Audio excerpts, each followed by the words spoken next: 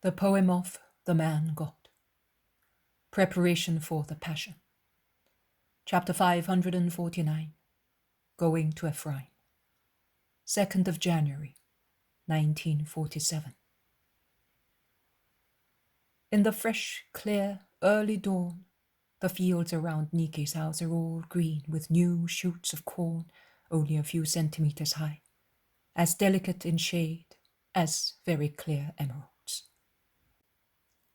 The orchard, which is closer to the house and is still bare, looks even darker and more massive, compared with the stems and with the paradisiac serenity of the airy sky. The white house is crowned in the early sunshine with the flights of doves. Nike is already up, and she is diligently ensuring that the departing persons have what may comfort them during the journey. First of all, she dismisses Lazarus's 2 servants, who were kept by her for that night, and who, after taking some refreshments, go away trotting their horses. She then goes back into the kitchen where the maidservants are preparing milk and food on big fires. And from a large earthen pot she pours some oil into 2 smaller ones, and then some wine into 2 small wineskins. She urges a servant who is preparing loaves of bread as thin as buns to take them to the stone oven that is ready. From large boards, on which cheese is desiccated in the warmth of the kitchen, she picks the best whole ones. She takes some honey and pours it slowly into some small vessels fitted with firm taps. She then makes up several bundles containing the foodstuffs, and one of them contains a whole kid or lamb that a servant takes off the spit on which it was roasted. Another contains apples as red as corals. In another, there are edible olives. In a third one, there are dried currants. There is one of peeled barley. She is closing this last package when Jesus enters the kitchen and greets all the people present. "Master, peace to you. Are you up already?" "I should have been up earlier, but my disciples were so tired that I let them sleep on." "What are you doing, Nike?" "I am preparing. They will not be heavy, see? 12 parcels, and I have taken into consideration the strength of the bearers." "And what about me?" "Oh, Master, you already have your burden." And tears begin to shine in Nike's eyes. "Let us go outside, Nike. We shall be able to speak in peace." They go out, and they move away from the house. "My heart is aching, Master." "I know. But it is necessary to be strong, considering that you have not grieved me." "Oh, let that never happen. But I thought that I would be able to stay near you, and that is why I came to Jerusalem. Otherwise, I would have stayed here, where I own these fields." Also Lazarus, Mary, and Martha thought they would be able to be with me. And you can see. "Yes, I can see. I am not going back to Jerusalem any more, as you are not there. I shall be closer to you if I remain here, and I shall be able to help you." "You have already given so much." "I have not given anything. I would like to be able to take my house wherever you go. But I will come. I will certainly come to see what you need. What you told me to do now is right. I shall stay here until they are convinced that you are not here. But later, it is a long and difficult road for a woman, and it is not safe either." "Oh, I am not afraid. I am too old to be pleasant and attractive as a woman, and I do not carry treasures to be sought as a prey. Highwaymen are better than many people who consider themselves holy, and instead are thieves and want to rob you of your peace and freedom." "Do not hate them, Nike." "That is more difficult for me than anything else. But I will try not to hate them for your sake. I wept all night, Lord." I heard you go to and fro in the house, as indefatigable as a bee, and you seemed a mother anxious about her persecuted son. Do not weep. Guilty people must weep, not you. God is good to his Messiah. In the most grievous hours he always makes me find a motherly heart close to me. And what are you going to do about your mother? You told me that she was coming soon. She will come to Ephraim. Lazarus is going to inform her. Here is Simon of Jonah with my brothers. Do they know? Not yet, Nike. I will tell them when they are far away. And when I come, I will tell you what happened here and in Jerusalem. They join the apostles who are coming out of the house, one after the other, looking for Jesus. Come, brothers, take some food before departing. Everything is ready. Nike did not sleep last night to provide for us. Thank the good disciple, says Jesus, entering the large kitchen, where on a refectory table, it is so long, there are cups full of milk steaming hot, and sweet-smelling buns just out of the oven. And Nike spreads butter and honey generously on them, saying that they are invigorating food for people who have to go on a long journey when the weather is still cold. The meal is soon over. Nike, in the meantime, has made up the last parcels with the crisp, fragrant bread just taken out of the oven. Each apostle takes his bundle that has been tied in such a way as to be carried without much trouble. It is time to go. Jesus greets and blesses. The apostles say goodbye. But Nike wants to go with them as far as the border of her fields, and she then goes back slowly, weeping in her veil, while Jesus with his apostles goes away along a secondary road pointed out to him by Nike. The country is still desert. The path runs through the fields of new corn and bare vineyards. Thus, there are no shepherds either, as they do not take their flocks into cultivated fields. The morning air is warmed a little by the sun. The first little flowers on the edges of the fields are shining like gems under the veil of dew brightened by sunshine. The birds are singing the first love songs. The good season is coming. Everything is beautiful and fresh. Everything is love. And Jesus is going into the exile that precedes his death, brought about by hatred. The apostles are silent. They are pensive. The sudden departure has disconcerted them. They were so certain that everything was settled by now. They are proceeding with their backs more curved than the weight of their bags, and of Nike's provisions can bend them. They are bent by disappointment and by the ascertainment of what the world and men are. Jesus instead, although he is not smiling, is neither sad nor dejected.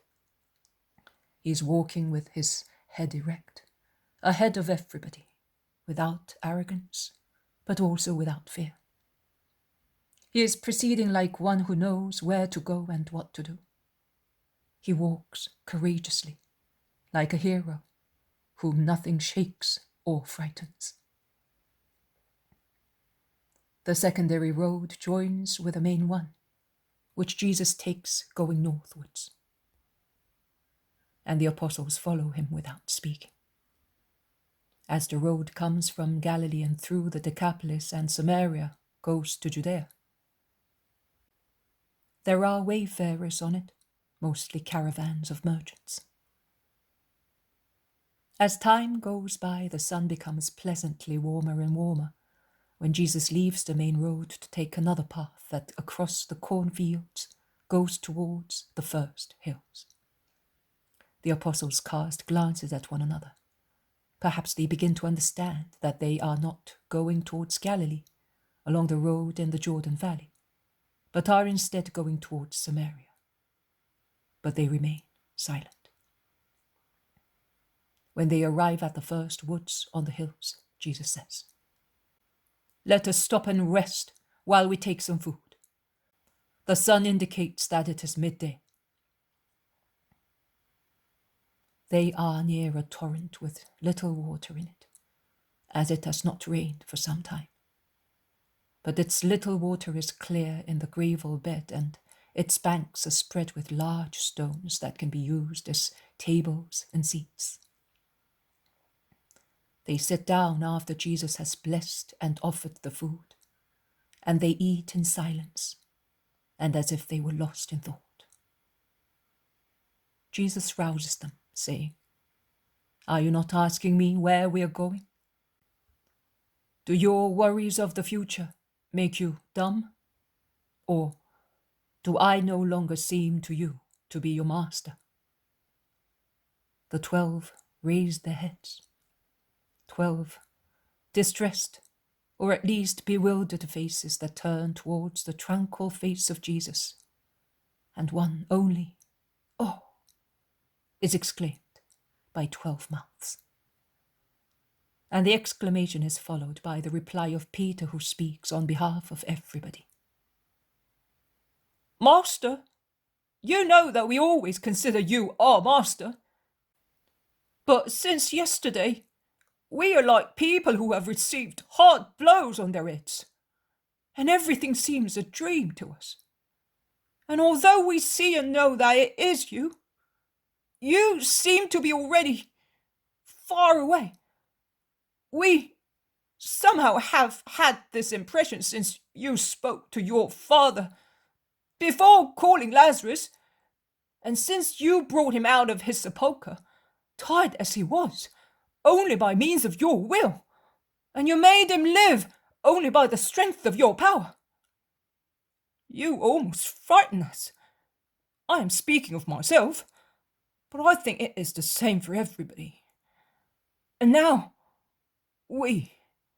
this departure, so sudden and so mysterious."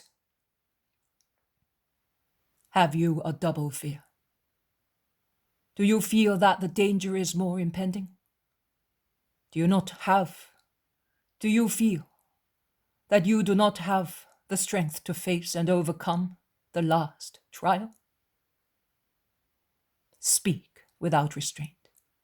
We are still in Judea. We are near the low roads that take one to Galilee. Everyone may go if he wishes, and you can go in time to avoid being hated by the Sanhedrin." The apostles are roused by these words. Those who were almost lying on the grass, warmed up by the sun, sit up. Those who were sitting stand up. Jesus goes on. "Because as from today, I am the legally persecuted one. Bear that in mind. Just now, they are about to proclaim in the 500 and more synagogues, in Jerusalem and in those of the towns that have received the ban issued yesterday at the 6th hour, that I am the great sinner, and that whoever knows where I am must denounce me to the Sanhedrin, so that I may be captured." The apostles shout as if they already saw him captured. John clings to his neck, moaning, "Oh, I have always foreseen that!" And he sobs loud. Some curse the Sanhedrin, some invoke divine justice, some weep, some become petrified. "Be silent and listen. I have never deceived you. I have always told you the truth. When possible, I defended and protected you. Your presence near me has been as pleasant as that of sons. I did not even hide my last hour, my dangers, my passion from you. But those were problems that concerned me exclusively. Now, your dangers, your safety, and that of your families are to be taken into consideration. I ask you to do that with absolute freedom. Do not consider them in the light of your love for me or of your election made by me. As I am releasing you from every obligation towards God and His Christ, just imagine that we have met here now for this first time, and that after listening to me, you decide whether it is convenient for you or not to follow the unknown man whose words have moved you.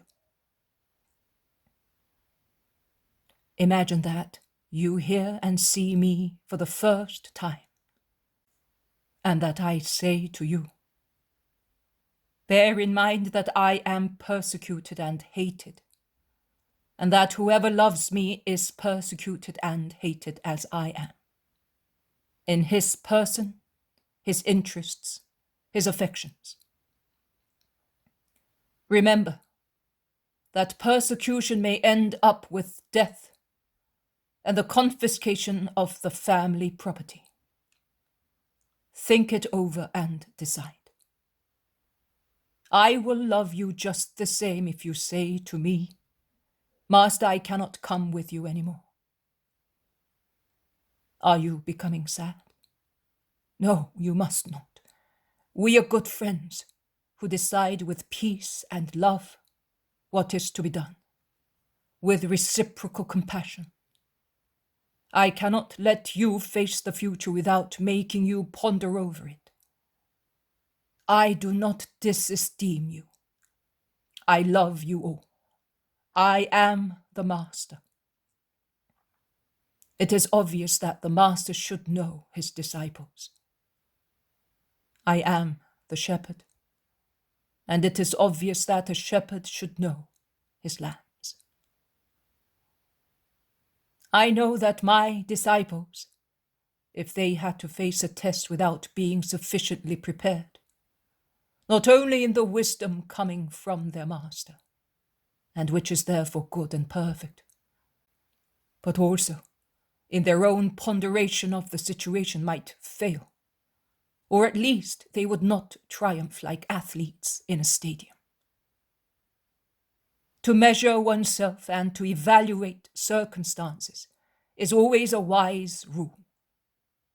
In little and great things, I, the shepherd, must say to my lambs, here, I am now going to enter a place of wolves and butchers. Have you enough strength to go among them? I could also tell you now which of you will not have the strength to withstand the trial, although I can assure and reassure you that none of you will fall at the hands of the executioners who will sacrifice the Lamb of God. My capture is of such weight that it will suffice them. So I say to you, think it over. Once I said to you, be not afraid of those who kill.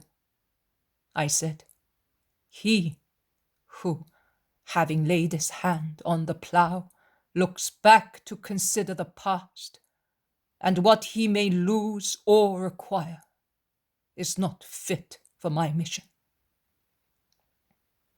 But they were the rules to give you the measure of what it meant to be disciples, and rules for the future that will take place when I am no longer the Master, but my believers are masters. They served to strengthen your souls.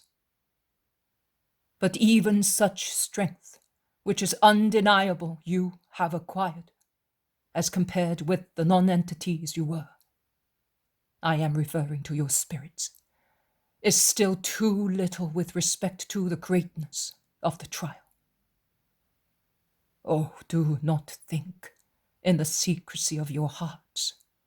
The Master is scandalized at us. I am not scandalized.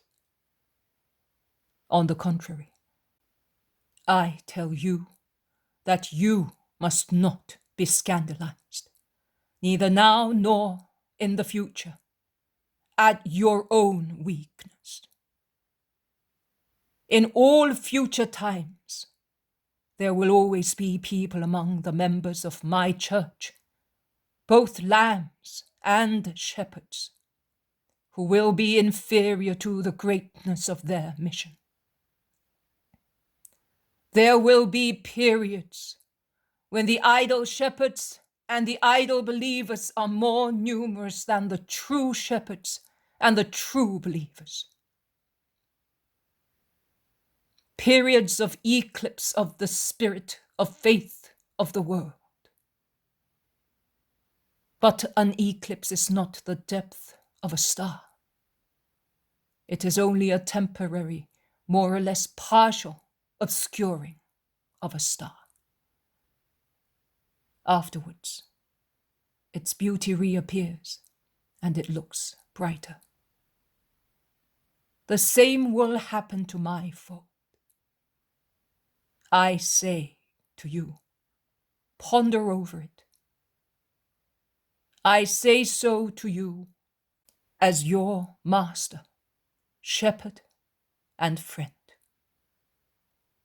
I leave you completely free to discuss the matter among yourselves. I am going over there to that thicket to pray. One by one will come and tell me what you have decided. And I will bless your sincere honesty, whatever it may be. And I will love you for what you have given me so far. Goodbye. He stands up and goes away. The apostles are terrified, puzzled, moved. At first they cannot even speak. Then Peter is the first to say, "May hell swallow me if I want to leave him. I am sure of myself. Even if all the demons in Gehenna led by Leviathan should come against me, I will not move away from him out of fear." "Neither would I. Am I to be inferior to my daughters?" says Philip. "I am sure that they will do him no harm. The members of the Sanhedrin threaten, but they do so to convince themselves that the Sanhedrin still exists. They know very well that they have no power if Rome is not agreeable. Their sentence, it's Rome that judges," says Iscariot boldly. "But the Sanhedrin is still concerned with religious matters," remarks Andrew. "Are you afraid, perhaps, brother?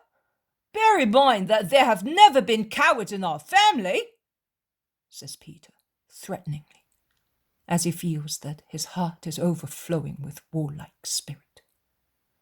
"I am not afraid, and I hope I shall be able to prove it. I am only telling Judas what I think." "You are right. But the mistake of the Sanhedrin consists in wishing to make use of a political weapon, as they do not wish to say or to be told that they have lifted their hands against the Christ. I know that for certain. They would like, that is, they would have liked to make Jesus commit sin and thus make him contemptible to the crowds. But with regard to killing him, no. They are afraid. Their fright has no human comparison because their souls are frightened. They do know that he is the Messiah. They know that very well, so much so that they realize that they are done for because the new time is coming, and they want to overthrow him. But will they overthrow him? No. That is why they are seeking a political reason so that the proconsul, that is Rome, should overthrow him. But the Christ does no harm to Rome, and Rome will do no harm to him. And the members of the Sanhedrin are howling in vain. So, are you staying with him? Of course, more than anybody else. I have nothing to lose or to gain by staying or going away. I have only to love him, and I will do that, says the zealot. I recognize him as the Messiah, and consequently, I will follow him, says Nathanael. So will I. I have believed him to be the Messiah since John the Baptist pointed him out to me as such, says James of Zebedee. We are his brothers. To our faith we add the love of kinship. Is that right, James? Says Thaddeus. He has been my son for years, and I follow his course. If he falls into the abyss dug by his enemies, I will follow him, replies James of Alphaeus. And what about me? Can I forget that he has redeemed me? Asks Matthew. My father would curse me 7 times 7 if I should leave him. In any case, even if it were only for Mary's sake, I would never part from Jesus, says Thomas. John does not speak. His head is lowered. He looks dejected. The others mistake his attitude for weakness, and many ask him, and what about you? Are you the only one who wants to go away? John looks up, so pure, also in his attitude and eyes, and fixing his limpid blue eyes on those who are questioning him, he says, I was praying for all of us, because we want to say and do things, and we rely on ourselves. And by doing so, we do not realize that we challenge the words of the Master. If he says that we are not prepared, it means that we are not. If we have not become prepared in 3 years, we shall not become so in few months. What are you saying, in few months? What do you know? Are you a prophet, perhaps? They assail him with questions, almost reproaching him. I know nothing. So, what do you know? Has he perhaps told you? You always know his secrets, says Judas of Kerioth with envy. Do not hate me, my friend, if I understand that the fine weather is over. When will it be? I do not know. I know that it will happen. He says so. How many times has he said so? We do not want to believe it, but the hatred of the others confirms his words. So I pray, because there is nothing else to be done. I pray God to make us strong. Do you not remember Judas, when he told us that he had prayed his Father to have strength against temptations? All strength comes from God. I imitate my Master, as is right to do. Well, are you staying or not? Asks Peter. And where do you want me to go if I do not stay with him who is my life and welfare? But as I am a poor boy, the most miserable of all, I ask everything of God, the Father of Jesus and ours. That is settled, so we are all staying. Let us go to him, as he's certainly sad. Our loyalty will make him happy, says Peter. Jesus is prostrated in prayer, with his face on the ground, in the grass. He is certainly imploring his Father. But at the shuffling of feet, he stands up and looks at his apostles, He looks at them with a rather sad gravity. "Be happy, Master. None of us are going to leave you," says Peter.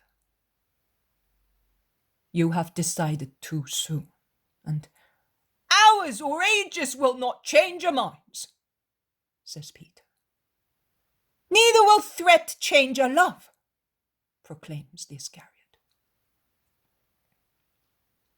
Jesus stops looking at them as a group, and he gazes at them one by one. A long look which everyone withstands fearlessly. His eyes delay in particular on the Iscariot, who looks at him more resolutely than the others. He opens his arms in a gesture of resignation, and he says, "Let us go. You, all of you, have signed your destiny." He goes back to the place where he was. He picks up his bag and says, "Let us take the road to Ephraim, the one they pointed out to us." "To Samaria?" They are utterly astonished. "To Samaria, or at least to its borders. John also went to live there until the hour fixed for his preaching the Christ." "But that did not save him," objects James of Zebedee.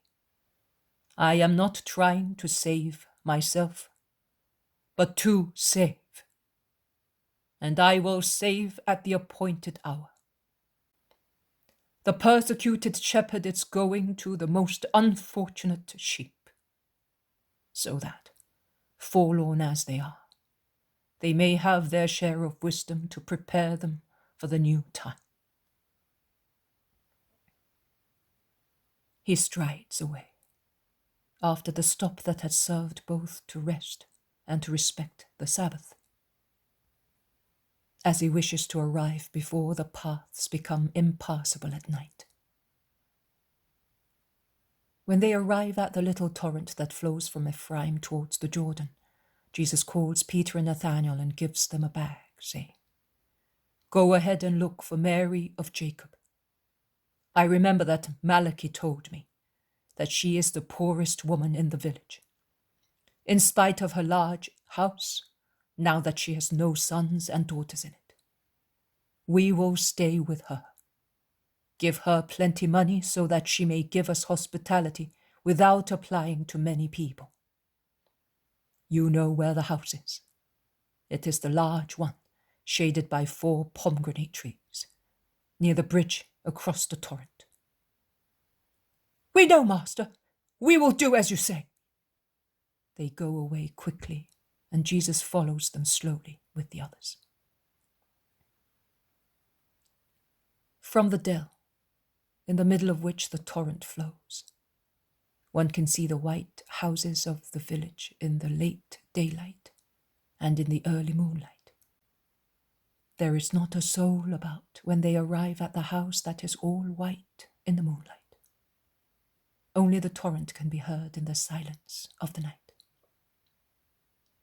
Turning round and looking at the horizon, one can see a large stretch of the starry sky bend over a large expanse of ground that slopes downwards towards the desert plain that stretches as far as the Jordan. A solemn peace reigns over the earth. They knock at the door. Peter opens it. "Everything is settled, Lord. The old woman wept when we gave her the money.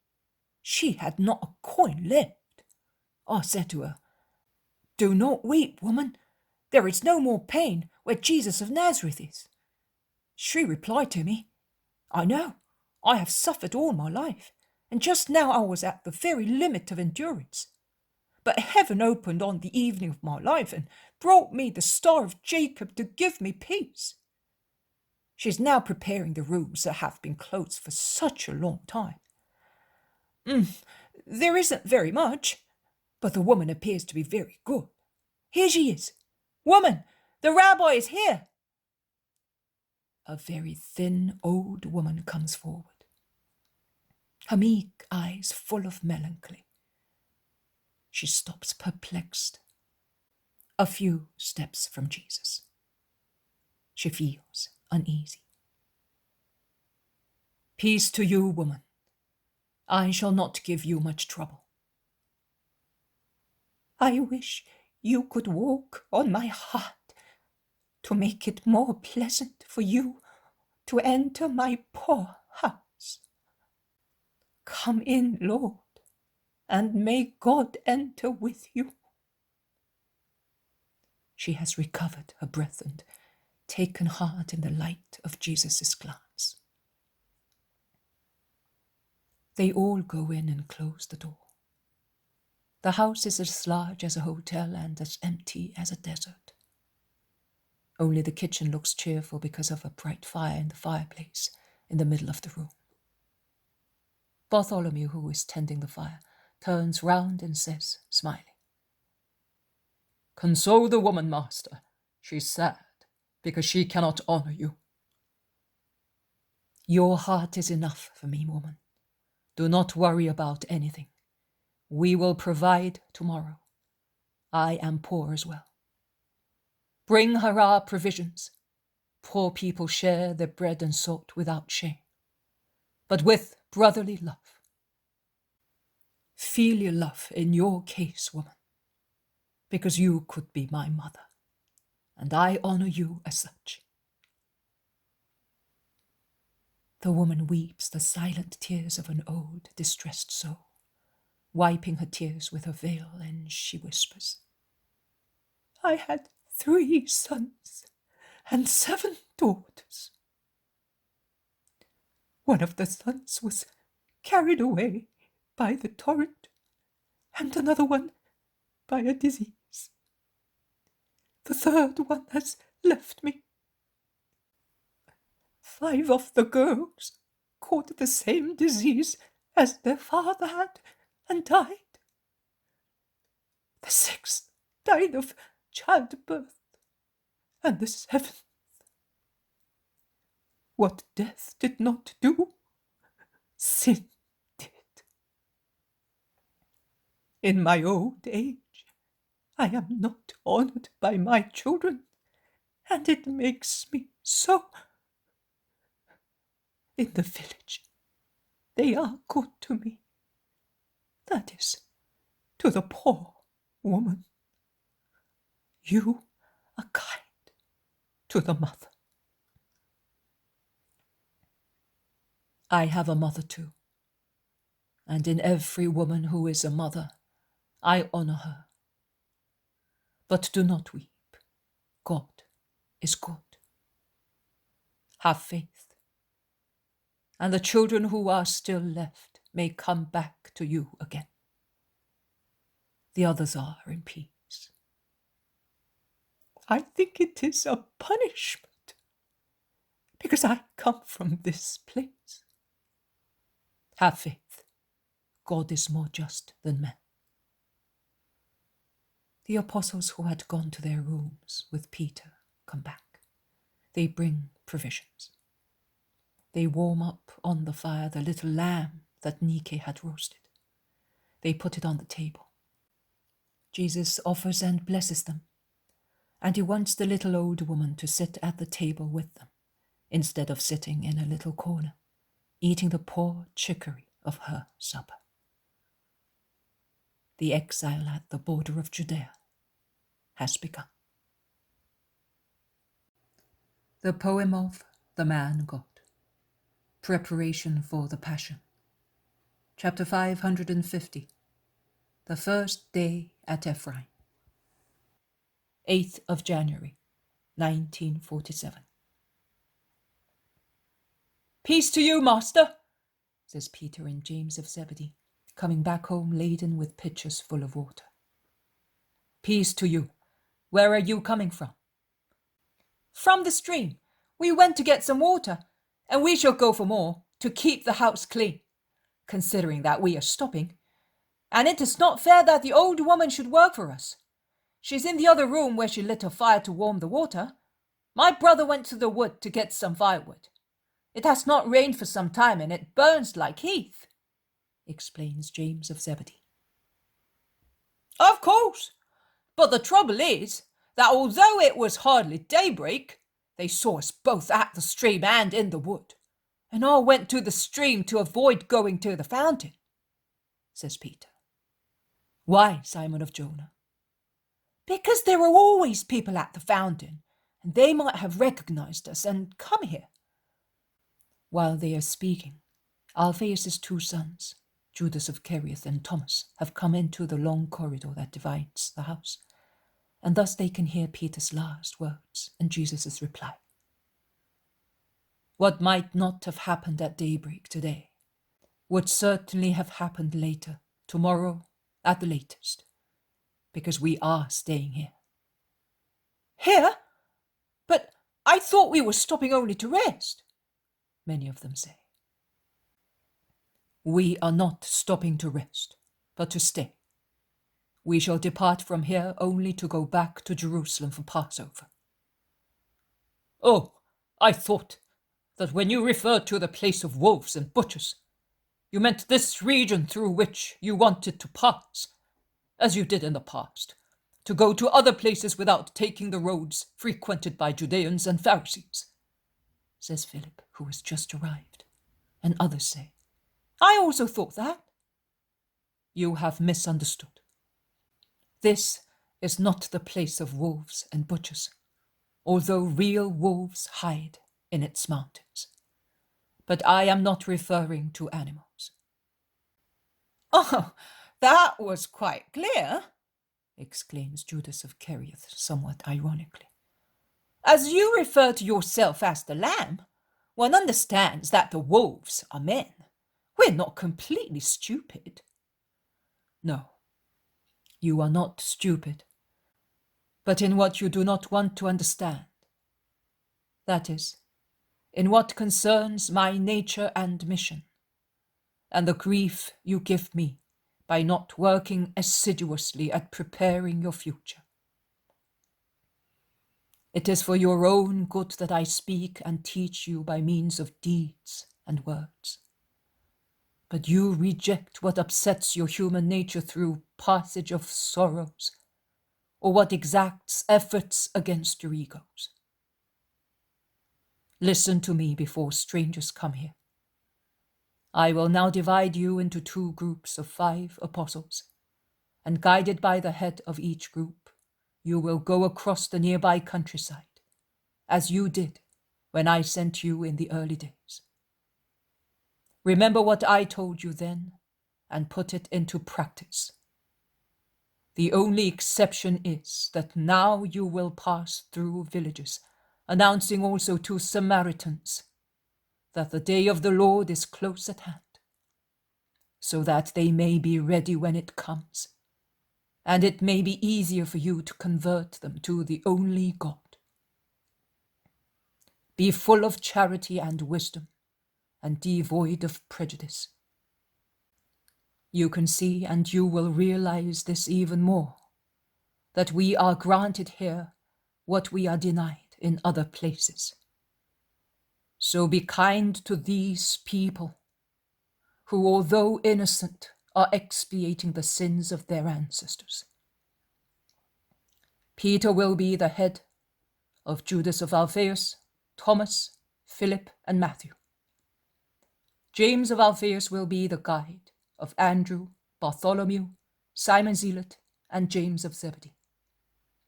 Judas of Kerioth and John will stay with me. That will apply as from tomorrow. Today we shall rest, making the necessary preparations for future days. We shall spend the Sabbath together, so you must be here before the Sabbath, in order to leave the day after it. It will be a day of love for us, after loving our neighbor in the flock that has left the fold of the Father. Go now and attend to your tasks. He remains alone and withdraws to a room at the end of the corridor. The house resounds with steps and voices, although they are all in the rooms, and no one can be seen but the old woman who goes up and down the corridor several times, attending to her household duties, one of which is certainly baking bread, because her hair is spread with flour and her hands are covered with dough. After some time, Jesus comes out and goes up to the terrace of the house. He walks up and down, meditating up there, and now and again he looks at the view around him. He is joined by Peter and Judas of Kerioth, who do not look very cheerful. Perhaps it is painful for Peter to part from Jesus, and perhaps it is painful for the Iscariot not to be able to do so and show off in the villages. They certainly look very thoughtful when they go up to the terrace. "Come here, look what a beautiful view you can see from here." And he points at the varied landscape. To northwest, high woody mountains stretching like a spine from north to south. One of them behind Ephraim is a real giant overlooking the others. To northeast and southeast, there are mild undulating hills. The village is in a green valley with distant flat backgrounds between the two higher and lower chains that from the central part of the region slope down to the Jordan plain. Through a fissure in the lower mountains, it is possible to see the green plain beyond which flows the blue Jordan. At the height of springtime, this must be a beautiful place, all green and fertile. At present, the dark shades of vineyards and orchards interrupt the green fields of cereals, the tender stems of which sprout from the clods of earth, and the verdant pastures nourished by the rich soil. If what lies beyond Ephraim is called the desert by John, it means that the desert of Judea was a very mild one, at least in this area. Or at least it was a desert only because it was devoid of villages, all covered with woods and pastures among cheerfully gurgling streams, quite different from the land near the Dead Sea, an arid land that can rightly be called a desert, as it is devoid of vegetation, with the exception of the low, thorny, twisted shrubs that grow in deserts among scattered stones, and the sand, rich in salt. But this pleasant desert, which lies beyond Ephraim, is widely adorned with vineyards, olive groves, and orchards, and the almond trees are now smiling at the sun, scattered here and there like white pink tufts on the slopes that will soon be covered with the festoons of the new vine shoots. "I almost seem to be in my own town," says Judas. "It looks also like Jutta. The only difference is that there the torrent is down in the plain and the town up on the hill. The town seems to be in a wide valley with the river in the middle. A country rich in vines. It must be lovely and very profitable for owners to own such lands," remarks Peter.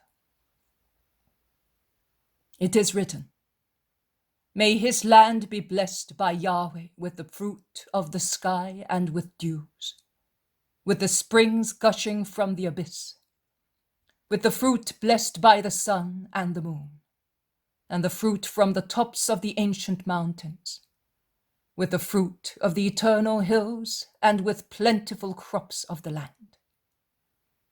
And on those words of the Pentateuch, they base their proud obstinacy in considering themselves superior.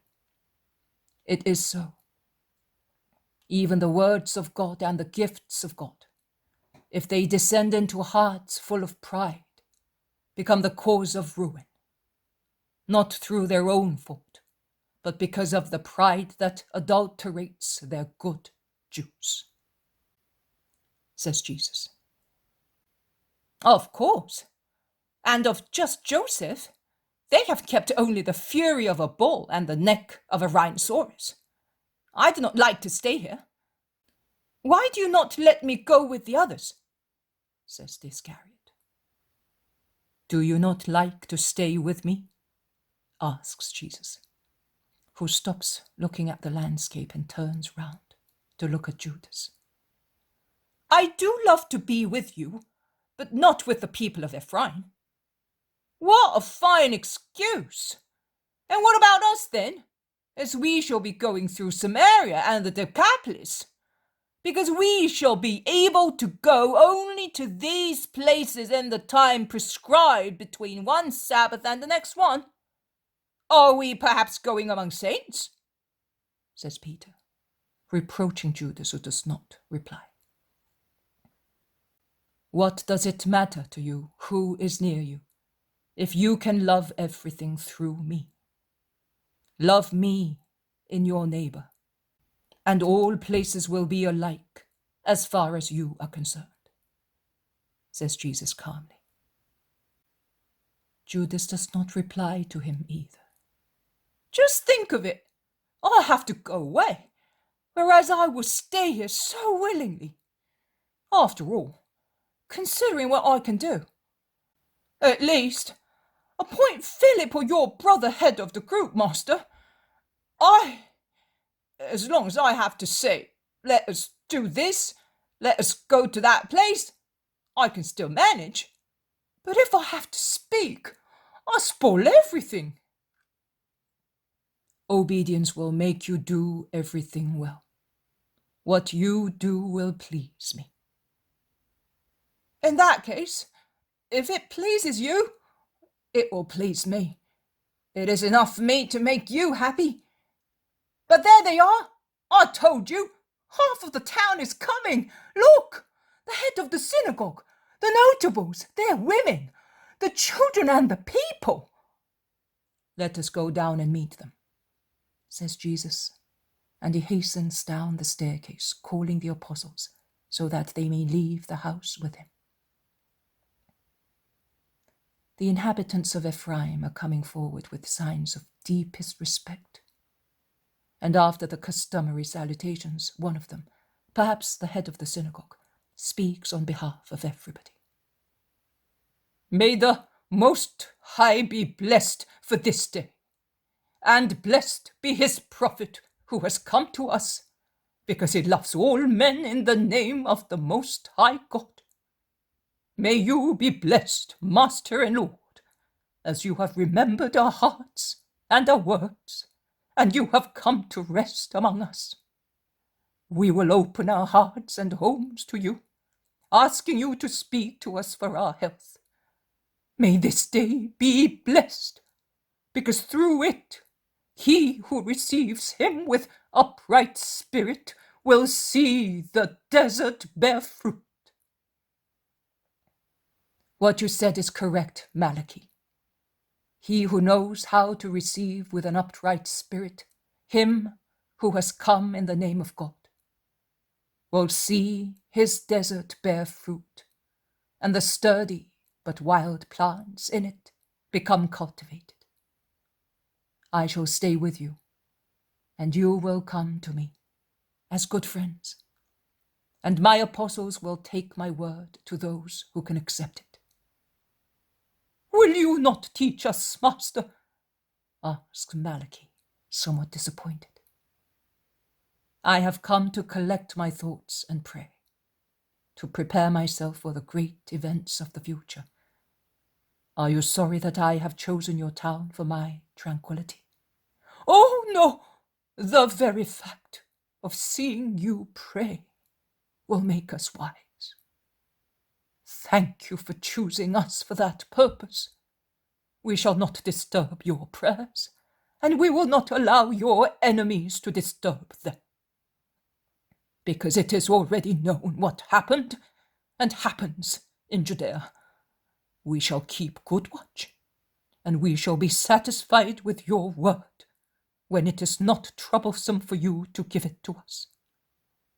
Accept, in the meantime, our gifts of hospitality.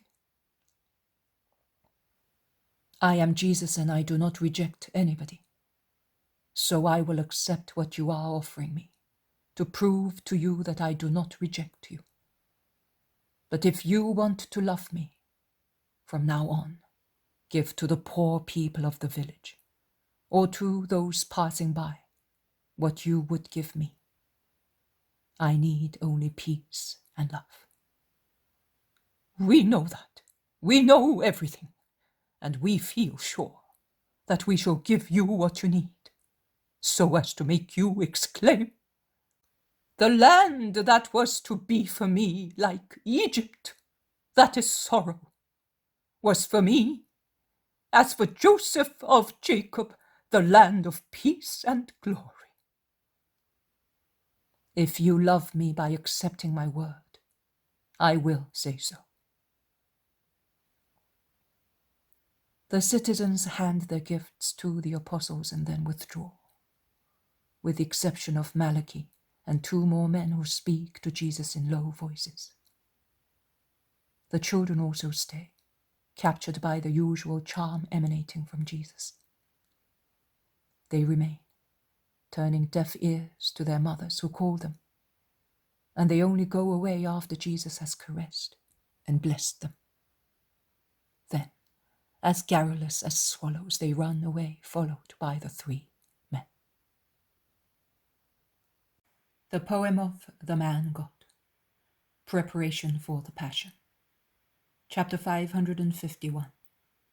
Jesus respects the precept of love more than the Sabbatic Law.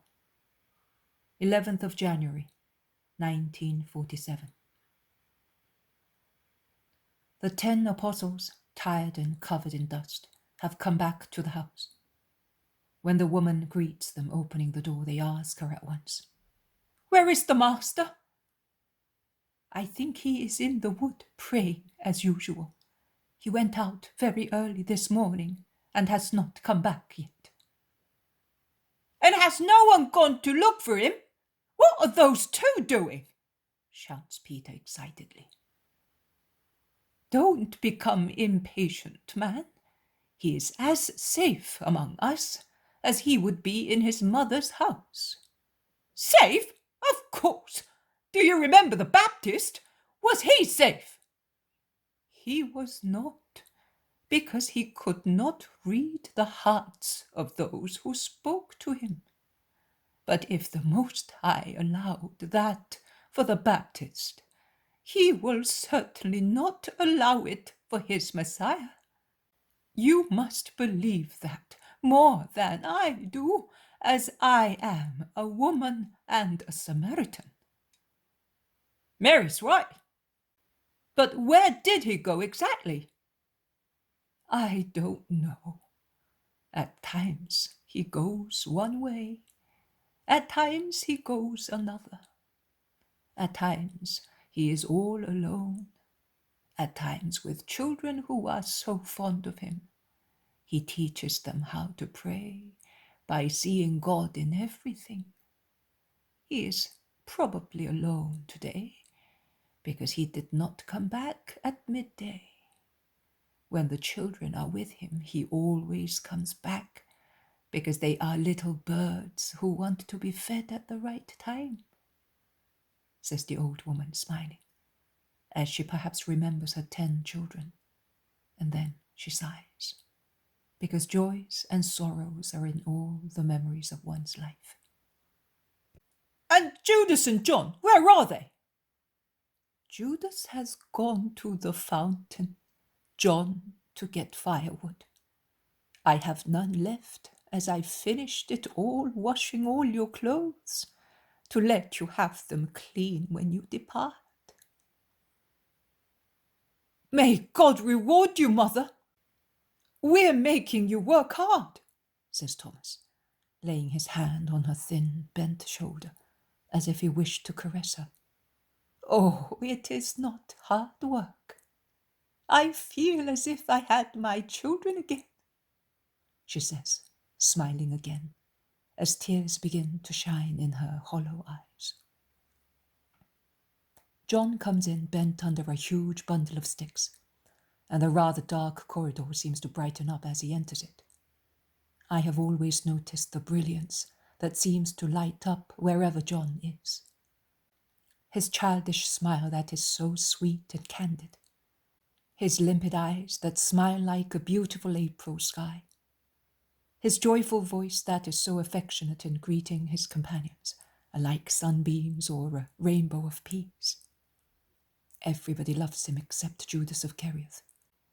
I do not know whether he loves him or hates him. He certainly envies him. He often makes a fool of him and at times offends him. But Judas for the time being is not here. They help him to lay down his load and they ask him where Jesus may be. John also becomes somewhat frightened at the delay. But confiding in God more than the others, he says, "His Father will deliver him from evil. We must believe in the Lord." And he adds, "But come, you are tired and covered in dust. We have prepared food and hot water for you. Come." Judas of Kerioth also comes back with his dripping pitchers. "Peace to you!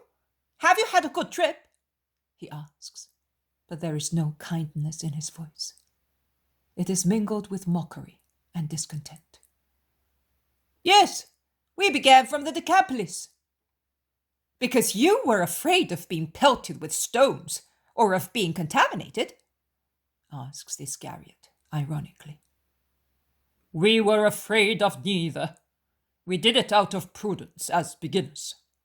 And the proposal was made by me, who, I do not wish to reproach you for anything, have grown hoary over parchments," says Bartholomew. Judas does not reply. He leaves the kitchen where the apostles, who have just come back, refresh themselves with what has been prepared. Peter looks at the Iscariot depart and shakes his head.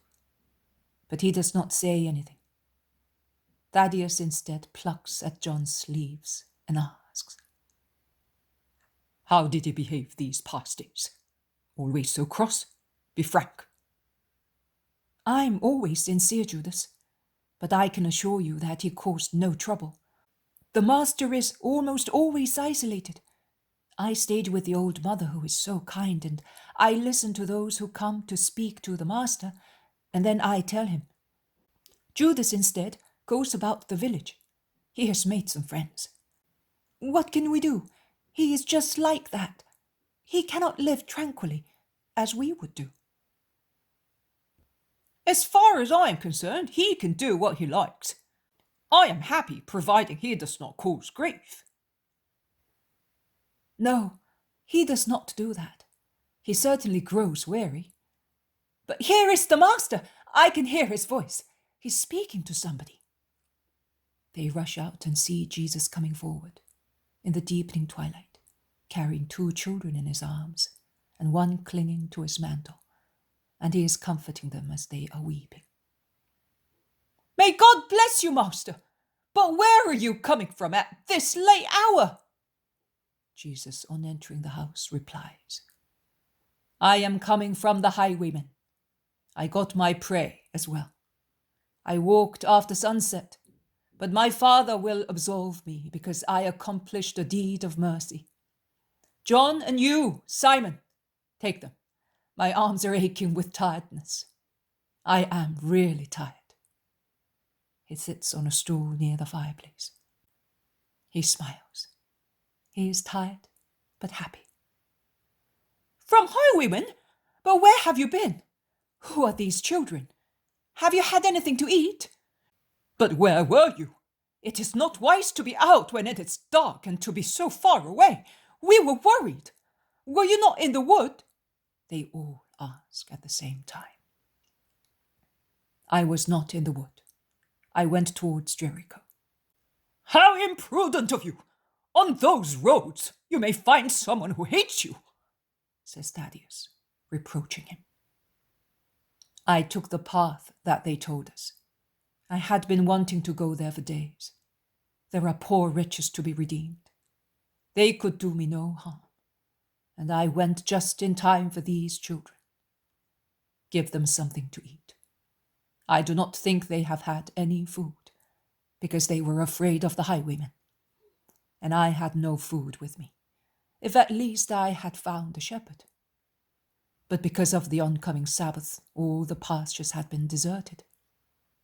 "Of course, we are the only ones who for some time have not kept the Sabbath," remarks Judas of Kerioth, who is always sharp. "What are you saying? What are you insinuating? They ask him. I am saying that for 2 Sabbaths we have worked after sunset. Judas, you know why we had to walk on last Sabbath. It is not always the sin of the person who commits it, but also of those who force one to commit it. And today, I know, you want to tell me that also today I have infringed the Sabbath. My reply is that if the law of the Sabbatic rest is great, the precept of love is very great. I am not obliged to justify myself with you, but I am going to teach you meekness, humility, and the great truth that in the case of a holy necessity, one must apply the law with resilience of spirit. Our history has many instances of such necessity. At dawn, I went towards the Adamant Mountains, because I know that there are some wretches there, whose souls are affected with the leprosy of crime. I was hoping to meet them, speak to them, and come back before sunset. I found them, but I was not able to deliver them the intended speech, because there were other things to be said. They had found these 3 children weeping at the entrance of a poor fold in the plain. They had gone down during the night to steal lambs and also kill, if the shepherd had opposed resistance. Hunger pains are dreadful in the mountains in winter, and when cruel hearts suffer them, they make men more ferocious than wolves. These children were there with a little shepherd not much older than they are, but just as frightened as they were. The father of the children, I do not know why, had died during the night. Perhaps he had been bitten by some beast, or because of heart failure. His cold body was lying on the straw near the sheep. The oldest son, who was sleeping beside him, became aware of it. So the highwaymen, instead of making a massacre, found a dead man and 4 weeping children. They left the dead man and drove away the sheep and the little shepherd. And as even the most wicked people there felt piety hard to be beaten, they took also the children. I found them while they were consulting one another on what to do. The more ferocious ones wanted to kill the 10-year-old boy who was a dangerous witness of their theft and refuge. The less fierce ones wanted to send him away after threatening him, and they intended to keep the flock. They all wanted to keep the little ones. To do what? Have they no family? Their mother is dead. That is why the father had taken them with him to the winter pastures, and he was now going back to his own lonely home, crossing these mountains. Could I have left the little ones to the highwaymen to bring them up like themselves? I spoke to them. In all truth, I tell you that they understood me more than many other people.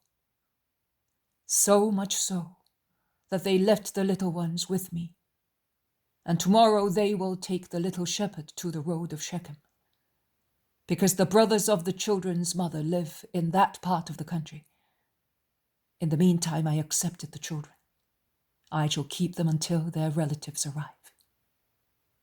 And you flatter yourself that the highwaymen, says the Iscariot, and he laughs. I am sure that they will not hurt the little shepherd in the least. They are wretches. We must not judge why they are such, but we must try to save them. A good deed may be the beginning of their salvation. Jesus bends his head, absorbed in I wonder what thought. The apostles and the old woman speak to one another, pitying the frightened children, whom they do their best to comfort. Jesus raises his head when the youngest one, a brunette, hardly 3 years old, begins to weep and he says to James, who in vain busies himself to give the child some milk, "Give me the boy, and go and get my bag." And he smiles as the little one calms down on his knees and greedily drinks the milk that he had previously refused. The others, who are a little older, eat the soup placed before them, but tears stream from their eyes. "Dear me, how much misery! Now, it is fair that we should suffer, but innocent children," says Peter, who cannot bear to see children suffer. "You are a sinner, Simon. You are reproaching God," points out the Iscariot. "I may be a sinner, but I am not reproaching God. I am only saying, Master, why must children suffer? They have not committed any sin." "Everybody has sins, at least the original one," says the Iscariot. Peter does not reply to him. He awaits Jesus' reply. And Jesus, who is lulling to sleep the child now sated and drowsy, replies, "Simon, sorrow is the consequence of sin." "All right. So, after you have removed sin, children will no longer suffer." "They will still suffer. Do not be scandalized, Simon. Sorrow and death will always be on the earth. Also the purest people suffer and will suffer. Nay, they are the ones who will suffer on behalf of everybody. The victims propitiatory to the Lord." "But why? I do not understand." "There are many things that you do not understand on the earth. You must at least believe that they are wanted by the perfect love. And when grace restored to men makes the holiest men know the hidden truths, then one will see the holiest people wish to be victims, because they will have understood the power of sorrow. The child has fallen asleep. Mary, will you take him with you?" "Certainly, Master," we say. A frightened child sleeps little and weeps much, and a bird without nest needs a motherly wing. My bed is a very large one now that I am its only occupant. I will put the children in it and watch over them. These other ones are also about to fall asleep and forget their sorrow. Come, let us put them to bed." She picks up the little one from Jesus' lap and she goes out, followed by Peter and Philip, as James of Zebedee comes back with Jesus' bag. Jesus opens it and rummages in it. He pulls out a heavy tunic. He unfolds it and examines its width. He is not satisfied. He looks for the mantle of the same dark shade as the tunic. He puts them aside, closes the bag, and hands it back to James. Peter comes back with Philip. The old woman has remained with the 3 children, and Peter sees at once the garments unfolded and laid aside, and he asks, "Are you going to change their clothes, Master? Tired as you are, a hot bath should refresh you. There is hot water, and we will warm your clothes. Then we shall have supper and go to bed. This story of the poor children has moved me deeply." Jesus smiles, but he does not make any remark on the matter. He only says, "Let us praise the Lord who has led me here in time to save the innocent children." He then becomes silent, as he is obviously tired. The old woman comes back with the children's garments. "They should be changed. They are torn and dirty. But I no longer have my children's garments to replace them. I will wash them tomorrow." "No, Mother. When the Sabbath is over, you will make 3 small garments out of mine.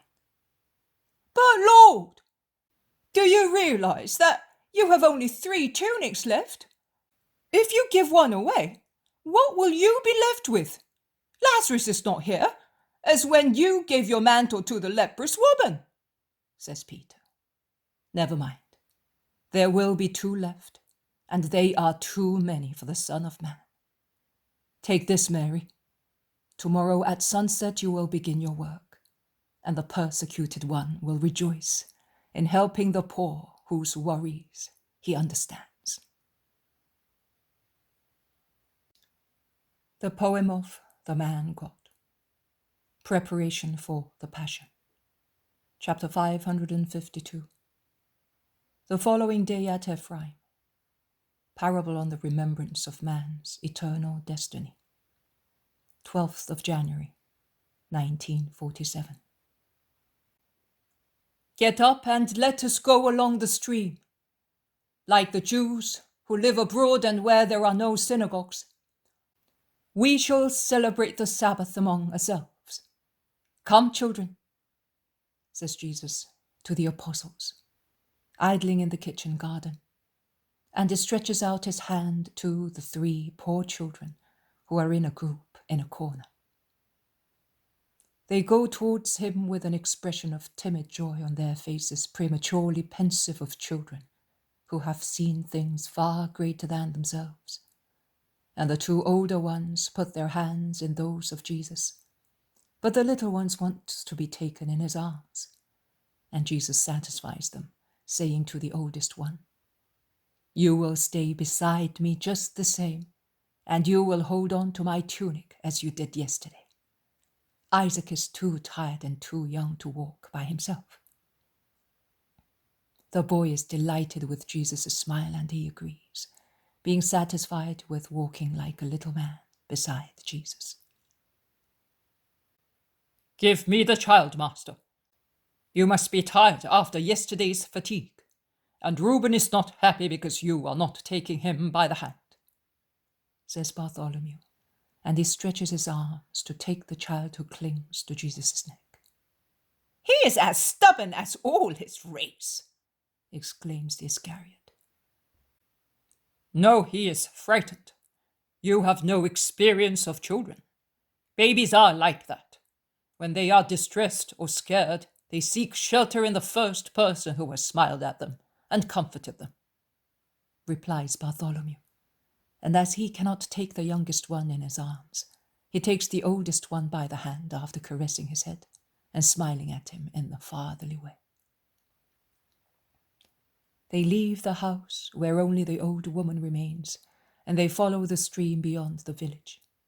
Its banks are beautiful, covered as they are with fresh grass and studded with wild flowers. The clear water gurgles among stones, and although meager, it sounds as sweet as a harp and rustles, breaking against the larger stones scattered in its bed or insinuating itself into the recesses of some tiny island covered with reeds. Birds fly away from the trees near the banks, trilling merrily, or they perch on boughs in the sunshine, singing the first songs of springtime, or they fly down to the ground gracefully and lively, seeking insects and worms, or drinking near the banks. 2 wild turtle doves are bathing at the bend of the stream, pecking at each other and cooing. They then fly away, carrying in their beaks strands of wool left by some sheep on a plant of hawthorn, the top branches of which are beginning to bloom. "They do that to build their nest," says the oldest boy. "They certainly have young ones."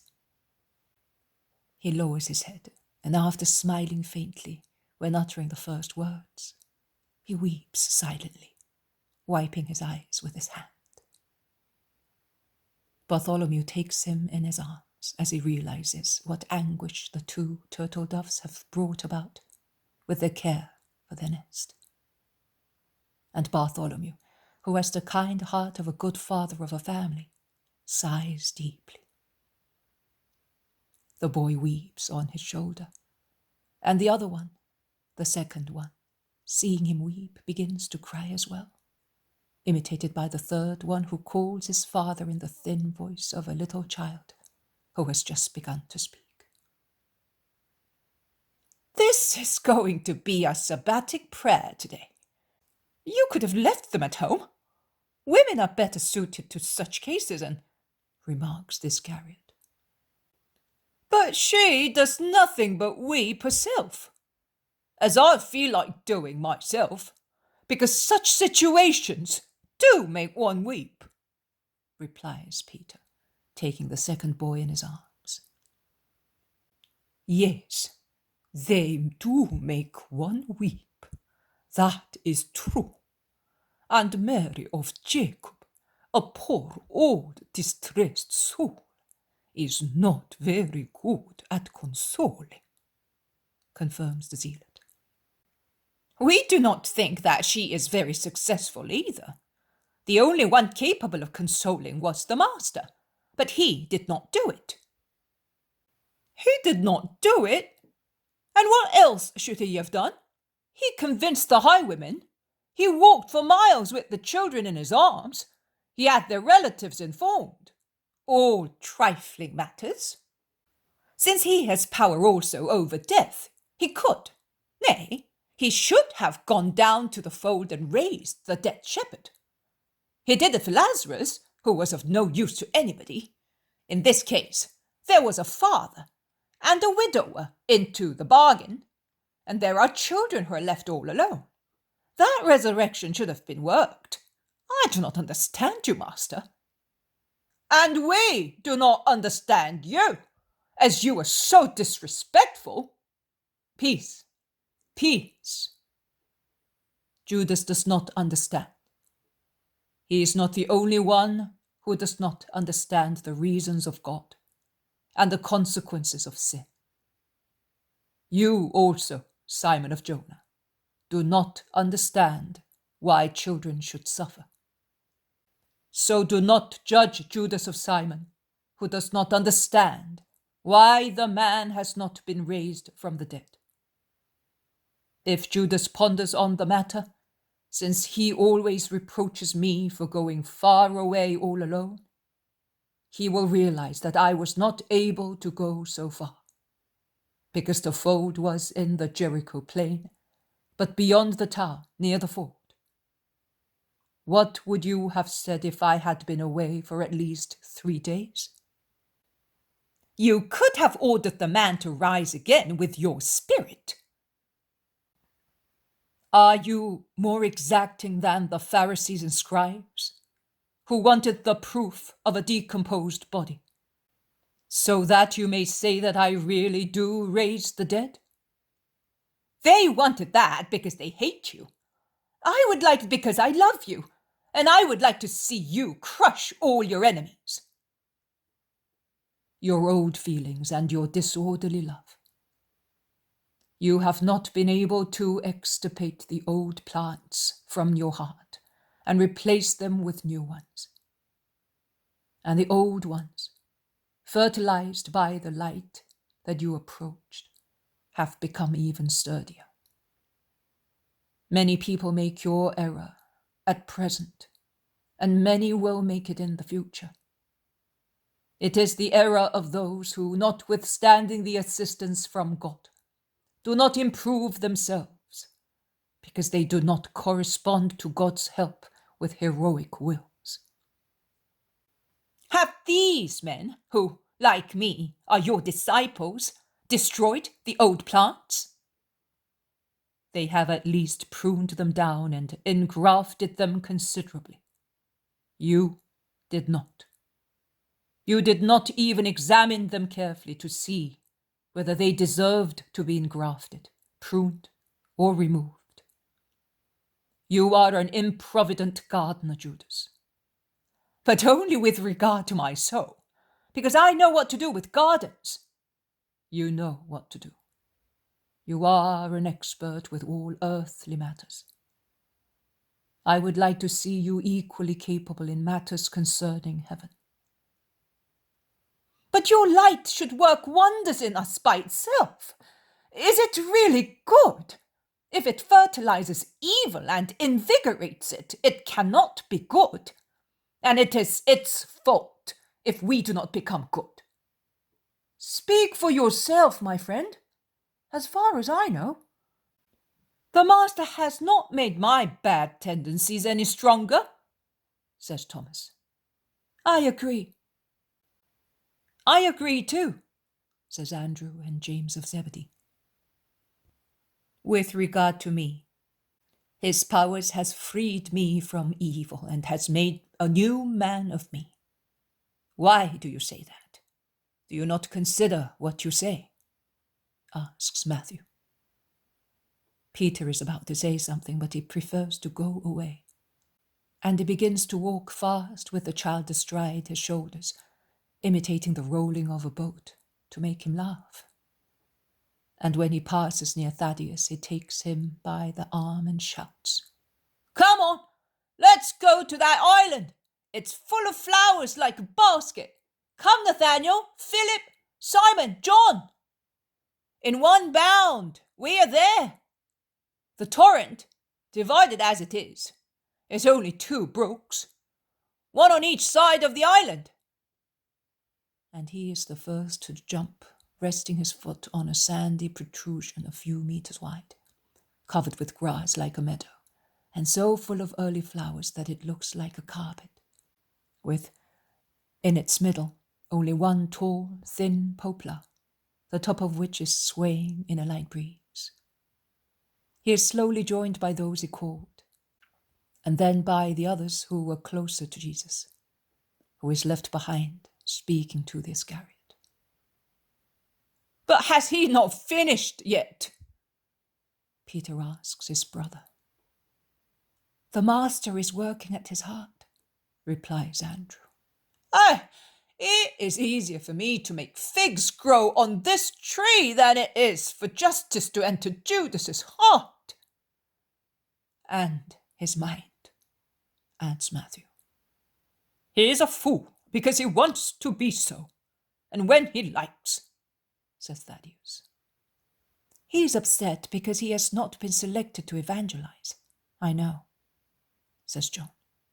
"As far as I am concerned, if he wants to go in my place, I am not at all anxious to wander about," exclaims Peter.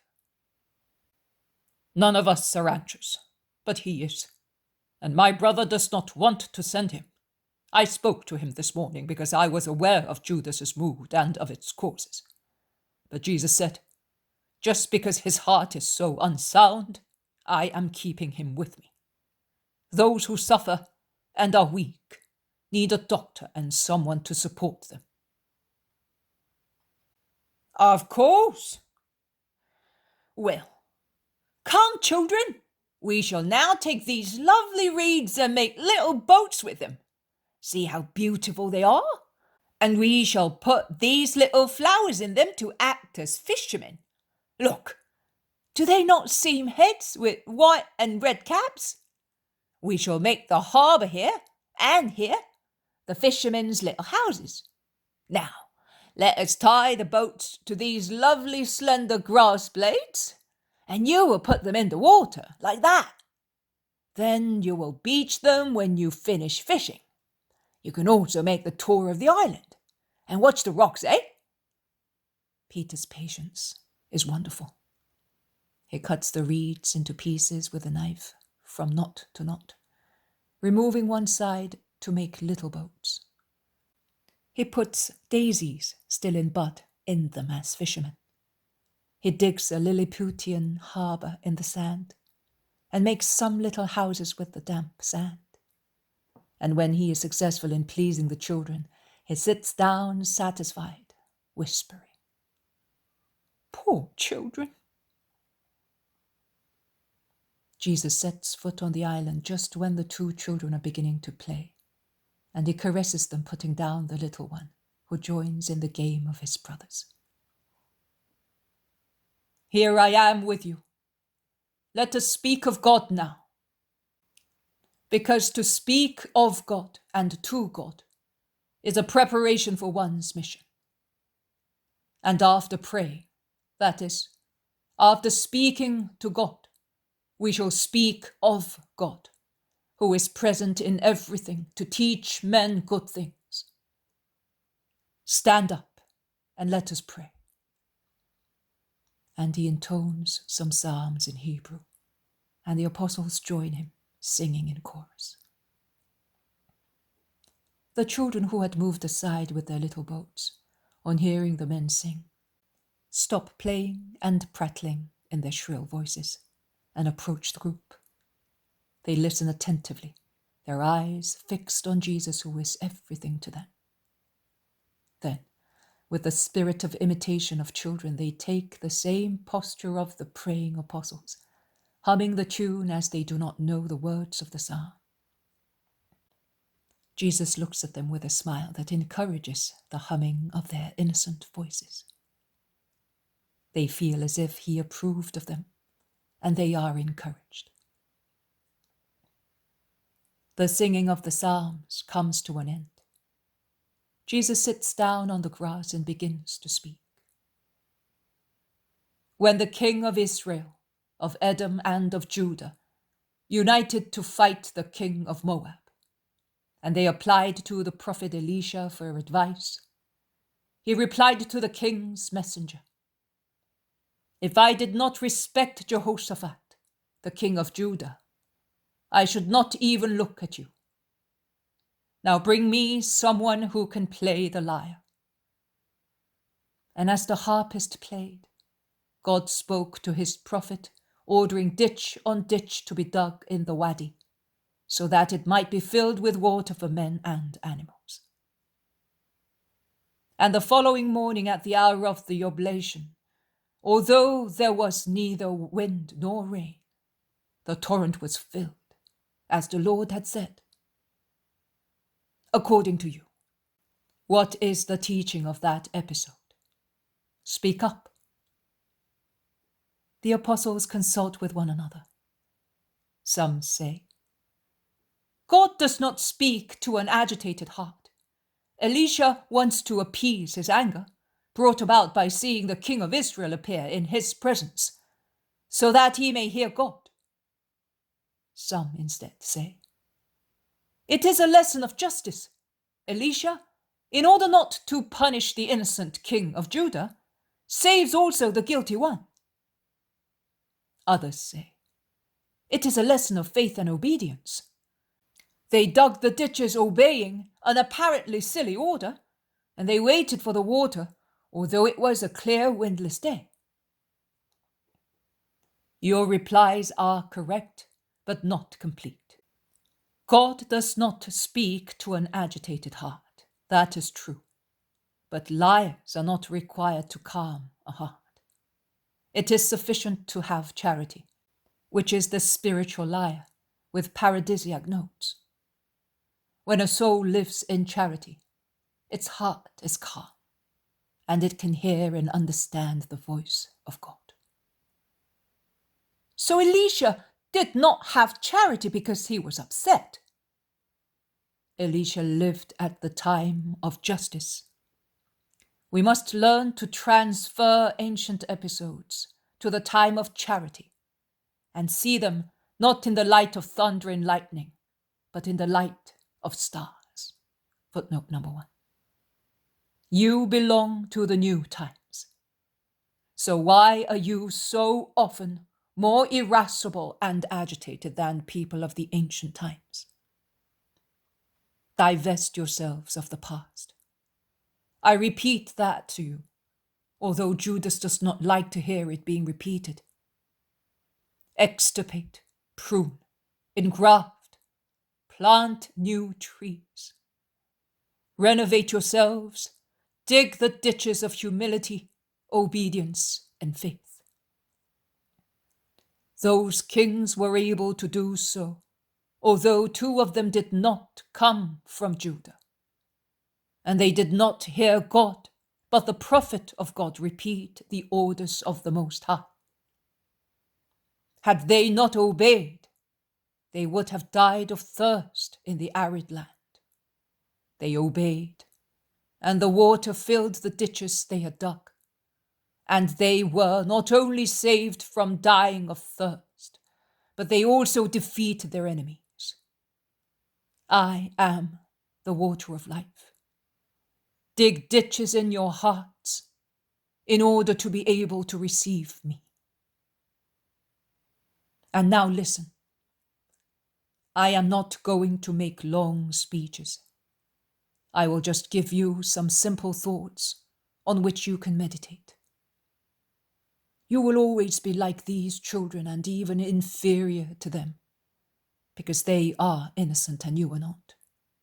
And thus, the spiritual light will be dimmer in you if you do not get accustomed to meditation.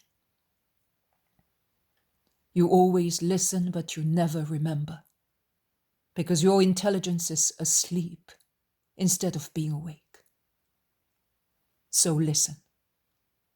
When the son of the woman of Shechem died, she wanted to go to the prophet, although her husband told her that it was not the first day of the month or the Sabbath.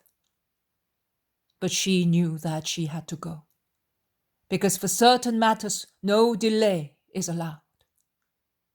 And as she was able to understand the matter from a spiritual point of view, she had her son restored to life.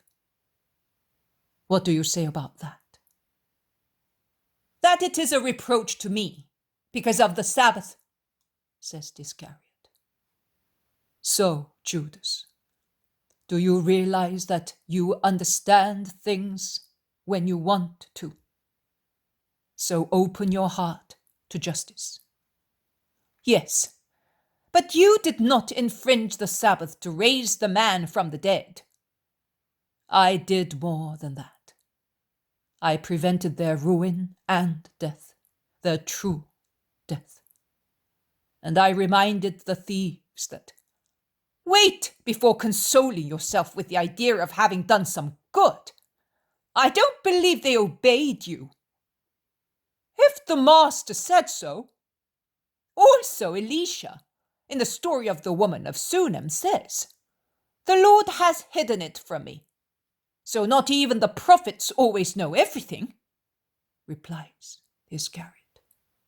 Our brother is greater than a prophet, remarks Thaddeus. I know. He's the Son of God. But he is also the man.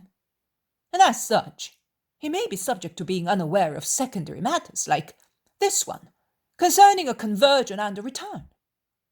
Master, do you always, really always, know everything? I often wonder, says Iscariot with stubborn insistence. And with what mind do you wish to know? For the sake of peace, of advice, or to be upset? Asks Jesus. Well, I do not know. I wonder, and you seem to be upset even in wondering, says Thomas. Me? Of course, perplexity also upsets one. How many quibbles? I do not worry about so many problems.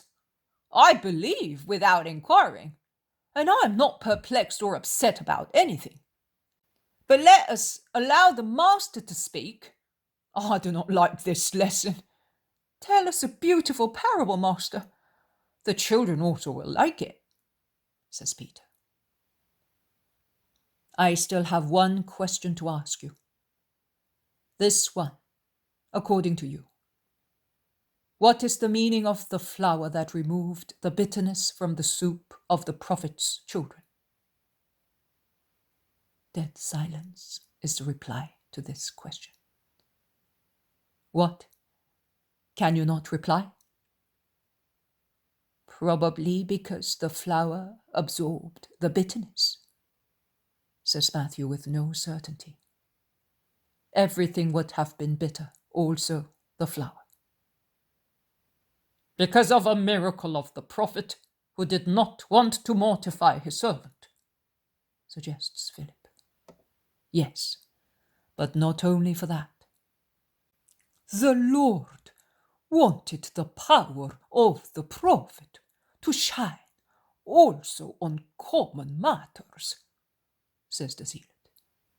Yes, but it is not yet the right meaning. The lives of prophets anticipate what will take place in the fullness of time. Mine. They reflect my earthly days by means of symbols and figures. So, there is silence. They look at one another. Then John lowers his head, blushing, and he smiles. Why do you not express your thought, John? Asks Jesus. There is no lack of love in speaking, because you do not intend to mortify anybody. I think it means this, that in the time of hunger for truth and of famine of wisdom, that is, this time when you came, every tree has become wild and has yielded bitter fruit, as inedible as poison for the sons of men, who thus in vain pick them and prepare them to nourish themselves. But the eternal Father's bounty sends you, the flower of selected corn, and with your perfection you remove the poison from all food, restoring both the trees of the Scriptures again, perverted throughout ages, and the palates of men corrupted by concupiscence. In this case, it is the Father who orders the flour to be brought, and he pours it into the bitter soup. And you are the flour that sacrifices itself to become food for men. And after your consummation, no bitterness will be left in the world, because you will have re-established our friendship with God. I may be wrong. You are not wrong. That is the symbol. Oh, and what made you think that? Asks Peter, who is astonished. Jesus replies to him, I will tell you with the very words you spoke a few minutes ago. One bound, and you are in the peaceful, flowery island of spirituality. But one must have the courage to make a leap, leaving the shore, the world. It is necessary to jump without worrying whether there is someone who may laugh at our clumsy jump, who may deride us for our simplicity in preferring a lonely islet to the world.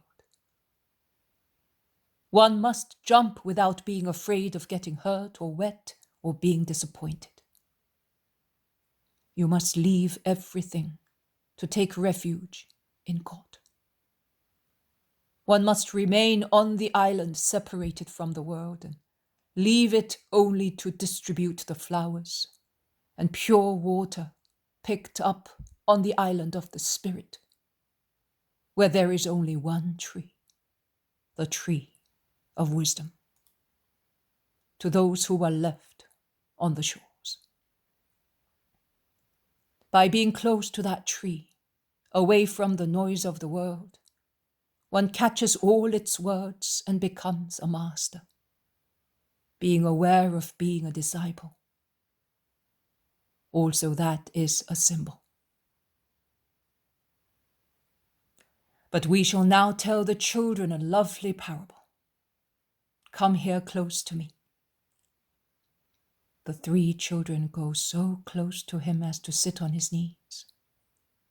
Jesus embraces them and begins to speak.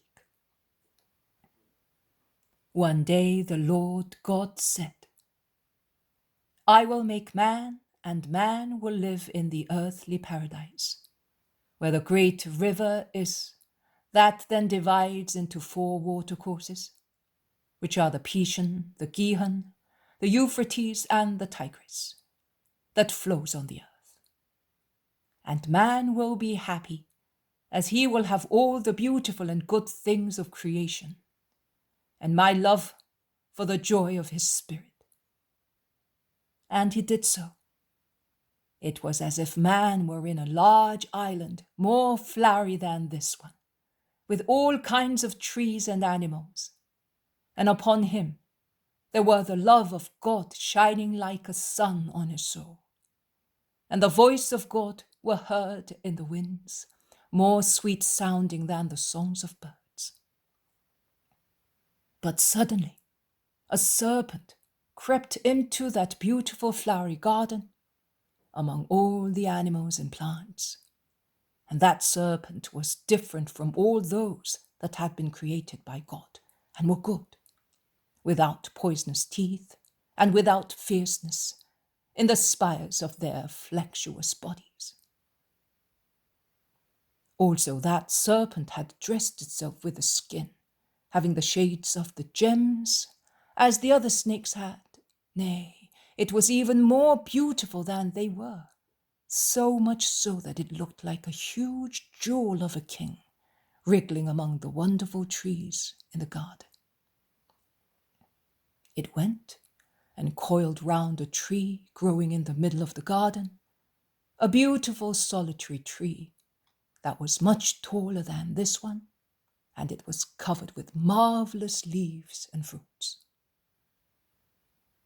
And the serpent looked like a beautiful jewel around the lovely tree. And it shone in the sun. And all the animals were looking at it because none of them remembered seeing it being created or seeing it before. But none of them approached it. Nay, they all moved away from the tree, now that the snake was round its trunk. Only the man and the woman went near it, and the woman before the man, because she liked that bright thing shining in the sun and moving its head like a flower still half closed. And she listened to what the serpent was saying. And she disobeyed the Lord, and she made Adam disobey. Only after their disobedience they saw the snake for what it was, and they understood sin. As by now they had lost the innocence of their hearts, as they hid themselves from God, who was looking for them, and then they lied to God, who was questioning them. God then put some angels at the borders of the garden and drove the men out.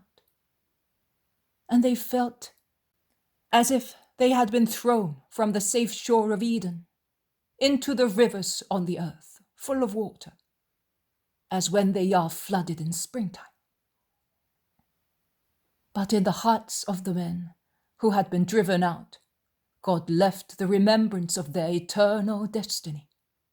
That is, of the passage from the beautiful garden, where they heard the voice of God and felt his love, to paradise, where they would enjoy God completely. And with that remembrance, he left the holy incentive to ascend to the place they had lost by means of a life of justice.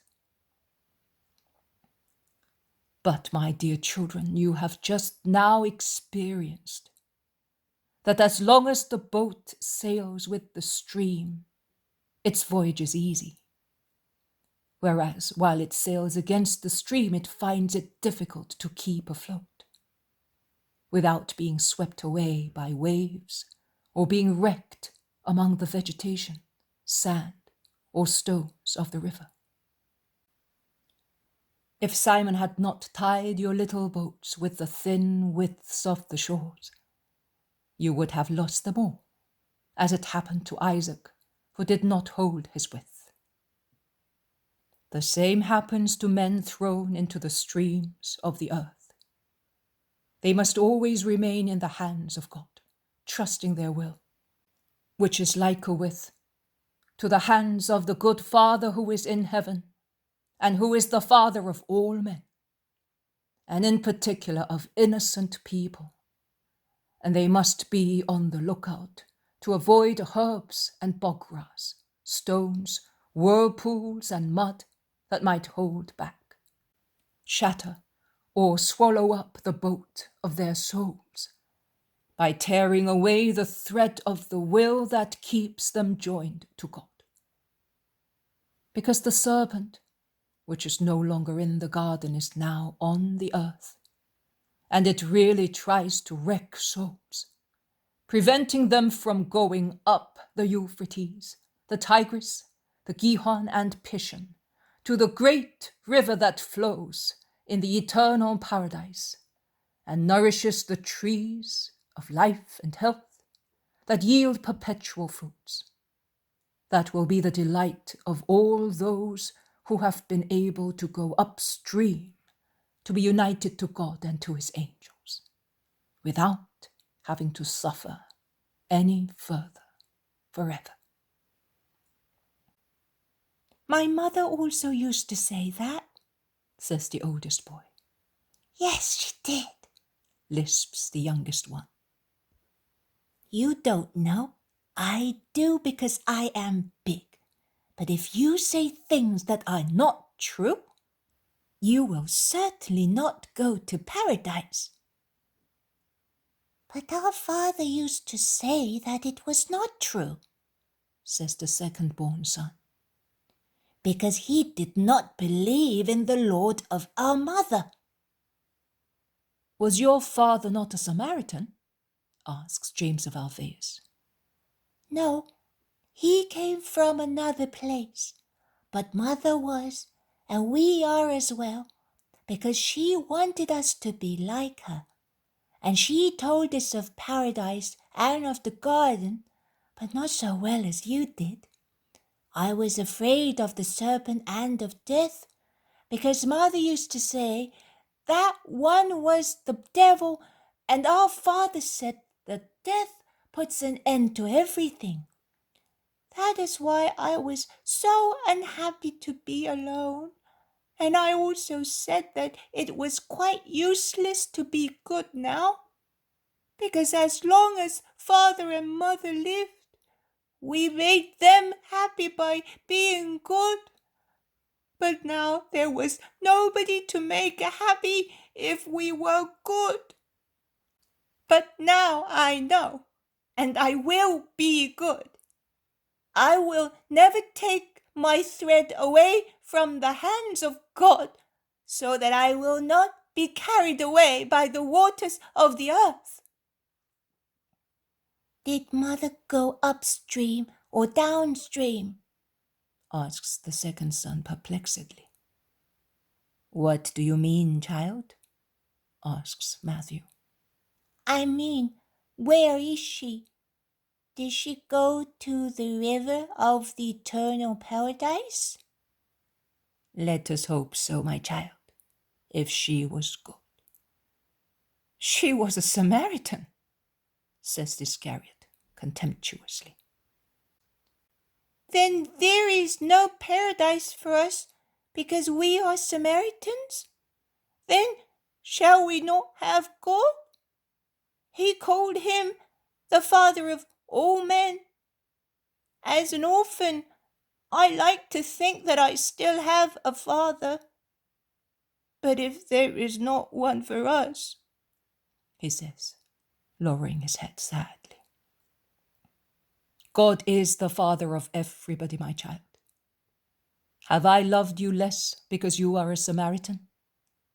I contended with the highwayman for you, and I will contend with the demon for you, in the same way as I would contend for the little son of the high priest of the temple in Jerusalem, if he did not consider it disgraceful that the Saviour should save his son. Nay, I would contend for you more firmly, because you are alone and unhappy. There is no difference for me between the soul of a Judean and that of a Samaritan. And before long, there will be no division between Samaria and Judea, because the Messiah will have one people only, that will bear his name and will comprise all those who love him. I love you, Lord, but will you take me to my mother? Asks the oldest of the three boys. You do not know where she is. That man over there said that we can only hope, says the second-born son. I do not know, but the Lord knows. He knew even where we were, whereas we do not even know where we were. With the highwaymen, they wanted to kill us. Terror appears again on the little face of the second son. The highwaymen were like demons, but he saved us because our angels called him.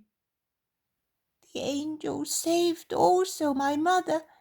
I know, because I always dream of her. You are a liar, Isaac. You cannot dream of her because you do not remember her. The little one weeps, saying, No, I dream of her. I do. Don't call your brother a liar, Reuben. His soul can really see his mother, because the good Father who is in heaven can grant that the little orphan may dream of her and may know her partly, as he allows us to know him, so that from such limited knowledge we may be willing to know him perfectly, which is achieved by being always good. And now let us go. We have spoken of God, and the Sabbath has been sanctified. He stands up and intones more psalms. Upon hearing the chorus, some people from Ephraim go towards them, and they respectfully wait until the psalm is ended in order to greet Jesus and say to him, Did you prefer to come here instead of coming to us? Do you not love us? None of you invited me, so I came here with my apostles and these children. That is true, but we thought that your disciple had informed you of our wish. Jesus looks at John and Judas replies, I forgot to tell you yesterday and today with these children. I never thought of it. Jesus in the meantime leaves the islet, and he crosses the tiny stream of water and goes towards the people of Ephraim.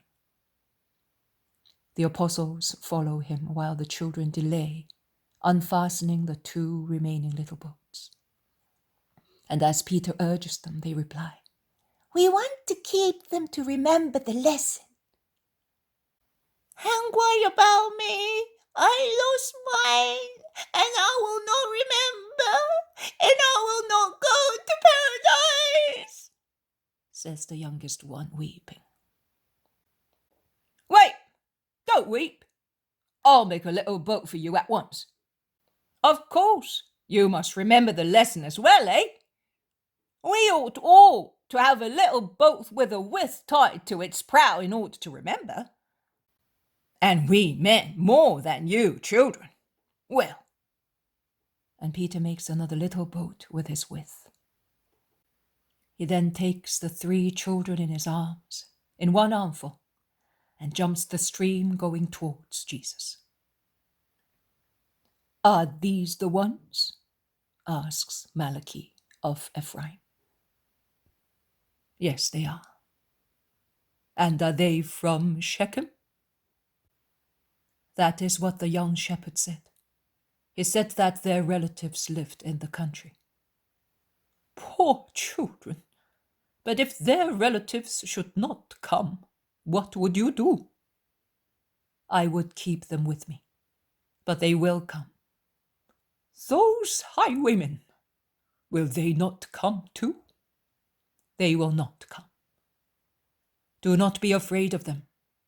Even if they came, I would be their plunderer, and they would not be your pillagers. I have already snatched 4 praise from them, and I hope I have also snatched a part of their souls from sin, at least in some of them. We shall help you with these children. You will let us do that. Yes, I will, but not because they come from your region, but because they are innocent, and love for innocent people leads one quickly to God. But you are the only one who makes no distinction between innocence and innocence. Neither a Judean nor a Galilean would have picked up these little Samaritans. People do not love us, and they dislike not only us, but also those who do not even yet know what a Samaritan or a Judean is. And that is cruel. Yes, it is. But it will no longer be so when people follow my law. See, Malachi, they are in the arms of Simon Peter, of my brother, and of Simon Zealot. None of them are Samaritans or fathers. And yet, not even you would press your own children to your heart as these disciples of mine are pressing the orphans of Samaria. The messianic idea is this: to reunite everybody in love. This is the truth of the messianic idea. One people only on the earth under the scepter of the Messiah. One people only in heaven under the glance of one God only. They go away, speaking towards the house of Mary of Jacob. Footnote number 1. Allusion to the lightning that accompanied the manifestations of the ancient law. Exodus chapter 19, verse 1 to 20 and 21. And to the star that indicated the coming and manifestation of Jesus in the world. Matthew chapter 2, verse 1 to 12. The poem of the man God. Preparations for the Passion. Chapter 553. Jesus explains to Peter the mandate for remitting sins and why saints and innocents suffer. 15th of January, 1947. Jesus is alone in a little room. He is thinking or praying, sitting on a little bed. The tiny yellowish flame of a small oil lamp is quivering on a shelf. It must be night time because there is no noise in the house or in the street. Only the rustling of the stream outside the house seems to sound louder in the silence of the night. Jesus raises his head and looks at the door. He listens. He stands up and goes to open it. He sees Peter outside. Is it you? Come in. What do you want, Simon? Are you still up? And you have to walk such a long way? He has taken him by the hand and pulled him inside, closing the door noiselessly. He makes him sit on the bed beside himself. I want to tell you, Master. Yes, I wanted to tell you that even today you have seen what I am worth. I am only capable of making poor children enjoy themselves, of comforting an old woman, of reconciling two shepherds who were quarrelling over a ewe lamb that has lost its milk. I am a poor man, so dull that I do not even understand what you explain to me. But that is another matter. Now I wanted to tell you that just because of that, you should keep me here. I am not anxious to go around when you do not come with us, and I am not good at anything. Content me, Lord. Peter is speaking eagerly with his eyes fixed on the coarse, chipped bricks of the floor. Look at me, Simon. Jesus orders him. And as Peter obeys, Jesus stares at him intensely, asking, Is that all? Is that the only reason for your being awake? The only reason why you are begging me to keep you here? Be sincere, Simon. You are not grumbling if you tell your master the other part of your thought. You must be able to tell the difference between an idle word and a useful one. A word is idle and sin generally flourishes in idleness. When one speaks of other people's faults with someone who can do nothing about them, then it is plainly lack of charity, even if what one says is true. As it is lack of charity to reproach someone more or less sharply without giving advice at the same time. And I am referring to just reproaches. The others are unfair, and they are a sin against our neighbor. But when one sees one's neighbor commit sin, and one suffers because that person offends God and injures his soul, and one realizes that one cannot estimate the gravity of someone else's sin, neither does one feel wise enough to speak words that may work a conversion. And then one applies to a just and wise person, confiding one's anxiety. Then one does not commit sin, because one's disclosure aims at putting an end to a scandal and at saving a soul. It is the same as if one had a relative suffering from a shameful disease. One will certainly try to conceal it from people, but one will go secretly to a doctor and say, "My relative is suffering from so and so, and I do not know how to advise and cure him. Please come or tell me what I must do." Does one, in that case, lack love for one's relative? No. On the contrary, one would lack love if one feigned not to notice the disease and allowed it to progress and bring about death through a mistaken feeling of prudence and love. One day, and that day is not remote, you and your companions will have to listen to the secrets of hearts, not as you listen to them now as men, but as priests, that is, doctors, masters, and pastors of souls. As I am doctor, master, and pastor. You will have to listen, decide, and give advice. Your judgment will have the same value as if God himself had passed it. Peter frees himself from Jesus, who was holding him close to himself. And standing up, he says, "That is not possible, Lord. Never impose that on us. How can you expect us to judge like God if we are not even able to judge like men?" Then you will be able, because the Spirit of God will hover over you and will penetrate you with its light. You will know how to judge, taking into consideration the 7 conditions of the facts proposed to you, in order to have your advice or to be forgiven. Listen to me carefully and try to remember. In due time, the Spirit of God will remind you of my words. But at the same time, try to remember with your own intelligence, as God gives it to you, so that you may use it without laziness and spiritual presumptions that lead one to expect and pretend everything from God.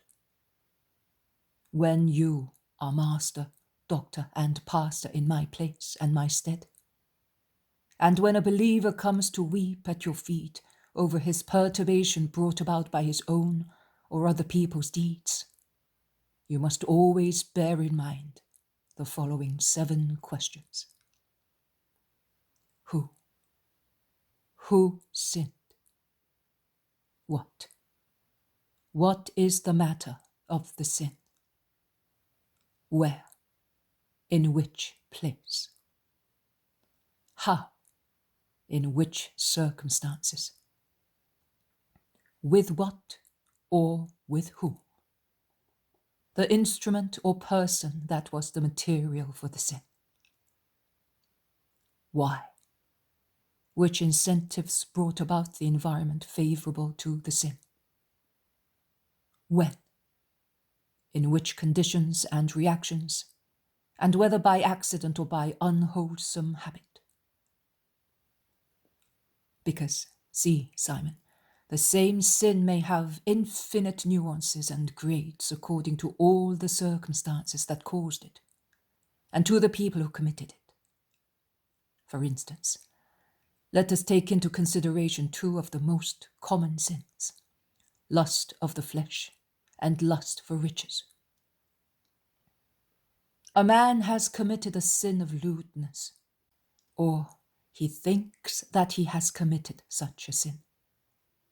Because at times man mistakes temptation for sin, or he considers of the same degree the incentives brought about artificially by an unwholesome appetite, and considers also to be equal those thoughts that are the consequence of a painful disease, or come to one's mind because the flesh and blood are at times have sudden voices resounding inwardly before the mind has time to be wary of them and suffocate them. He comes to you and says, I committed a sin of lewdness.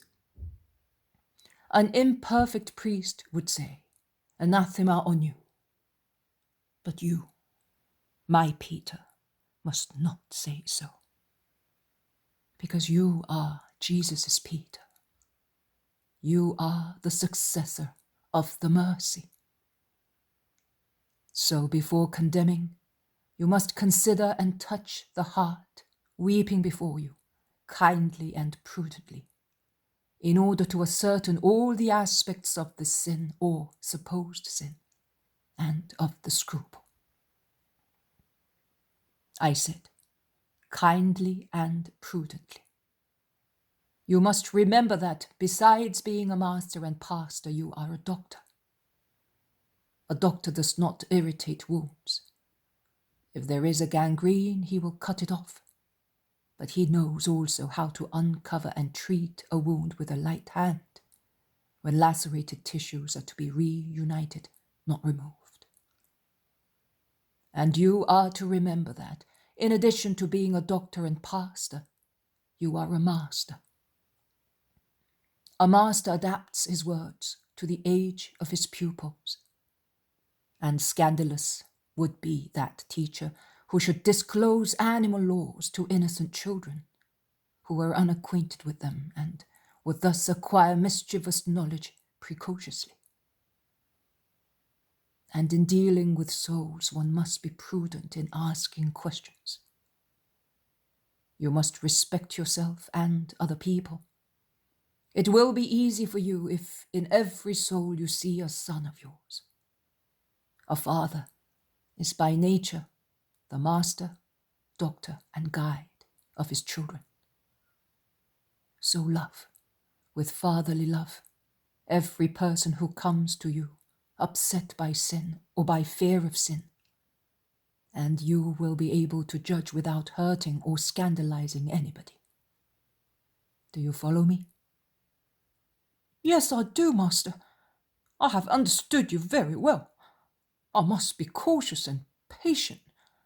I will have to convince people to disclose their wounds, but I shall have to examine them by myself, without attracting the attention of other people to them, and only when I should see that there is a real wound, I ought to say, see, you have hurt yourself here by doing so and so. And if I see that a person is only afraid of being hurt, having seen ghosts, then I should blow away the fog without giving, through useless zeal, explanations capable of throwing light on real sources of sin. Is that right? Yes, quite right. So, if one says to you, I have committed a sin of carnal lust, you must consider the person who is in front of you. It is true that sin can be committed at every age, but it is easier to find it in adults than in children. So the questions to ask or the answers to give a man or a boy will be different. Consequently, after the first questions comes the second one in the matter of the sin, then the third one on the place of the sin, then the fourth on the circumstances, then the 5th on the accomplice to the sin, then the 6th on the causes of the sin, and the 7th on the time and number of the sin. In general, you will find that in the case of adults living in the world, a circumstance of true sin will appear to correspond to each question, whereas in the case of children, by age or by spirit, for many questions you will have to say, there is only the fear of sin here, but no real sin. Nay, at times you will see that instead of filth, there is a lily that quivers with fear of being splashed with mud, and mistakes the drop of dew that descended on its calyx for a splash of mud. They are souls so eager for heaven that fear as a stain, also the shadow of a cloud that overshadows them for a moment, interposing between them and the sun, and then passes, leaving no trace on the spotless corolla. They are souls so innocent and so anxious to remain such, that Satan frightens them with fanciful temptations, or instigating the incentives of the flesh, or the flesh itself, taking advantage of true diseases of the flesh. Those souls are to be comforted and supported, because they are not sinners but martyrs. Always bear that in mind. And always remember to judge with the same method as those who commit the sin of greed for other people's riches or property.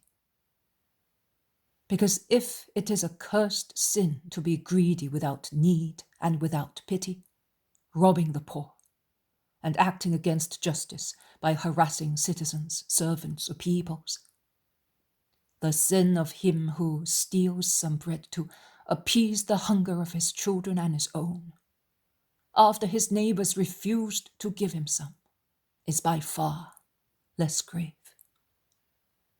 Remember that if for a lustful man and a thief, the number, circumstances, and gravity of the sin are to be taken into account when judging them, one must also consider what knowledge the sinner had of the sin when he was committing it.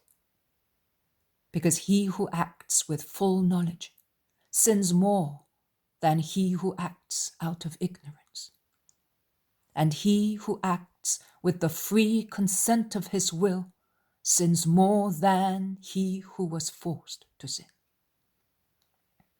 I solemnly tell you that there will be deeds that are apparently sinful, but are really martyrdom, and they will be given the reward that is granted to those who suffered martyrdom.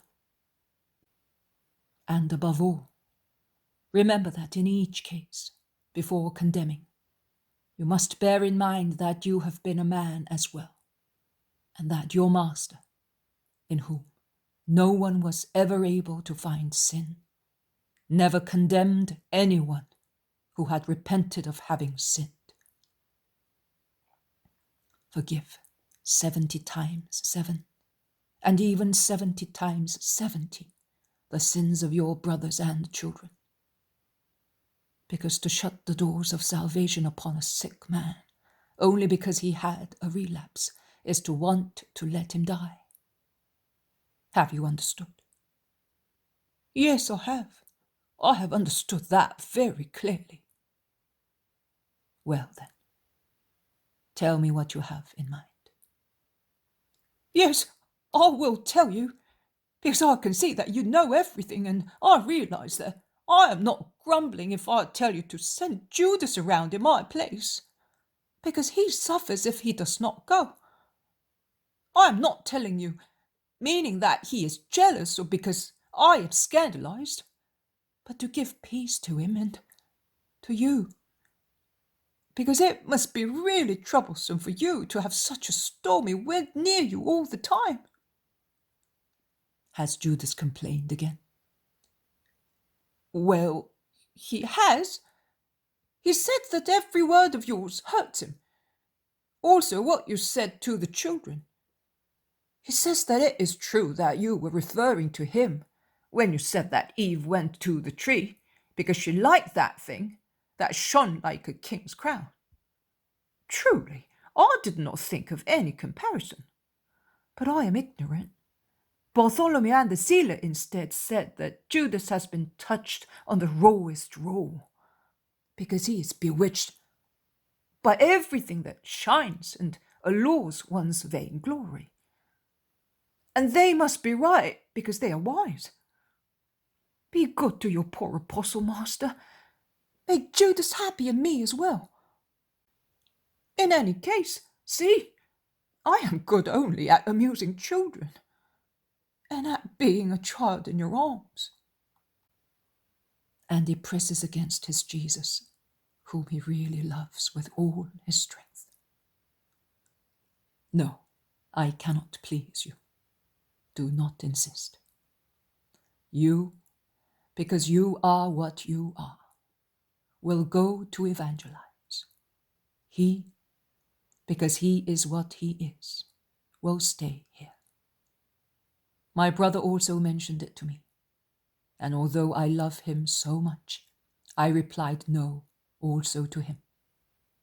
I would not yield even if my mother should ask me.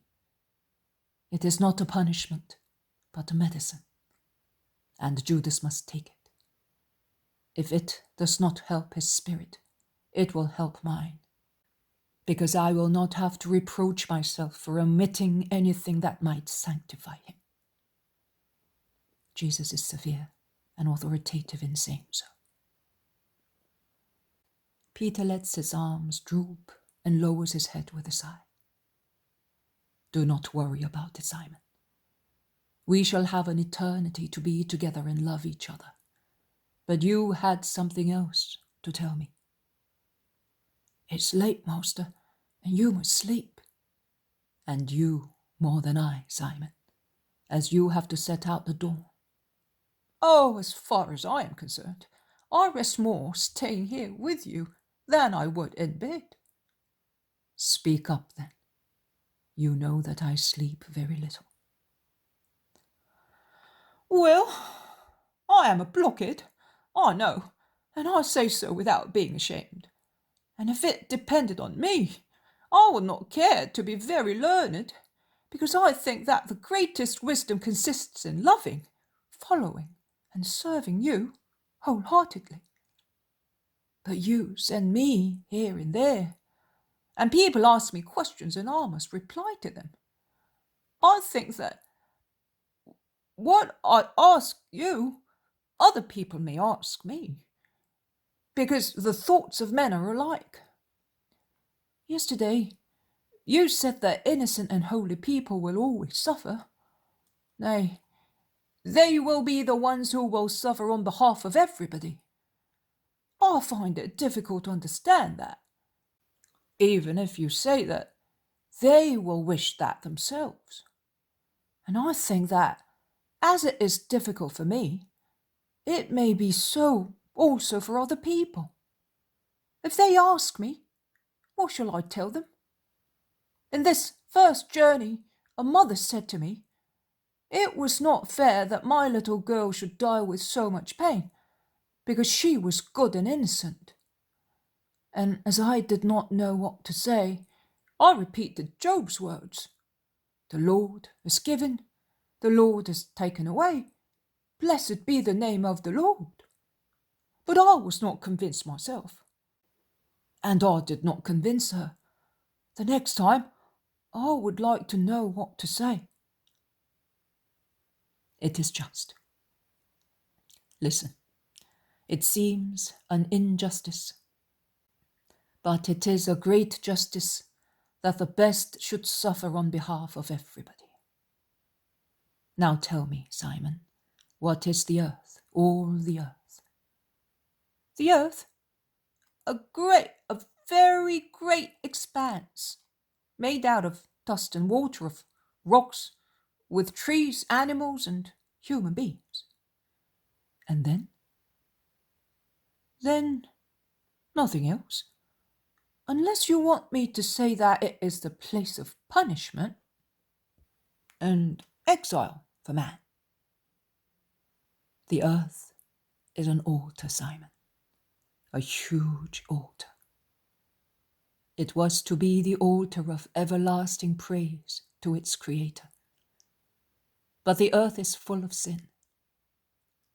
Therefore, it must be the altar of endless expiation and sacrifice, on which the victims are consumed. The earth, like the other worlds with which creation is strewn, ought to sing psalms to God who created it. Look. Jesus opens the wooden shutters, and through the wide open window comes in the cool of the night, the noise of the torrent, a moonbeam, and one can see the sky studded with stars. Look at those stars. They are singing the praises of God with their voices that are light and motion in the infinite spaces of the firmament. Their song, which rises from the blue fields of the sky to the heaven of God, has lasted for thousands and thousands of years. We can imagine stars, planets, and comets as sidereal creatures that, like sidereal priests, Levites, virgins, and believers, are to sing the praises of the Creator in an unlimited temple. Listen, Simon. Listen to the breeze rustling among the leaves and to the noise of the stream in the night. Also the earth, like the sky, sings with the winds, with the water, with the voices of birds and animals. But if the luminous praise of the stars that people the sky is sufficient for the vault of heaven, the songs of winds, waters, and animals is not sufficient for the temple that is the earth. Because on it there are not only winds, waters, and animals unconsciously singing the praises of God, but there is also man, the perfect creature, superior to all beings living in time and in the world, gifted with matter like the animals, minerals, and plants, and with spirit like the angels of heaven, and like them destined, if faithful in the trial, to know and possess God through grace at first, and in paradise later. Man, the synthesis comprising all natures, has a mission that no other creature has, and that should be for him a joy, besides being his duty to love God, to give God a cult of love intelligently and voluntarily, repaying God for the love that he gave man, by granting him life and heaven in addition to life, to give an intelligent cult. Consider this, Simon. What benefit does God get from creation? What profit? None. Creation does not make God greater. It does not sanctify him. It does not make him rich. He is infinite. He would have been such, even if creation had never existed. But God, love, wanted to have love. And he created to have love. God can get only love from creation. And that love, which is intelligent and free, only in angels and in men, is the glory of God, the joy of angels, the religion for men. The day that the great altar of the earth should omit the praises and entreaties of love, the earth would cease existing. Because once love is extinguished, also expiation would cease, and the wrath of God would destroy the earth that had become an earthly hell. So, the earth must love in order to exist. And also, the earth must be the temple that loves and prays with the intelligence of men. But which victims are always offered in the temple? The pure, spotless, faultless victims. Those are the only victims agreeable to the Lord. They are the early fruits, because the best things are to be given to the father of the family, and the first fruits of everything and choice things are to be given to God, the father of the human family. But I said that the earth has a double duty of sacrifice, that of praise and that of expiation. Because mankind that has spread over the earth sinned in the first men, and continuously sins by adding to the sin of estrangement from God the other countless sins of its consent to the voices of the world, of the flesh, and of Satan. A guilty, very guilty mankind, that, although it has likeness to God, having its own intelligence and divine help, is more and more sinful. Stars obey, plants obey, elements obey. Animals obey, and they praise the Lord as best they can. Men do not obey and do not praise the Lord enough.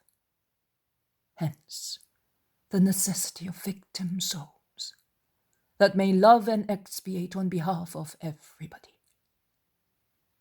They are the children who, innocent and unaware, pay the bitter punishment of sorrow for those who can do nothing but sin. They are the saints who willingly sacrifice themselves for everybody. Before long, a year or a century is always a short time as compared to eternity. No more sacrifices will be celebrated on the altar of the great temple of the earth, that is, of victim men, consumed with the perpetual sacrifice. Victims with the perfect victim. Do not be upset, Simon. I am not saying that I will establish a cult like those of Molech, Baal, and Ashtoreth. Men themselves will immolate us. Do you understand? They will immolate us, and we shall face death happily to expiate and love on behalf of everybody. And then the days will come when men will no longer immolate men, but there will always be pure victims that love consumes with the great victim in the perpetual sacrifice. I mean, the love of God and the love for God. Truly, they will be the victims of the future days and of the future temple. No longer lambs and kids, calves and doves, but the sacrifice of one's heart is what pleases God. David realized that. And in the new times, the times of the Spirit and of love, only that sacrifice will be pleasant. Consider, Simon, that if a God had to become incarnate to appease divine justice for the great sin, for the many sins of men, in the times of the truth, only the sacrifices of the spirits of men can appease the Lord. You are thinking, why then did he, the Most High, order men to immolate the offspring of animals and the fruits of plants to him? I will tell you, because before I came, man was a stained holocaust, and love was not known. Now it will be known. And man, who will know love? Because I will give grace back to him. And through it, man will know love. Man will come out of his lethargy. He will remember, understand, live. And he will replace kids and lambs as a victim of love and expiation on the model of the Lamb of God, his Master and Redeemer. Sorrow, so far a punishment, will turn into perfect love, and blessed are those who will embrace it out of perfect love.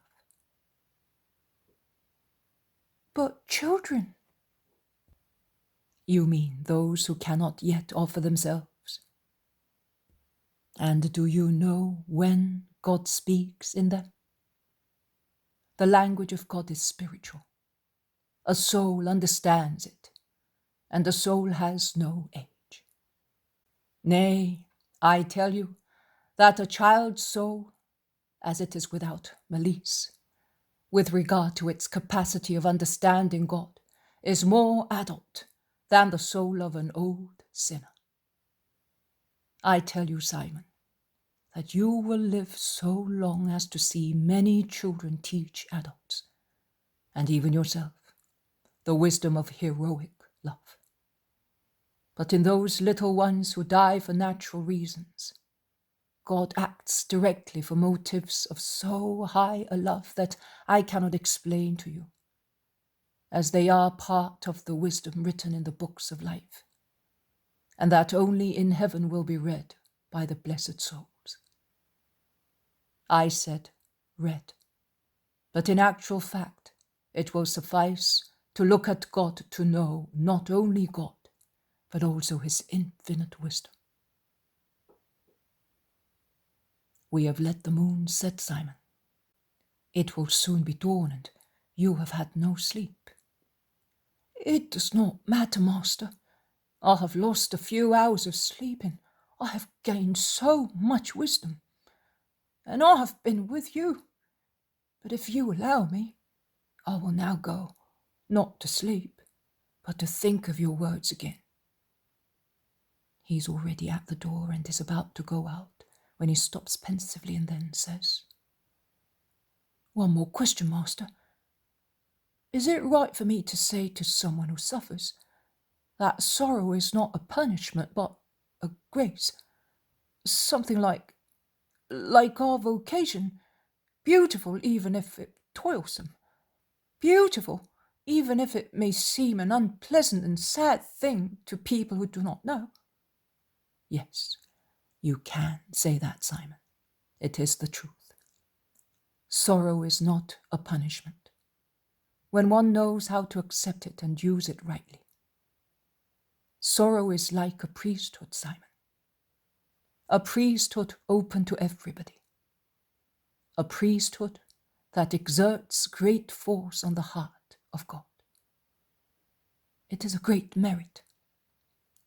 Sorrow that was born at the same time as sin can appease the justice. Because God can use for good purposes also what hatred created to give sorrow. I did not choose any other means to cancel the sin, because there is no means greater than this one. The poem of the Man God. Preparation for the Passion. Chapter 554. On a Sabbath at Ephraim, Jesus speaks in the synagogue. 17th of January, 1947. It must be another Sabbath, because the apostles are once again all together in the house of Mary of Jacob. The children are still with them, near Jesus, by the fireside. And just because of that, Judas Iscariot says, "So a week has gone by, and their relatives have not come." And he laughs, shaking his head. Jesus does not reply to him. He caresses the second-born son. Judas asks Peter and James of Alphaeus, "And you say that you went along the 2 roads that take one to Shechem?" "Yes, we did, but thinking it over, it was quite useless. Highwaymen certainly do not take busy roads, particularly now that Roman squads patrol them continuously," replies James of Alphaeus. "Why did you go along them then?" insists the Iscariot. "Well, it's the same to us to go here or there, so we took those." "And was nobody able to tell you anything?" "We did not ask anybody." "And how were you expecting to know whether they had passed or not? Do people carry banners or leave traces when they go along a road? I don't think so, because otherwise we would have been found at least by our friends. Instead, not one of them has been here since we came. Ha, ha, ha." And he laughs sarcastically. We do not know why no one has come here. The Master knows. We don't. When people withdraw to a place unknown to everybody, as we did, without leaving any trace of their passage, no one can go to them unless one is informed of the place of their refuge. Now we do not know whether our brother has told our friends, says James of Alphaeus patiently. "How? Would you believe or make us believe that he did not tell at least Lazarus and Nike?" Jesus does not say anything. He takes one of the children by the hand and goes out. "I do not want to believe anything, but even if it is as you say, you and none of us can yet pass judgment on the reasons for our friend's absence. Those reasons are easily understood. No one wishes to have trouble with the Sanhedrin, least of all who is rich and powerful. That's all. We are the only ones who are good at endangering our lives. Be fair, Judas. The Master did not force any of us to stay with him. Why did you stay, if the Sanhedrin frightens you?" remarks James of Alphaeus. "And you can go away whenever you wish. You are not in chains," says the other James, the son of Zebedee. "No, never. We are here, and we are staying here, all of us. Who wanted to go away should have gone away before, not now. I'll oppose that, if the Master does not," says Peter, slowly but decidedly, striking the table with his fist. "Why, who are you that you want to give orders instead of the Master?" Judas asks him violently. "A man who reasons not like God, as he does, but as a man. Are you suspecting me? Do you think I am a traitor?" asks Judas excitedly. "You said it, not because I think that you would do it deliberately, but you are so thoughtless. Judas, so fickle. And you have too many friends, and you are too keen on standing out in everything. Oh, you would not be able to keep quiet. You would speak, either to confuse some wicked enemy or to show that you are the apostle. So you are here, and you are staying here. This way you will do no harm, and you will not feel any remorse. God does not force the freedom of man, but you wish to do so." "Yes, I do. But after all, tell me, is it raining on you? Have you not enough bread? Is the air harmful to you? Do the people offend you? None of that.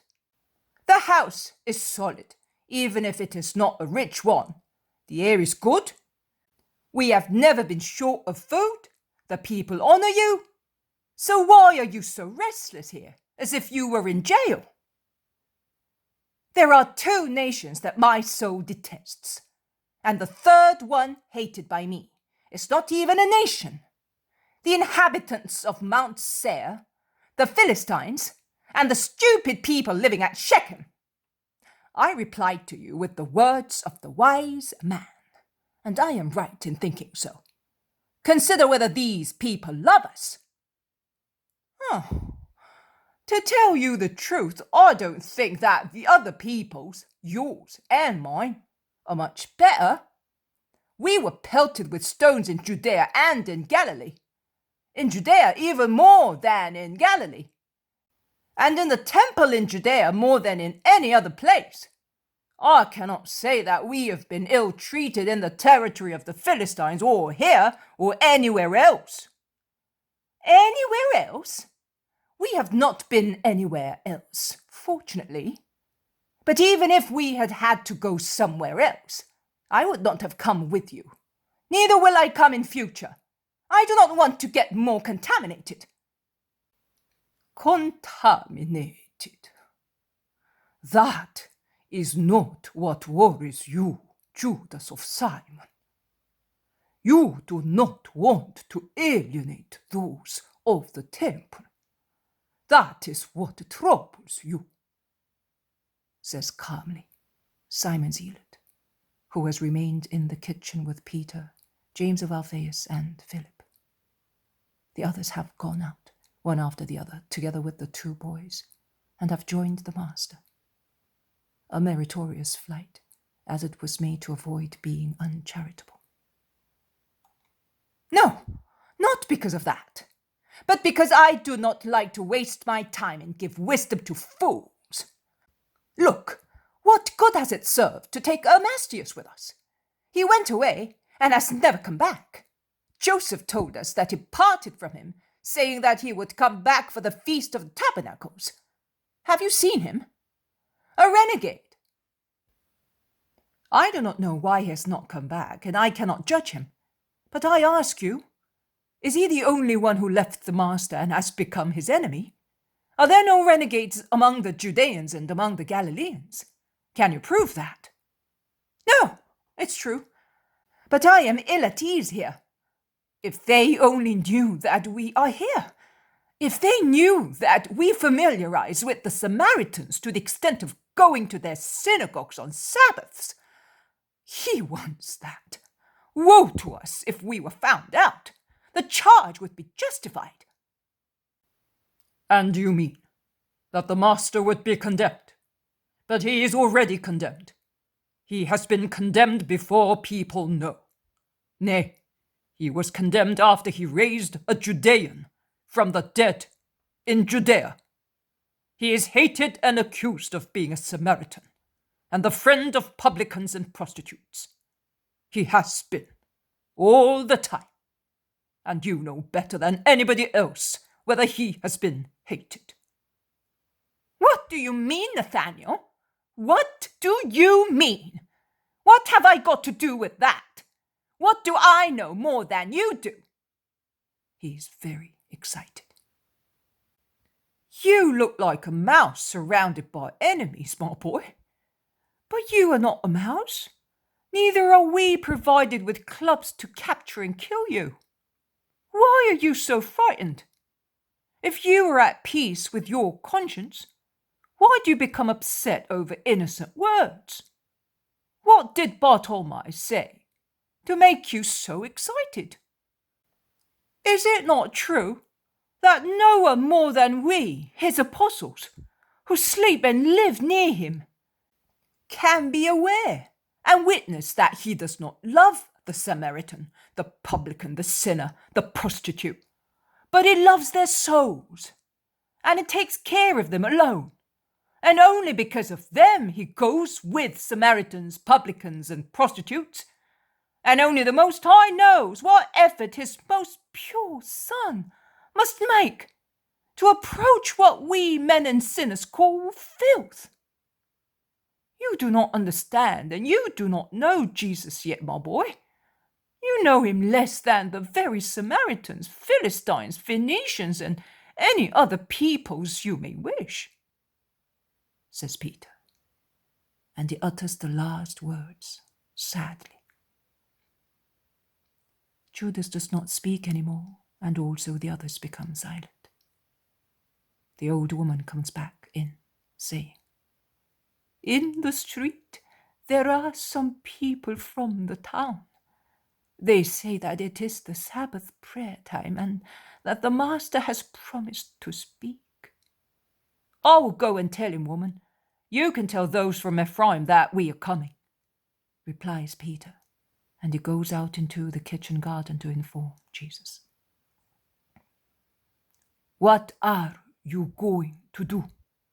Are you coming? If you do not want to come, go away. Go out before he is grieved by your refusal," says the zealot to Judas. "I am coming with you. One cannot speak here. I seem to be the greatest sinner. Every word of mine is misunderstood." As Jesus enters the kitchen, they stop speaking. They go out into the street and join the people from Ephraim, and they go into town with them. They stop only when they are before the synagogue, at the door of which there is Malachi, who greets them and invites them to go in. I do not notice any difference between the Samaritan place of prayer and those I have seen in other regions. There are always the usual lights, the usual lecterns or shelves with rolls, the seat of the head of the synagogue or of the person who teaches in his stead. If anything, the rows are much fewer here than in the other synagogues. "We have already said our prayers while waiting for you. If you wish to speak, which roll do you want, Master?" "I do not need any. In any case, you would not have what I wish to explain." Footnote number 1, replies Jesus, and he then turns towards the people and begins to speak. "When the Hebrews were sent back to their country by Cyrus, the king of the Persians, so that they might rebuild Solomon's temple that had been destroyed 50 years previously, the altar was rebuilt on its base, and the daily holocaust was offered on it morning and evening, as well as the extraordinary one on the first day of each month, and those of the solemnities sacred to the Lord, and the holocausts of voluntary offerings made by individuals. Later, after accomplishing what is essential and indispensable for the cult, in the 2nd year after their return, they began to deal with what can be called the frame of the cult, its outward appearance, which is not guilty because it is done to honor the Eternal Father, but it is not indispensable. Because the cult of God is love for God, and love is perceived and consumed in one's heart, not by means of dressed stones, precious woods, gold and perfumes. All that is outward appearance, that aims more at satisfying one's national or civic pride than at honoring the Lord. God wants the temple of the Spirit. He is not satisfied with a temple of walls and marbles that is devoid of spirits full of love.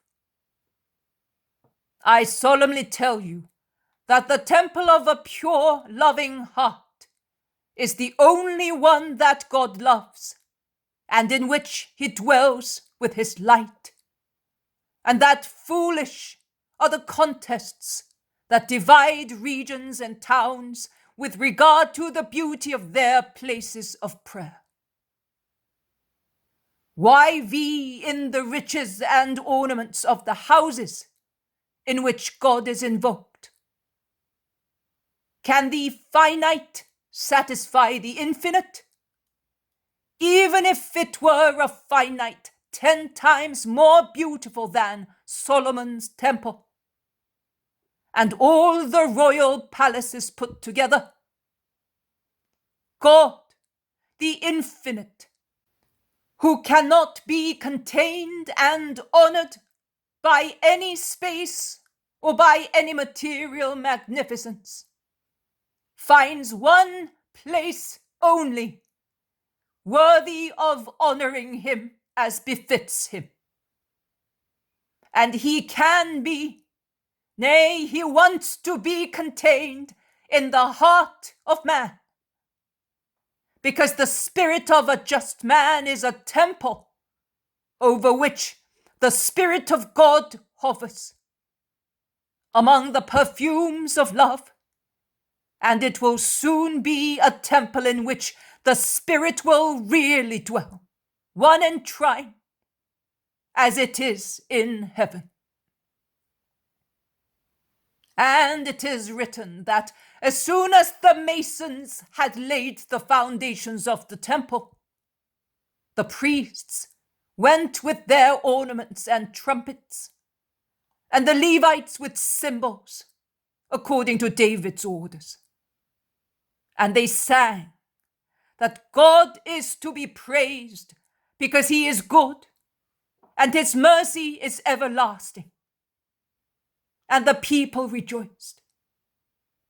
But many priests, heads of families, Levites, elderly people were shedding torrents of tears, thinking of the previous temple. And thus, the sound of the people's weeping could not be distinguished from the shouts of joy, as they were so confused. And we also read that the peoples of nearby districts disturbed those who were building the temple to avenge themselves on the builders who had rejected them when they had offered to build with them, as they also sought the God of Israel, the only true God. And those disturbances interrupted the work until God was pleased to let them continue. That is what we read in the book of Ezra. How many and what lessons does the passage that I mentioned give us? First of all, the one already mentioned on the necessity that the cult is perceived by one's heart and not professed by stones or wood, or also by clothes or symbols and songs, which are devoid of the Spirit. Then, that the lack of reciprocal love is always the cause of delays and trouble, even when a good purpose is involved. Where there is no charity, God is not there either. It is useless to seek God unless we put ourselves in a suitable condition to find him. God is found in charity. He, or those who settle in charity, find God also, without having to make any painful search. And he who has God with him is successful in all his enterprises.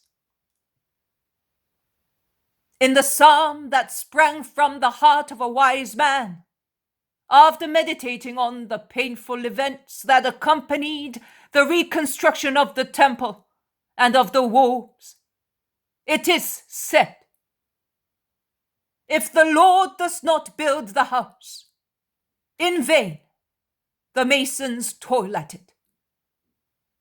If the Lord does not guard the city and protect it, in vain the sentries watch."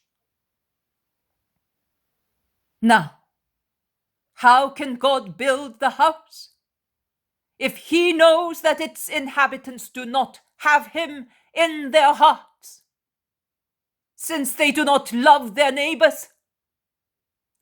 And how will he protect the city and give strength to its defenders if he cannot be in them as they are devoid of him, through their hatred for their neighbors? Has it helped you, peoples, to be divided by barriers of hatred? Has it made you greater, richer, happier? Neither hatred nor rancor is ever of any avail. He who is alone is never strong. He who does not love is never loved. And it is of no use, as the Psalm says, to get up before daybreak to become great, rich, and happy. Let every man rest to console himself in the sorrows of life, because sleep is a gift of God, as is light and all the other things that man enjoys. Let every man rest, but let him have charity as his companion in his sleep and in his watch, and his work, his family, and his business will thrive. And above all, his spirit will prosper and conquer the royal crown of the children of the Most High and heirs to his kingdom.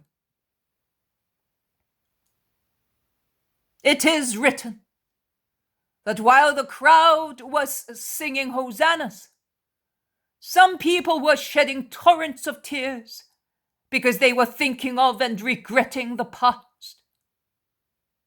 But it was not possible to distinguish the different voices in the clamor of shouts.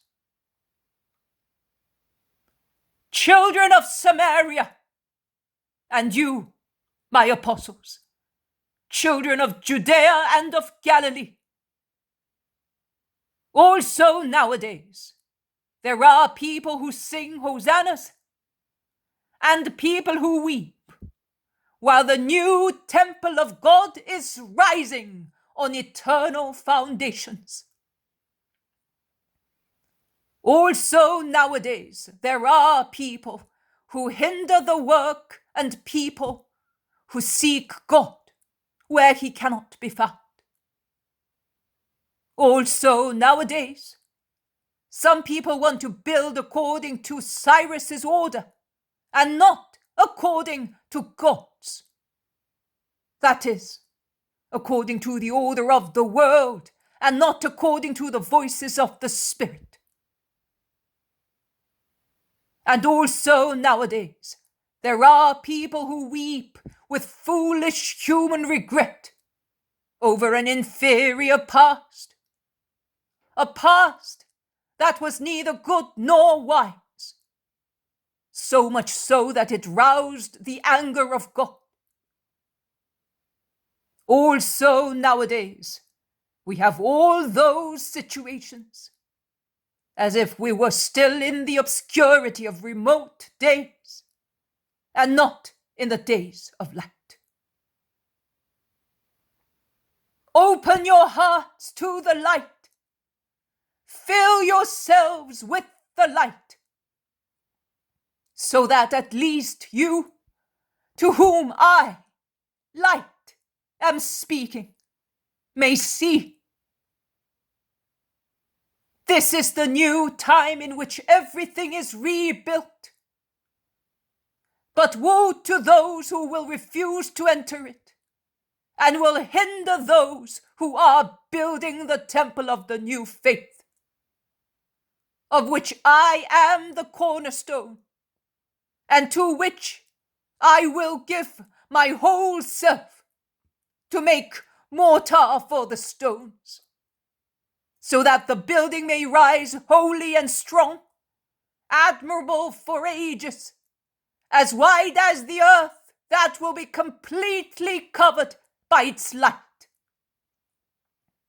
I say light, not shadow, because my temple will be made of spirits, not of opaque matters. I shall be its stone with my eternal spirit, And all those who follow my word and the new faith will be incorporeal, bright, holy stones for it. And the light will spread over the earth, the light of the new temple, and will cover it with wisdom and holiness. And only those will be left out of it who, with impure tears, weep and regret the past, because it was for them the source of completely human profits and honors. Open to the new time and to the new temple, O men of Samaria. Everything is new in it, and the ancient separations and borders of thought and spirit no longer exist. Sing, because the exile out of the city of God is about to come to an end. Are you happy to be considered as exiles and lepers by the other peoples of Israel? Do you rejoice, feeling that you are like people rejected by the bosom of God? Because that is what you feel, what your souls feel, your poor souls, which are closed in your bodies and are under the control of your arrogant thought that refuses to say to other men, we erred, but like lost sheep we are now going back to the fold. You do not want to say that to other men, and that is wrong. But at least say so to God. Even if you stifle the cries of your souls, God hears their groaning, as they are unhappy to be exiled from the house of the universal and most holy Father. Listen to the words of the gradual psalm. You really are pilgrims, who for ages have been going towards the high city, towards the true Jerusalem, the celestial one. From there, from heaven, your souls descended to vivify a body, and they sigh to go back there. Why do you want to sacrifice your souls and disinherit them of the kingdom? Which fault is theirs if they descended into bodies conceived in Samaria? They come from only one Father. They have the same Creator as the souls of Judea and Galilee, of Phoenicia and of the Decapolis. God is the aim of every spirit. Every soul tends to that God, even if all kinds of idolatry or baleful heresies, schisms, or lack of faith keep it in the ignorance of the true God. An ignorance that would be absolute if the soul did not have an indelible embryonal remembrance of the truth and did not yearn for it. Oh, make that remembrance and yearning grow greater. Open the doors to your souls. Let the light enter.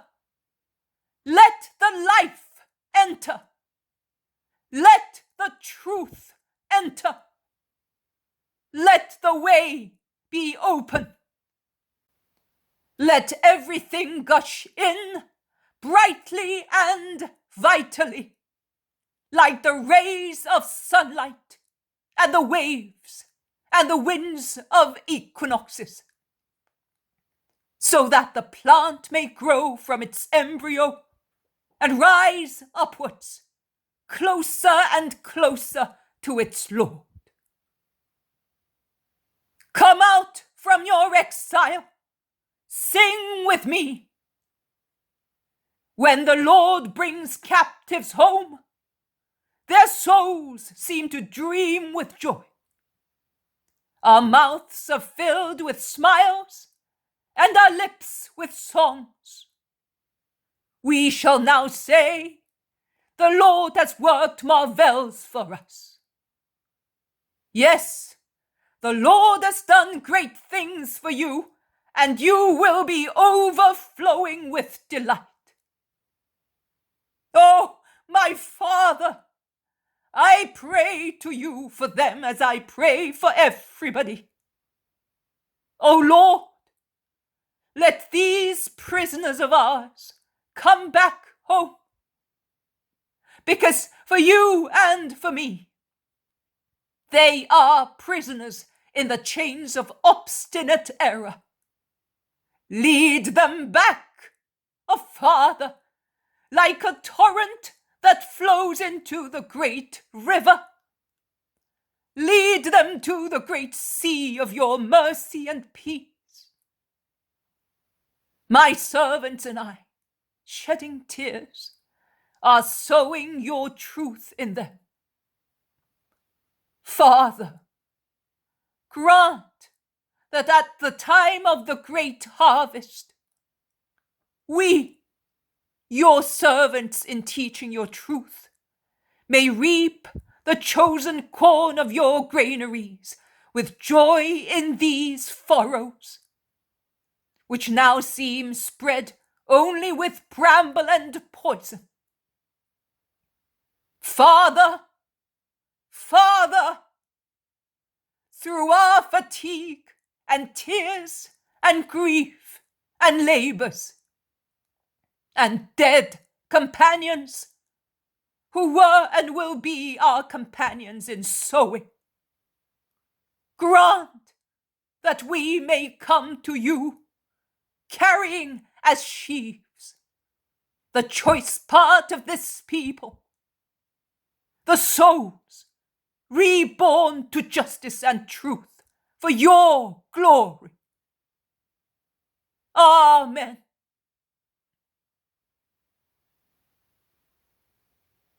The silence, which was really impressive, so absolute, as it was in such a large crowd that filled the synagogue and the square in front of it, is broken by a whispering that grows louder and louder and becomes a murmur, a cry, a hosanna. The crowds gesticulate, comment, and applaud. What a difference from the conclusion of the speeches in the temple. Malachi says on behalf of everybody, you only can tell the truth thus, without offending and mortifying anybody. You are really the Holy One of God. Pray for our peace. We have been hardened by ages of beliefs and by ages of insults. And we must break this hard crust of ours. Bear with us. Even more than that, I love you. Be of good will, and the crust will break by itself. May the light come to you. He makes his way through the crowd and goes out, followed by the apostles. Footnote number 1. Of all the books of the Bible, the Samaritans accepted only the 5 books of the Pentateuch. The poem of the man God. Preparation for the Passion. Chapter 555. The arrival of the relatives of the children with many people of Shechem. 18th of January, 1947. Jesus is all alone in the little island in the middle of the stream. The 3 children are playing on the bank on the other side of the stream, and they are whispering in low voices in order not to disturb Jesus' meditation. Now and again, the youngest one utters a cry of joy when he finds a beautifully colored pebble or a fresh little flower, and the others tell him to be quiet, saying, "Be quiet, Jesus is praying." And their whispering is resumed when their little swarthy hands build sand blocks and cones that in their childish imagination are supposed to be houses and mountains. The sun is shining high in the sky, causing gems to swell on trees and buds to open in meadows. The green-grey leaves of the poplar tree are quivering in the breeze, and the birds up there on the top are engaged in love or rivalry skirmishes that at times end in a song, at times in a screech of pain. Jesus is praying, sitting on the grass, with a tuft of bog grass separating him from the path along the bank. He is absorbed in his mental meditation. At times, he looks up to watch the little ones playing over there on the grass. He then lowers his eyes again and becomes engrossed in his thoughts. The shuffling of feet among the plants on the bank and the sudden arrival of John on the little island put to flight the birds that fly away from the top of the poplar, putting an end to their carousal with the screeches of fear. John does not see Jesus at once, as he is concealed by the bog grass, and he shouts rather perplexedly, "Where are you, Master?" Jesus stands up while the 3 children shout from the other bank, "He's there, behind the tall grass." But John has already seen Jesus and goes to him, saying, "Master, the relatives have come, the children's relatives, and many people from Shechem are with them. They went to Malachi, and Malachi brought them to our house. I have come looking for you." "And where is Judas?" "I do not know. He went out immediately after you came here, and he has not come back yet. He must be in town. Shall I look for him?" "No, it is not necessary. Stay here with the children. I want to speak to the relatives first." "As you wish, Master." Jesus goes away, and John joins the children and begins to help them in the enterprise of building a bridge across an imaginary river made of long reed leaves placed on the sand to simulate water. Jesus enters the house of Mary of Jacob, who is at the door waiting for him, and says to him, "They have gone up to the terrace. I took them there to let them rest. But here is Judas coming from the village. I will wait for him, and then I will prepare some food for the pilgrims who are very tired." Jesus also waits for Judas in the vestibule, which is rather dark compared to the light outside. Judas does not see Jesus at once, and while going in, he says to the woman arrogantly, "Where are those from Shechem? Have they already left? And the master? Is no one calling him? John?" He sees Jesus and changes tone, saying, "Master, I ran here when I was told, just by sheer chance. Were you already at home?"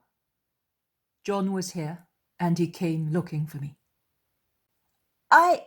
I should have been here as well, but at the fountain they asked me to explain certain things to them." Jesus does not reply. He speaks only to greet those who are waiting for him. Sitting some on the low walls of the terrace, some in the room that opens onto it, and they all stand up to pay their respects to him as soon as they see him. After greeting the group collectively, Jesus greets some of them, calling them by their names, and they are so pleasantly surprised that they say, "Do you still remember our names?" They must be the people from Shechem. And Jesus replies, "Your names, your faces, and your souls. Did you come with the children's relatives? Are they the ones?" "Yes, they are. They have come to take them, and we joined them to thank you for your pity for the little children of a woman from Samaria. You alone can do such things. You were always the Holy One who does nothing but holy things. We have always remembered you too, and we came because we heard that you were here, to see you and tell you that we are grateful to you for choosing us as your shelter place and for loving us in the children of our blood. But listen to the relatives. Jesus, followed by Judas, turns his steps towards them, greeting them once again and inviting them to speak. I do not know whether you know, are the brothers of the children's mother. And we were angry at her because she foolishly and against our advice wanted this unhappy marriage. Our father was weak, with the only daughter of his numerous offspring, so much so that we got angry with him as well. And for several years we did not speak to him or see him. Later, knowing that the hand of God lay heavy on the woman, and there was poverty in the house, because an impure marriage is not defended by divine blessings, we took her old father in our house again, so that his only grief might be the poverty in which the woman languished. Then she died, and we were told. You had passed by recently, and people spoke of you. And overcoming our indignation, we suggested to her husband, through these 2 men from Shechem, that we would take the children. They were a half of our blood.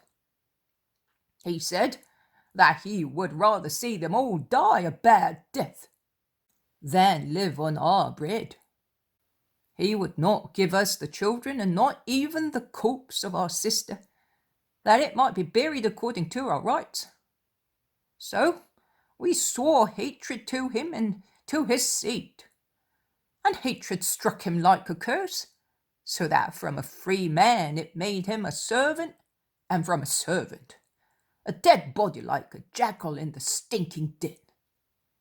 We would never have known, because for a long time everything had come to an end between us, and we had a terrible fight, only that when a week ago we saw those highwaymen appear on our threshing floor. Then, when we heard why they had come, disdain, not grief, tormented us like poison, and we sent them away hurriedly, offering them a good reward to make them friendly. And we were surprised to hear them say that they had already made their profit and did not want anything else.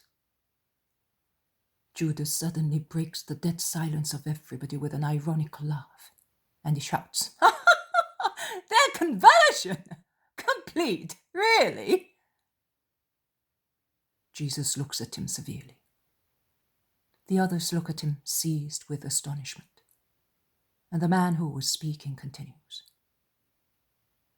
And what else could you expect from them? Is it not quite a lot that they came leading the young shepherd and daring danger without accepting any reward? A miserable custom befits a miserable life. The prey taken from the foolish man who died like a tramp was not a rich one. It wasn't rich at all. Hardly sufficient for those who had to stop plundering for at least 10 days. And we were so astonished at their honesty that we asked them which voice had spoken to them, instilling so much pity into their hearts. So we learned that a rabbi had spoken to them. A rabbi, you only. Because no other rabbi in Israel could do what you did. And after they left, we questioned the frightened shepherd boy in detail, and we obtained a more accurate account of the events.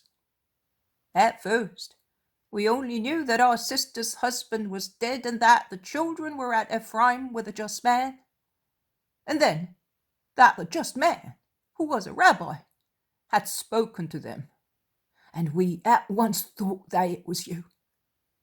And when we arrived at Shechem at dawn, we consulted with these people, because we had not yet made up our minds whether we should accept the children. But these people said to us, "What, has the Rabbi of Nazareth loved the children in vain? Is that what you want? Because it is certainly him, have no doubt.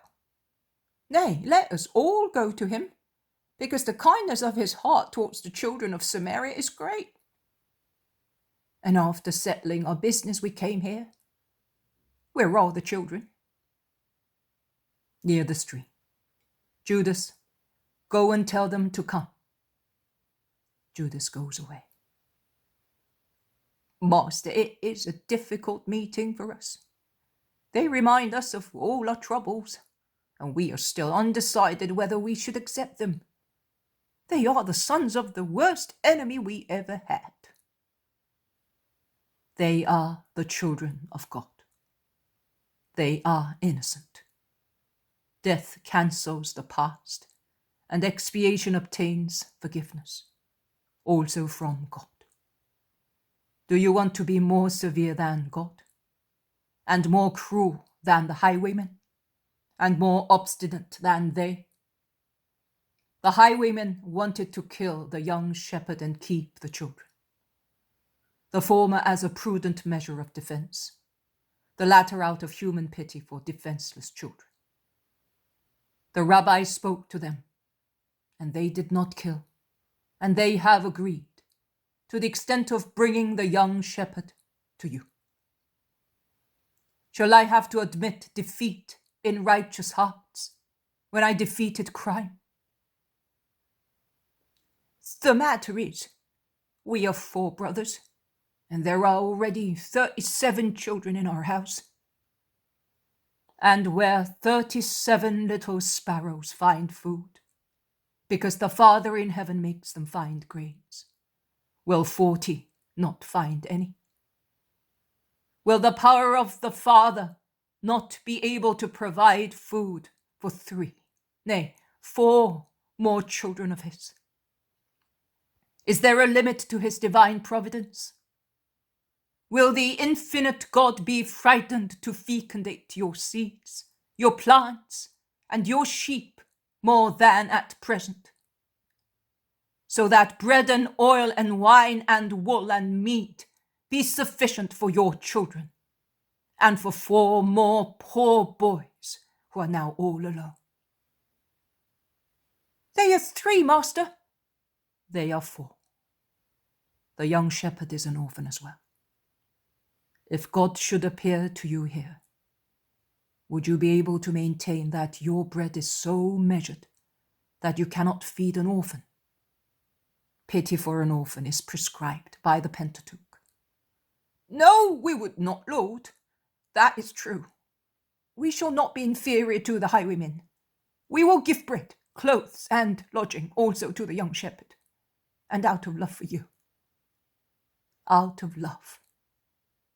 Out of all the love. For God, for his Messiah, for your sister, for your neighbor. That is the homage and the forgiveness to be paid to your blood. Not a cold sepulchre for her dust. Forgiveness is peace. Peace for the spirit of man who sinned. But it would only be false and entirely exterior forgiveness, and no peace for the spirit of the dead woman, who is your sister and the children's mother, if to the just expiation of God you add to torment her the knowledge that her sons, although innocent, are expiating her sin. God's mercy is infinite, but add your own to give peace to the dead woman. Oh, we will do that. We will. Our hearts would not have submitted to anybody, but they yield to you, O Rabbi. As you passed one day among us, sowing a seed that did not and will not die. Amen. Here are the children. And Jesus points at them on the bank of the stream coming towards the house, and he calls them. And they leave the hands of the apostles and run shouting, "Jesus! Jesus! They go in. They climb the steps. They are on the terrace and they stop, frightened by the presence of so many strangers looking at them. Come, Reuben, and you, Elisha, and you, Isaac. These men are the brothers of your mother, and they have come to get you and join you to their sons. See how good the Lord is, just like Mary of Jacob's pigeon, that we saw the day before yesterday feed a young one that was not its own, but of its dead brother. He has gathered you and gives you to these people, so that they may take care of you, and you will thus be no longer orphans. Come on, greet your relatives. The Lord be with you, gentlemen, says the oldest one shyly, looking at the ground, and the two younger ones repeat his words. This one is very much like his mother, and this one also. But this other one, the oldest, is his father's double, remarks one of the relatives. My friend, I do not think that you are so unfair as to love differently because of a resemblance of faces, says Jesus. Oh no, certainly not. I was watching him and thinking, I would not like him to have the same heart as his father. He is still a tender child, and his simple words disclose that his love for his mother is by far deeper than any other love. She kept them much better than we expected. Their clothes and shoes are decent. Perhaps she made her fortune. My brothers and I have new garments, because Jesus clothed us. We had neither shoes nor mantle. We were exactly like the shepherd, said the second-born, who is not so timid as the first-born. We will compensate you for everything, master, replies one of the relatives, and he adds, Joachim of Shechem had the offerings of the town, but we will add some more money. No, I do not want any money. I want a promise that you will love these children, whom I snatched from the highwaymen. The offerings, Malachi, take them for the poor who are known to you, and give some to Mary of Jacob, because her house is really poor. As you wish. If they are good, we will love them. We will be good, Lord. We know that we must be so to find our mother and go up the river as far as the bosom of Abraham, and that we must not take away the ropes of our boats from the hands of God, in order not to be carried away by the current of the demon, says Reuben, all in one breath. But what is the boy saying? A parable I told them. I told it to comfort their hearts and to guide their spirits. And the children have understood it, and they apply it to each of their actions. Familiarize with them while I speak to these people from Shechem. Master, one more word. What amazed us in the highwaymen was their request to tell the rabbi, who had the children, to forgive them. If it had taken them a long time to come, considering that not every road is open to them and that the presence of a boy among them prevented them from marching long distances through wild gorges. Did you hear that, Judas? Says Jesus to Judas, who does not reply. Then Jesus moves to one side with the people from Shechem, who wring the promise from him of a visit, even a short one, before the summer heat. And in the meantime they inform Jesus of events of the town, and they tell him that those who were cured by him in their bodies or souls do remember him. Judas and John in the meantime are busy getting the children to fraternize with their relatives. The poem of the Man God. Preparation for the Passion. Chapter 556. The parable of the drop that excavates the rock. 21st of January, 1947. Jesus is walking along a solitary road. The children's relatives are ahead of him. The people from Shechem are beside him. They are in a wild area. No town is in sight. The children have been put on the backs of some donkeys, and their relatives are holding the reins and watching them.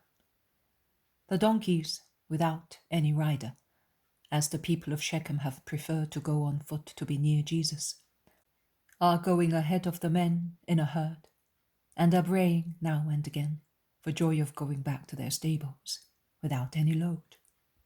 On a wonderful day between banks covered with fresh grass, into which they dip their nostrils now and again to enjoy a mouthful of it. And then they caracole with joyful amble, and join their companions laden with riders, which makes the children laugh. Jesus is speaking to the people of Shechem, or is listening to what they say.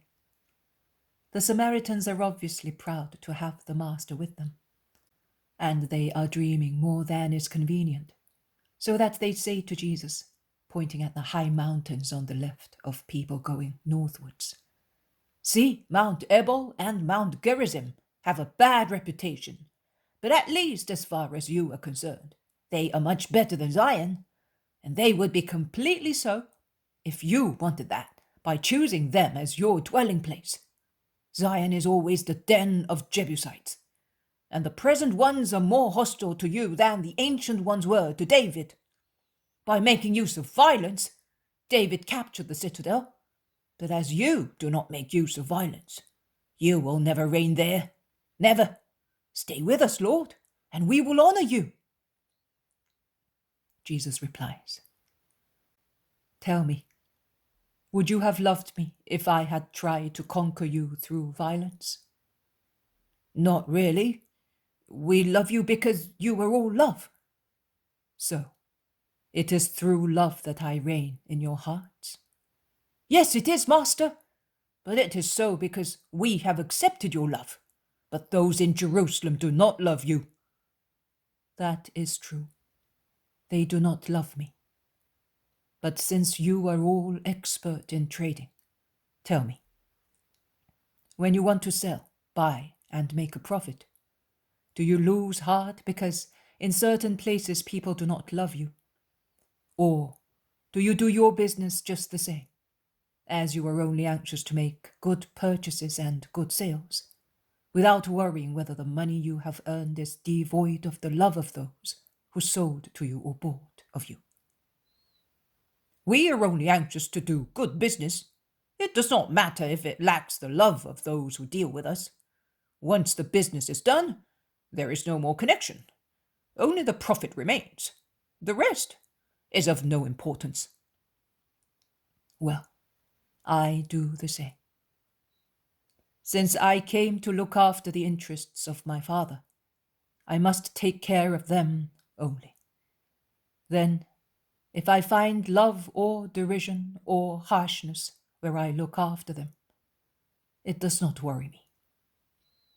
In a trading town, one does not make a profit, purchase, or sales with everybody. But even if you deal with one person only, and you make a good profit, you say that your journey was not a useless one, and you go back again and again. Because what you achieve with one person only the first time, you achieve with 3 people the second time, with 7 the 4th time, with 10 and 10 thereafter. Is it not so? I act for the conquests for heaven, as you do for your business. I insist, I persevere. I find that the little in number or the great are sufficient, because even only one soul saved is a great thing, a great reward obtained through my work. Every time that I go somewhere and I overcome what may be the reaction of the man, so that as king of the spirit I may conquer only one subject, I do not say that my going there was useless, or that I suffered or worked in vain. But I say that mockery, insults, accusations were wholly, loving and desirable. I would not be a good conqueror if I stopped before the obstacles of granitic fortresses. But it would take you ages to defeat them. You are a man. You will not live for ages. Why waste your time where you're not wanted? I shall live much less. Nay, I shall soon be no longer among you. I shall no longer see dawns and sunsets like milestones of days that rise and of days that end, but I shall only contemplate them as the beauties of creation, and for them I will praise the Creator who made them and who is my Father.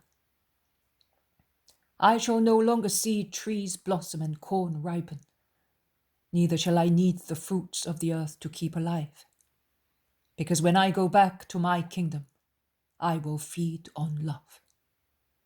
And yet, I will demolish the many fortresses closed in the hearts of men. Look at that stone up there, under that spring, on the slope of the mountain. The spring is a very scanty one. I would say that the water does not flow, but it drips. A drop that has been falling for ages on that rock protruding from the side of the mountain. And the stone is a very hard one. It is not crumbly limestone or soft alabaster. It is very hard basalt. And yet, see how at the center of the convex rock, and despite its shape, a tiny sheet of water has formed, not any larger than the calyx of a water lily, but sufficient to reflect the blue sky and quench the thirst of birds. Did man perhaps make that cavity on the convex rock to place a blue gem on the dark rock and a refreshing cup for birds? No, man took no part in it. In the many centuries during which men have passed before this rock, that a drop of water has been hollowing out for ages with unrelenting rhythmical erosion action. We are perhaps the first to notice this dark basalt with its liquid turquoise in its center.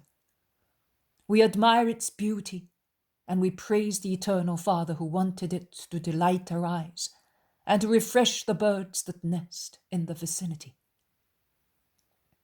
But tell me, was it perhaps the first drop that leaked under the basaltic ledge above the rock and fell from that height on this rock? Was it that drop that excavated the cup which reflects the sky, the sun, clouds, and stars? No. Millions and millions of drops have followed one another, leaking through like tears up there, sparkling as they descended to strike the rock, and dying on it with the note of a harp, and excavated the hard material for so tiny a depth that is immeasurable. And thus, for ages, marking the time like a sand glass, so many drops an hour, so many during a watch, so many between dawn and sunset, and between night and daybreak. So many a day, so many from Sabbath to Sabbath, so many from new moon to new moon, so many from Nisan to Nisan, and from one century to the next one. The rock resisted, the drop persisted. Man who is proud and thus impatient and lazy would have thrown away mallet and gorge after the first strokes, saying, "It cannot be scooped out." The drop excavated it. It was what it had to do, what it was created for. And it groaned, one drop after the other, for ages, until it hollowed out the rock. And afterwards it did not stop, saying, "Now the sky will see to nourishing the cup which I excavated. with dews and rain, with frost and snow. But it continued to drop, and by itself it fills the tiny cup during the warm summer months, during the rigors of winter, while pelting or drizzling rain wrinkle the sheet of water, but cannot embellish or widen or deepen it, because it is already full, useful and beautiful. The spring knows that its daughters, the drops, go to die in the little basin, but does not hold them back. On the contrary, it urges them towards their sacrifice, and to avoid them being left alone and becoming sad, it sends new sisters after them, so that the dying ones are not lonely, and they see themselves perpetuated in the others. Likewise, being the first to strike the solid fortresses of hardened hearts thousands of times, and being perpetuated in my successors, whom I will send until the end of time, I will open a way into them, and my law will enter like a sun, wherever there are human creatures. If they refuse the light and close the ways opened with unexhausted work, my successors and I will not be guilty in the eyes of our Father. If that spring of water had followed a different course, seeing the hardness of the rock, and had fallen in drops farther away, where the soil is covered with grass, tell me, would we have that shining gem? And would the birds have that clear refreshment? No, it would not have been seen, master. At most, some grass, thicker also in summer, would have indicated the spot where the spring dripped. Or also less grass than elsewhere, as its roots rotted in the perpetual dampness. And slush, nothing else, thus a useless trickle. You are right, useless, or at least worthless. I also would accomplish an imperfect task if I were to prefer only those places where hearts are willing to accept me out of justice or fondness. Because I would work, but without any fatigue, nay, with great satisfaction of my ego, with a complacent compromise between duty and pleasure. It is not toilsome to work where one is surrounded by love and where love makes souls ductible to work on. But if there is no fatigue, there is no merit. Neither is there much profit, because few conquests are made if one limits oneself to those who are already in justice. I would not be myself if I did not try to redeem all men, first to the truth and then to grace. And do you think that you will succeed? What else can you do in addition to what you have already done to persuade your enemies to accept your word? What, if not even the resurrection of the man in Bethany has served to make the Jews say that you are the Messiah of God? I have still something greater to do, something much greater than that. When, Lord? When the moon of Nisan will be full. Pay attention then.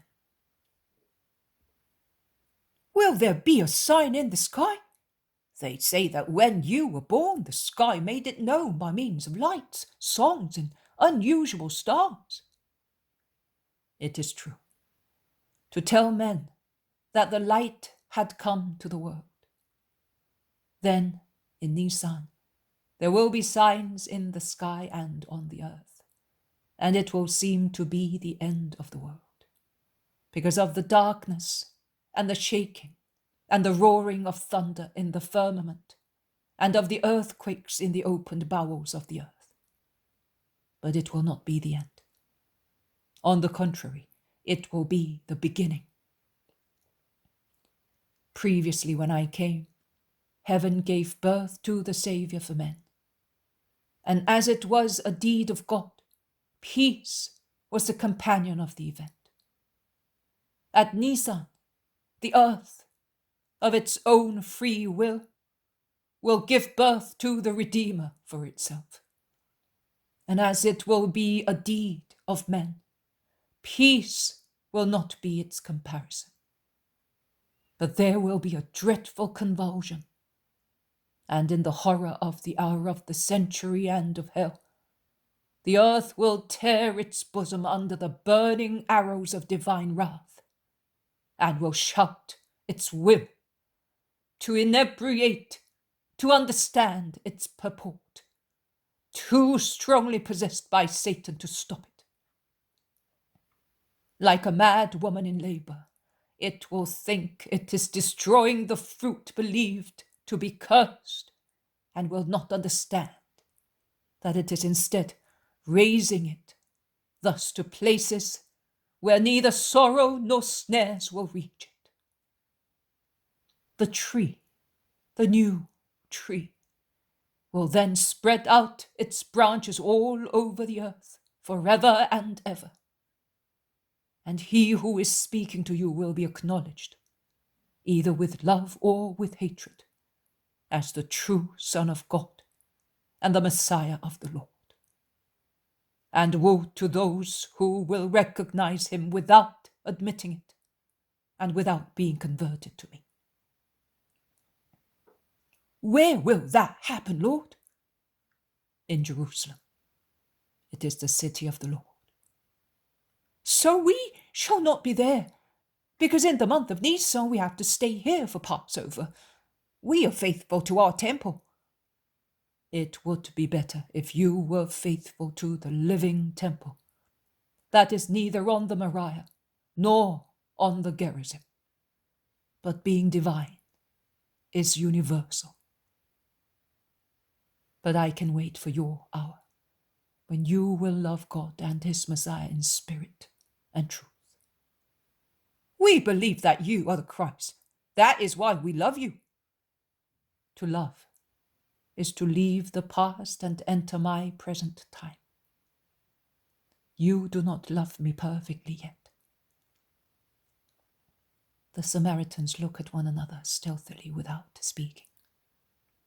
Then one of them says, "For your sake, to come to you, we would do it. But even if we wanted, we cannot enter where there are Judeans. You know that. They do not want us. And you do not want them. But be at peace. Before long, there will no longer be two regions, two temples, two opposed opinions, but one people only, one temple only, one faith only for all those eager for the truth. But I will leave now. The children by now have been comforted, and their attention has been distracted. And long is my way back to Ephraim, to arrive there before it gets dark. Do not become excited. Your behavior might attract the attention of the little ones, and it is better if they do not notice my departure. Go on. I am stopping here. May the Lord guide you along the paths of the earth and on those of his way. Go." Jesus draws close to the mountain and lets them go away. The last thing that is noticed of the caravan going back to Shechem is a child's joyful laughter that spreads along the silent mountain way. The poem of The Man God. Preparation for the Passion. Chapter 557. Pilgrims arrive in Ephraim from the Decapolis. Manaen's secret mission. 22nd of January, 1947. The news that Jesus is in Ephraim, either because the citizens themselves have boasted about it, or for some other reason unknown to me, must have spread. Because many people come now looking for Jesus, mostly sick people, some distressed people, and also some who wish to see him. I realize that because I hear the Iscariot say to a group of pilgrims, who have come from the Decapolis. The master is not here, but John and I are here, and it is the same thing. So tell us what you want, and we will please you. But you will never be able to teach what he teaches, says one, protesting. We are his representatives and are just like him, man. Always bear that in mind. But if you really want to hear the master, come back before the Sabbath and go away after it. The master is now a true master. He no longer speaks in all the streets, in woods or rocky mountains like a stray, and at all hours like a servant. He speaks on the Sabbath here, as befits him. And he is right, considering what he gained by wearing himself out with fatigue and love. But it is not our fault if the Judeans, everybody, both Judeans and non-Judeans, you are all alike, and will always be so. He has given you everything. You have given him nothing. He gives, you do not give, not even the mite that one gives a beggar. But we have an offering for him. Here it is, if you do not believe us. John, who has been silent all the time, but with evident embarrassment, looking at Judas with eyes that implore and reproach, or rather admonish him, can no longer be silent. And when Judas is already stretching out his hand to take the offering, he lays his hand on his companion's arm to hold him back and says to him, "No, Judas, don't. You know the master's order." And he addresses the pilgrims, saying, "Judas has explained himself badly, and you have misunderstood him. That is not what my companion meant. It is only an offering of sincere faith, of loyal love, that I, my companions, you, everybody, must give for what the master gives us. When we traveled around Palestine, he accepted your offerings because they were necessary for our journeys, and because we met with many beggars, or we became acquainted with concealed miseries. Now here, we need nothing. May Providence be praised for that. And we do not meet with beggars. Keep your offerings and give it to distressed people in Jesus' name.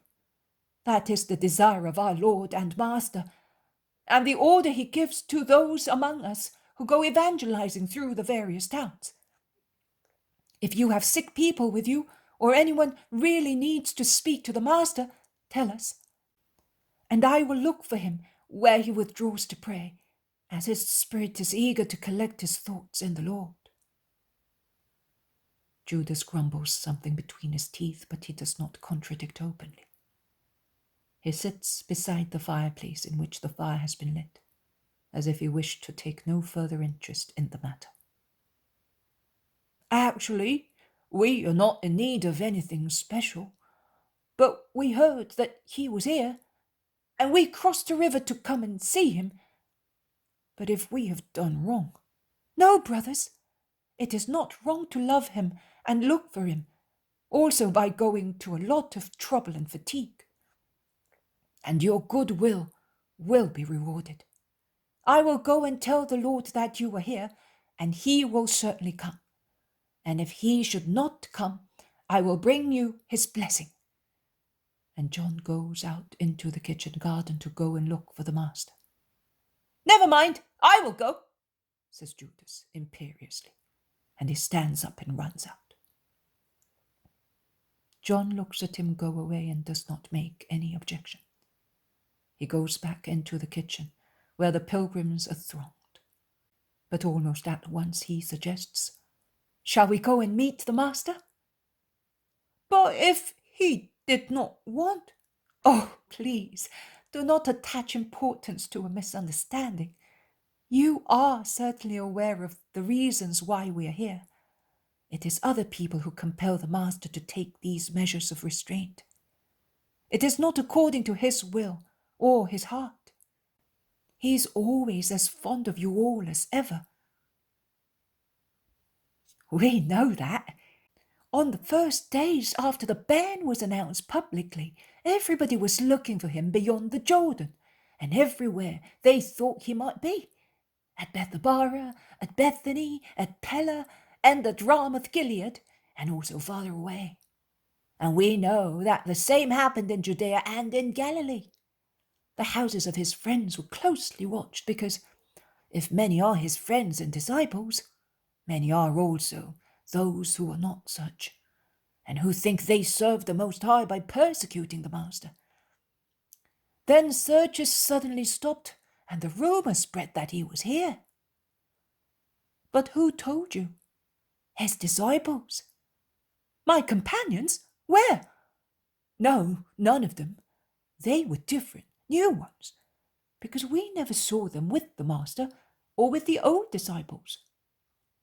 In fact, we were surprised that he should send people unknown to us to tell us where he was.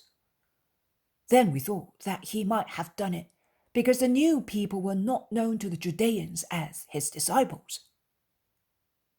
I do not know what the Master will say to you, but I think that as from now on, you should listen only to the familiar disciples. Be prudent. Everybody in this country knows what happened to the Baptist.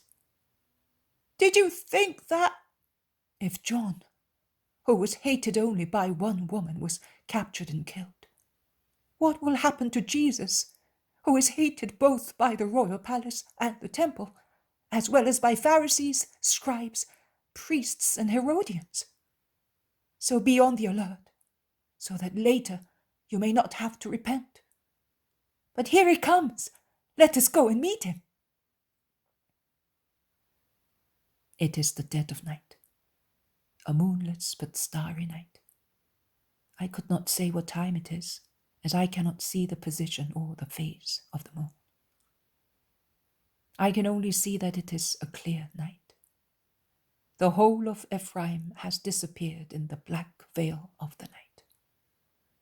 The torrent also is only a noise, nothing else. Its foaming and sparkling have completely disappeared under the green vault of the trees on its banks, as they hinder the faint light of the stars. A night bird is moaning somewhere.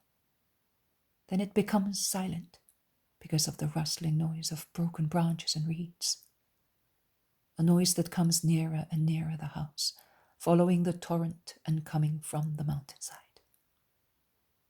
Then a tall, strong figure comes up from the bank onto the path that climbs towards the house. It stops for a moment, as if it wanted to find its bearings. It grazes the wall, groping with its hands. It finds the door. It touches it lightly and goes on.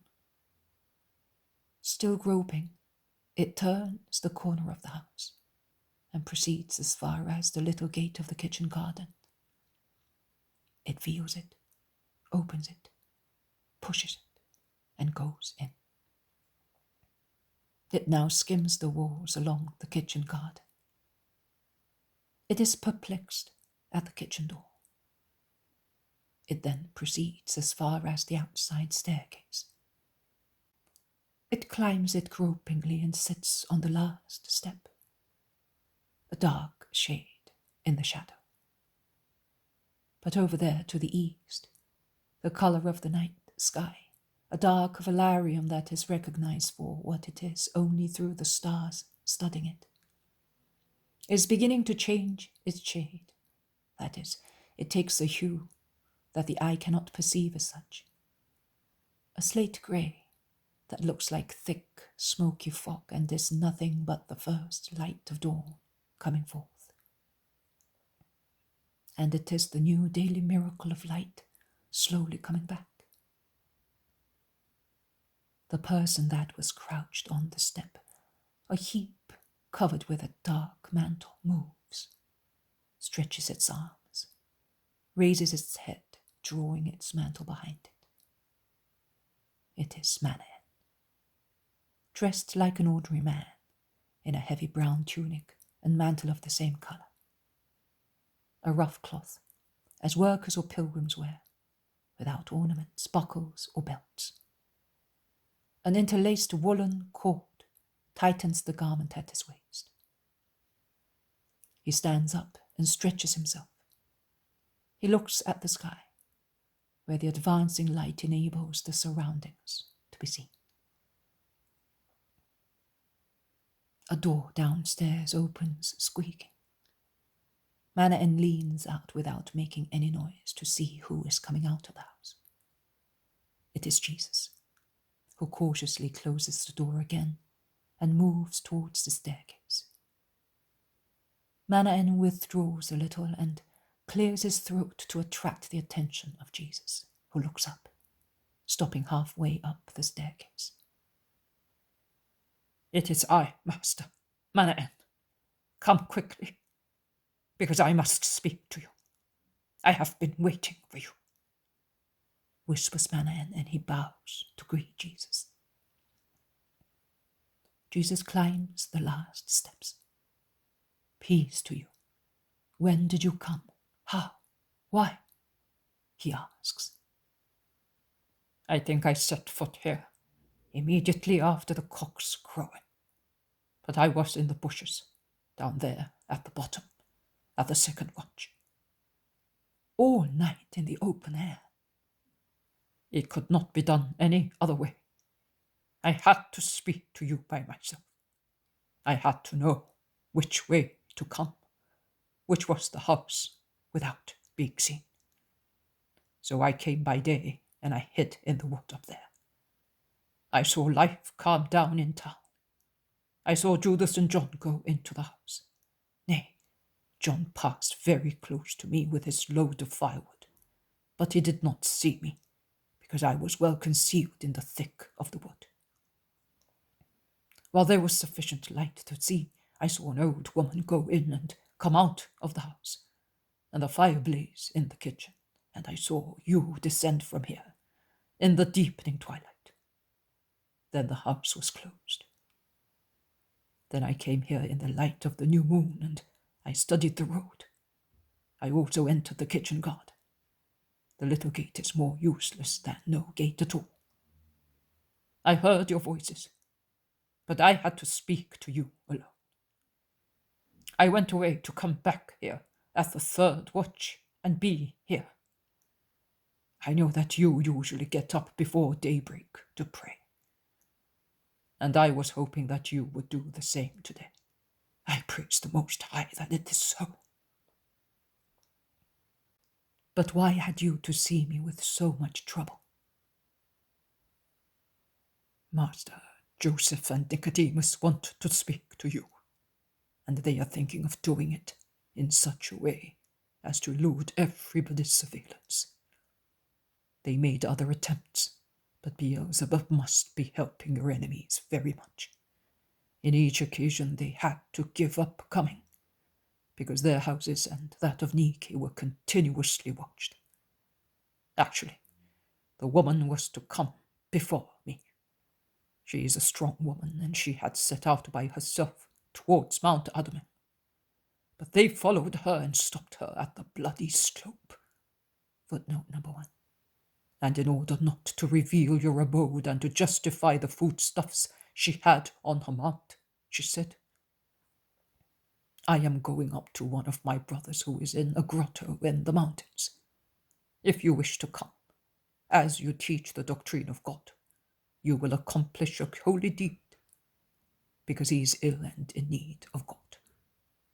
And with her daring she convinced them to go away. But she did not dare to come here any more, and she really went to see one who she says lives in a grotto, and was entrusted to her by you. That is true. But then, how was Nike able to let the others know? By going to Bethany.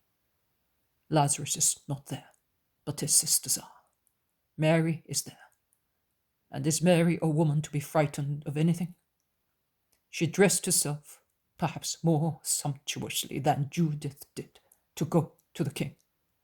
And she went to the temple publicly with Sarah and Naomi, and then to her mansion in Zion. And from there she sent Naomi to Joseph with the necessary information.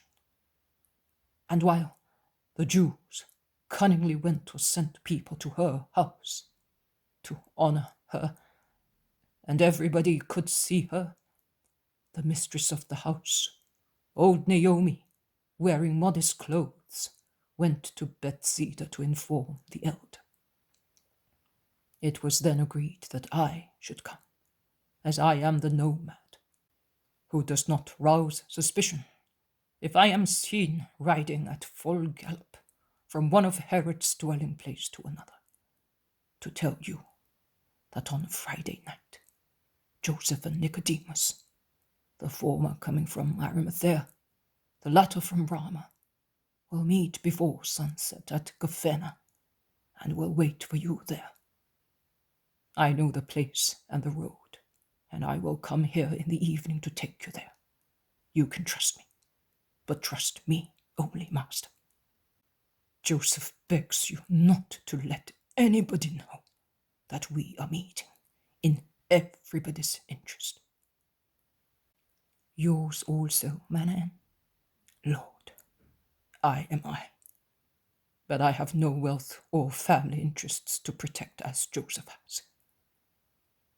And that confirms my statement that material riches are always a burden. But you can tell Joseph that no one will be informed of our meeting.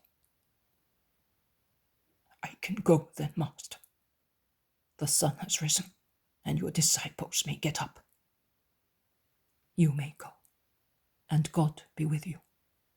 I will come with you to show you the spot where we shall meet on Friday night. They go downstairs without making any noise, and they go out of the kitchen garden and descend at once to the banks of the torrent. Footnote number 1. A spot on Mount Adamim was called Bloody Slope because of the crimes committed there by highwaymen. The poem of the Man God. Preparation for the Passion. Chapter 558. The secret meeting with Joseph of Arimathea and Nicodemus. 23rd of January, 1947. The road taken by Manaen to lead Jesus to the place where he is expected is really a difficult one. A mountain road, narrow, covered with stones, running through maquis and woods. A very bright moonlight, in the first phase of the moon, can hardly penetrate the tangle of branches, and at times it disappears completely. And Manaen makes up for the lack of light with torches that he has prepared and brought with him, carrying them baldric-wise like weapons under his mantle. He leads the way. Jesus follows him, and they proceed in silence in the dead of the night.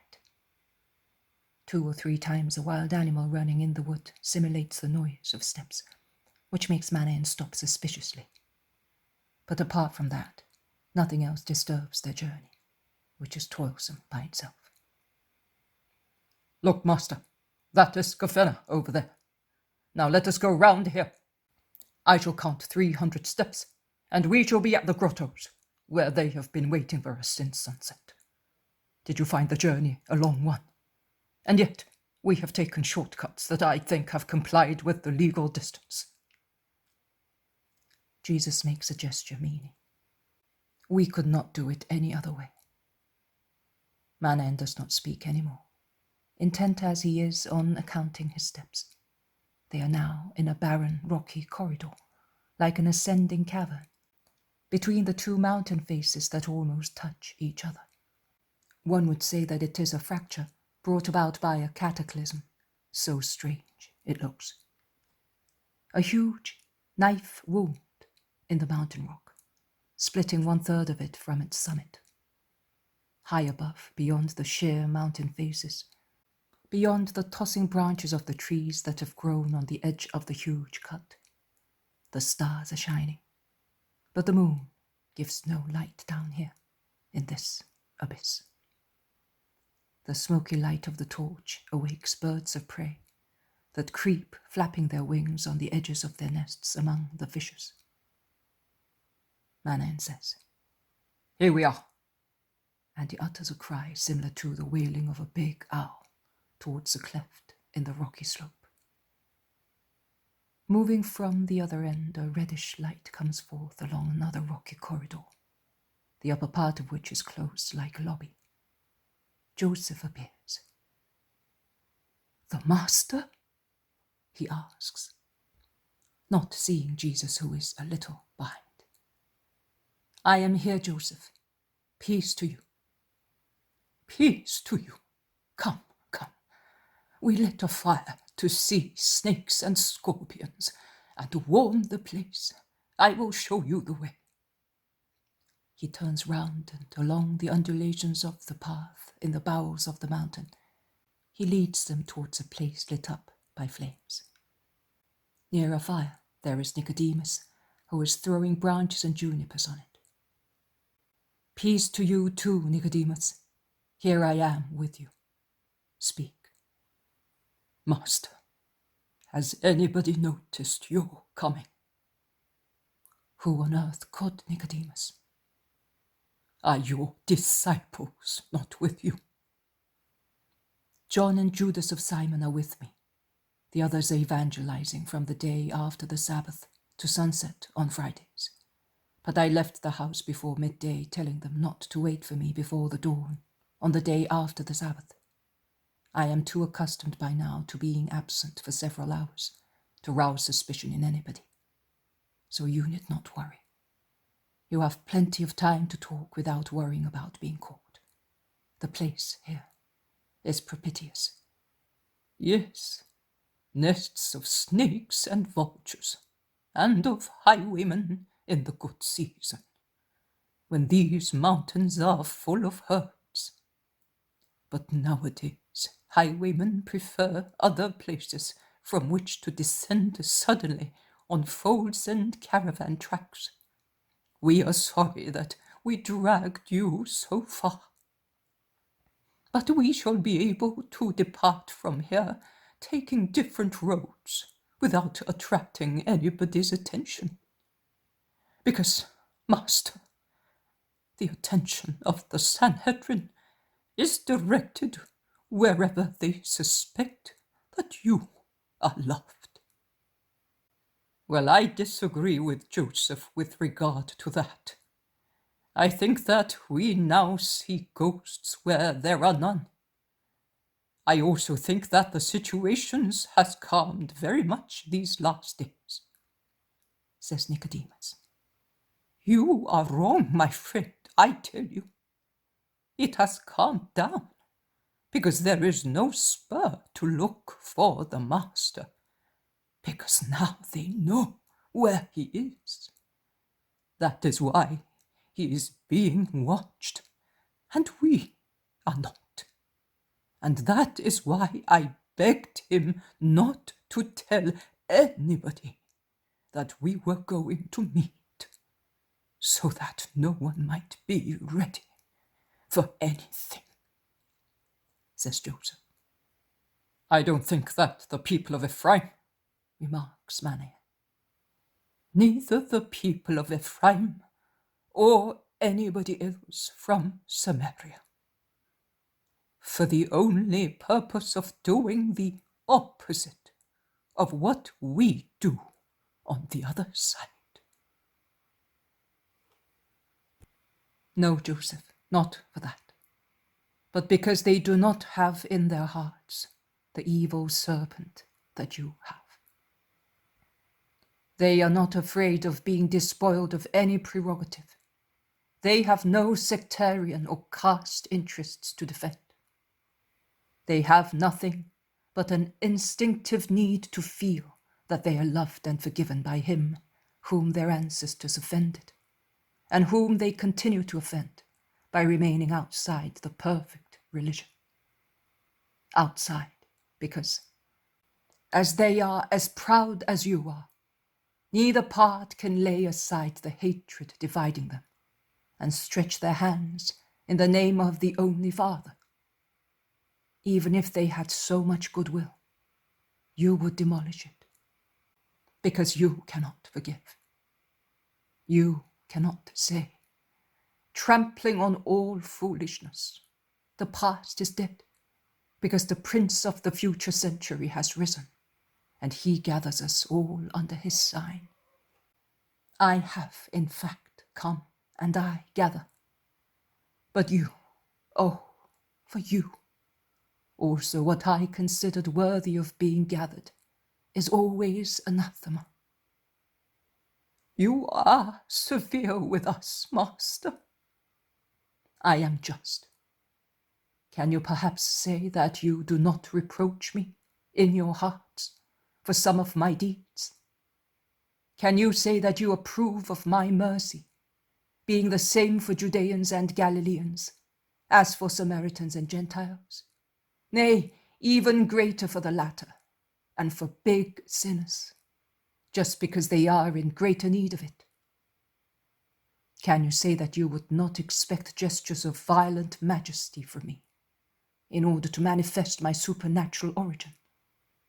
And above all, mind you, and above all, to manifest my mission of Messiah, according to your idea of the Messiah. Speak the real truth, apart from the joy of your hearts, for the resurrection of your friend. Would you not have preferred to such joy that I should have arrived in Bethany as a handsome, cruel warrior, as our ancestors were, with the Amorites and the Bashanites, and as Joshua was with the people of Ai and of Jericho? Or better still, making stones and walls collapse on my enemies with my voice, as Joshua's trumpets did with the walls of Jericho? Or drawing huge stones on my enemies from heaven, as it happened on the descent of Beth Horon, still in the lays of Joshua?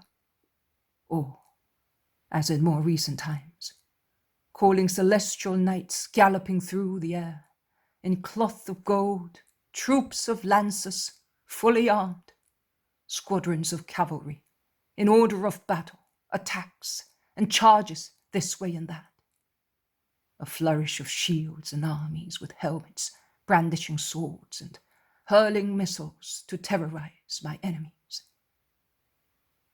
Yes, that is what you would have preferred.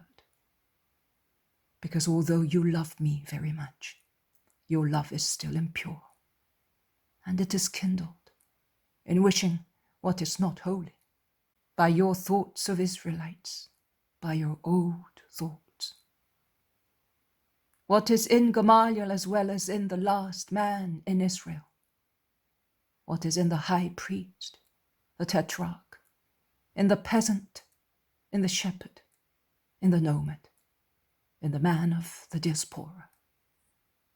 The fixed idea of the Messiah conqueror, the nightmare of those who are afraid of being crushed by him, the hope of those who love the fatherland with the violence of human love,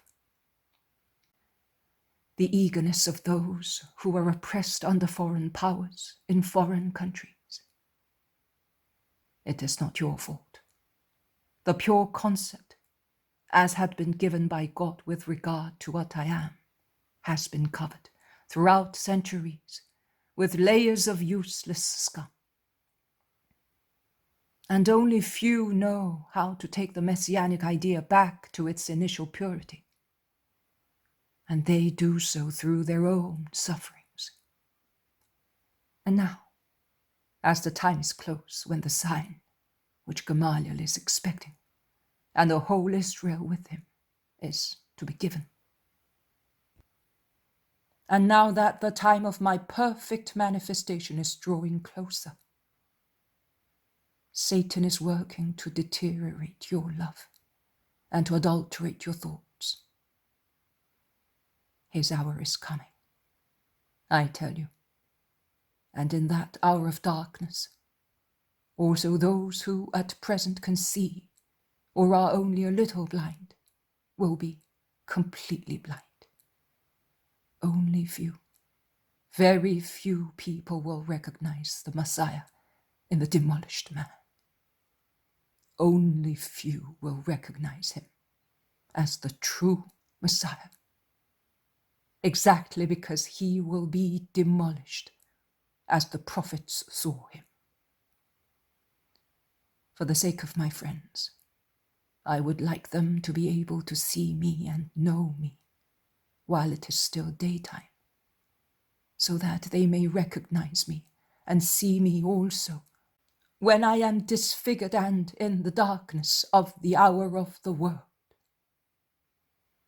But tell me now what you wanted to tell me. Time passes quickly, and it will soon be dawn. I am saying this for your sake, because I am not afraid of any dangerous encounter. Well, we wanted to tell you that someone must have said where you are, and that someone is certainly not I, or Nicodemus, or Manaen, or Lazarus, or his sisters, or Nike. To whom else have you spoken of the place you chose for your shelter? To nobody, Joseph. Are you sure? Most definitely. And did you tell your disciples not to mention it? Before departing, I did not speak to them of the place. When we arrived in Ephraim, I told them to go and evangelize and to act in my stead, and I am sure of their obedience. And are you alone in Ephraim? No, I am with John and Judas of Simon. I have already told you. He, Judas, as I could read his thoughts, cannot have done any harm to me through his heedlessness, because he never left the town, and in these days no pilgrims from other places pass through it. Then it is really Beelzebub that has spoken, because at the Sanhedrin they know that you are there. So, what are their reactions to my behavior? Several, Master, and very different. Some say that it is logical, since they banned you from the holy places. You had no option but to take shelter in Samaria. Others instead maintain that this proves what you are, a Samaritan in your soul, even more than by race, and that is enough to condemn you. And they all exult at having been successful in reducing you to silence, and at being able to point you out to the crowds as a friend of the Samaritans. They are saying, we have already won the battle. The rest will be child's play. But we beg you, do not allow that to happen. It will not happen. Let them speak. Those who love me will not be upset by appearances. Allow the wind to drop completely. It is a wind of the earth. Then the wind of heaven will blow. The velarium will open and the glory of God will appear. Have you anything else to tell me?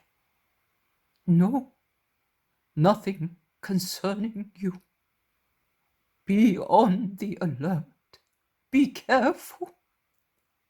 Do not leave the place where you are now, and we will keep you informed. No, it is not necessary. Stay where you are. I shall soon have the women disciples with me. And yes, tell Eliza and Nike to join the other women disciples if they wish so. Tell the 2 sisters as well. As my place is now known, those who are not afraid of the Sanhedrin can now come for our reciprocal comfort. The 2 sisters cannot come until Lazarus comes back. He left with much pomp and everybody in Jerusalem knew that he was going to his remote estates. But it is not known when he will come back. But his servant has already come back from Nazareth, and he said, and we must tell you also this, he said that your mother will be here with the other women disciples before the end of this moon. She is well, and so is Mary of Alphaeus. The servant saw them, but they are delaying a little because Johanna wants to come with them. But she cannot until the end of this moon. And then, well, if you will allow us, we would like to help you as faithful friends, even if imperfect, as you say. No, the disciples who go round evangelizing every Friday evening brings what is necessary for them and for us who remain in Ephraim. Nothing else is required. A workman lives on his wages. That is fair. The rest would be superfluous. Give it to some poor wretch. That is what I told also those in Ephraim and my apostles. My instructions are that when they come back, they must not have 1 farthing left over, and that on their way they must give away all the offerings, keeping for us only what is necessary for our very frugal food for 1 week.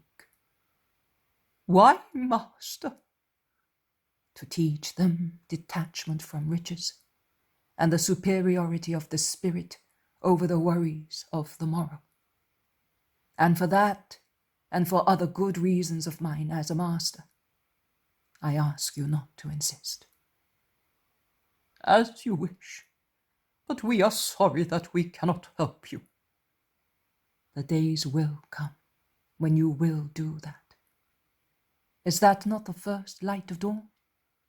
He says, looking eastwards. That is, to the side opposite to the one he came, and pointing at a timid gleam that becomes visible on remote backgrounds. It is. We must part. I am going back to Gophenna where I left my horse, and Nicodemus will go down on this other side towards Beerith, and from there to Ramah when the Sabbath is over. And what about you, Manaen? Oh, without hiding myself, I will go along the main roads towards Jericho, where Herod is now. My horse is in the house of some poor people, who for a mite do not loathe anything, not even a Samaritan, as they believe me to be. But I am staying with you just now. In my bag I have food for 2. Well, let us say goodbye. We shall meet again at Passover. No, you are not going to put yourself to that test, says Joseph and Nicodemus. Don't do that, Master. You really are bad friends, because you are advising me to commit sin and to be cowardly. Would you then be able to love me, considering what I had done? Tell me. Be sincere. Where should I go and worship the Lord at the Passover of the unleavened bread? Perhaps on Mount Gerizim? Or should I not appear before the Lord in the temple of Jerusalem, as every male must do at the 3 great yearly festivities? Do you not remember that they are already accusing me of not respecting the Sabbath? Although, and Manaen can witness this, even today, to satisfy your request, I departed in the evening from a place that conciliated your desire with the Sabbatic Law. We also stopped at Gophenna for that reason. We will offer a sacrifice to expiate an involuntary transgression brought about by a motive that could not be derogated from. But you, Master, they will see you at once. Even if they should not see me, I will try to make them see me. You want to ruin yourself. It is the same as if you committed suicide. No. Your minds are enveloped in darkness. It is not the same as if I wanted to kill myself. It is only obedience to the voice of my Father who says to me, "Go, it is your hour." I have always endeavored to reconcile the law with necessities, also on the day that I had to flee from Bethany and take refuge at Ephraim, because it was not my hour to be caught. The Lamb of salvation can only be sacrificed at the Passover of the unleavened bread. And if I behaved thus for the law, do you want me to do otherwise with regard to the order of my Father? Go, you may go. Do not grieve thus. And why did I come, if it was not that I should be proclaimed the King of all peoples? Because that is the meaning of Messiah, is it not? Yes, that is what it means. And Redeemer also means that. The only trouble is that the meaning of these two words does not correspond to what you fancy.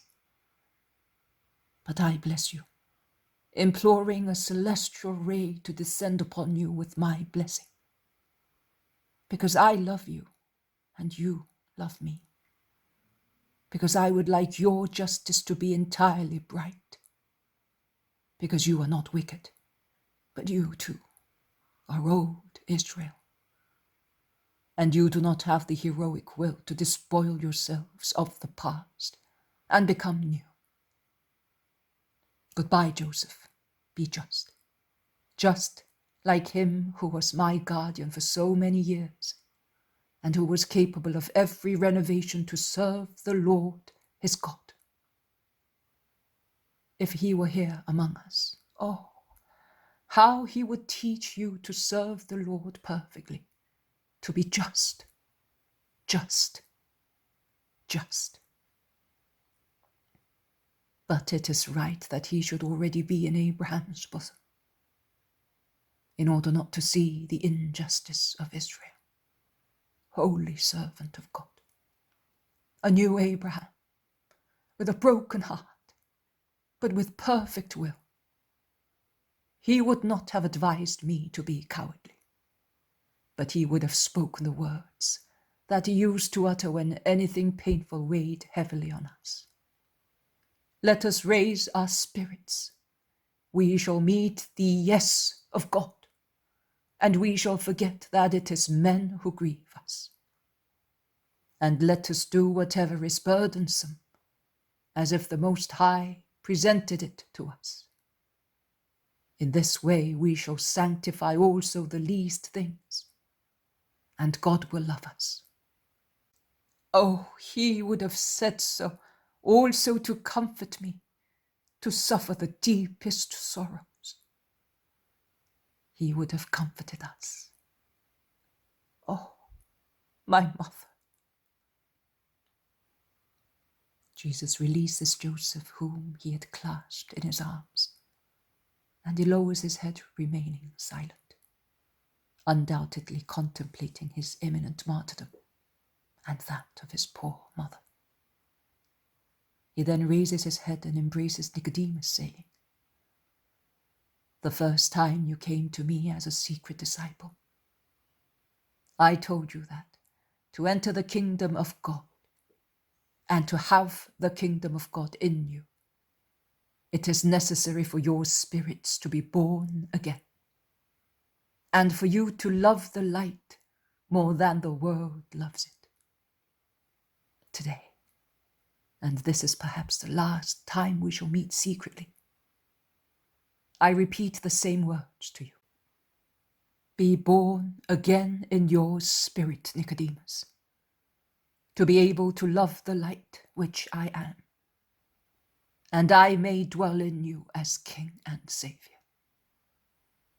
Go now, and God be with you. The two members of the Sanhedrin go away in the opposite direction to the one in which Jesus came.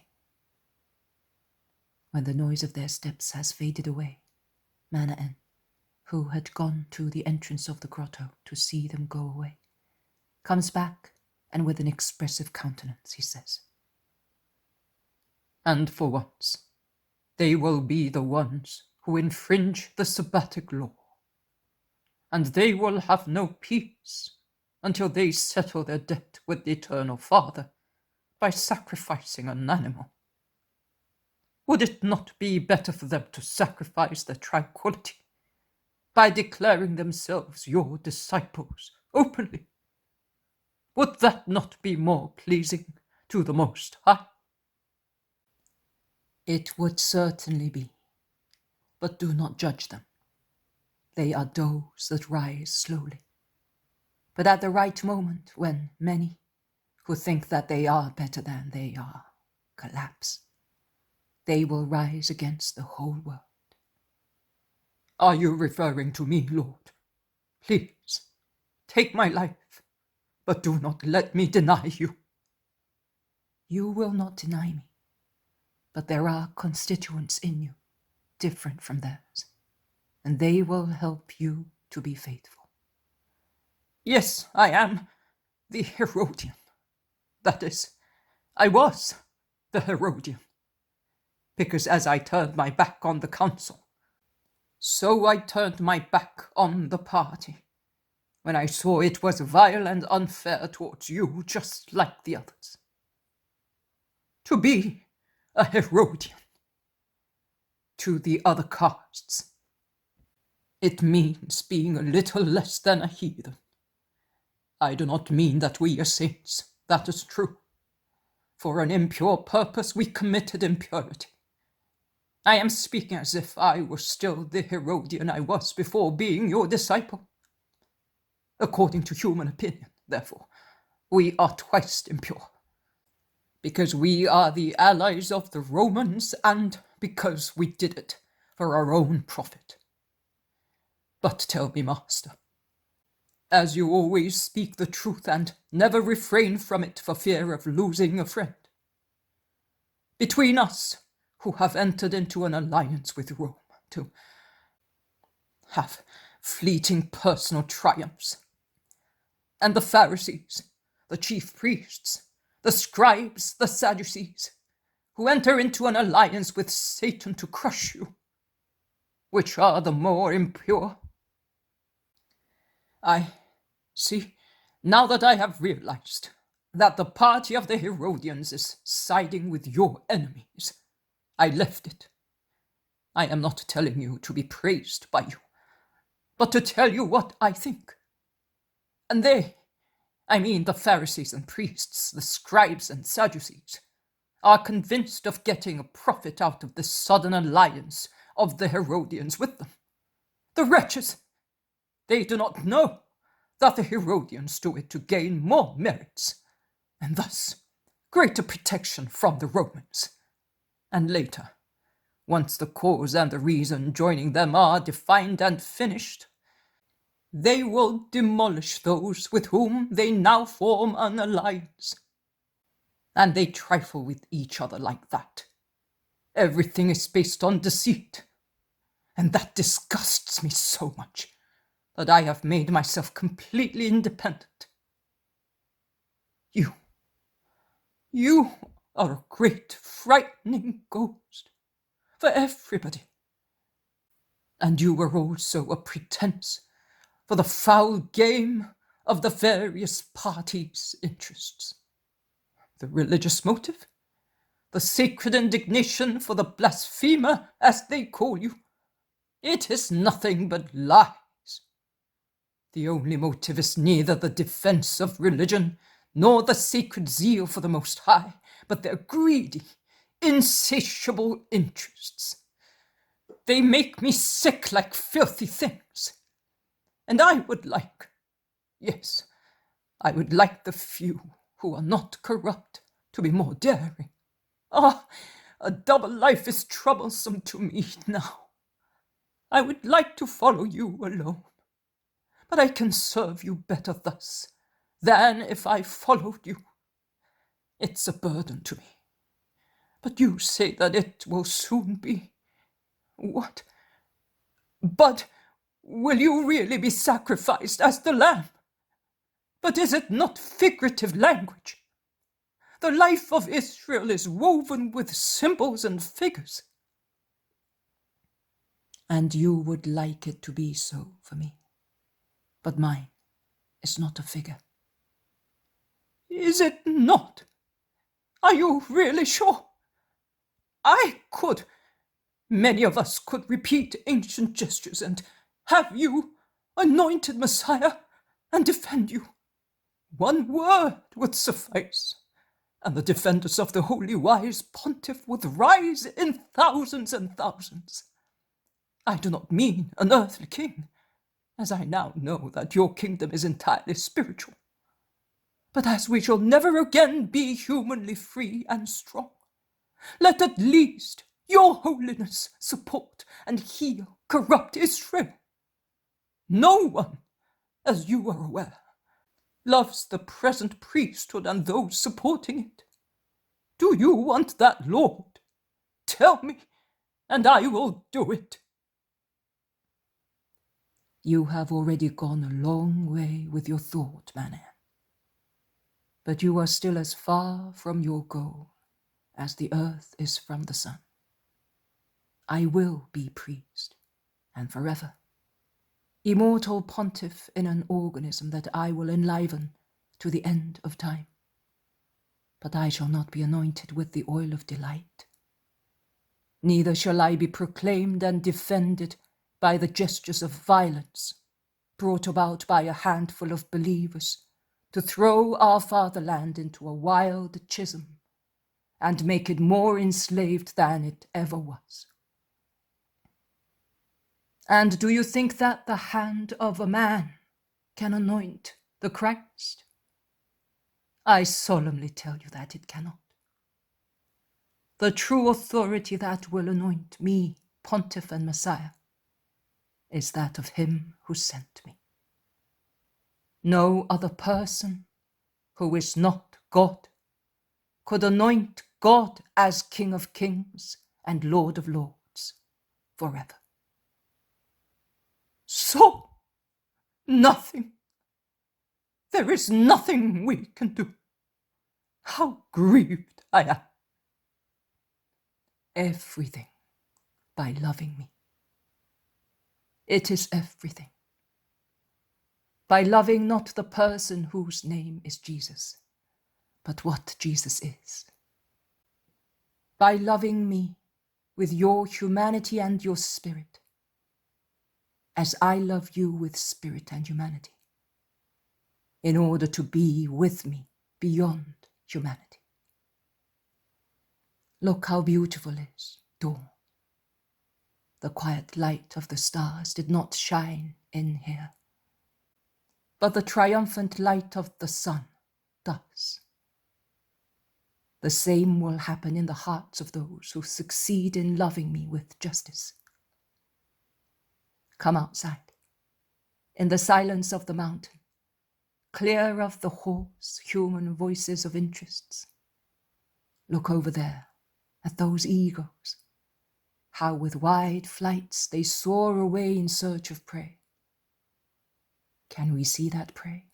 No, we cannot, but they can, because the eyes of an eagle are more powerful than ours, and from above where they rove, they can see a wide horizon and can choose. I do the same. I see what you cannot see, and from above where it hovers, my spirit can choose my sweet praise, not to tear them to pieces as vultures and eagles do, but to take them with me. We shall be so happy there, in the kingdom of my Father, we who loved each other. And Jesus, who, while speaking, has gone outside to sit in the sun at the entrance of the grotto, embraces Manaen, who was beside him, and he smiles silently, and I do not know which vision. The poem of the Man God. Preparation for the Passion. Chapter 559. The Saphirim, Samuel. 5th of February, 1947. Jesus is alone. He is still in the grotto. A fire is lit to give light and warmth, and the strong smell of resins and leafy branches spreads in the cavern amid crackling and sparks. Jesus has withdrawn to the end, in a recess where dry branches have been thrown, and he is meditating. The flames waver now and again. They abate and brighten up successively because of gusts of wind blowing through the woods and howling upon entering the cavern that resounds like a bugle horn. It is not a steady wind. It drops. Then it rises like long sea waves. When it whistles louder, ashes and dry leaves are blown towards the narrow rocky corridor through which Jesus has come into the larger part of the grotto, and the flames bend, lapping the floor on that side. Then, when the gush of the wind drops, they rise again, still sparkling, and they resume shining straight upwards. Jesus pays no attention to them. He's meditating.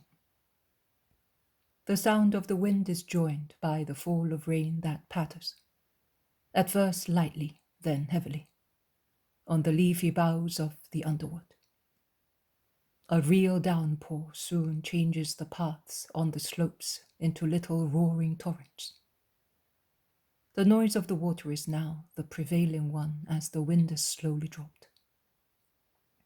The very faint light of the stormy twilight and that of the fire, which is reddish but does no longer blaze for want of fuel, scarcely light up the cavern, and the corners are in darkness. Jesus, dressed in dark robes as he is, can no longer be seen. Only when he lifts his head, which is bent on his raised knees, it is possible to see a faint gleam against the dark wall. Outside the grotto, on the path, there is the noise of steps and of anxious words, as if they were uttered by someone who is tired and weary.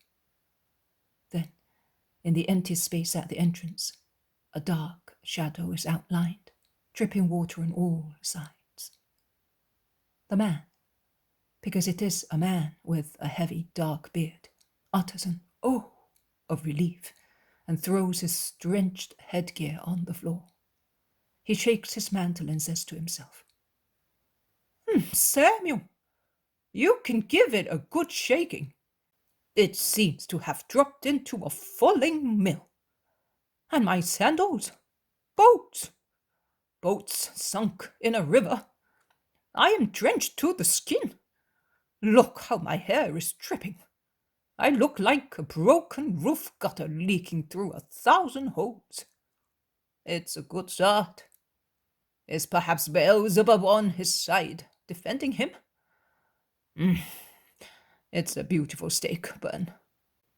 He sits on a stone near the fire, in which, as the flame is dead, there are reddish embers forming the strange designs that are the last life of burnt-out wood, and it tries to rekindle it by blowing on it. He takes off his sandals and tries to dry his muddy feet with the drier parts of the edge of his mantle, but it is the same as if he were drying himself with water. His effort serves only to remove the mud from his feet and put it on the mantle.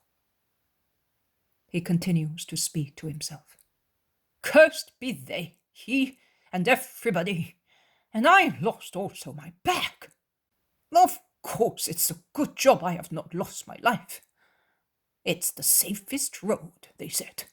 Certainly, but they don't take it. If I had not seen this fire, who would have lit it? some poor wretch like me. But where will he be now? There is a hole over there. Perhaps another grotto. They won't be highwaymen, will they? But what a fool I am! What can they take off me if I have got not even a farthing? But it does not matter. This fire is worth more than a treasure. I wish I had some more branches to rekindle it. I would take my clothes off and dry them. Oh, I say, this is all I have until I go back. If you want more branches, my friend, there are some here, says Jesus, without moving from his place. The man, whose back was turned towards Jesus, starts at the sudden voice and jumps to his feet, turning round. He looks frightened. Who are you? He asks, opening his eyes wide, trying to see. A wayfarer like you. I lit the fire, and I am glad it served to guide you. Jesus approaches him with a bundle of sticks in his arms, and he throws them near the fire, saying, Rekindle the flame before everything is covered with ash. I have neither flint nor tinderbox, because the man from whom I borrowed them went away after sunset. Jesus speaks in a friendly way, but he does not come forward so that the fire may illuminate him. On the contrary, he goes back to his corner and remains well enveloped in his mantle. The man, in the meantime, bends to blow hard on some leaves he has thrown on the fire, and he remains thus busy until the flame rises. He laughs, throwing thicker and thicker branches that rekindle the fire. Jesus, sitting in his place, watches him. I should now take my clothes off and let them dry. I prefer to be nude rather than be wet. But I cannot even do that. A slope slid down, and I found myself under a fall of earth and water. Ah, I am settled now. Look, I have torn my tunic. Cursed journey! I wish I had infringed the Sabbath. I didn't. I stopped until sunset. Later, and what shall I do now? To save myself, I let my bag go, and now it will be down at the bottom of the valley, or it will be entangled in some bush I wonder where. Here is my tunic. It is dry and warm. My mantle is enough for me. Take it. I am in good health. Be not afraid. And you are good, a good friend. How can I thank you? By loving me, as if I were your brother. By loving you as if you were my brother? But you do not know who I am, and if I were wicked, would you wish to have my love? I would, to make you good. The man, who is young, about the same age as Jesus, lowers his head, meditating. He is holding Jesus' garment in his hands, but he cannot see it. He is pensive, and he automatically slips it on over his bare skin, because he has stripped himself completely, also of his vest. Jesus, who had gone back to his corner, asks him, When did you have some food? At the 6th hour. I was to have a meal when I arrived in the village down in the valley, but I lost my way, my bag, and my money. I have still some remnants of food here. I was to eat them tomorrow. Take them. Fasting is no burden to me. But if you have to walk, you will need some strength. Oh, I am not going far. Only as far as Ephraim. Ephraim? Are you a Samaritan? Does that irritate you? I am not a Samaritan. In fact, your accent is Galilean. Who are you? Why do you not uncover your face? Have you to hide yourself because you are guilty? I will not denounce you. I am a wayfarer. I have already told you. My name would mean nothing to you, or it would mean too much. In any case, what is a name? When I give you a garment for your frozen body, some food to appease your hunger, and above all, my pity for your heart, do you need to know my name to feel the comfort of dry clothes, of food, and love? But if you wish to give me a name, call me pity. There is nothing disgraceful compelling me to hide myself, but not because of that you would give up denouncing me, because in your heart there is a bad thought, and bad thoughts yield fruits of evil deeds. The man starts and approaches Jesus, but only Jesus' eyes can be seen, and they are almost veiled by his lowered eyelids. Take the food, my friend. There is nothing else to be done. The man goes back to the fire and begins to eat slowly, without speaking. He is pensive. Jesus is all curled up in his little corner. The man refreshes himself slowly. The warmth of the flames, the bread and roasted meat given to him by Jesus, make him happy. He stands up. He stretches himself. He lays the cord which he used as a belt from a rock splinter to a rusty hook. Goodness knows who fixed it there and how long ago, and hangs his tunic, mantle, headgear to dry on it. He shakes his sandals and puts them near the fire, which he tends generously. Jesus seems to be dozing. The man also sits down and is pensive. He then turns round to look at the unknown man. He asks, "Are you sleeping?" Jesus replies, "No, I am thinking and praying." "For whom?" "For all the unhappy people of every kind, and they are so many." "Are you a penitent?" "I am a penitent. The earth is in great need of repentance, so that the weak living on it may be given strength to reject Satan." "You are right. You speak like a rabbi. I am a good judge, because I am a Saphirim. I am a disciple of Rabbi Jonathan ben Uzziel, his dearest disciple.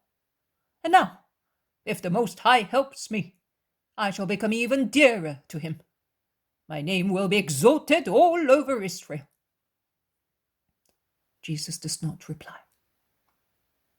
The other man, after a few moments, stands up and sits near Jesus. With one hand, he smooths his hair that is almost dry and tidies his beard, saying, "Listen, you said that you are going to Ephraim. Are you going there just by chance, or do you live there?" "I live in Ephraim." "But you are not a Samaritan, so you said." I repeated, "I am not a Samaritan." "And who can live there if not?" "Listen, they say that the cursed, outlawed Rabbi of Nazareth has taken shelter at Ephraim. Is it true?" "It is true. Jesus, the Christ of the Lord, is there." "He's not the Christ of the Lord. He's a liar. He's a blasphemer. He's a demon. He is the cause of all our troubles. And no avenger of all the people rises to overthrow him," he exclaims with fanatic hatred. "Has he perhaps done any harm to you, since you speak of him with so much hatred in your voice?" "Not to me.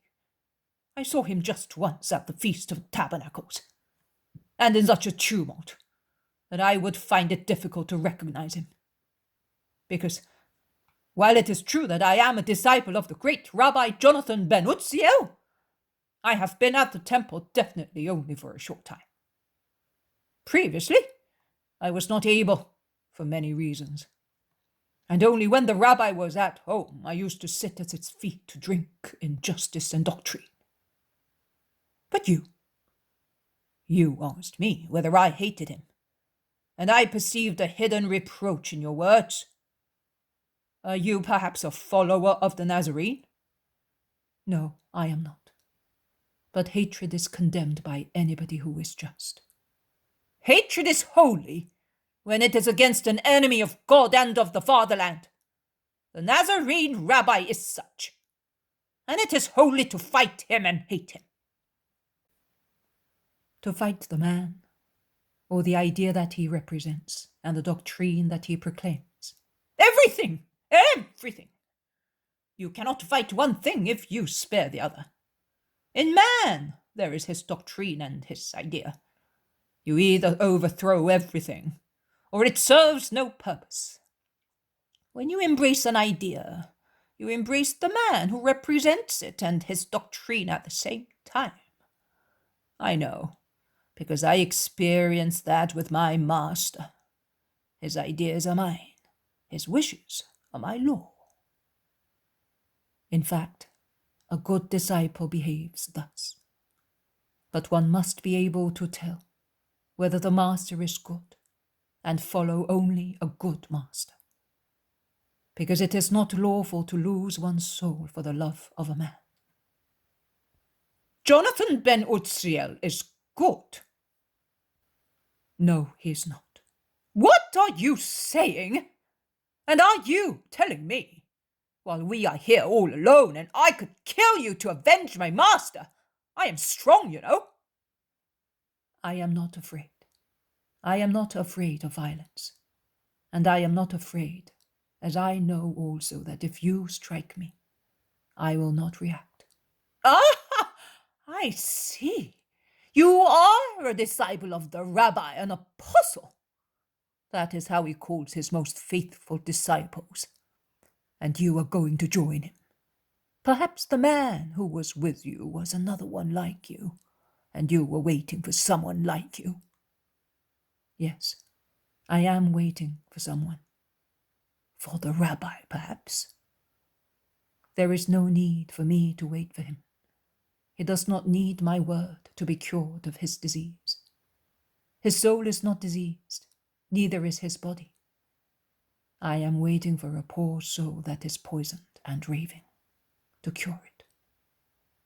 You are an apostle. We know, in fact, that he sends them to evangelize as he is afraid to go himself, since he was condemned by the Sanhedrin. That is why you follow his doctrine. It is his doctrine not to react against those who offend. It is his doctrine because he teaches love, forgiveness, justice, meekness. He loves both enemies and friends because he sees everything in God. Oh, if he should meet me as I hope, I will meet him. I don't think he will love me. It would be foolish of him. But I cannot tell you as you are his apostle, and I regret what I have already told you. You will inform him. There is no need, but I solemnly tell you that he will love you. Nay, he loves you, notwithstanding that you are going to Ephraim to ensnare him and hand him over to the Sanhedrin, who have promised a large reward to whoever will do that. Are you a prophet? Or have you the python's spirit? Has he transmitted his power to you? So you are cursed as well, and I accepted your bread, your garment. You've been friendly to me. It is written, you shall not raise your hand against your benefactor. You have done that, because if you knew that perhaps to prevent me from acting, but if I spare you, because you have given me bread and salt, fire and clothes, and I would sin against justice by harming you, I will not spare your rabbi, because I do not know him, and he has not done me any good, but he has done me evil. Oh, poor wretch! Do you not realize that you are raving? How can one whom you do not know have done evil to you? How can you respect the Sabbath if you do not respect the precept not to kill? I do not kill. Materially, you do not. But there is no difference between him who kills and him who hands the victim over to the killer. You respect the word of a man who says that you must not harm your benefactor, but you do not respect the word of God, and with a snare, for a handful of money, for a little honor, the filthy honor of being able to betray an innocent person, you are getting ready to commit a crime. I am not doing it just for the sake of money and honor, but to do something pleasing to Jehovah and beneficial to our fatherland. I am repeating the gestures of Jael and Judith. He's more fanatic than ever.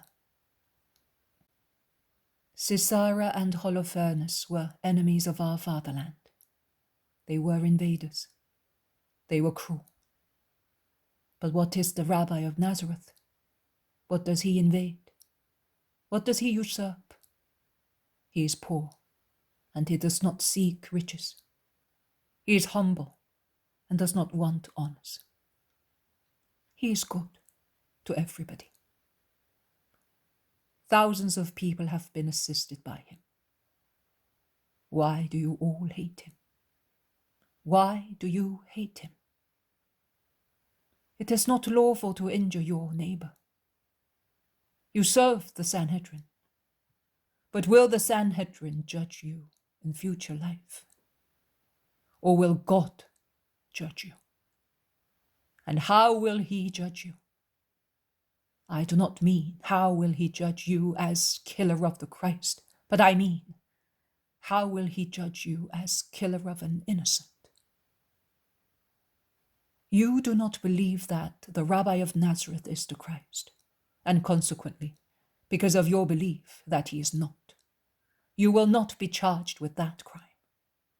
God is just, and he does not consider guilty an action accomplished without full knowledge. So he will not judge you for killing the Christ, because, as far as you are concerned, Jesus of Nazareth is not the Christ. But he will accuse you of killing an innocent, because you know that he is innocent. They have poisoned you, and by means of words and hatred, they have intoxicated you, but not to the extent that you do not understand that he is innocent. His works speak in his favor.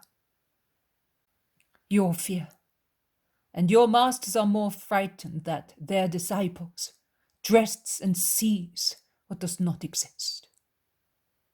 You are afraid that he may supplant you. Be not afraid. He stretches out his arms towards you, saying, brothers. He does not send soldiers against you. He does not curse you.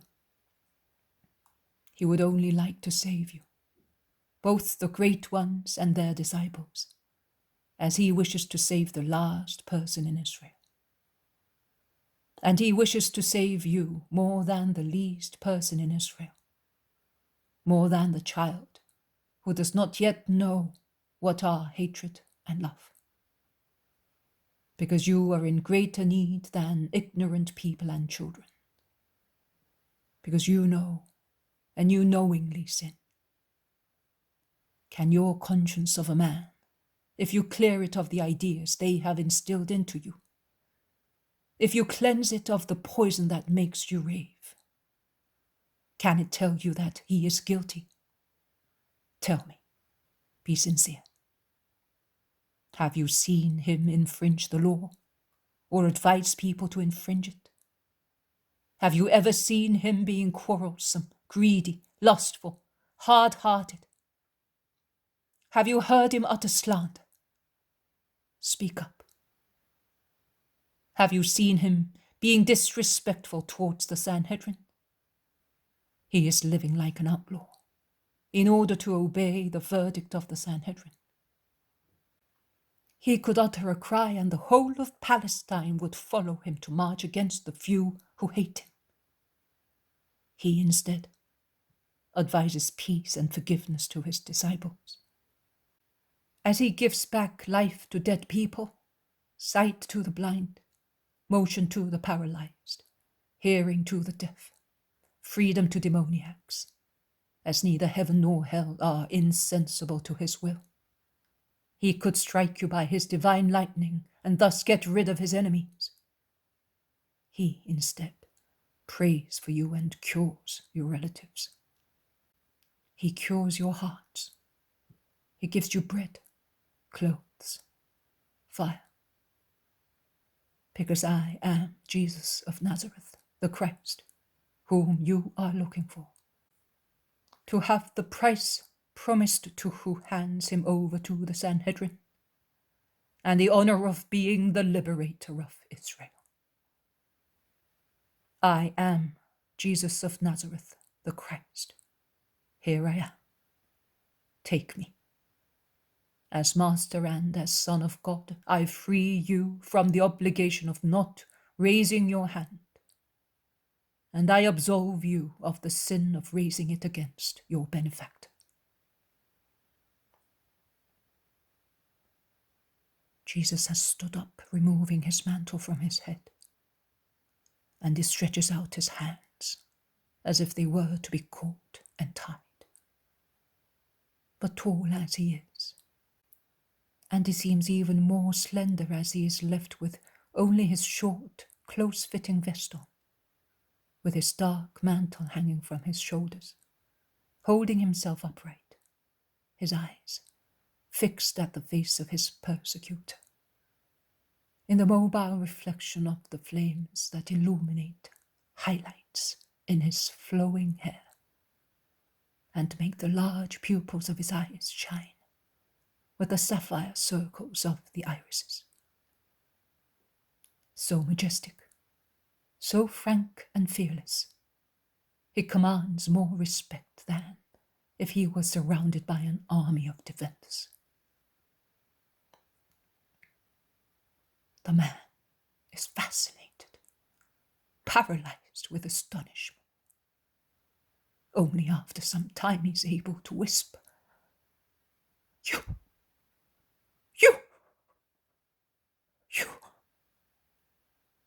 He does not seem to be able to say anything else.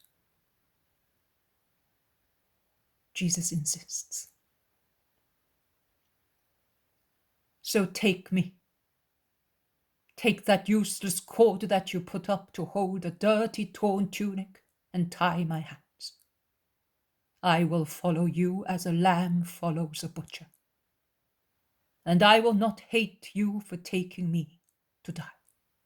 I told you. It is the purpose that justifies an action and changes its nature. As far as you are concerned, I am the ruin of Israel, and you think that by killing me, you will save Israel. You believe that I am guilty of all crimes, and therefore you are serving justice by suppressing a criminal. So, you are not more guilty than the executioner who carries out the order he received. Do you wish to sacrifice me here, on the spot? Over there, at my feet, there is the knife with which I sliced your bread. Take it. From a blade that served for the love for my neighbor, it can be changed into the knife of the sacrificer. My flesh is not harder than the roasted lamb that my friend had left me to appease my hunger, and that I gave you to satisfy the hunger of my enemy. But you are afraid of the Roman patrols. They arrest the murderers of an innocent, and they do not allow justice to be administered by us, because we are the subjects and they are the rulers. That is why you dare not kill me, and then go to those who sent you with the slaughtered lamb on your shoulders, like goods that make one earn money. Well, Leave my corpse here and go and inform your masters, because you are not a disciple, you are a slave. So much have you renounced the sovereign freedom of thought and will that God himself leaves to men. And you serve your masters servilely, to the extent of committing a crime. But you are not guilty. You are poisoned. You are the poisoned soul that I was waiting for. Come on then. The night and the place are propitious to crime. I am wrong to the redemption of Israel. Oh, poor boy. You are speaking prophetic words without being aware of it. My death will really be redemption, and not only of Israel only, but of all mankind. And I have come to be sacrificed, and I am longing to be sacrificed, so that I may be the Savior of everybody. You, the Ephraim of learned Jonathan ben Uzziel, certainly know Isaiah. Here is the man of sorrows in front of you. And if I do not seem to be such, if I do not seem to be the man whom also David saw, with my bones laid bare and disjointed, if I am not like the leper seen by Isaiah, it is because you do not see my heart. I am one big sore. Your indifference, your hatred, your hardness and injustice have wounded and broken me completely. And did I not hide my face while you were despising me for what I really am? The Word of God, the Christ. But I am the man accustomed to suffering. And do you not consider me as a man struck by God? And do I not sacrifice myself because I want to do so, to cure you through my sacrifice? So, strike me. Look, I am not afraid, and you must not be afraid. Because I am the innocent, and I do not fear the judgment of God. And also because by offering my neck to your knife, I have God's will fulfilled, anticipating my hour a little for your welfare. Also, when I was born, I anticipated the time for your sake, to give you peace before the time. But you have turned my anxiety of love into a weapon of denial. Be not afraid. I do not invoke the punishment of Cain on you or the lightning of God. I pray for you. I love you, nothing else. Am I too tall for your hand of a man? Well, it is true. Man, in fact, could not strike God if God of his own will did not put himself into the hands of man. Well, I kneel down before you. The Son of Man is before you, at your feet. So, strike me.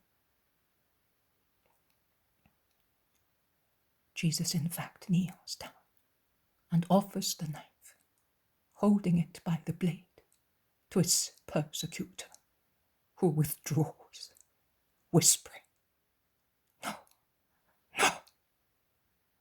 Come on, a moment of courage, and you will be more famous than Giles and Judith. Look, I am praying for you. Isaiah said so, and he prayed for sinners. Are you not coming yet? Why are you going away? Ah, perhaps you are afraid you may not see how a god dies. Well, I will come there, near the fire. There is always a fire at sacrifices. It is part of them. Here you are. Now you can see me well. He has knelt down near the fire. Don't look at me! Don't look at me! Oh, where shall I run not to see your eyes staring at me? Shouts the man. Whom do you not wish to see? You and my crime! Really? It is my crime that is in front of me! Where shall I run? Where? The man is terrorized. On my heart, son. Here.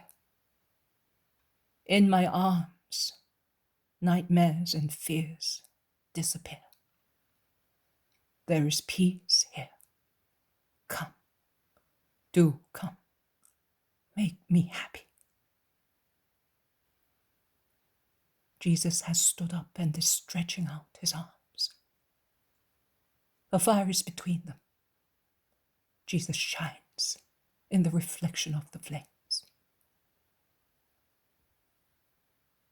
The man falls on his knees, covering his face and shouting, "Have mercy on me, God!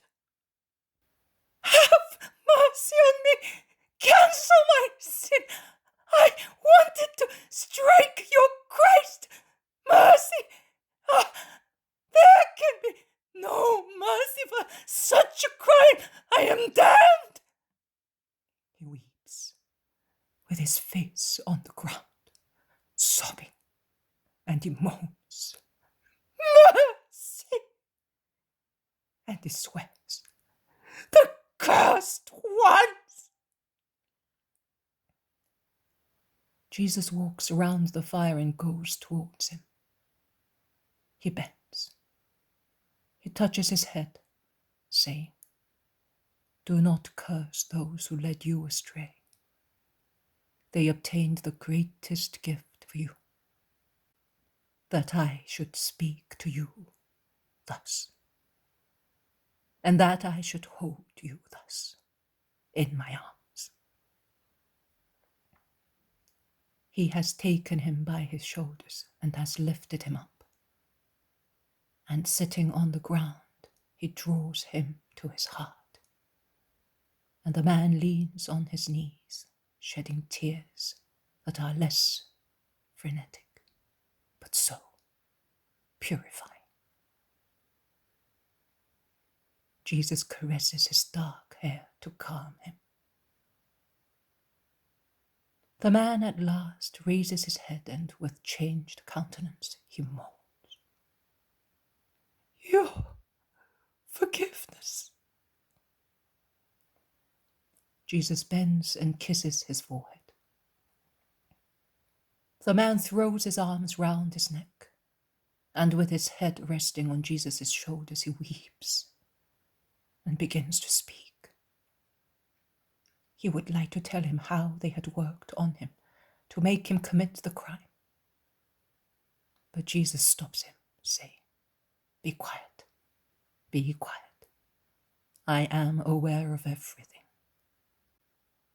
When you came in, I knew you, both for what you were and for what you wanted to do. I could have gone away from there and eluded you. I remained to save you. And you were saved. The past is dead. Do not recall it."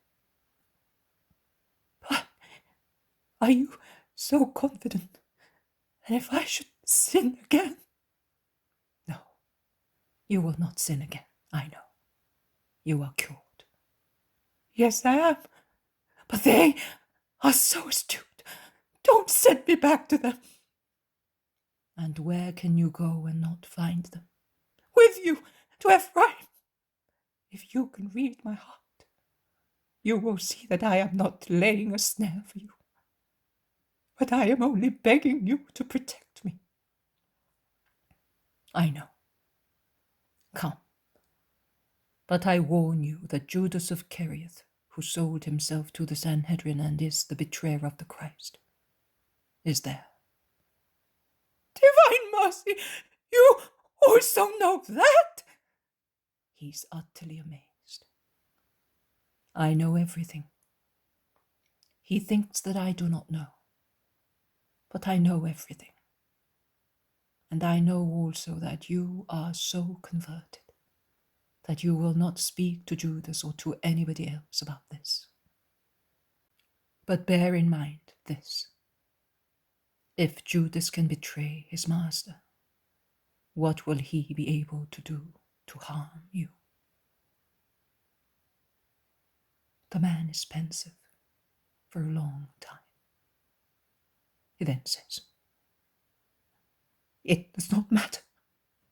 If you do not reject me, I am staying with you, at least for some time, until Passover. Until you join your disciples, I will join them. Oh, if it is true that you have forgiven me, do not drive me away." I will not drive you away. We shall now go over there, on those leaves, and wait for daybreak. And at dawn we shall go to Ephraim. We shall say that we met by chance, and that you have come to stay with us. It is the truth. Yes, it is the truth. At dawn, my clothes will be dry, and I will give your garment back to you. No, leave those clothes here, a symbol. The man who divests himself of his past and puts on a new uniform. The mother of Samuel, the Ancient One, sang in her joy. The Lord gives death and life. He brings down to Sheol and draws up. You died and are reborn. You are coming from the place of the dead to true life. Leave the clothes that have been affected by the contact with the sepulchres full of filth, and live. Live for your true glory. To serve God with justice and possess Him forever. They sit in the recess where the leaves are piled up, and they soon fall silent, because the man, tired as he is, falls asleep with his head resting on the shoulder of Jesus, who is still praying. It is a beautiful morning in spring when they arrive at the house of Mary of Jacob, following the path along the torrent, which is becoming clear after the downpour, and is singing more loudly with its increased waters, and is shining in the sun between its banks, polished by the rain. Peter, who is at the entrance, utters a cry and runs to meet them, hurrying to embrace Jesus, who is all enveloped in his mantle, and he says, "Oh, my blessed master, what a sad Sabbath you made me spend! I could not make up my mind to go away without seeing you. I would have been upset the whole week if I had to leave with uncertainty in my heart and without your farewell." Jesus kisses him without removing his mantle. Peter is so engaged in contemplating his master that he does not notice the stranger who is with him. In the meantime, the others have come, and Judas of Kerioth utters a cry. "You, Samuel!" "It is I. The kingdom of God is open to everybody in Israel. I have come to it." The man replies without hesitation. Judas has a strange, sly laugh, but he does not say anything. Everybody's attention is focused on the newcomer, and Peter asks, "Who is he?" "A new disciple. We met by chance. That is, God made us meet. And as I accepted him as one sent to me by my Father, so I tell you to do the same. And as it is a great feast when one comes to take part in the kingdom of heaven, lay down your bags and mantles, you who are about to leave, and let us be all together until tomorrow. And now let me go, Simon, because I gave my tunic to him, and the morning air is nipping me while I am standing here. Oh, I thought it was, but you will be taken ill if you do that. I did not want, but he insisted, says the man apologetically. Yes, he was swept away by an overflowing large stream, and only his will saved him. So, to ensure that nothing should remind him of that painful moment, and to enable him to come to us in a clean state, I made him leave his dirty, torn tunic where we met, and I made him put on mine, says Jesus. And he looks at Judas of Kerioth, who repeats his strange, sly laugh, as he did at the beginning, and when Jesus said that a great feast is made when one comes to take part in the kingdom of heaven.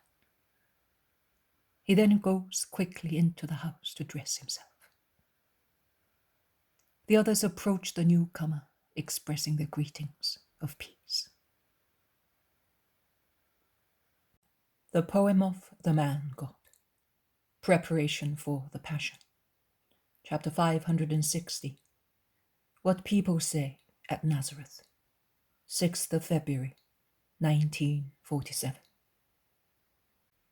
And I tell you that you are all foolish if you believe such things. More foolish and ignorant than weathers that do not even know the rules of instinct, mutilated as they are. Some men are going around towns saying anathema of the master, while others bring orders that by the living God cannot be given by him. You do not know him, I do. And I cannot believe that he has changed so much. Let them go about. Are you saying that they are his disciples? And who has ever seen them with him? Are you saying that some rabbis and Pharisees have mentioned his sins? And who has seen his sins? Have you ever heard him speak about anything obscene? Have you ever seen him commit sin? So, and can you believe that God would let him work such great deeds if he were a sinner? You are foolish, I tell you. Foolish, slow-witted and ignorant, like country bumpkins, who for the first time see a mountebank at the market and believe what he says. That is what you're like. Consider whether those who are wise and open-minded allow themselves to be seduced by the words of false disciples, who are the true enemies of the innocent, of our Jesus, whom you do not deserve to have as a son of our town. Consider whether Johanna of Cusa, the wife of Herod's superintendent, Johanna, the princess, leaves Mary. Consider whether am I doing the right thing in telling you? Of course, I am doing the right thing, because I am not speaking just for the sake of speaking, but to convince you all. Last month, did you see that beautiful wagon that came to our village and stopped outside Mary's house? Do you remember? The one whose tilt was as beautiful as a house. Well, do you know who was in it and who came out of it to prostrate himself at Mary's feet? Lazarus of Theophilus. Lazarus of Bethany. Do you understand that? The son of the chief magistrate of Syria, of the noble Theophilus, and the husband of Eucharia, of the tribe of Judah, and of the family of David. Jesus' great friend. The richest and most learned man in Israel, both with regard to our history and to that of the whole world, the friend of the Romans, the benefactor of the poor, and above all, the man who was raised from the dead after being in his sepulchre for 4 days. Did he leave Jesus to believe the Sanhedrin? You say that he did so because Jesus raised him from the dead? No, no. Because he knows who is the Christ, who is Jesus. And do you know what he came to tell Mary? To tell her to be ready, because he will take her back to Judea. See, as if he, Lazarus, were Mary's servant. I know, because I was there when he came in and greeted her, prostrating himself on the floor, on the poor bricks in the little room, dressed as he was like Solomon, a man accustomed to carpets. He was there, on the floor, kissing the hem of Our Lady's dress, saying, "Hail Mary, Mother of my Lord! I, your servant, the last of your servants, have come to speak to you of him, and to place myself at your disposal." See, I was so moved that when he greeted me as well, calling me brother in the Lord, I was not able to speak one word. But Lazarus understood, because he is intelligent. And he slept in Joseph's bed and sent his servants ahead to Sepphoris to wait for him, because he was going to his estates at Antioch. And he told the women to be ready, because at the end of this month he will come and pick them up to spare them the fatigue of the journey. And Johanna will join the caravan with her wagon to take the women disciples of Capernaum and Bethsaida. And does all that mean nothing to you? At last, good Alphaeus of Sarah can take breath amid the group standing in the middle of the square. And Asa and Ishmael, and also Jesus' 2 cousins, Simon and Joseph. Simon more openly, Joseph more reticently, help him by approving what he said. Joseph says, "Jesus is not an illegitimate son. If he needs to notify anything, he has relatives here who are willing to become his ambassadors. And he has faithful and powerful disciples like Lazarus. Lazarus has not mentioned what the others say. And we are his disciples as well. Before, we were ass drivers and as stupid as our asses. But now we are his disciples, and we also are capable of saying do this or do that," says Ishmael. "But the sentence hanging at the door of the synagogue was brought by a messenger of the Sanhedrin, and it bears the stamp of the temple," some say, objecting. "That is true. So, since all over Israel we have the reputation of being able to judge the Sanhedrin for what it really is, and we are consequently despised as rogues, are we going to believe that the temple is wise only with regard to this? So, do we no longer know what scribes, Pharisees, and chiefs of priests are?" replies Alphaeus. "That is true. Alphaeus is right. I have decided to go down to Jerusalem and hear from true friends what is the situation. And I am going tomorrow," says Joseph of Alphaeus. "And will you stay there?" "No, I will come back, and I will go back again for Passover. I cannot be away from home for a long time. It is a difficult task I am undertaking, but it is my duty to do so. I am the head of the family, and I am responsible for Jesus being in Judea. I insisted that he should go there. Man errs in judging. I thought that it was a good thing for him. Instead, may God forgive me. But I must at least follow the consequences of my advice at close quarters in order to comfort my brother, says James of Alphaeus in his slow, haughty way of speaking. That is not what you used to say, but you have been allured as well by the friendship of the mighty ones. Your eyes are clouded by vanity, says a Nazarene. The friendship of mighty people does not allure me, Eliakim. But my brother's behavior convinces me. If I made a mistake and I now mend my ways, I prove to be a just man, because to err is human, but to be stubborn is beast-like. And do you think that Lazarus will really come? Oh, we want to see him. A man that comes back from death. What is he like? He must be dazed somehow, frightened.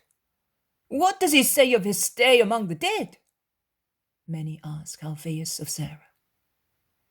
He is just like you and me, cheerful, lively, tranquil. He does not speak of the other world, as if he did not remember, but he remembers his agony. Why did you not tell us that he was here? Of course, to let you invade the house. I withdrew myself. Some delicacy is necessary, isn't it? But when he comes back, will it not be possible for us to see him? Let us know. You will certainly be the caretaker of Mary's house as usual. Certainly. It's a grace to be near her. But I will not inform anybody. You will have to do it yourselves. A wagon is easily seen, and Nazareth is not Antioch or Jerusalem, so that such a large wagon may pass by unnoticed.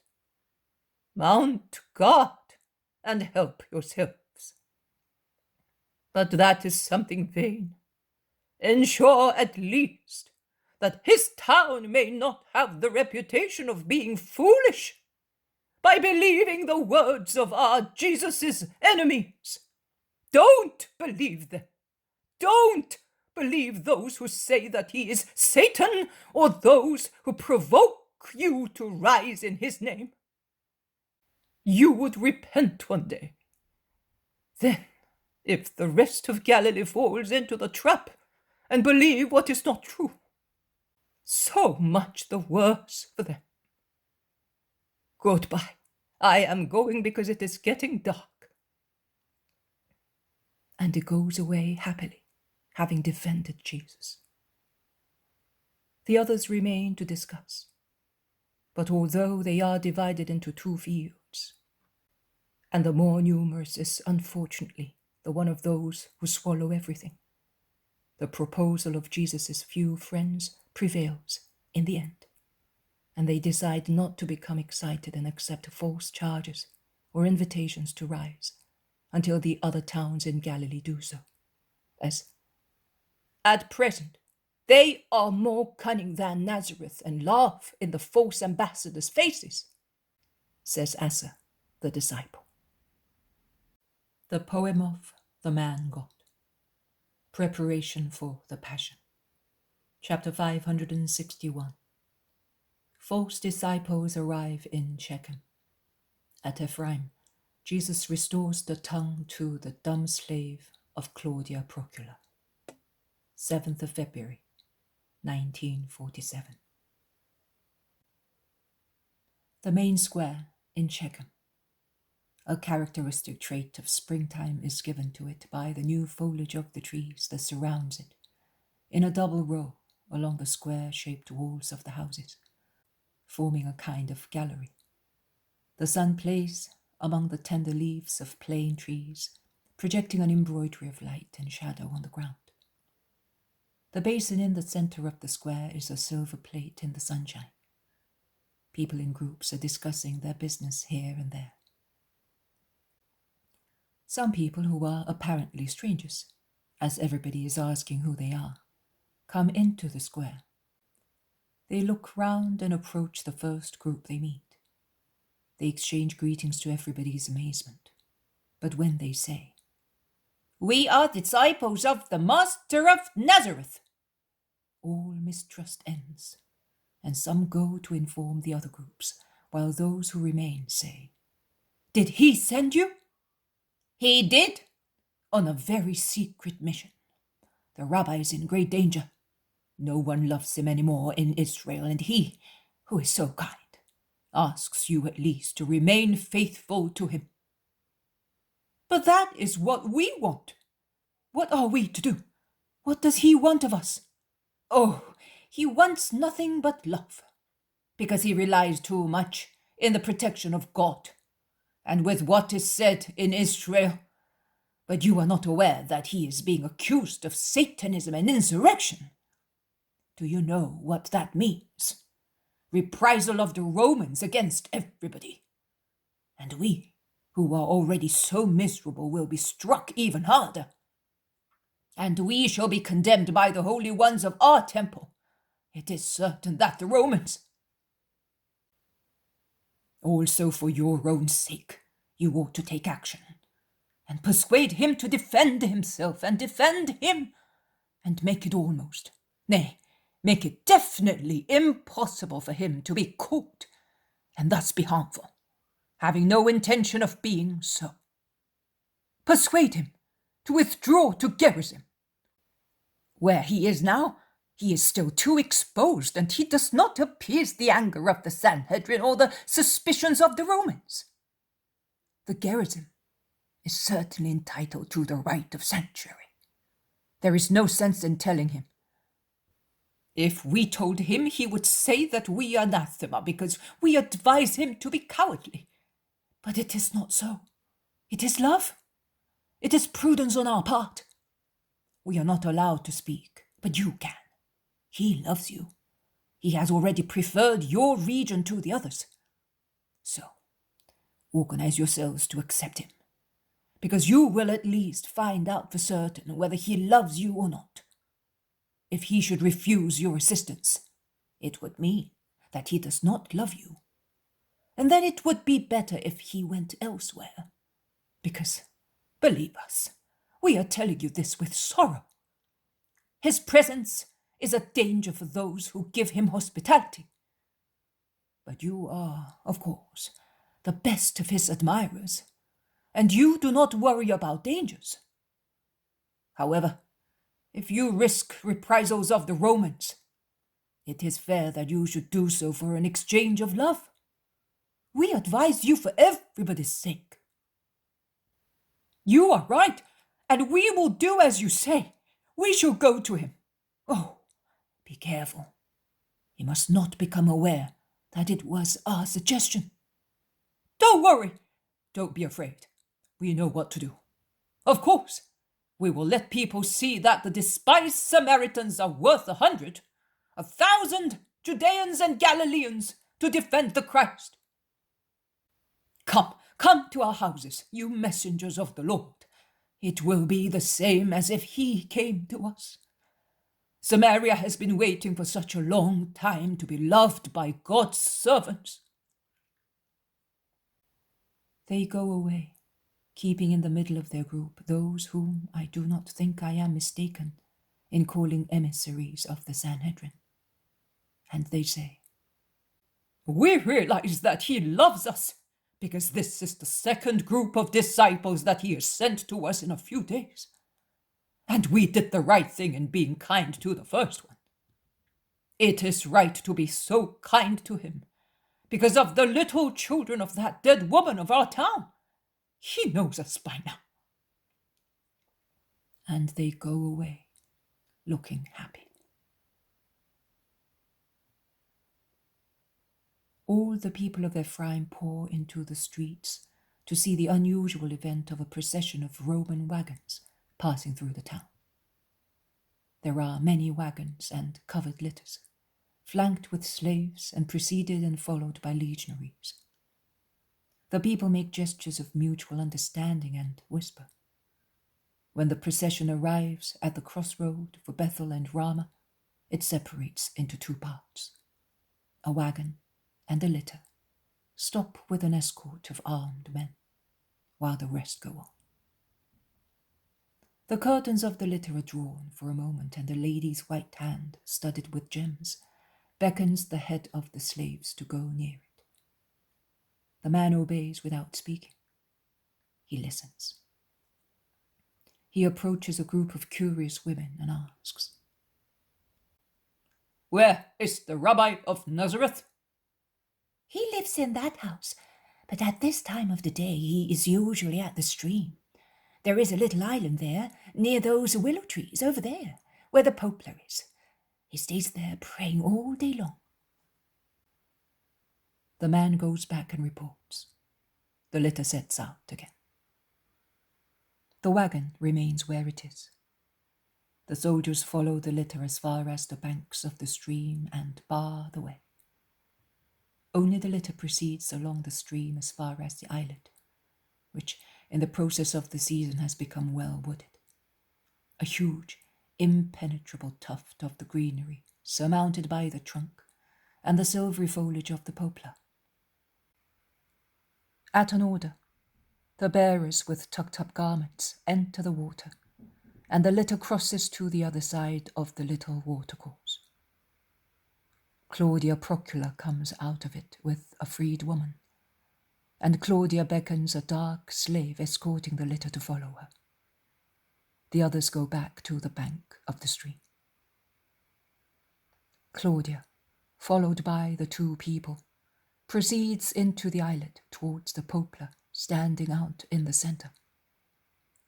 The tall grass stifles the noise of steps. She thus arrives where Jesus is absorbed in thought, sitting at the foot of the tree.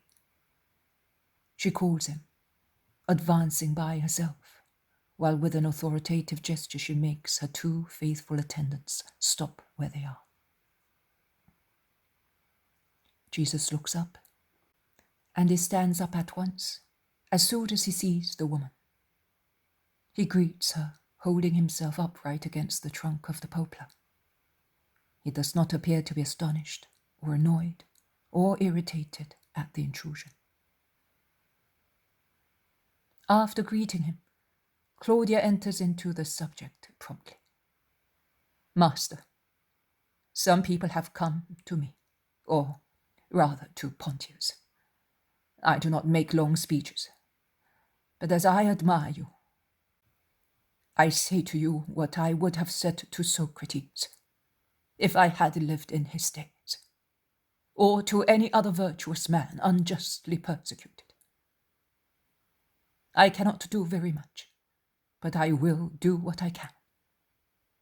And in the meantime, I will write where it is possible for me to do so, to have you protected, and to make you powerful. So many undeserving people live on thrones or in high positions.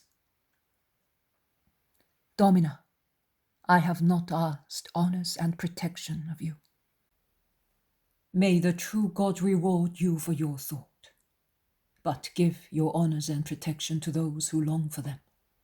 I do not crave after them." "Ah, there you are. That is what I wanted. So you really are the just man I foresaw. And the others, your worthless slanderers, they came to us and—" "You need not tell me, Domina. I know."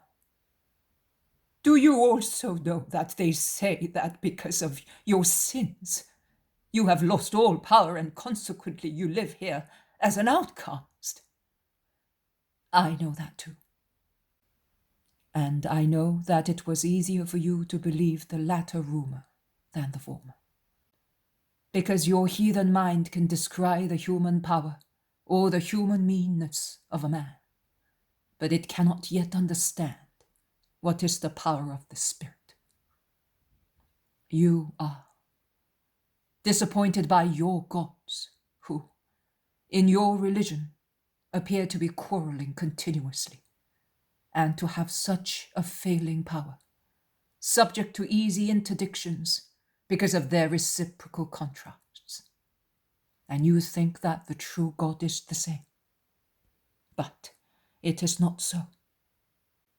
As I was the first time you saw me cure a leper, such I am now, and such I shall be when I appear to be completely destroyed. That is your dumb slave, is it not? Yes, master. Tell him to come forward. Claudia utters a cry, and the man moves forward to prostrate himself on the ground between Jesus and his mistress. His poor heart of a savage does not know whom he should venerate more. He is afraid that to venerate the Christ more than his mistress may cause him to be punished. But even so, after casting a suppliant glance at Claudia, he repeats the gesture he made at Caesarea. He takes Jesus' bare foot in his big, dark hands, and stooping with his face on the ground, he lays the foot on his head. Domina, listen. According to you, is it easier for a man to conquer a kingdom by himself, or to make grow again a part that no longer exists of a human body? To conquer a kingdom, master.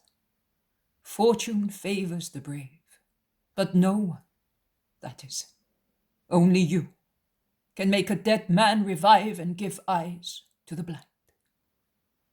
Why? Because God can do everything. So, according to you, I am God? Yes. Or, at least, God is with you. Can God be with a wicked person? I am talking of the true God, not of your idols that are the frenzy of those who seek what they perceive to exist without knowing what it is, and they imagine phantoms to satisfy their souls. No, I would not say so. Even our priests lose their power as soon as they fall into sin. Which power? Well, the power to read the signs of the sky and the responses of victims, the flights and singings of birds. You know, augurs, haruspices, I know. So, look, raise your head and open your mouth, man, whom a cruel human power deprived of a gift of God. And by the will of the true, only God, the creator of perfect bodies, have what man took away from you. He has put his white finger into the open mouth of the dumb man.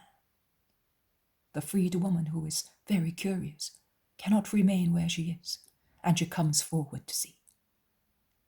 Claudia has bowed to watch.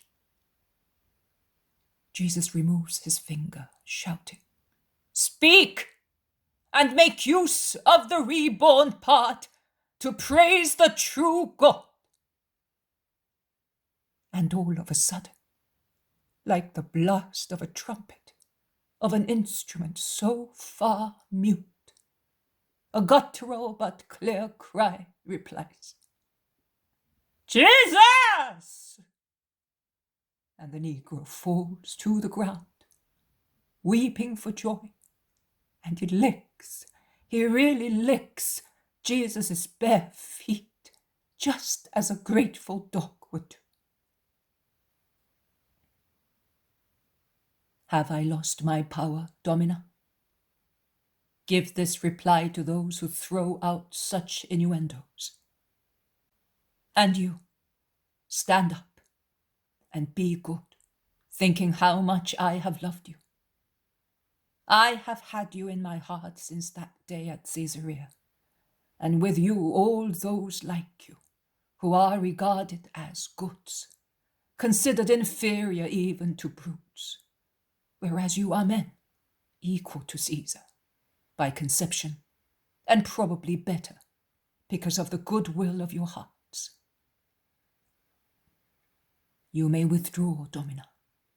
There is nothing else to be said. Yes, there is something. There is the fact that I doubted, that I, with grief, almost believed what they said about you. And I was not the only one. Forgive us all, except Valeria, who has never changed her mind. Nay, nay, her mind is more determined than ever. And there is my gift to be accepted, this man. He could no longer serve me now that he can speak. And my money. No, neither. So, are you not forgiving me?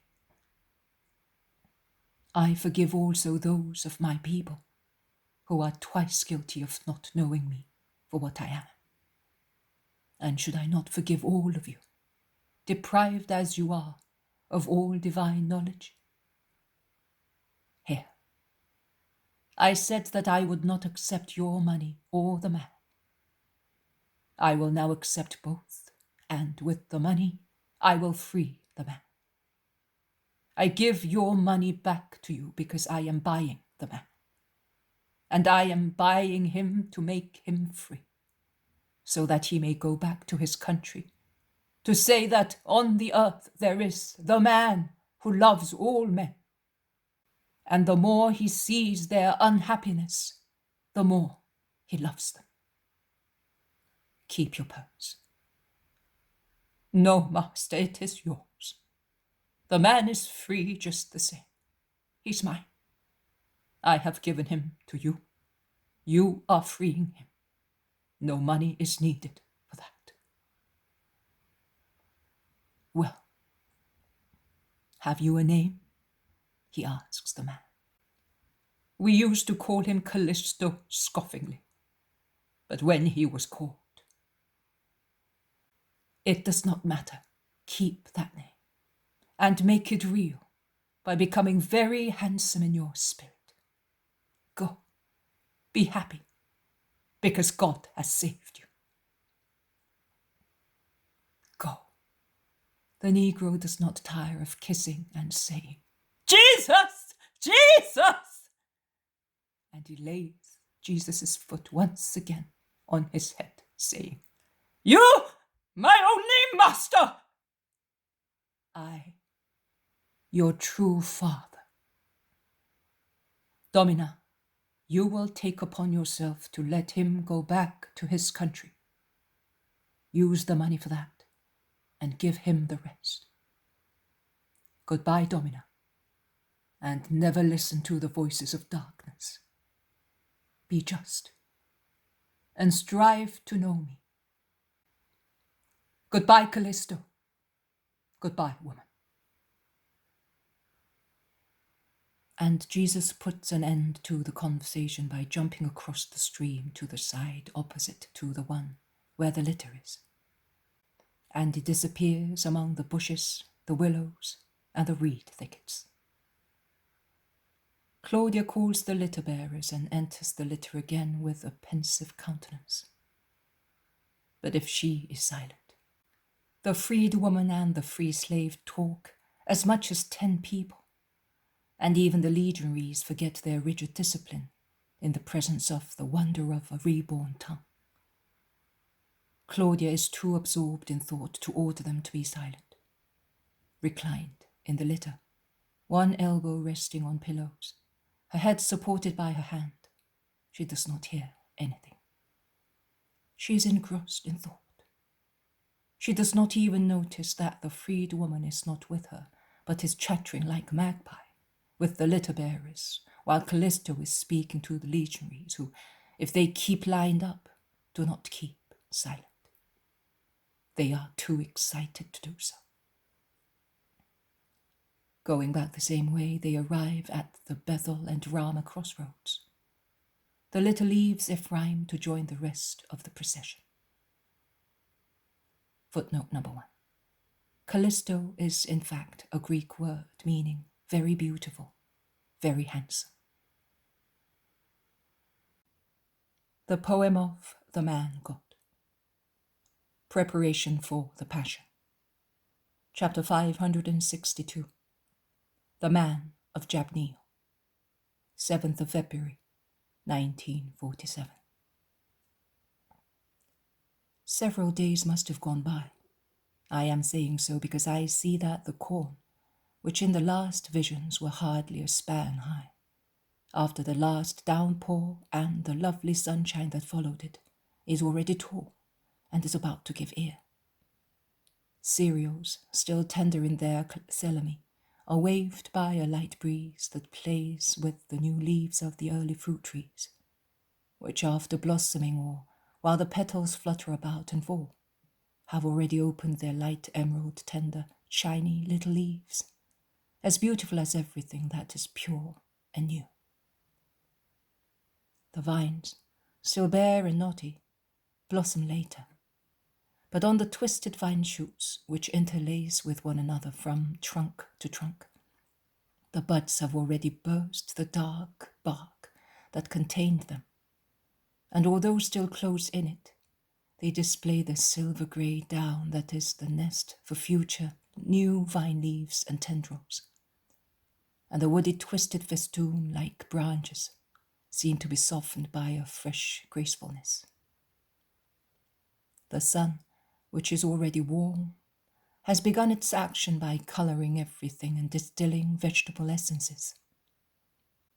And while with the brighter hues it paints what only a few days ago looked paler, it warms and thus extracts various types of scents from clods of earth, from flowery meadows, from fields of cereals, from vegetable gardens and orchards, from woods, from walls, from the very clothes hanging to dry, blending them harmoniously into a smell that will last throughout summer, until it changes into the strong reek of must in the vats where the squashed grapes become wine. There is a loud chorus of birds singing among trees, and an eager bleating of rams among herds, and the singing of men along slopes, and the cheerful voices of children, and the smiles of women. It is springtime. Nature is in love, and man gets pleasure from the love of nature, which will make him wealthier shortly, and he takes delight in his own love, which becomes livelier in such serene revival, and his wife seems more loving to him, while he appears to be a greater protector to his wife, and their children dear to both of them, as at present they are their joy and their care, and in the future, when they are old, they will be the joy and protection of their declining age. Jesus passes along the fields that rise or slope downwards following the inclination of the mountain. He's alone. He's wearing a linen garment, as he gave his last woolen one to Samuel, and a rather bright blue mantle thrown over one shoulder, softly enveloped round his body and held by his arm across his chest. The strip covering his arm flutters gently in the light breeze, and as he is bareheaded, his hair shines in the sunshine. He goes by, and where there are children he bends to caress their little innocent heads and to listen to their little secrets, admiring what they hasten to show him, as if they were treasures. A little girl who is so small that she still stumbles when running and gets entangled in the little skirt that is too long for her, as she probably inherited it from a brother born before her, arrives near Jesus with a smile that makes her eyes shine and displays her tiny incisors between the pink lips.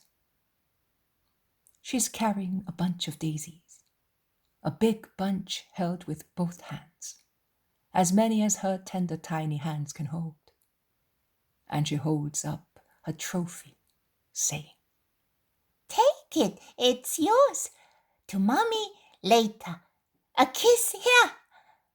and with her little hands now free, as Jesus has taken the little bunch, thanking her with words of admiration, she touches her lips, and she stands on her bare feet, with her head bent backwards, almost losing her balance, in the vain effort to stretch a tiny person up to the face of Jesus, who laughs, picking her up in his arms and taking her, nestled up there like a little bird on a tall tree, towards a group of women who were steeping new pieces of cloth in the clear water of a stream, to lay them out in the sunshine later to bleach them. The women bent over the water stand up greeting, and one of them says, smiling, Tamar has been giving trouble to you, but she has been picking flowers here since dawn in the secret hope of seeing you pass by. She would not give me one, as she wanted to give them to you first.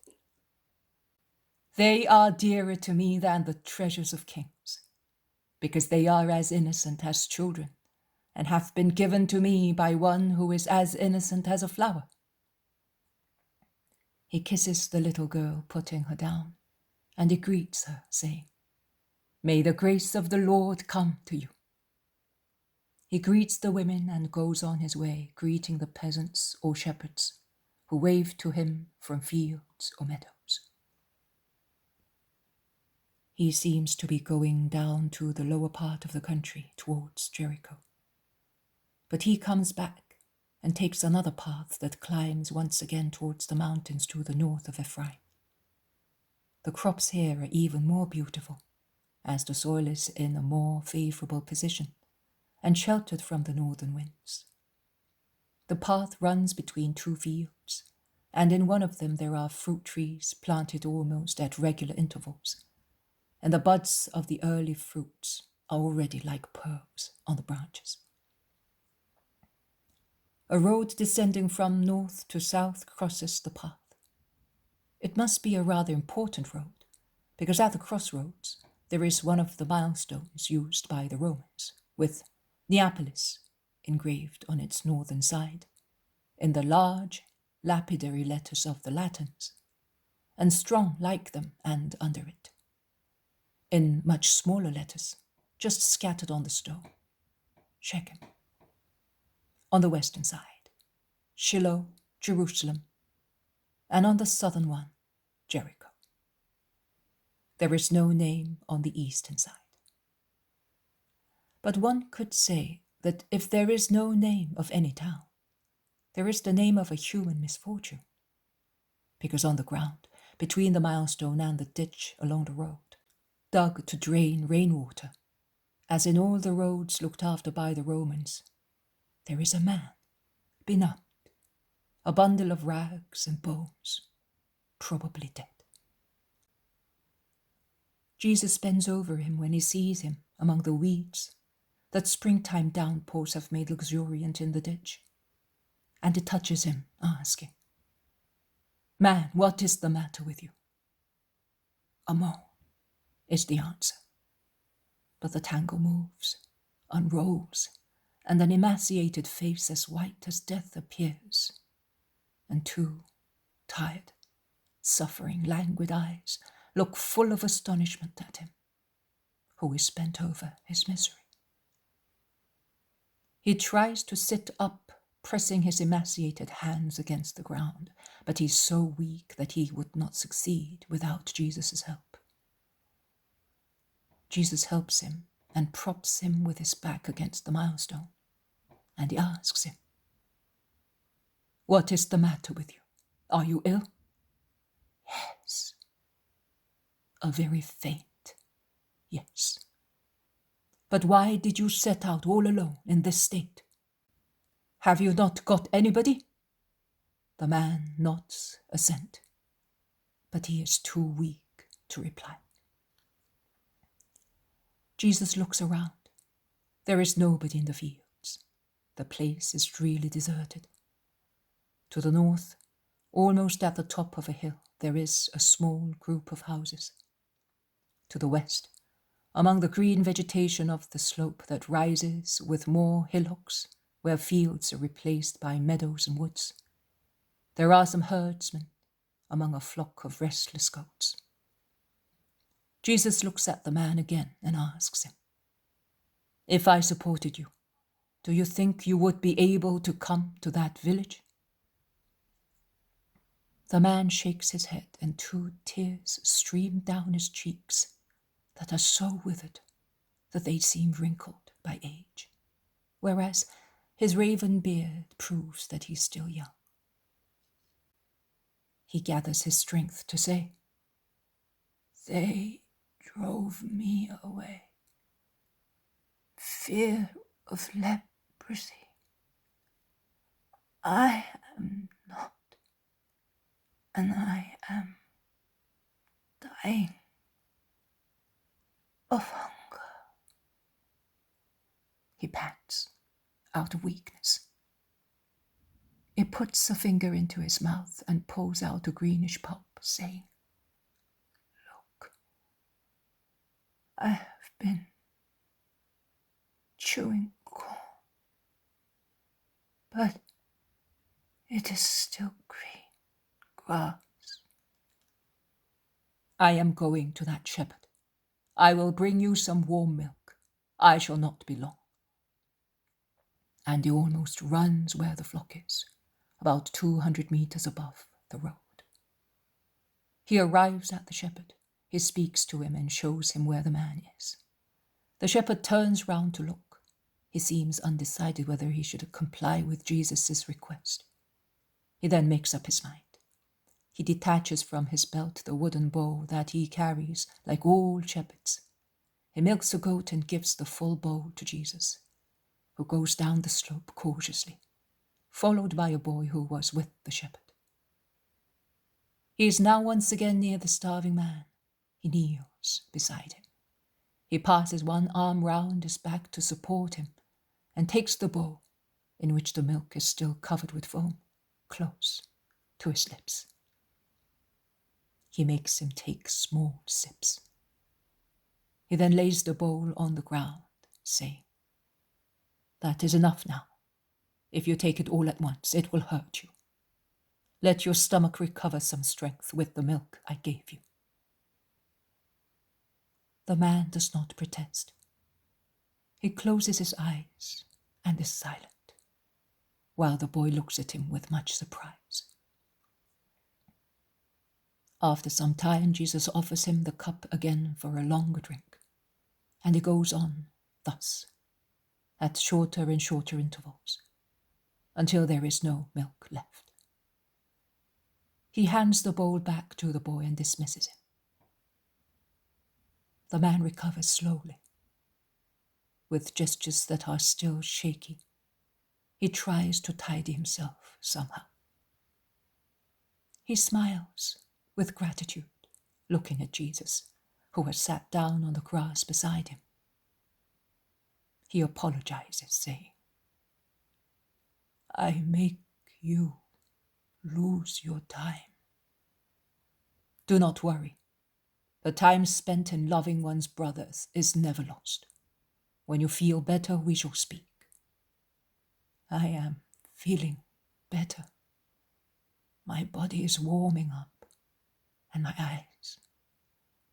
I thought I was going to die here. My poor children. I had lost all hope. And up to that moment, I had hoped so much. If you had not come, I would have died just like that, along the road." It would have been very sad, that is true. But the Most High looked at his son and assisted him. Have a little rest now. The man obeys for some time. Then he opens his eyes again and it says, I feel a new man.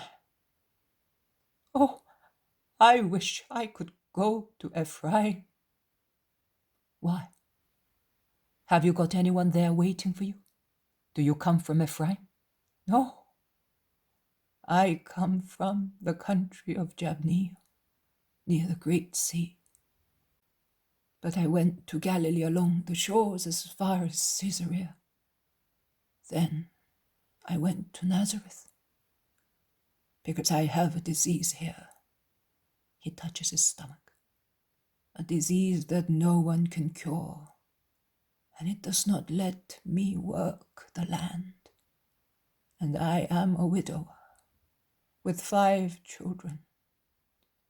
A man from our place, because I was born at Gaza, of a Philistine father, and of a Syro-Phoenician mother.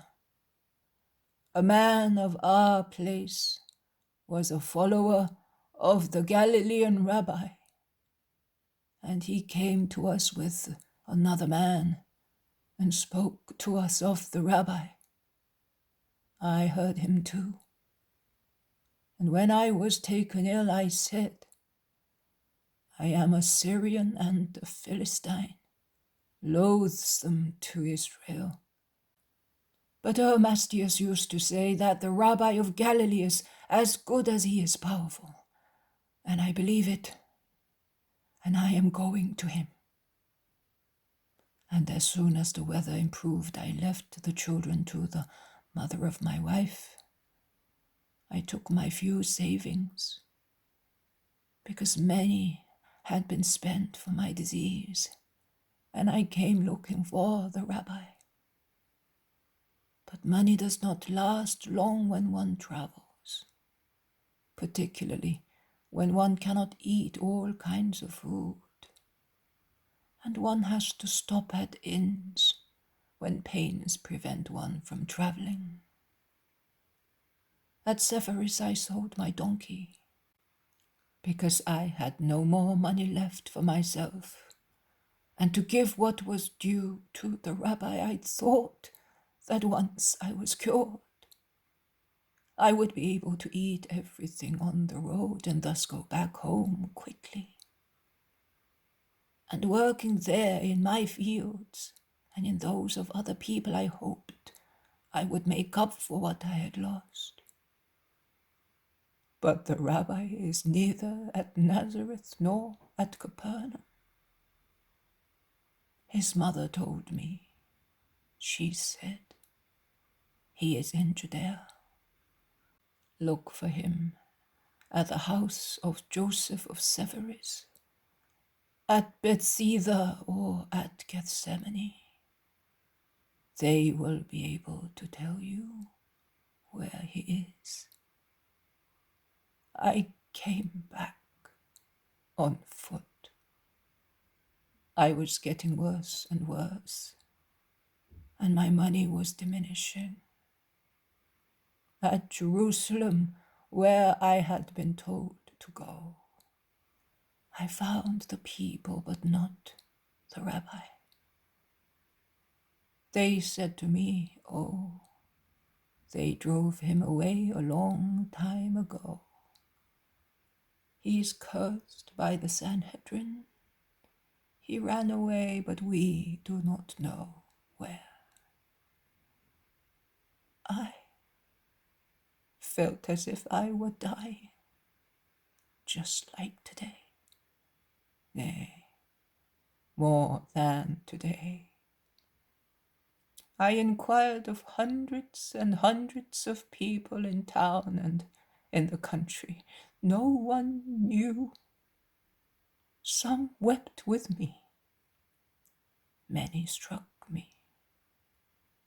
Then one day when I began to beg outside the enclosure of the temple, I heard 2 Pharisees say, now that we know that Jesus of Nazareth is at Ephraim, I lost no time, and weak as I was, I came here, begging for some bread, and I was more and more in rags and sick looking. and as I was not familiar with the road, I took the wrong one. Today I came from there, from that village. For 2 days I had sucked nothing but wild fennels, and I had chewed chicory and green corn.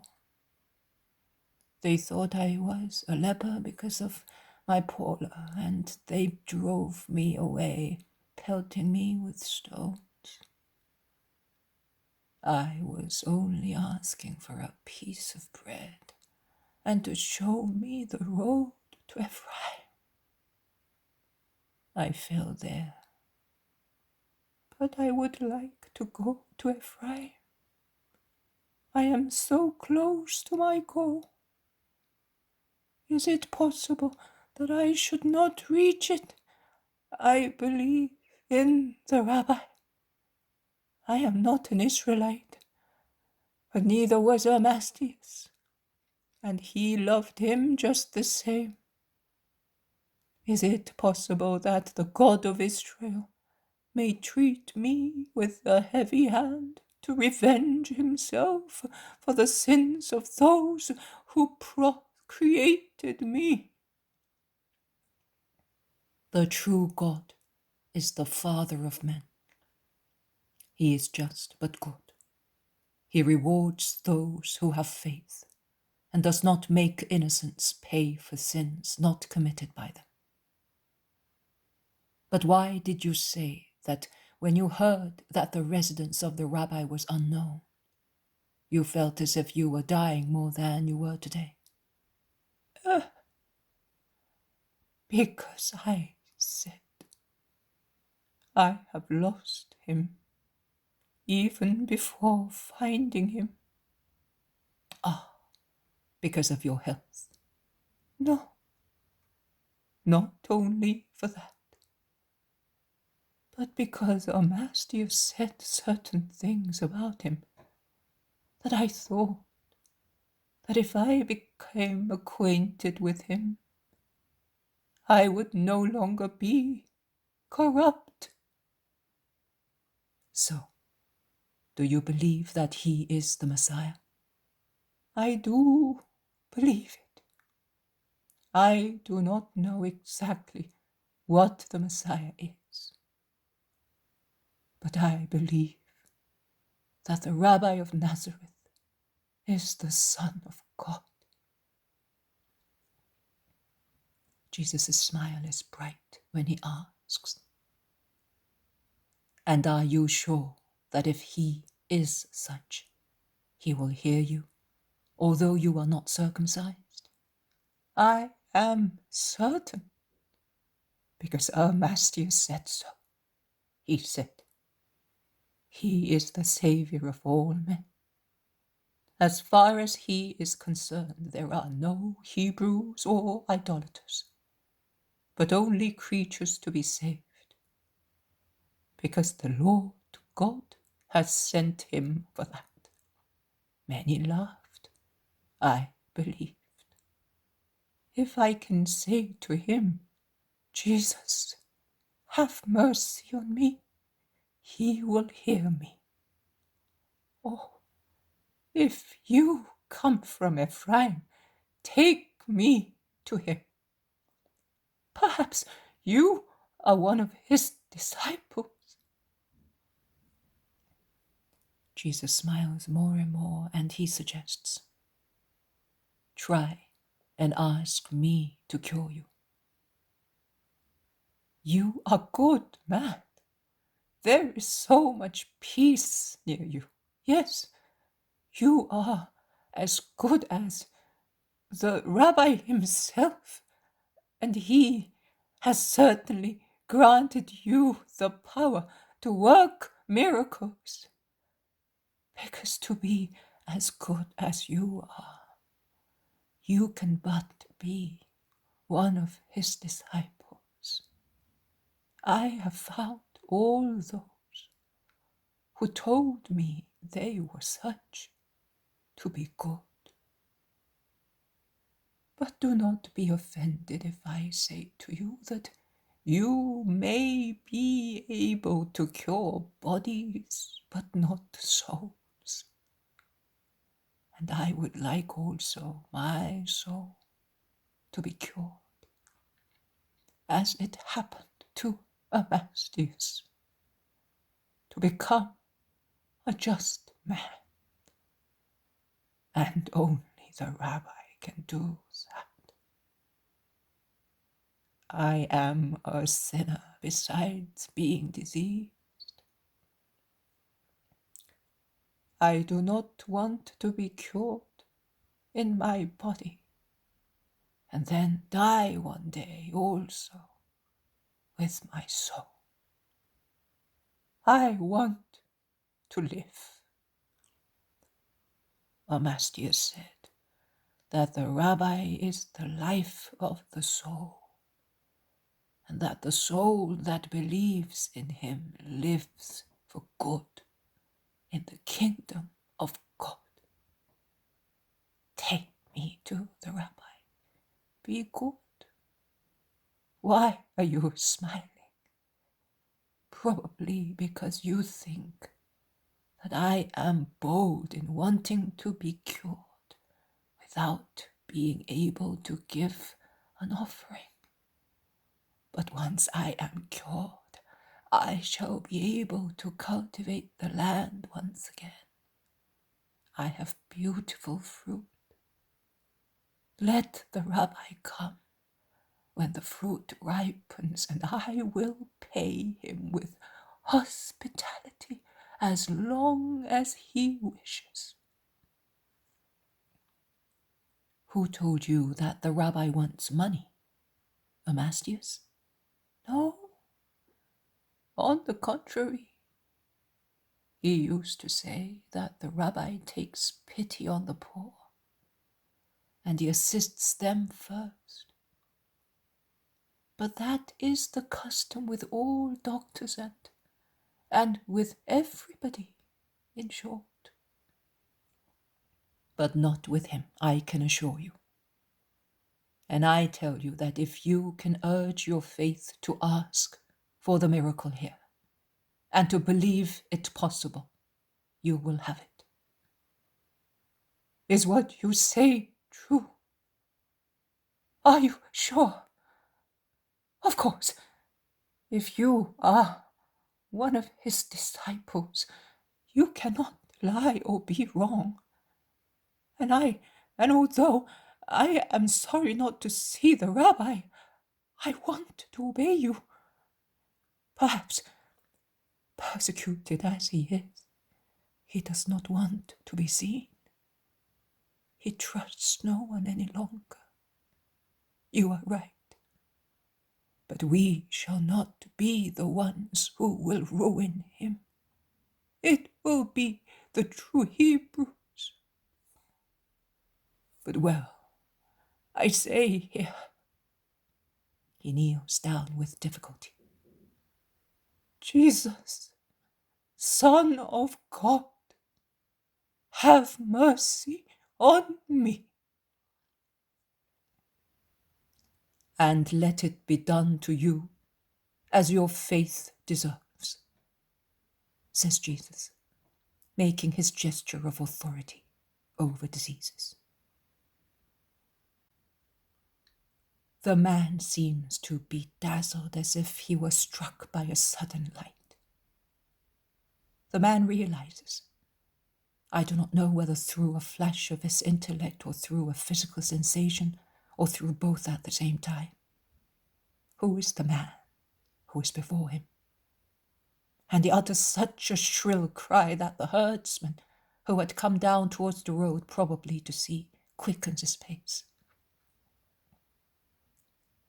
The man is on the ground with his face in the grass, and the herdsman, pointing at him with his crook, asks, Is he dead? More than milk is required when a man is done for. And he shakes his head. The man hears and stands up, strong and healthy. He shouts, Dead! I am cured! I am a new evil man! He has done this to me. I am no longer languishing with hunger or suffering from any disease. I feel as I did the day I got married. Oh, blessed Jesus! How did I not recognize you before? Your pity should have told me your name. The peace I experienced near you. It was silly of me. Forgive your poor servant. And he throws himself on the ground once again, worshipping. The herdsman leaves his goats and goes towards the little village, running and jumping. Jesus sits down near the cured man and says, "You were speaking to me of Amastius as if he were dead. So you know how he died. I want only one thing of you, that you come to Ephraim with me and mention how he died to a man who is with me. Then I will send you to Jericho, to a woman disciple of mine, so that she may help you on your return trip. If you wish so, I will go. But now that I am healthy, I am no longer afraid of dying on the road. Even grass can nourish me, and it is not shameful to beg, because I did not spend everything I had on orgies, but for an honest purpose. That is what I want.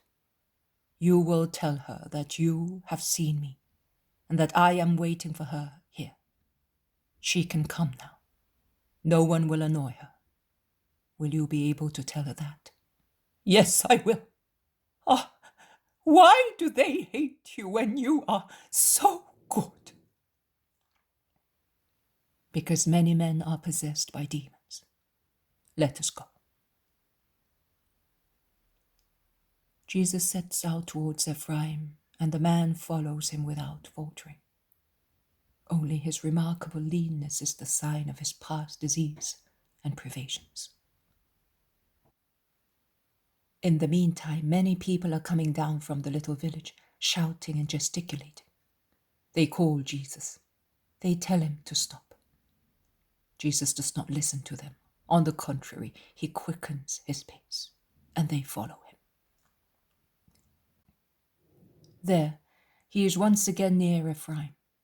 The peasants who are getting ready to go home as the sun is beginning to set greet him and look at the man who is with him. Judas of Kerioth appears suddenly from a lane. He starts with surprise, seeing the master.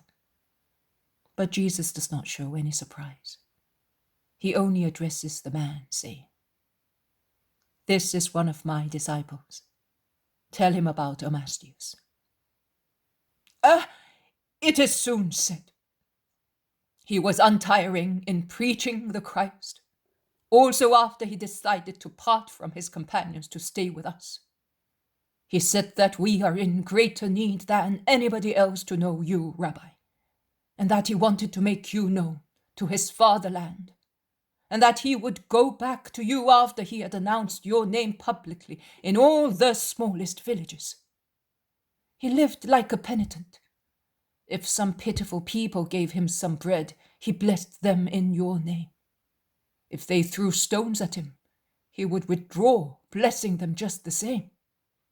And he fed on wild fruit or on sea mollusks that he picked off reefs, or he dug in the sand. Many said that he was mad, but nobody really hated him. At most, they drove him away as if he were a man of ill omen.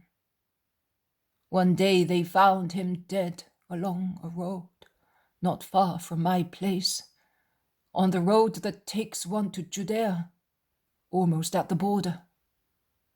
It has never been found out of what he died, but the rumor is he was killed by somebody who did not want the Messiah to be preached. He had a large wound on his head. They said that he had been trampled by a horse, but I do not believe that. He still smiled, stretched out on the dust of the road. Yes, He really seemed to be smiling at the last stars of the clearest night in the month of Elul, and at the rising sun in the morning.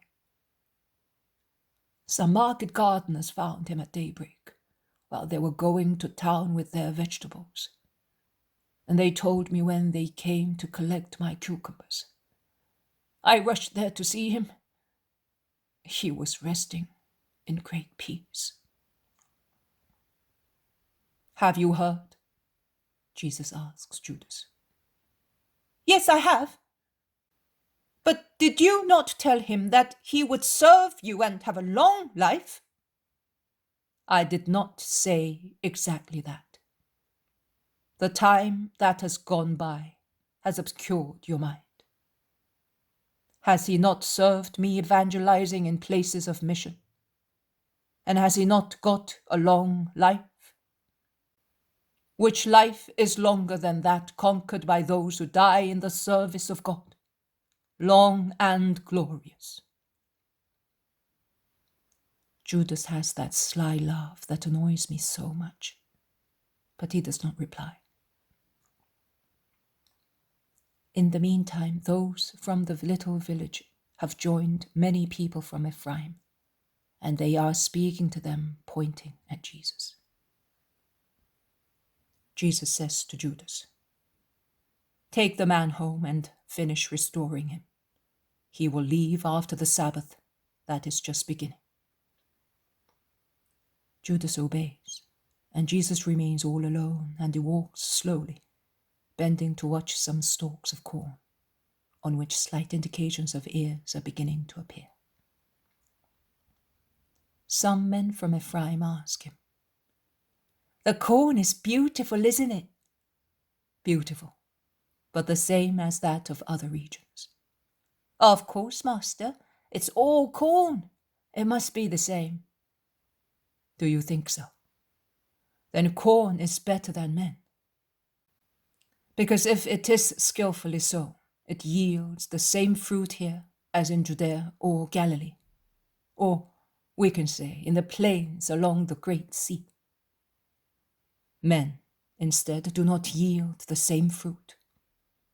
And also the soil is better than men, because when a seed is entrusted to it, it is good to the seed without making any difference whether the seed is from Samaria or Judea.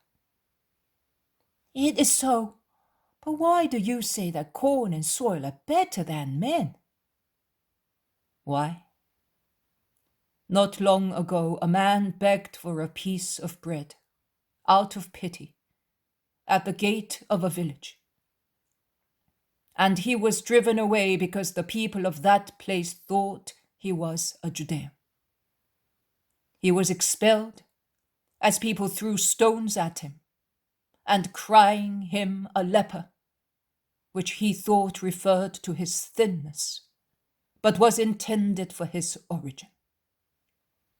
And that man almost died of starvation along the road. Thus, the people of that village, the people that sent you to question me, and would like to come to the house where I live, to see the man who was cured miraculously, are worse than corn and clods of earth.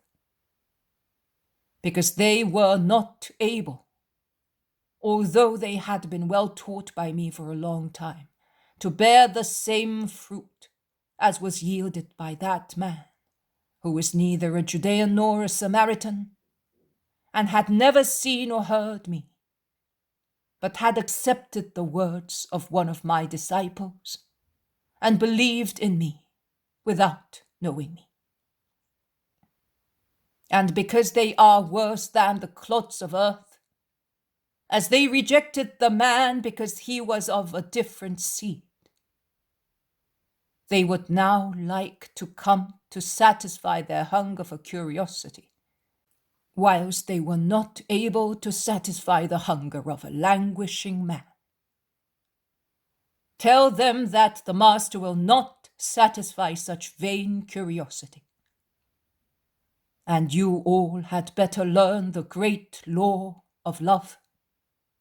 without which you will never be able to be my followers. It is not your love for me that by itself will save your souls, but it is the love for my doctrine. And my doctrine teaches brotherly love without distinction of race and census. So let those hard-hearted people who have grieved my heart go away, and let them repent if they want me to love them. Because, bear this in your minds, if I am good, I am also just. If I make no distinctions and I love you as I love those of Galilee and Judea, that must not make you so stupidly proud as to think that you are the favorite people or authorize you to do wrong without being afraid of being reproached by me. I praise and reproach according to justice. My relatives and apostles as well as any other person, and there is love in my reproach. And I do so because I want justice in the hearts of people, so that one day I may reward those who have practiced it. You may go and inform the others, so that the lesson may bear fruit in everybody. Jesus envelops himself in his mantle and strides towards Ephraim, leaving his interlocutors who go away rather dejectedly, to repeat the Master's words to the people of the unmerciful village. The poem of the man God. Preparation for the Passion. Chapter 563. Samuel, Judas of Kerioth, and John. Parable of the Bees. 10th of February, 1947. Jesus is still all alone, engrossed in thought, while walking slowly towards the thick wood to the west of Ephraim. The rustling noise of water rises from the torrent, and the songs of birds come from trees. The bright springtime sunshine is pleasant under the tangle of branches, and silent is the tread on the luxuriant grassy carpet. The sunbeams form a mobile carpet of circles or golden strips on the green grass, and some flowers, still covered with dew, shine, as if their petals were precious scales, when a disk of light centers on them, while all around there is shadow. Jesus climbs towards a ledge protruding like a balcony over the empty space underneath. A balcony on which a huge oak tree grows, and from which the flexible twigs of wild blackberries or dog roses or ivy and clematis hang down, as they do not find room or supports in their native place, too narrow for their exuberant vitality, and they hang in the empty space like loose, disheveled hair, and they stretch out, hoping to find something to which they may cling.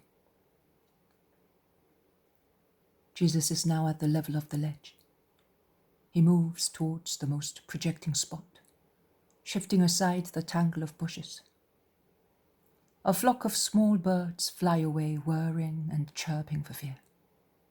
Jesus stops, watching the man who has preceded him up there, and who, lying on the grass with his face downwards, almost on the edge of the ledge, his elbows pressed on the ground, his face resting in his hands, is looking at the empty space towards Jerusalem.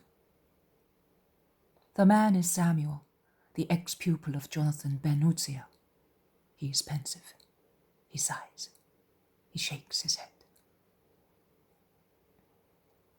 Jesus shakes some branches to attract his attention, and seeing that his attempt has been vain, he picks up a stone from the grass and rolls it down the path.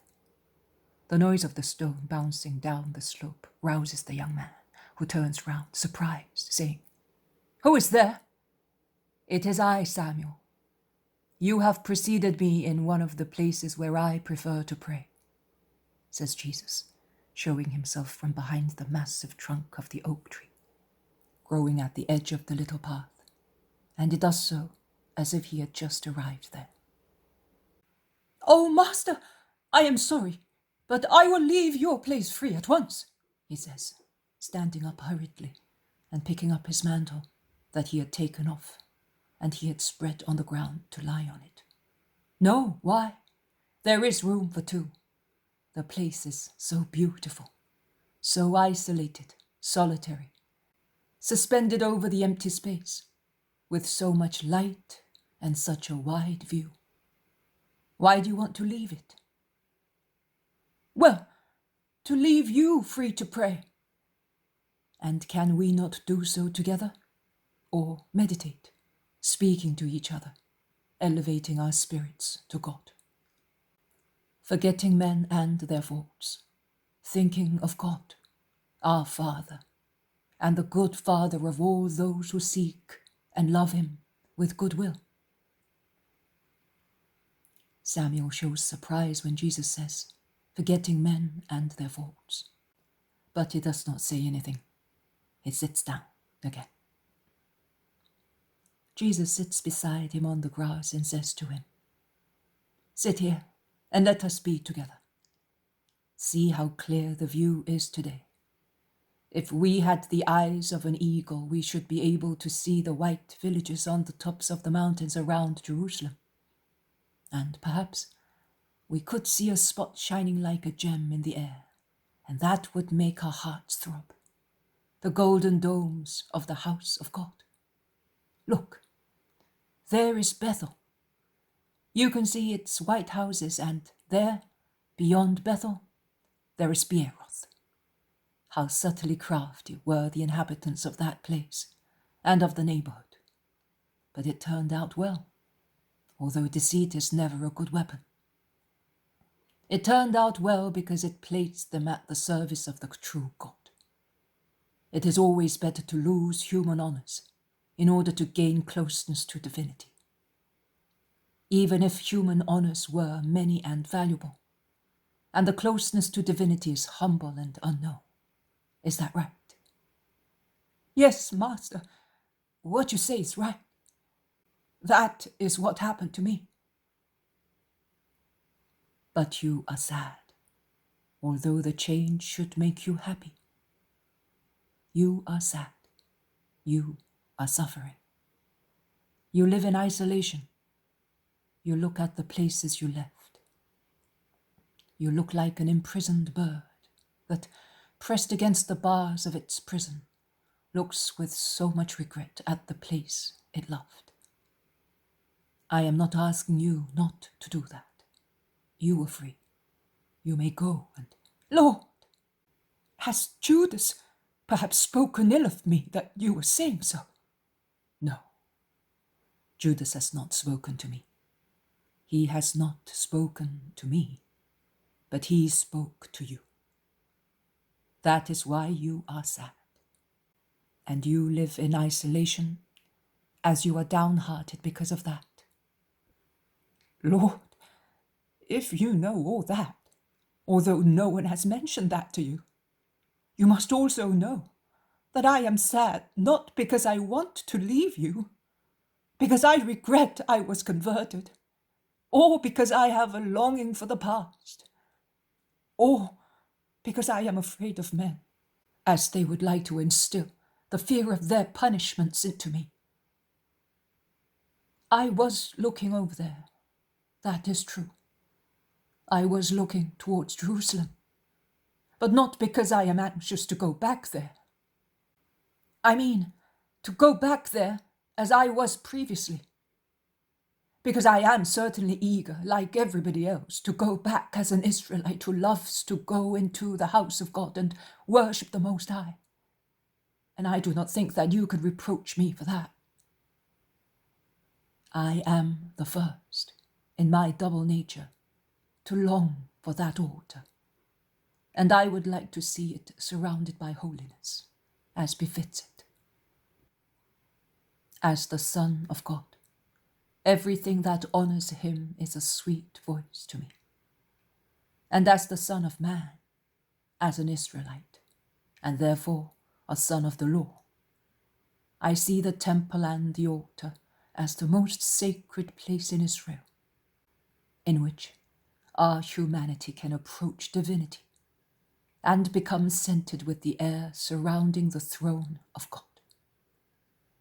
I do not abolish the law, Samuel. It is sacred to me because it was given by my Father. I perfect it and complete it with new parts.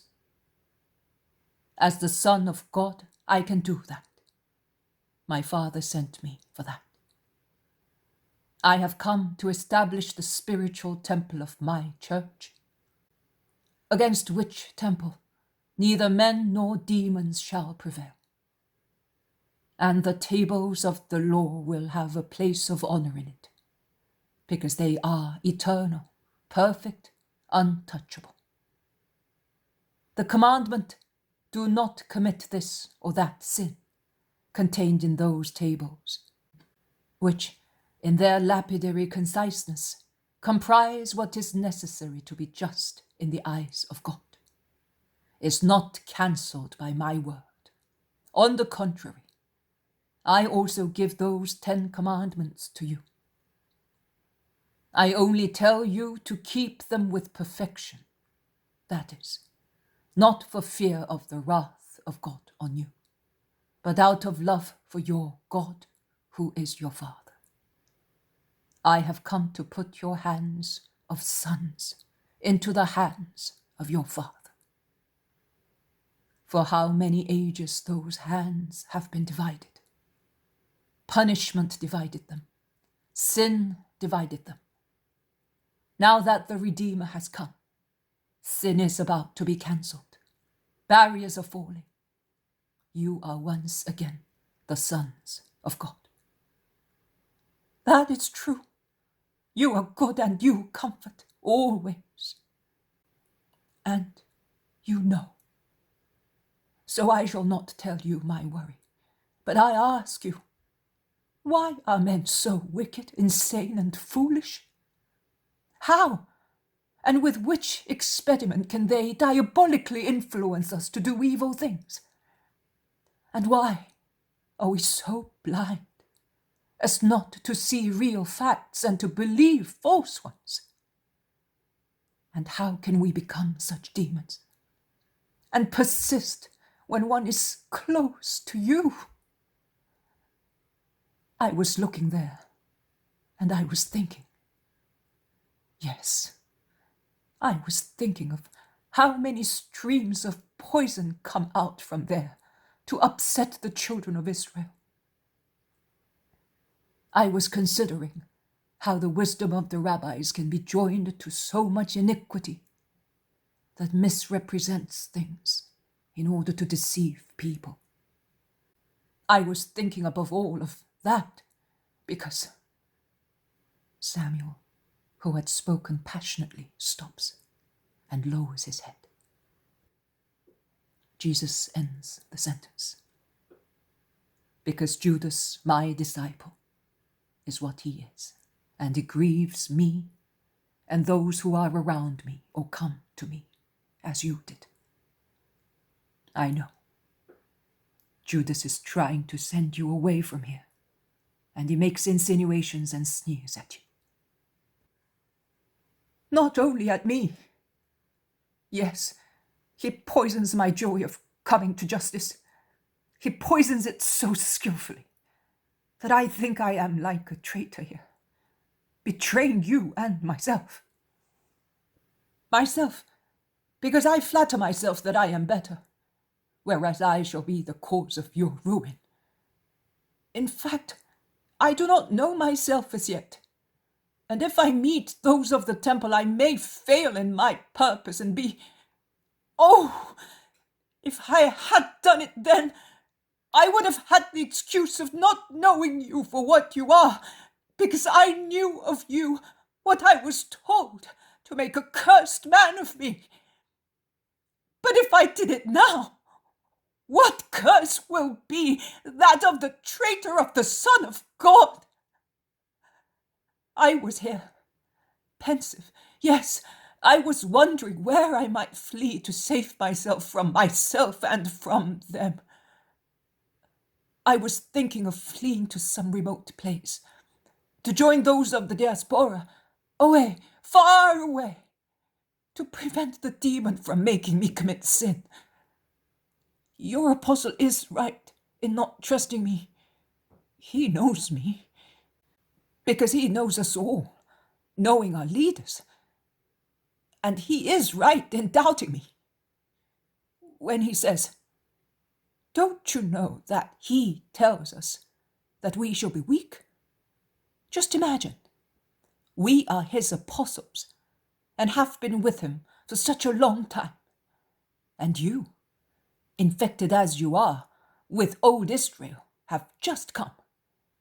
And you have come when circumstances make us shudder. Do you think you have enough strength to remain just? When he says so, he is right. The man is downhearted and lowers his head. How much grief the sons of men can give themselves. Satan really knows how to make use of that disposition of theirs to terrorize them completely and separate them from the joy that comes towards them to save them. Because the sadness of the spirit, the fear of the morrow, and worries are always weapons that man puts in the hands of his enemy, who frightens him by means of the same phantasms that man himself imagines. And there are other men who really form an alliance with Satan to help him frighten his brothers. But my dear son, is there not a Father in heaven? A Father who, as this fissure in the rock provides for this blade of grass, the fissure full of earth situated in such a way that the moisture of dews flowing on the smooth stone gathers in that thin furrow, so that the blade of grass may live and yield this tiny little flower, which is not less admirable for its beauty than the great sun shining up there. Both the perfect work of the Creator. A Father who takes care of the blade of grass grown on a rock. Will he not take care of one of his sons who firmly wants to serve him? Oh, God really does not disappoint the good wishes of man, because it is he who kindles them in your hearts. He providently and wisely creates the circumstances to encourage the wishes of his children. Not only, but in the event that the desire to honor him should follow an imperfect path, he straightens and perfects it, so that it may follow the right path. You were among the latter. You believed. You wanted and were convinced that you were honoring God by persecuting me. The Father saw that your heart did not hate God, but it longed to give glory to God by removing from the world him who you were told was the enemy of God and the corrupter of souls. So he created the circumstances to comply with your desire, to give glory to your Lord. And here you are now among us. And can you believe that God will abandon you, now that he brought you here? Only if you abandon him, the power of evil will be able to overwhelm you. I do not want that. My will is sincere, states the man. So, what are you worried about? About the word of a man? Let him say. He thinks with his own thought, and man's thought is always imperfect. But I will see to that. I do not want you to reproach him. Your assurance that I will not sin is enough for me. I assure you, it will not happen to you, because you do not want it to happen. Because see, son, it would not help you to go to the diaspora, or even to the end of the world, to preserve your soul from hating the Christ and from being punished for such hatred. Many in Israel will not sully themselves with the crime materially, but they will not be less guilty than those who condemn me and execute the sentence. I can speak to you of these matters because you are already aware that everything has been arranged for them. You know the names and the thoughts of my most pitiless enemies. You said, Judas knows us all because he knows all the leaders. But if he knows you, you also, the minor ones, because you are like lesser stars near the major planets, you also know what is being done, how it is done, and who does it, and what plots are made and which means are studied. So I can speak with you. I could not do so with the others. What I can suffer and bear with, others cannot. Master, but how can you, knowing that, be so... Who is coming up the path? Samuel stands up to look. He exclaims, Judas! Yes, it is I.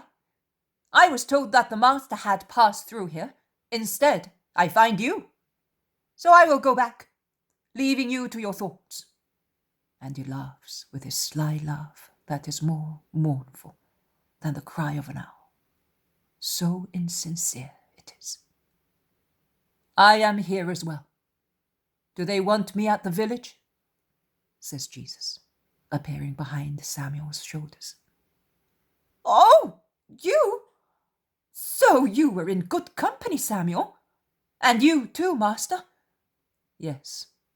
The company of one who embraces justice is always good. So you wanted me to be with me. Come then.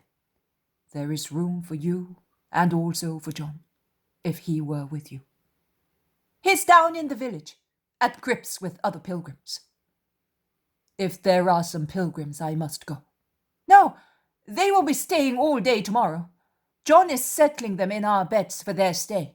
He is happy to do so. Of course, everything makes him happy.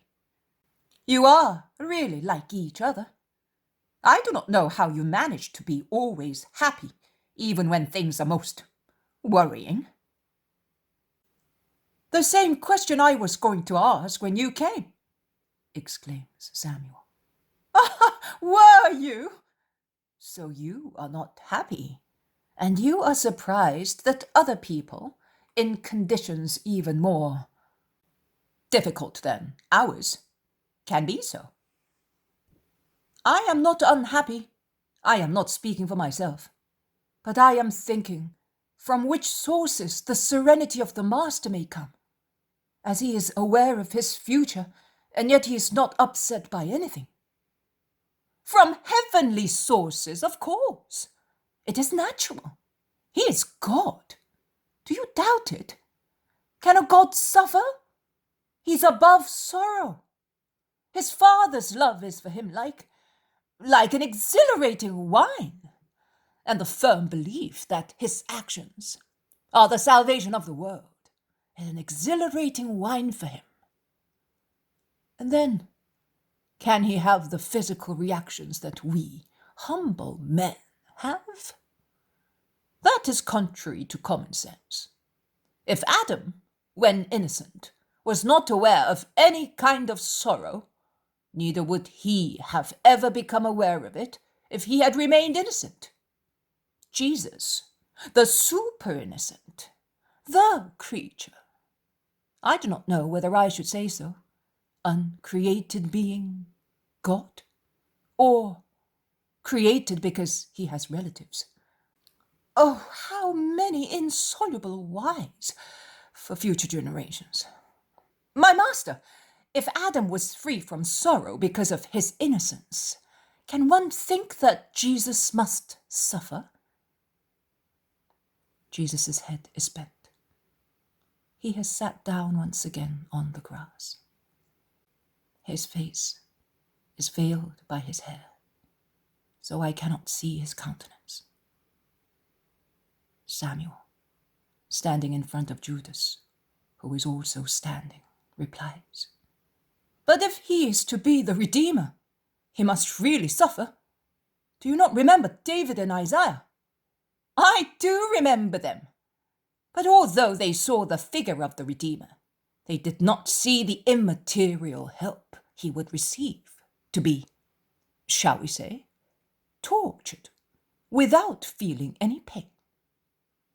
Which help? A man may love sorrow or suffer it with resignation, according to his perfection of justice, but he will always feel it. Otherwise, if he did not feel it, it would not be sorrow. Jesus is the Son of God. But he's not a ghost. He is true flesh. And flesh suffers if it is tortured. He is a true man. And the thought of man suffers if it is offended and despised. His union with God eliminates such human things in him."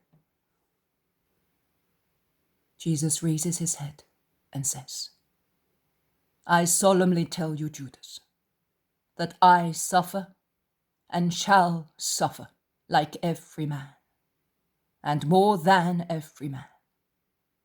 But I can be equally happy, enjoying the holy spiritual happiness of those who have achieved freedom from the sadness of the earth, because they have embraced the will of God as their only bride. I am able to do so because I have overcome the human concept of happiness, the uneasiness of happiness, as men imagine it. I do not pursue what, according to men, happiness consists of, but I place my joy in exactly the opposite of what man pursues as such.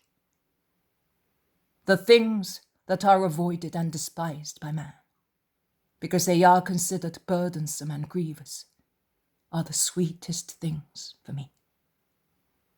I am not interested in 1 hour. I consider the consequences that 1 hour may bring about in eternal life. My episode will come to an end, but its fruit will last. My sorrow will end, but the value of my sorrow will not end. And what could I do with 1 hour of the so-called happy state on the earth? An hour achieved after pursuing it for years and years, when that hour could not come with me as delight in eternal life. And I had to enjoy it all by myself, without sharing it with those whom I love. But if you should triumph, we, your followers, would take part in your happiness, exclaims Judas. You, and who are you, compared with the past, present, and future multitudes to whom my grief will bring joy? I see far beyond earthly happiness. I look at the supernatural beyond it. I can see my sorrow change into eternal delight for a multitude of people. And I embrace sorrow as the greatest power to reach the perfect happiness, which is to love one's neighbor to the extent of suffering to give him joy, to the extent of dying for him. I do not understand that happiness, states Judas. You are not wise yet, otherwise you would understand it. And is John wise? He is more ignorant than I am. From a human point of view, he is, but he possesses the science of love. All right, But I do not think that love can prevent clubs from being clubs, and stones from being stones, and both from causing pain to the bodies they strike. You always say that sorrow is dear to you because it is love for you. But when you are really caught and tortured, if that is possible, I do not know whether you will still be of the same mind. You had better think about it while you can. Shun pain. It will be dreadful, you know. If men will be able to get hold of you, they will have no respect for you. Jesus looks at him. He is very pale. His wide open eyes seem to be seeing, beyond Judas's face, all the tortures awaiting him. And yet, although sad, they remain meek and kind, and above all, serene. Two limpid eyes of an innocent at peace. He replies, I know. I know also what you do not know. But I hope in God's mercy. He, who is merciful with sinners, will have mercy also on me. I will not ask him not to suffer, but to be able to suffer. And now let us go. Samuel, go a little ahead of us and tell John that I shall soon be in the village. Samuel bows and goes away quickly. Jesus begins to descend. The path is so narrow that they have to proceed one behind the other. But that does not prevent Judas from saying, You trust that man too much, Master. I told you who he is. He is Jonathan's most hot-headed and excitable disciple. Of course, it is late now. You have put yourself into his hands. He's a spy close to you. And you more than once thought that I was a spy, and the others thought so more than you did. I am not a spy. Jesus stops and turns round. Grief and majesty mingle on his face and in his eyes fixed on his apostle. He says, No, you are not a spy. You are a demon. You have stolen the serpent's prerogative to seduce and deceive in order to take people away from God. Your behavior is neither a stone nor a club, but it hurts me more than a blow with a stone or a club. Oh, in my atrocious suffering, there will be nothing greater than your behavior, capable of torturing the martyr. Jesus covers his face with his hands, as if he wished to conceal so much horror. And then he begins to run down the path. Judas shouts after him, Master! Master! Why are you grieving me? That liar has certainly made a slanderous report to you. Listen to me, Master! Jesus does not listen. He runs. He flies down the slopes. He does not stop when he passes by the woodcutters and shepherds who greet him. He passes. He waves to them, but does not stop. Judas resigns himself to being silent.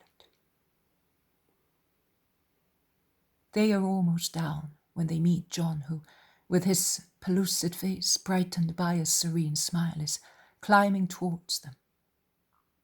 He is holding by the hand a little boy who is prattling while sucking a honeycomb. Master, here I am. There are people from Caesarea Philippi. They heard that you were here and they came. How strange it is. No one has spoken and everybody knows where you are. They are resting now. They are very tired. I went and asked Dina to give me some milk and honey because there is a sick person. I put him in my bed. I am not afraid. And little Annas wanted to come with me. Don't touch him, Master. He's all sticky with honey. And kind John who has many drops and finger marks of honey on his tunic, laughs. He laughs, trying to hold back the boy who would like to go and offer Jesus his half-sucked honeycomb, and shouts, "Come! There are so many of them for you!" "Yes, they are removing the honeycombs at Dina's. I knew. Her bees swarmed not long ago," says John. They set out again and arrive at the first house, where the bee masters are still making the usual deafening noise near the beehives. I do not know exactly why. Swarms of bees, they look like big bunches of strange grapes, are hanging from some branches, and some men are taking them to put them into the new beehives. Farther away, untiring buzzing bees are going in and coming out of beehives already settled. The men greet Jesus, and a woman approaches him with some lovely honeycombs, which she offers him. "Why are you depriving yourself of them? You have already given John some." "Oh, my bees have made much honey. It is a pleasure for me to offer it. But please, bless the new swarms. Look, they are taking the last one. This year, we had to double the beehives." Jesus goes towards the tiny towns of the bees, and he blesses them one by one, raising his hand amidst the humming of the worker bees that do not stop working. "They are all merry, and they are also all excited. A new house," says a man. "And a new wedding. They really look like women preparing a wedding feast," says another one. "Yes, but the women do more talking than work. The bees instead work in silence, and they work also on the days of wedding feasts. They work all the time to build their kingdom and their wealth," replies a third man. "To be always working in virtue is lawful. Nay, it is dutiful. To work always for the sake of gain, no, it is not. Only those can do it who do not know that they have a God who is to be honored on his day. To work in silence is a merit that everybody should learn of the bees, because holy things are done holily in silence. Be like your bees in justice, untiring and silent. God sees, God rewards. Peace be with you," says Jesus. And when he is alone with his 2 apostles, he says, "To the workers of God in particular, I propose the bees as their model. They deposit in the secrecy of the beehive the honey formed in their interiors through their unremitting work on wholesome corollas. Their fatigue does not even appear to be such, as they do it with so much goodwill, flying like golden dots from flower to flower, and then laden with juice, going in to elaborate their honey in the privacy of their little cells.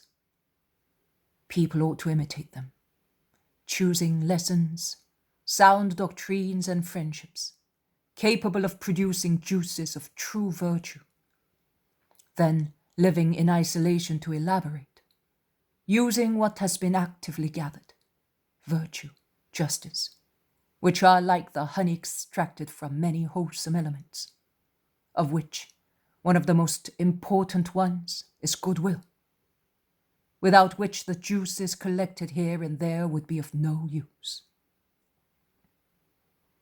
It is also necessary to meditate humbly, in the secrecy of one's heart, on the good we have seen and heard, without being envious, if queen bees are near working bees, that is, if there is someone who is more just than he who meditates. Both queens and workers are necessary in the beehive. It would be a disaster if they were all queens or all workers. Both the former and the latter would die, because the queens would have no food to procreate if there were no workers, and the workers would no longer exist if the queens did not procreate. And the queens are not to be envied. They have their work and their penitence. They see the sun but once in their only one nuptial flight. Before it and after it, they are in perpetual seclusion within the amber-colored walls of the beehive. Each one has its task, and each task is an appointment, and each appointment is an onus, besides being an honor. And the working bees waste no time in vain or dangerous flights around diseased or poisonous flowers. They make no adventurous attempts. They do not fail to carry out their mission.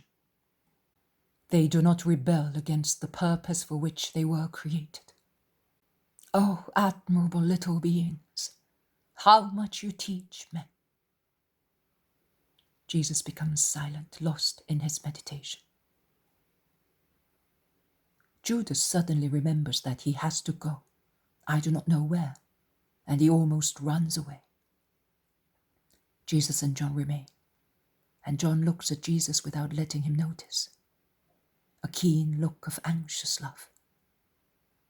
Jesus raises his head, turns round a little, meeting the eyes of his favorite apostle who is watching him. His face brightens when he draws John to himself. John, while walking, embraced thus, asks, Judas has grieved you again, has he not? And he must have upset Samuel as well. Why? Has he said anything to you? No, but I have understood. He only said, generally speaking, when one lives near someone who is really good, one becomes good. But Judas is not, although he has lived with the Master for 3 years. He is corrupt in the depth of his heart, and the goodness of the Christ does not penetrate him. So full he is of wickedness. I did not know what to say because it is true. But why is Judas like that? Is it possible that he will never change? And yet, we're all getting the same lessons. And when he came among us, he was not any worse than we were. My John, my meek child. Jesus kisses his forehead, so open and pure, and he whispers through his fair hair that undulates lightly. There are people who seem to live to destroy the good that is in them. You are a fisherman, and you know what a sail does when a hurricane strikes it. It bends so low near the water that it almost overturns the boat and becomes a danger for it. So at that time, it is necessary to lower it. And one is thus left without wings with which to fly towards one's nest, because a sail struck by a hurricane is no longer a wing, but it becomes ballast that takes one to the bottom, to death, and not to salvation. But if the violent blast of the hurricane abates, even for a few moments, then the sail becomes wing at once, and the boat sails fast towards the harbour, taking the people in it to salvation. The same happens to many souls. It is enough that the hurricane of passions subsides, and the soul that was bent and almost submerged by what was not good begins to yearn for goodness. Yes, Master. But so, tell me, will Judas ever reach your harbour? Oh, do not make me look at the future of one of my dearest apostles. I have in front of me the future of millions of souls for whom my sufferings will be useless. I have in front of me all the base actions of the world. The nausea upsets me, the nausea of the seething of filthy things that like a river cover and will cover the earth in different ways, but always dreadful for the perfection until the end of time. Do not make me look. Let me quench my thirst and find comfort at a spring that does not taste of corruption. And let me forget the verminous rottenness of too many people by looking at you alone, my peace. And he kisses him again between his eyebrows, looking deeply into the limpid eyes of the pure, loving apostle. They go into the house. Samuel is in the kitchen chopping the wood to spare the old woman work when lighting the fire. Jesus asks the woman, "Are the pilgrims sleeping?" "I think so. I do not hear any noise. I am going to take this water to the mounts. They are in the wood store." "I will do that, Mother. You had better go to Rachel's house. She promised me some fresh cheese. Tell her that I will pay her on the Sabbath," says John, picking up 2 tubs full of water. Only Jesus and Samuel remain. Jesus approaches the man who, bending over the fire, is blowing to light the flame, and he lays his hand on his shoulder, saying, "Judas interrupted us up there. I wanted to tell you that I will send you with my apostles the day after the Sabbath. Perhaps you prefer that." "Thank you, Master. I am sorry not to be near you. But in your apostles, I shall find you once again. Yes, I prefer to be far away from Judas. I did not dare to ask you." "All right, that is settled. And take pity on him, as I do. And do not tell Peter or anybody else." "I can hold my tongue, Master." "The disciples will come later. There is Hermas and Stephen, and there is Isaac, 2 wise men and a just one, and many more. You will like it among true brothers." "Yes, Master. You understand and help us. You really are the good Master." And he bends to kiss Jesus' hand. The poem of The Man God. Preparation for the Passion. Chapter 564. At Ephraim, before and after the arrival of Jesus' mother and of the women disciples with Lazarus. 12th of February, 1947. In Mary of Jacob's house, they are already up, although it is hardly daybreak. I would say that it must be a Sabbath, because I see that the apostles also are present, whereas they are usually away evangelizing. They are busy lighting fires and boiling water, and Mary is helped in sieving flour and kneading it to bake bread. The old woman is very excited as a little girl. And while working actively, she asks this one and that one, "Will it really be today? And are the other places ready? Are you sure that they are not more than 7?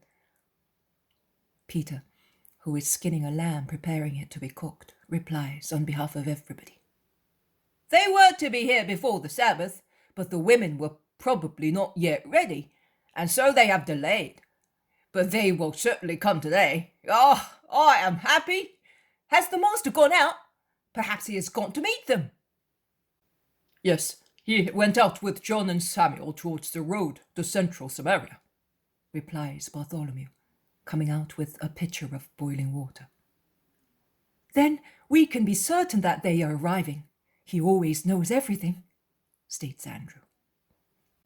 I would like to know why you are laughing like that. What is there to laugh at when my brother speaks? Asks Peter, who has noticed the sly laugh of Judas, who is idle in a corner. I am not laughing because of your brother.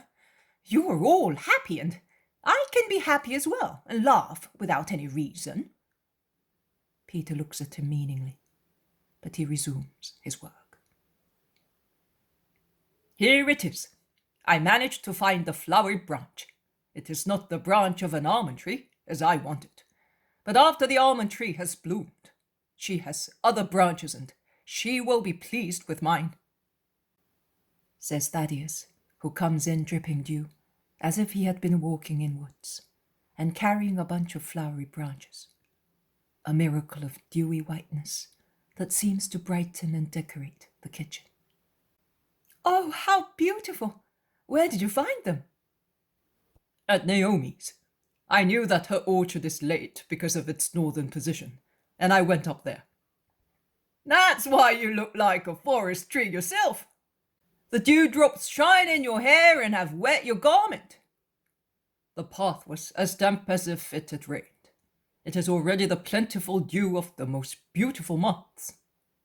Thaddeus goes away with his flowers, and shortly afterwards he calls his brother to help him arrange them. I will come. I am an expert. Woman, have you an amphora with a thin neck?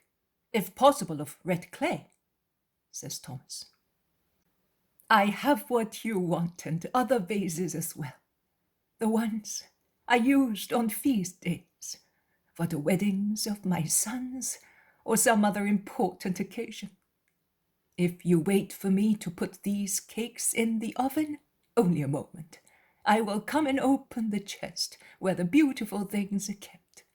Ah, they are only few now, after so much misfortune. But I have kept some to remember and to suffer, because even if they are memories of happy days, they now make one shed tears, because they remind one of what is finished. In that case, it would have been better if no one had asked them of you. I would not like what happened to us at Nob to occur again here. So many preparations for nothing, says the Iscariot. I tell you that a group of disciples informed us. Do you think they had dreamt of it? They spoke to Lazarus. He sent them ahead on purpose. They came to tell us that his mother would be here before the Sabbath in Lazarus's wagon with Lazarus and the women disciples. But they have not come.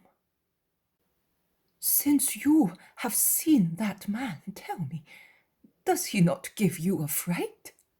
Asks the old woman, drying her hands in her apron after entrusting her cakes to James of Zebedee and Andrew, who take them to the stone oven. A fright? Why? A man who comes back from the dead. She's utterly moved. Don't worry, Mother. He's exactly like us, says James of Alphaeus, comforting her. Rather than be afraid, you had better make sure that you do not chatter with the other women about it. Otherwise we shall have the whole of Ephraim here and bothering us, says the Iscariot, peremptorily. I have never spoken imprudently since you came here, either with the people of the town or with pilgrims.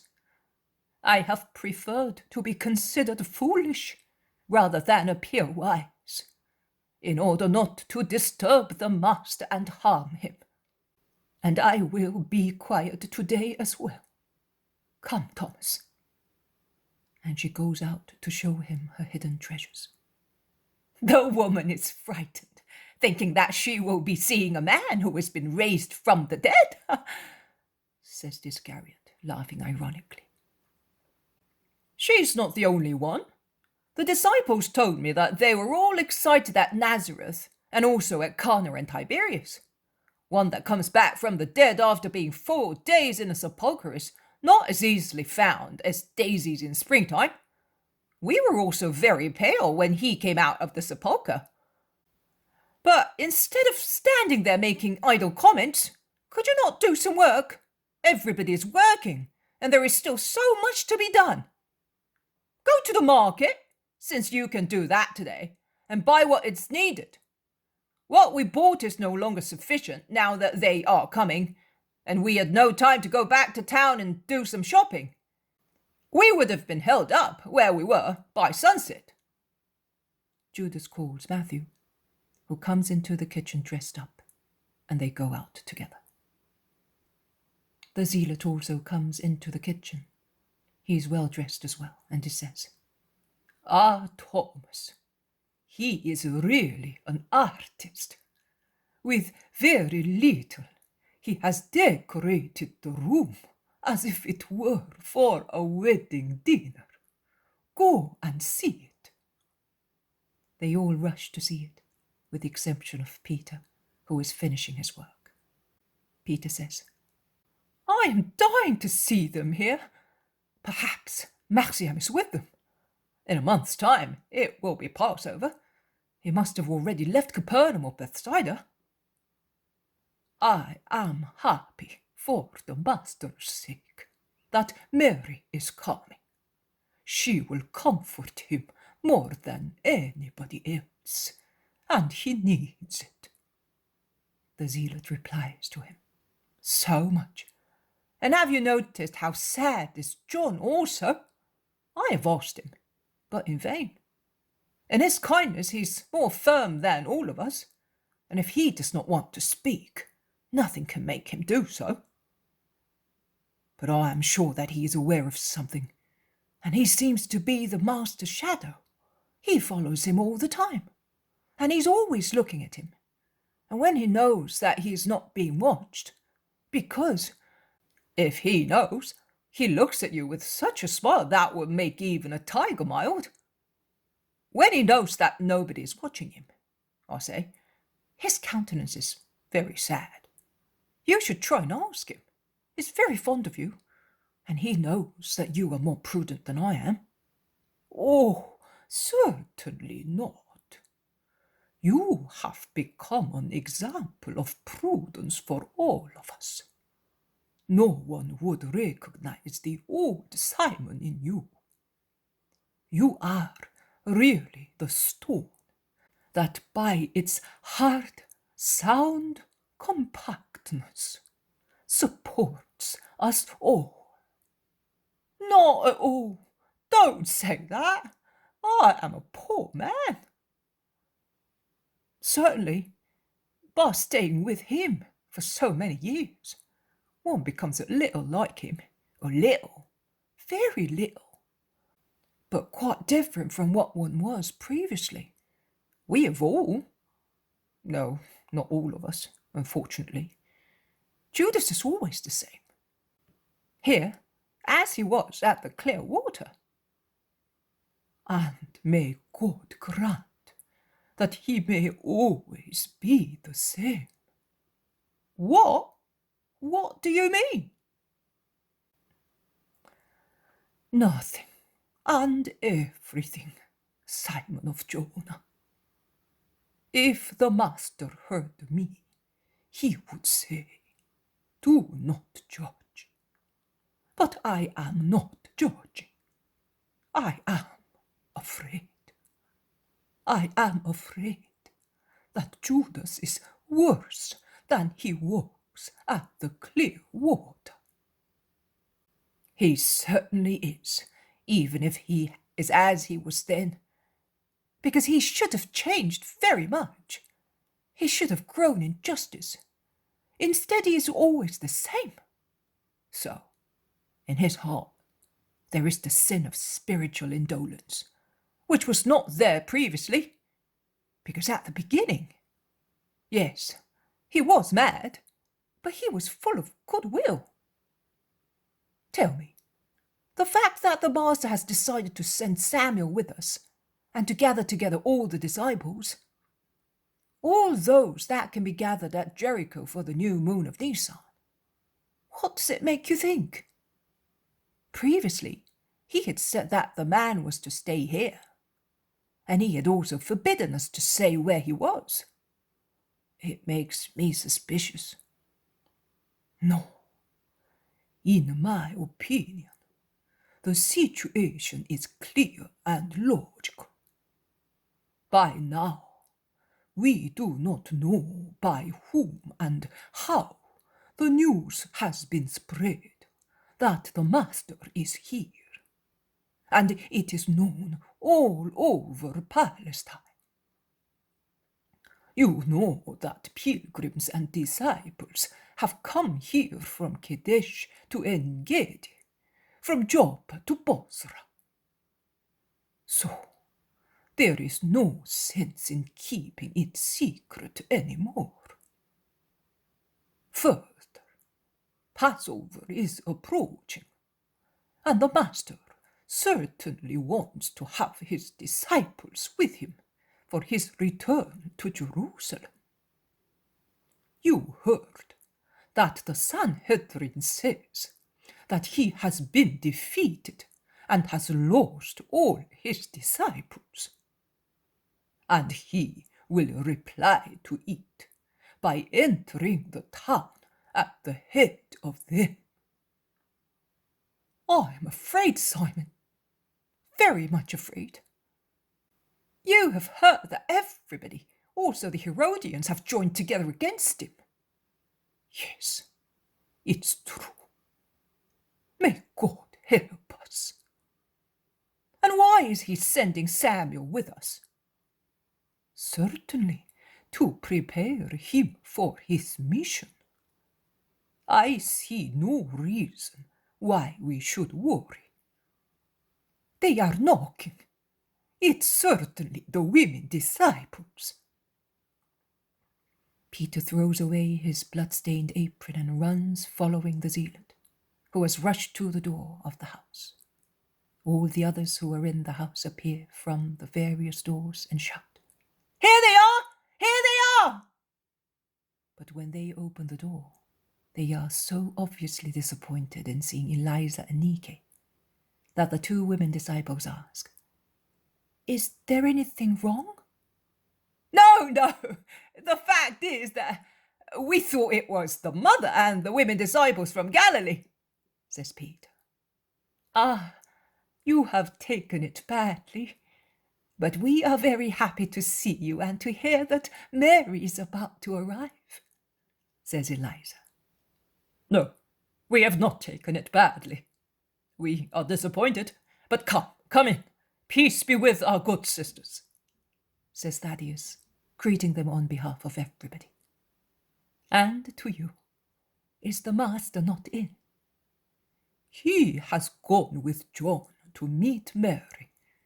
We know that she is coming along the Shechem road in Lazarus's wagon, explains the zealot.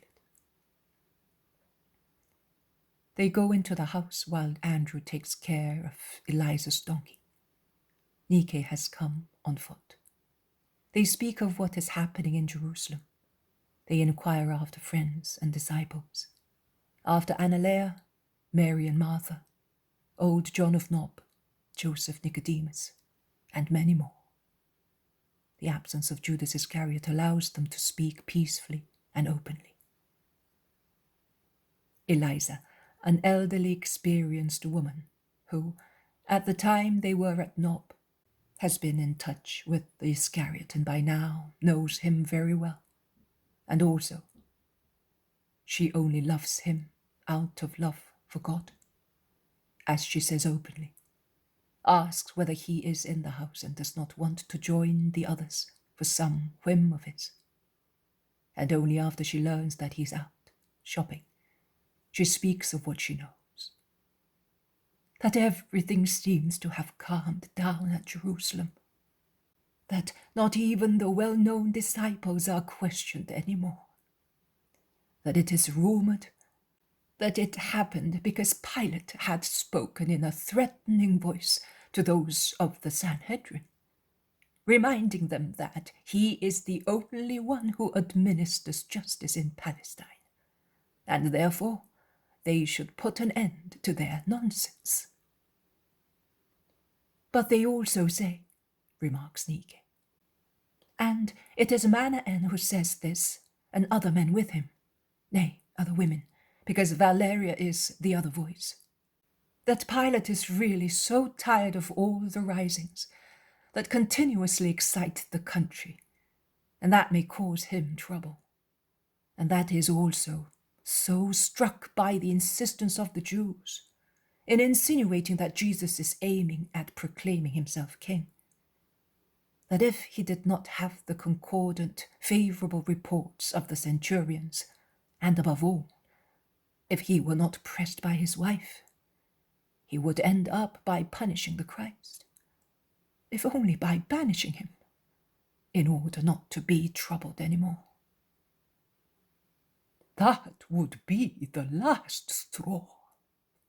And he is capable of doing it, quite capable. It is the lightest Roman punishment, and the most used after scourging. But can you imagine that? Jesus all alone, goodness knows where, and we scattered here and there, says the zealot. Of course, scattered, that's what you say. But they will not scatter me. I will follow him, says Peter. Oh, Simon, can you flatter yourself that they would allow you to do that? They tie you up like a galley slave, and they take you wherever they want, even on a galley or to one of their prisons, and you would no longer be able to follow your master, says Bartholomew. Peter ruffles his hair, looking perplexed and downhearted. We shall tell Lazarus. Lazarus will go to Pilate frankly. Pilate will certainly see him with pleasure, because the Gentiles love to see extraordinary beings, says the zealot. He has probably been there before he left, and Pilate may no longer be anxious to see him, says Peter, dejectedly.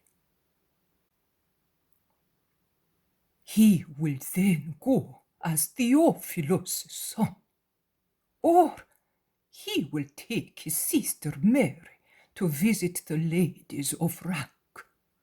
They were friends when Mary was a sinner. Do you know that Valeria, after her husband divorced her, has become a proselyte?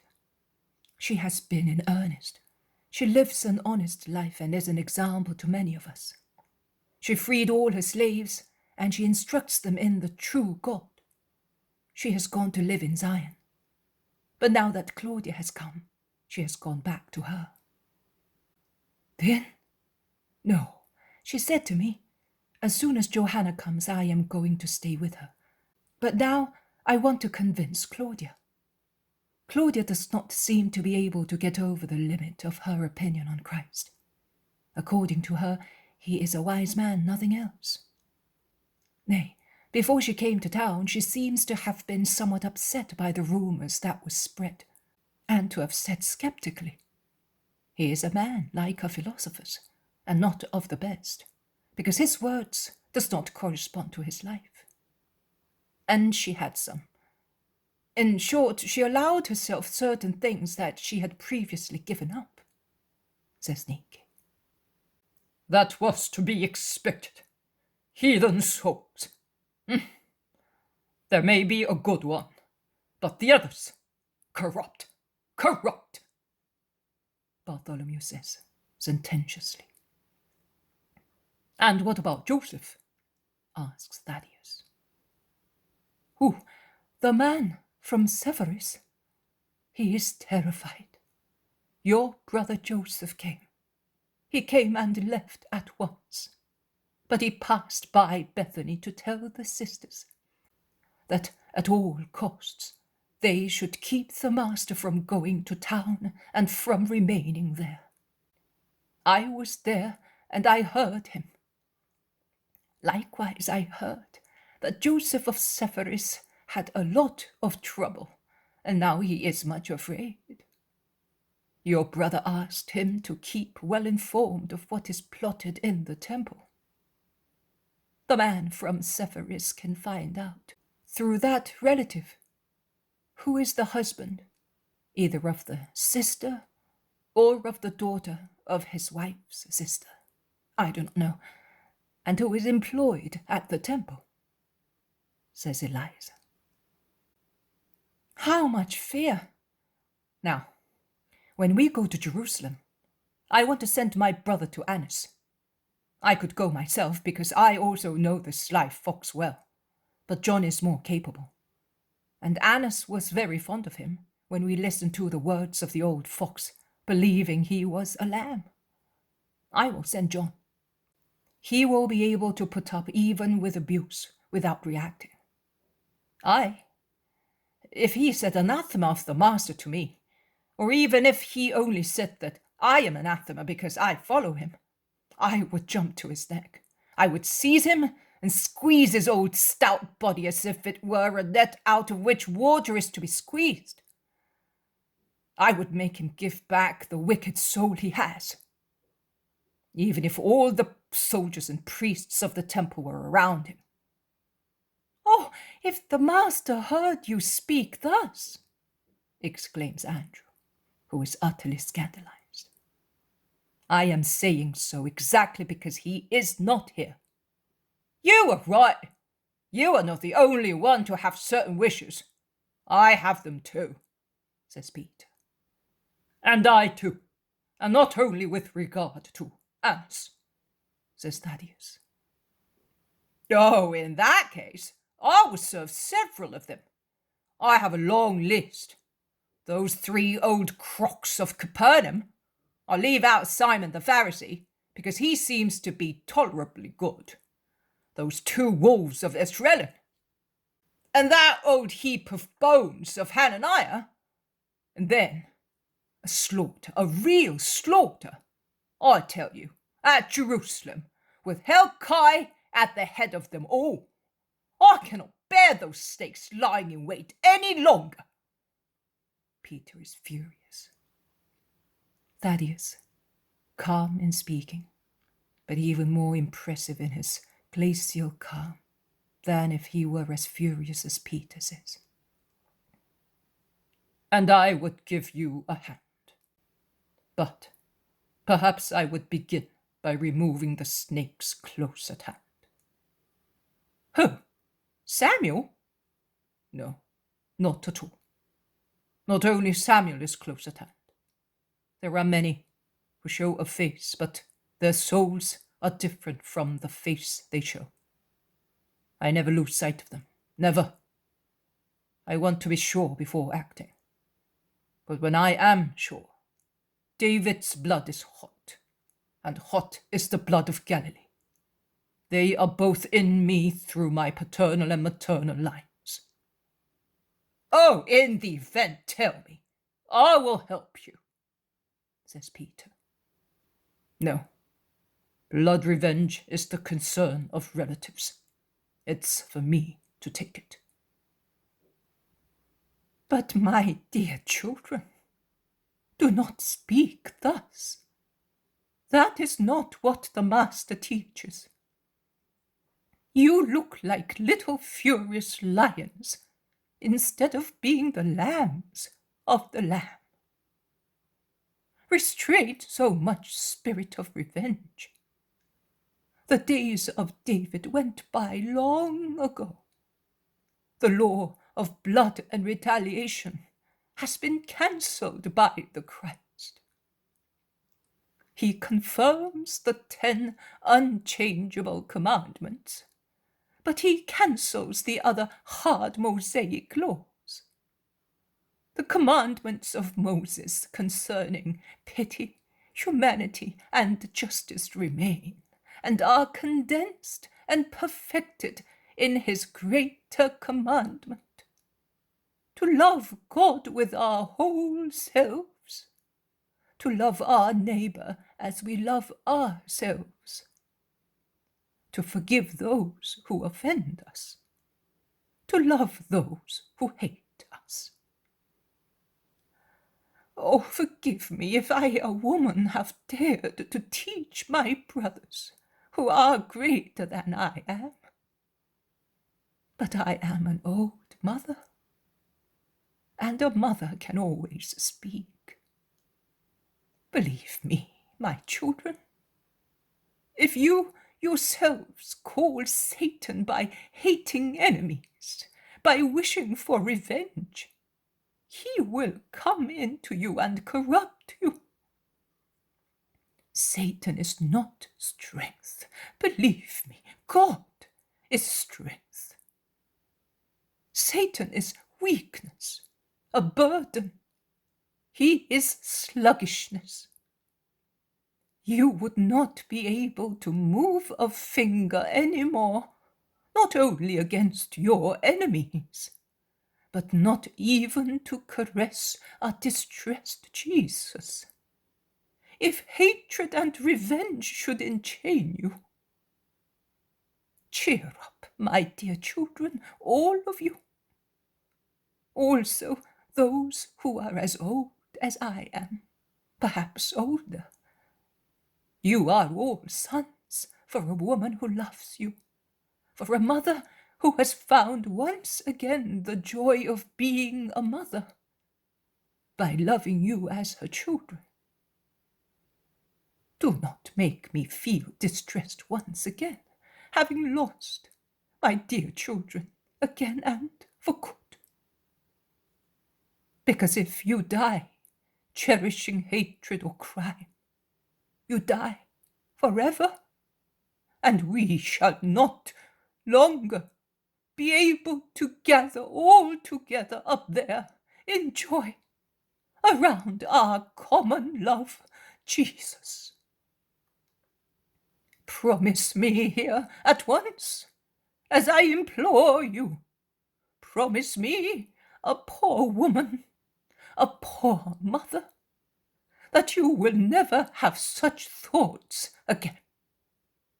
Oh, they even disfigure your faces. You seem strangers to me. You are different. How ugly hatred makes you. You were so meek. But what is happening? Listen to me. Mary would say the same words as mine to you, with greater power, because she is Mary. But it is better if she is not aware of all the grief. Oh, poor mother, but what is happening? So have I to really believe that the hour of darkness has already come? The hour that will swallow everybody. The hour in which Satan will be king in everybody, with the exception of the Holy One. And he will lead astray also saints, you also, making you cowards, perjurers, as cruel as he is. Oh, so far I have always hoped. I have always said, men will not prevail against the Christ. But now I am afraid, and I tremble for the first time. I see the great darkness, whose name is Lucifer, stretch out and invade the serene sky of Adar, and darken all of you, and pour poison that make you sick. Oh, I am afraid. Eliza, who for some time had been weeping silently, drops with her head on the table at which she was sitting, and sobs sorrowfully. The apostles look at one another. Then, although distressed, they begin to console her. But she does not want consolation, and she says so. One, only one, is good for me. Your promise, for your own good, so that Jesus may not have the greatest of his sorrows, to see you, his beloved disciples, damned. Of course, Eliza, if that is what you want. Do not weep, woman. We promise you. Listen, we will not lift a finger against anybody. We shall not even look, so that we may not see. Don't weep. Don't weep. We will forgive those who offend us. We will love those who hate us. Don't weep. Eliza raises her face, shining with tears, and says, Remember, you have promised it. Repeat your promise. We promise you it, woman. How dear you are, my children. Now I do like you. I see that you are good again. Now that my worry is appeased, and that you are once again free from that bitter ferment, let us get ready to receive Mary. What is there to be done? She asks, and she finishes wiping her tears. Actually, we have prepared, as men can do, but Mary of Jacob helped us. She is a Samaritan, but she is very good. You will soon see her. She's out at the stone oven watching the bread. She's alone. Her children are either dead or have forgotten her. Her riches have vanished, and yet she bears no one ill will. Oh, see, can you see that there is who knows how to forgive, also among heathens and Samaritans? And it must be dreadful, you know, to have to forgive a son. Better dead than a sinner. Are you sure that Judas is not here? If he has not become a bird, he cannot be here, because the windows are open, but all the doors are closed except this one. Then, Mary of Simon has been to Jerusalem with her relative. She came to offer sacrifices at the temple. Then she came to us. She seems a martyr. How depressed she is. She asked me and everybody whether we had any news of her son, whether he was with the Master, whether he had always been with him. What is the matter with that woman? Asks Andrew, quite astonished. Her son. Do you not think that it is enough? Asks Thaddeus. I comforted her. She wanted to go back to the temple with us. We all went there together to pray. Then she left, always with her worry. I said to her, If you stay with us, we shall be going to the Master shortly. Your son is there. She already knew that Jesus is here. It has been known as far as the borders of Palestine.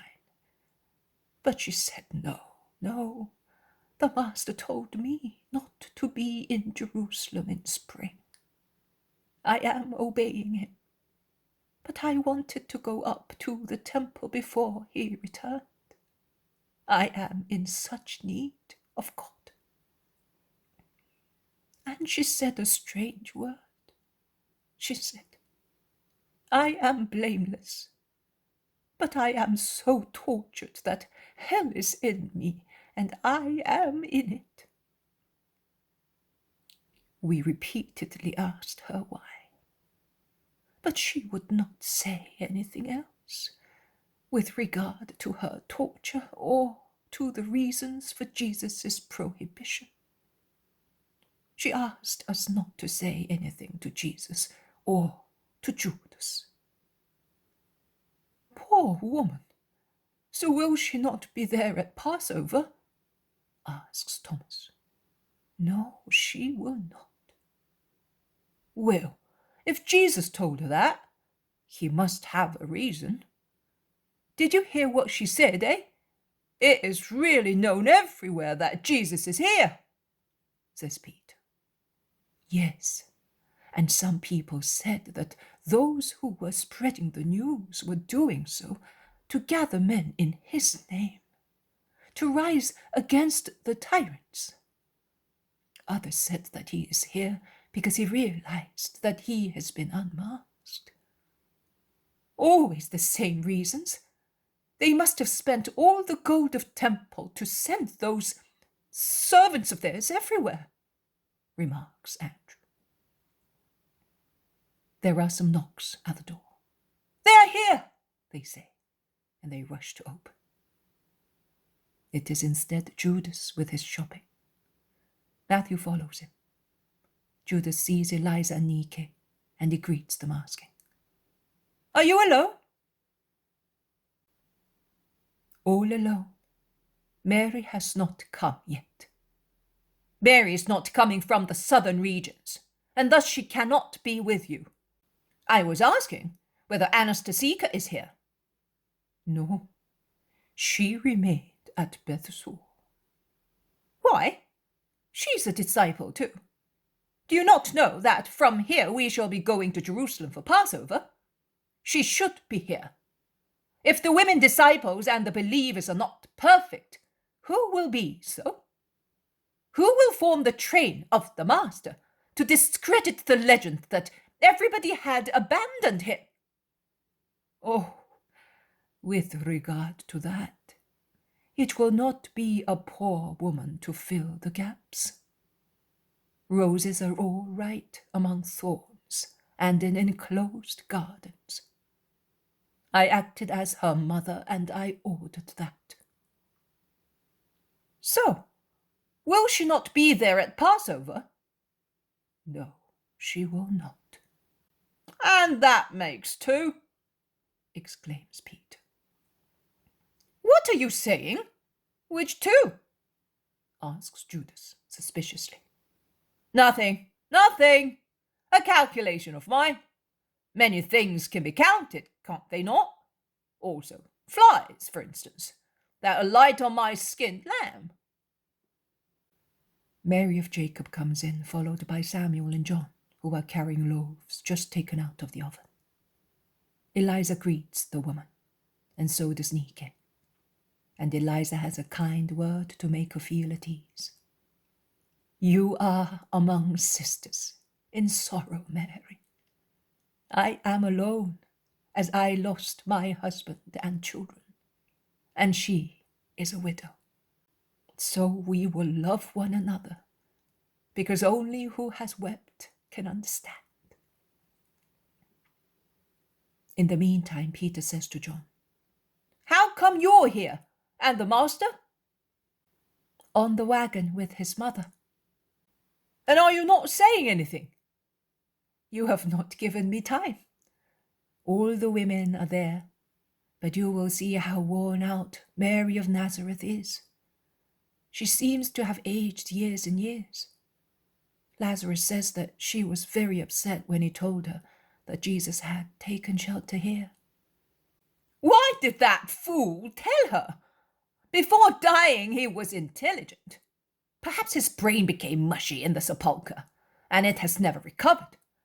One does not lie dead with impunity, says Judas of Keriot, ironically and scornfully. Nothing of the kind. You had better wait to listen before speaking.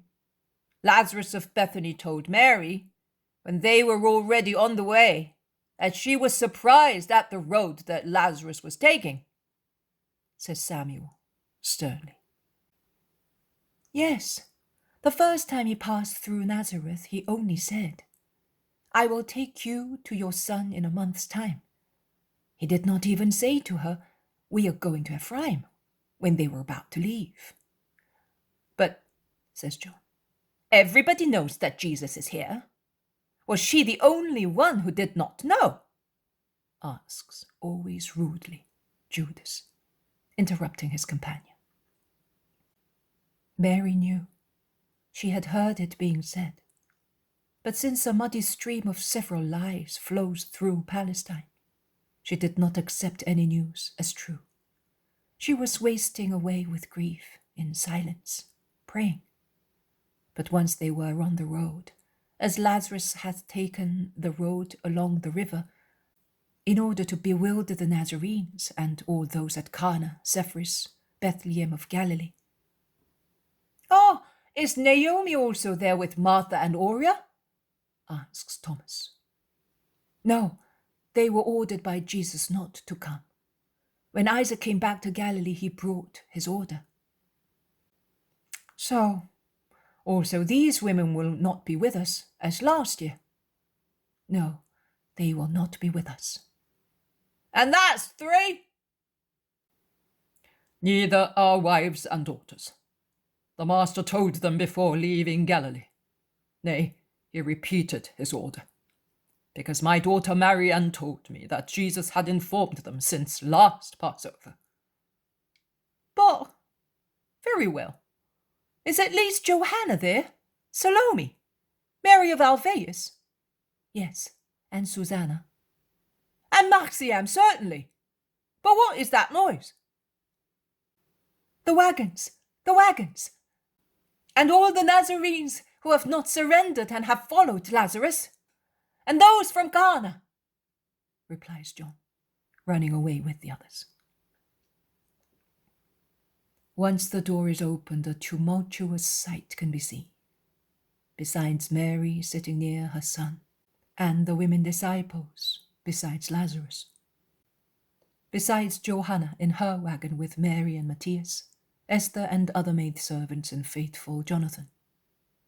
There is a crowd of people, known faces and unknown ones, from Nazareth, Cana, Tiberias, Nain, and all. And Samaritans from all the villages they passed through on their journey and from other nearby ones.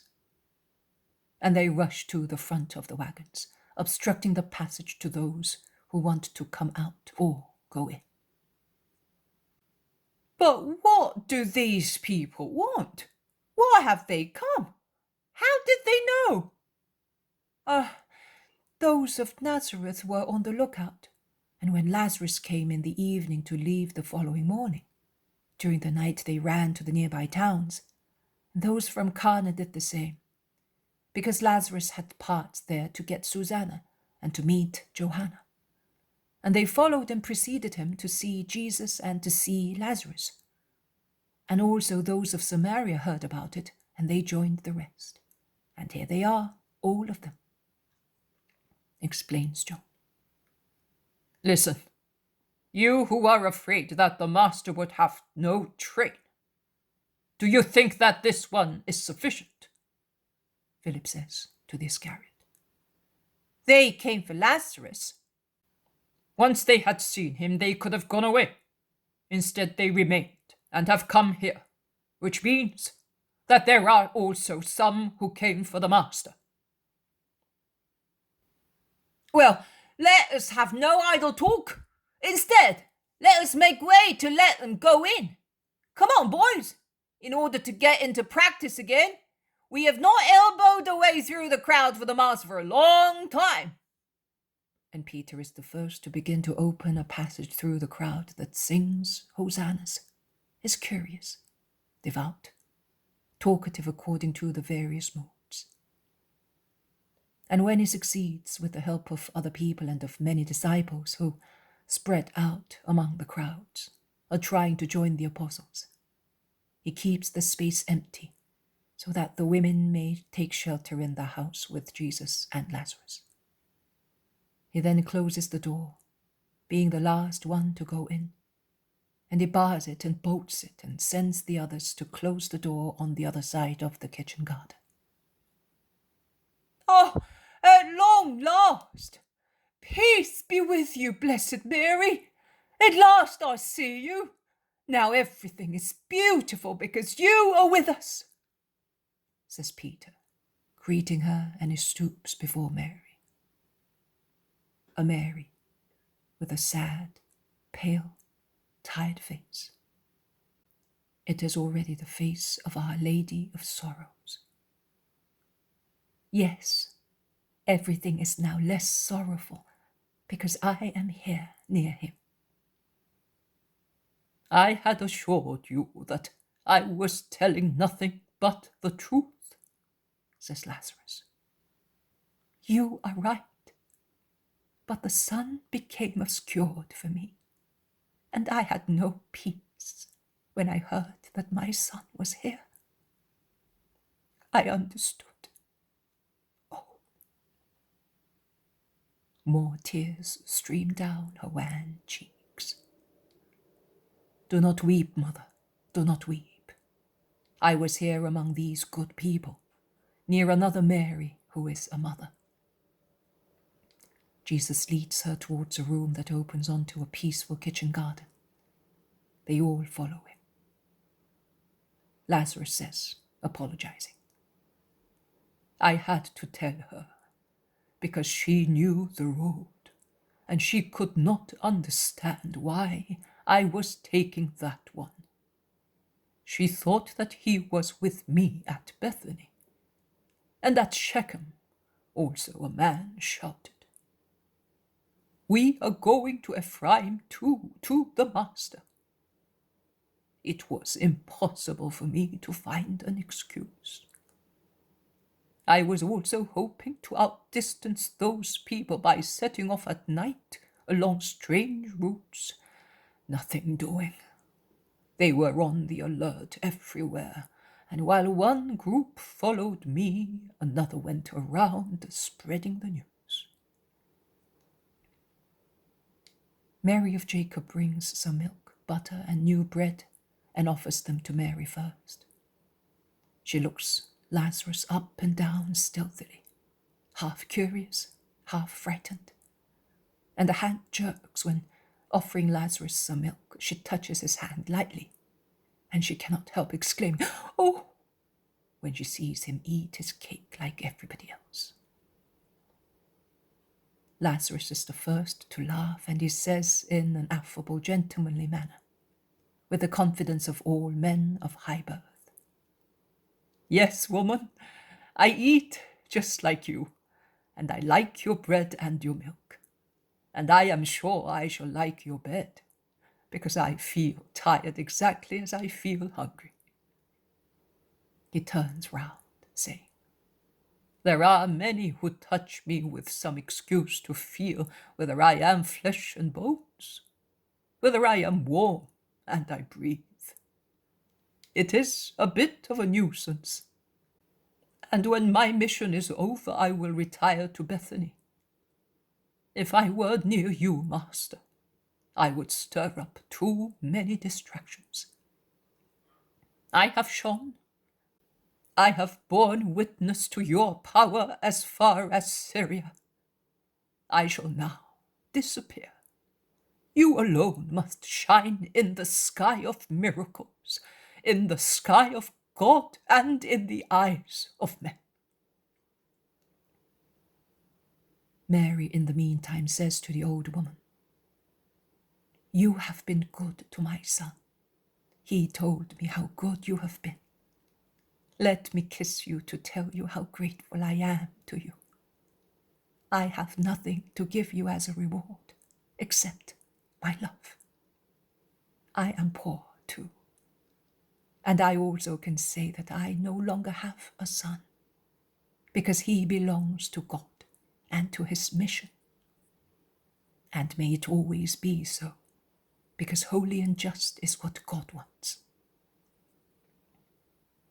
Mary's kind, but she's already heartbroken. All the apostles look at her compassionately, to the extent of forgetting those who are rioting outside, and of inquiring after their far-away relatives. But Jesus says, I will go up to the terrace to dismiss and bless the people. And Peter then rouses himself and asks, But where is Marciam? I have seen all the disciples, but not him. Marciam is not here, replies Salome, the mother of James and John. Marciam is not here? Why? Is he ill? No, he is well, and your wife is well. But Marciam is not here.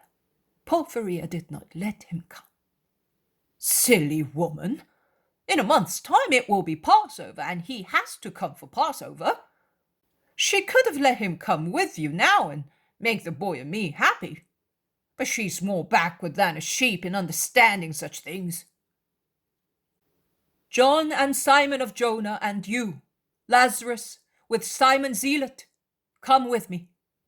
You, all of you, stay here where you are until I dismiss the crowd, separating the disciples from it, orders Jesus, and he goes out with the four, closing the door. Through the corridor and the kitchen he goes out into the kitchen garden, followed by Peter, who is grumbling, and by the others. But before setting foot on the terrace, he stops on the little staircase. He turns round, laying a hand on the shoulder of Peter, who raises his unhappy face. Listen to me carefully, Simon Peter, and stop accusing and reproaching Porphyria. She is innocent. She obeyed an order of mine. Before the Feast of the Tabernacles, I ordered her not to let Marciam come to Judea. But Passover, Lord! I am the Lord. You say that. And as the Lord, I can order anything, because every order of mine is just. So, do not be upset by scruples. Do you remember what is stated in Numbers? If anyone of your country becomes unclean by touching a dead body, or is on a journey abroad, such person shall keep Passover for the Lord on the 14th day of the 2nd month in the evening.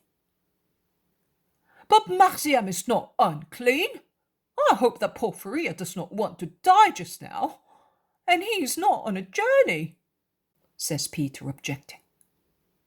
It does not matter. That is what I want. There are things that make one unclean more than a dead body. Marciam, I do not want him to be contaminated. Let me do as I wish, Peter. I know. Be obedient as your wife is, and Marciam too. We shall keep the 2nd Passover with him, on the 14th day of the 2nd month, and we shall be so happy then. It's a promise. Peter makes a gesture as if to say, Let us resign ourselves. But he makes no objection. The zealot remarks, It is a lot if you do not continue your calculation of how many will not be in town at Passover. I did not feel like counting any more. All this gives me a strange sensation, an icy feeling. Can the others be told? No, I took you aside deliberately. Then I also have something to tell Lazarus in particular. Tell me. If I can, I will reply to you, says Lazarus.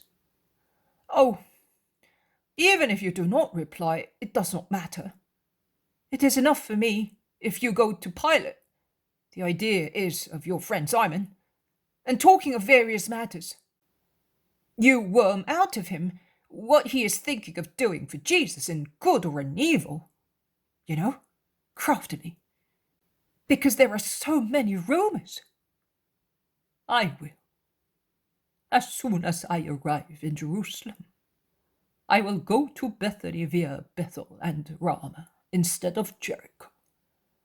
And I will stop in my mansion in Zion, and I will go to Pilate. Don't worry, Peter, because I shall be skillful and sincere. And you will waste your time for nothing, my dear friend, because Pilate, you are aware of it as a man, I as God, is but a reed that bends to the side opposite the hurricane, endeavoring to avoid it.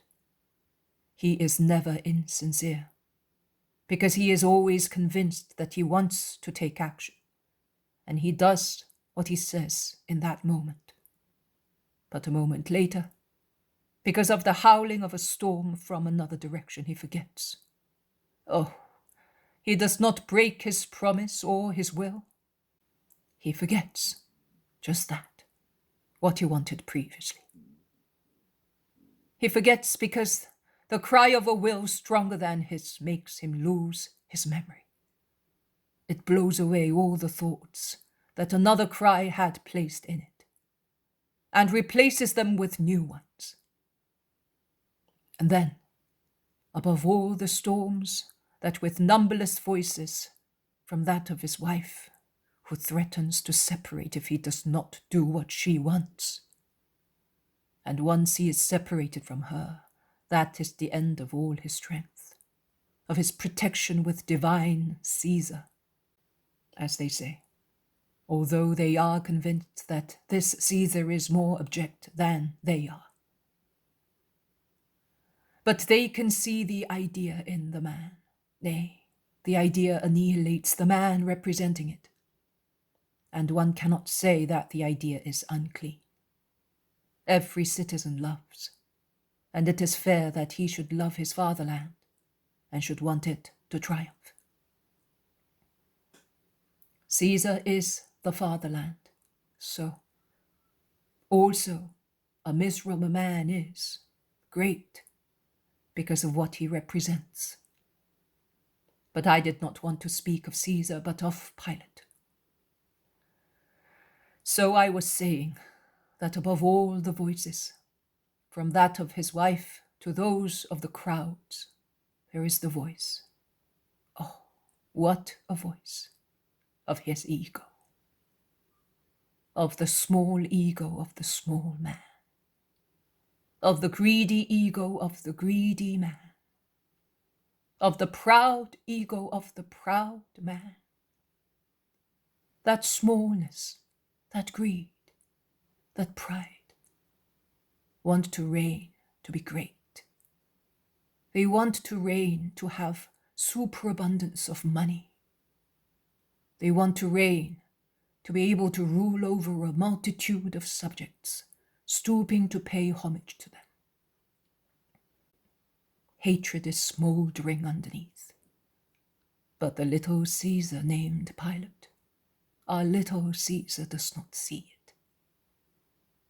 He can only see the backs bent, feigning homage, and fear before him, or really feeling both. And because of the stormy voice of his ego, he is prepared to do anything. I say, anything, provided he may continue to be Pontius Pilate, the proconsul, the servant of Caesar, the ruler of one of the many regions of the empire. And because of all that, even if now he is my defender, tomorrow he will be my judge, and inexorable. The thought of man is always uncertain, most uncertain, when that man's name is Pontius Pilate. But Lazarus, you may satisfy Peter, if that is to console him. Not to console me, but to calm me a little. Then please our God Peter and go to Pilate. I will go, master. But you have described the proconsul as no historian or philosopher could have done. A perfect portrait. I could likewise depict every man in his real image, his character. But let us go to these people who are rioting. He climbs the last steps and shows himself. He raises his arms and says in a loud voice, "Men of Galilee and of Samaria, disciples and followers, your love, your wishes to honor me and my mother and my friend by escorting their wagon, tell me what your thoughts are. I can but bless you for such thoughts.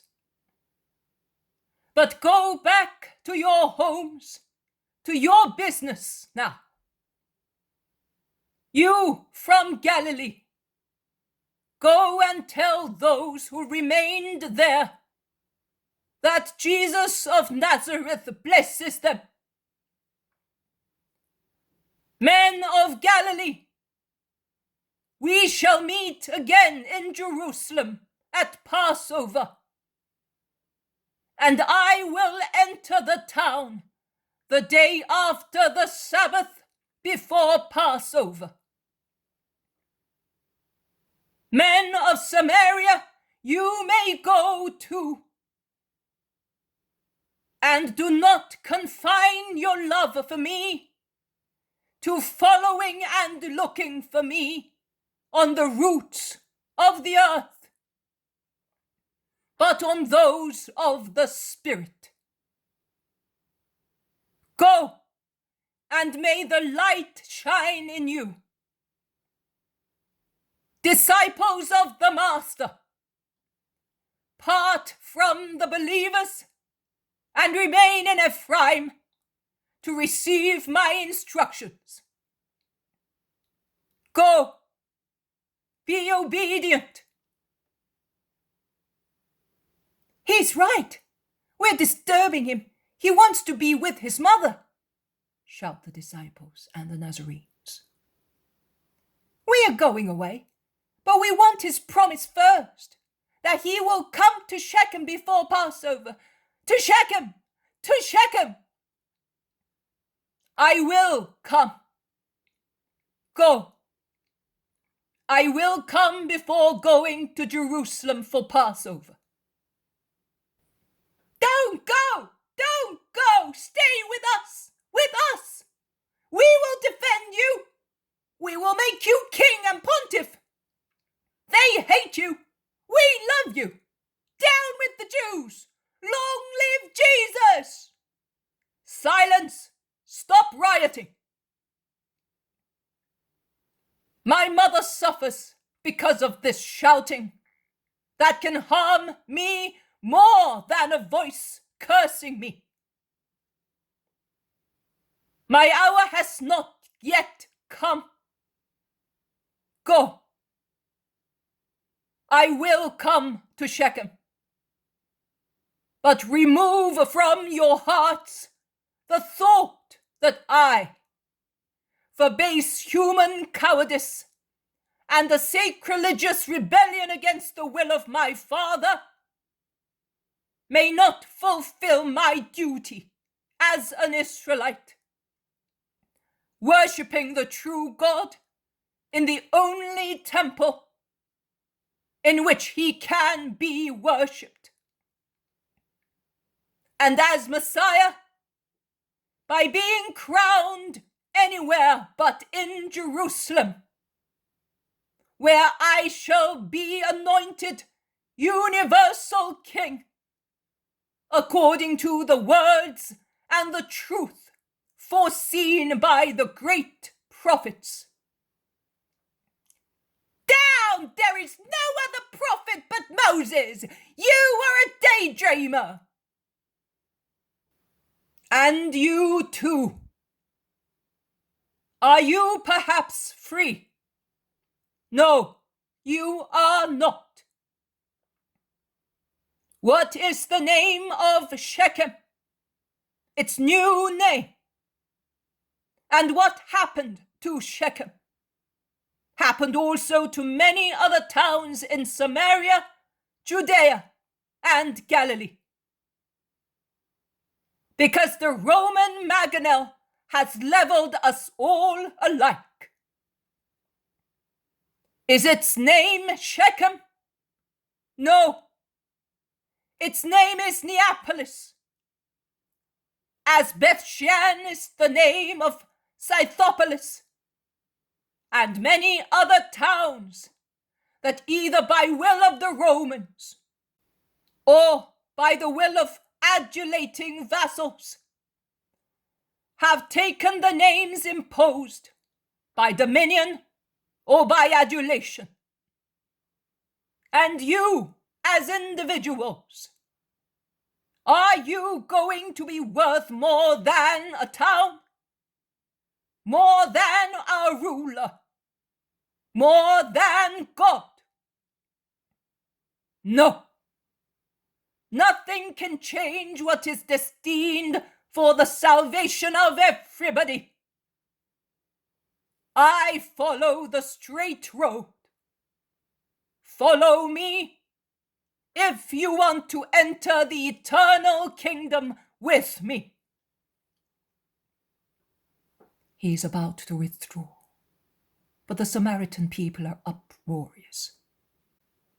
So much so that the Galileans react, and those who were in the house rush out at the same time into the kitchen garden, and then up the staircase and onto the terrace. The sad, pale, distressed face of Mary is the first to appear behind Jesus' shoulders, and she embraces and clasps him as if she wished to defend him from the insults rising from below. You have betrayed us! You took refuge among us, making us believe that you loved us, whereas now you despise us, and we shall be more despised through your fault! And so forth. Jesus is approached also by the women disciples, by the apostles, and last, by Mary of Jacob, who is frightened. The shouts from below explain the origin of the uproar, a remote but certain origin. So why did you send your disciples to tell us that you were persecuted? I did not send anybody.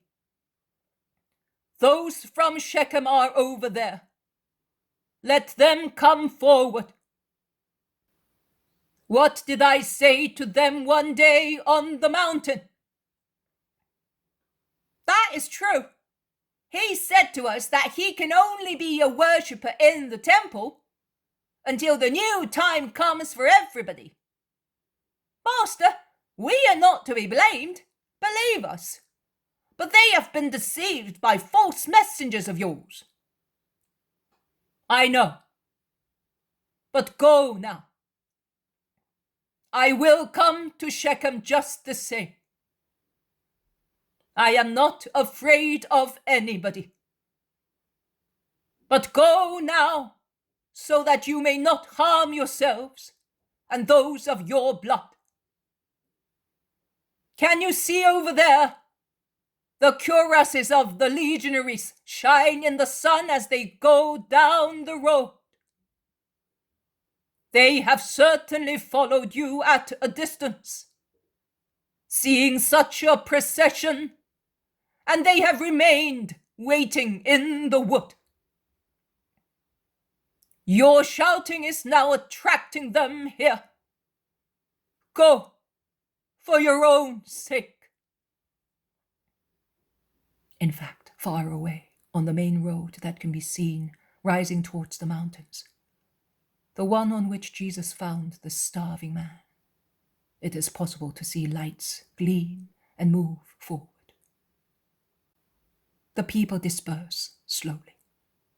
Those from Ephraim, the Galileans, and the disciples remain. You may go to your homes as well. You people from Ephraim, and you too, Galileans, please go away. Obey him who loves you. They also go away. Only the disciples remain, and Jesus orders the apostles to let them go into the house and the kitchen garden. Peter goes downstairs with the others to open. Judas of Kerioth does not go down. He laughs. He laughs, saying, You will now see how the good Samaritans hate you. To build the kingdom, you are scattering the stones, and stones dispelled from a building become weapons to strike. You have despised them, and they will not forget. Let them hate me. I will not avoid doing my duty for fear of their hatred. Come, Mother, let us go and tell the disciples what they are to do before I dismiss them. And between Mary and Lazarus, he goes downstairs into the house, where the disciples who gathered at Ephraim are crowded. And he orders them to spread everywhere, informing all their companions to be at Jericho for the new moon of Nisan, and wait for him until he arrives, and to let the people of the villages through which they pass know that he will leave Ephraim, and that they should look for him in Jerusalem at Passover. He then divides them into 3 groups, entrusting the new disciple Samuel to Isaac, Hermas, and Stephen. Stephen greets Samuel, saying, The joy in seeing you relieves my pain, to see that everything becomes an obstacle for the Master. Hermas instead greets him thus, You left a man for a God, and God is now really with you. Isaac, humble and bashful, only says, Peace be with you, brother. After handing out bread and milk that the people of Ephraim kindly think of offering, also the disciples depart, and at last there is peace. But while the lamb is being prepared, Jesus has still something to do. He approaches Lazarus and says to him, Come with me along the torrent. Lazarus obeys promptly as usual. They move away from the house about 200 meters. Lazarus is silent, waiting for Jesus to speak. And Jesus says, I wanted to tell you this. My mother is very depressed, as you can see. Send your sisters here. I will really go towards Shechem with all the apostles and women disciples. But then I will send them on to Bethany, while I will stay for some time in Jericho. I can still dare to keep some women here in Samaria, but not anywhere else. Master, you really fear? Oh, if so, why did you raise me from the dead? To have a friend. Oh, if that is the case, well, here I am. All sorrows, if I can comfort you with my friendship, are nothing to me. I know. That is why I use and will use you as the most perfect friend. Must I really go to Pilate? If you think so, but for Peter, not for me. Master, I will let you know. When are you leaving this place? In 8 days' time. There is just enough time to go where I want and then be with you before Passover. I want to acquire new strength at Bethany, the oasis of peace, before plunging into the turmoil of Jerusalem. Are you aware, Master, that the Sanhedrin is quite determined to create charges, since there are none, to compel you to flee for good. I learned that from John, the member of the Sanhedrin, when I met him by chance at Ptolemy, and he was very happy because of the son about to be born to him. He said to me, I am sorry that the Sanhedrin is so determined, because I would have liked the master to be present at the circumcision of my child, as I hope it will be a boy. He is to be born early in the month of Tammuz. But will the master still be among us by that time? And I would like, because I would like little Emmanuel, and that name will tell you what I think, to be blessed by him at his first appearance in the world. Because my son, lucky fellow, will not have to struggle to believe as we had to. He will be brought up in the Messianic times, and it will be easy for him to accept the idea. John has arrived at believing that you are the promised one. And that one out of many compensates me for what the others do not do. Lazarus, let us say goodbye here in peace. And thank you for everything, my dear friend. You are a true friend. With 10 friends like you, it would have been pleasant to live among so much hatred. Now you have your mother, my lord. She is worth 100 Lazarus. But remember that whatever you may need, if it is at all possible, I will get it for you. Give me your orders, and I will be your servant in everything. I may not be wise or holy, like other people who love you, but if you exclude John, you will not be able to find another one more faithful than I am.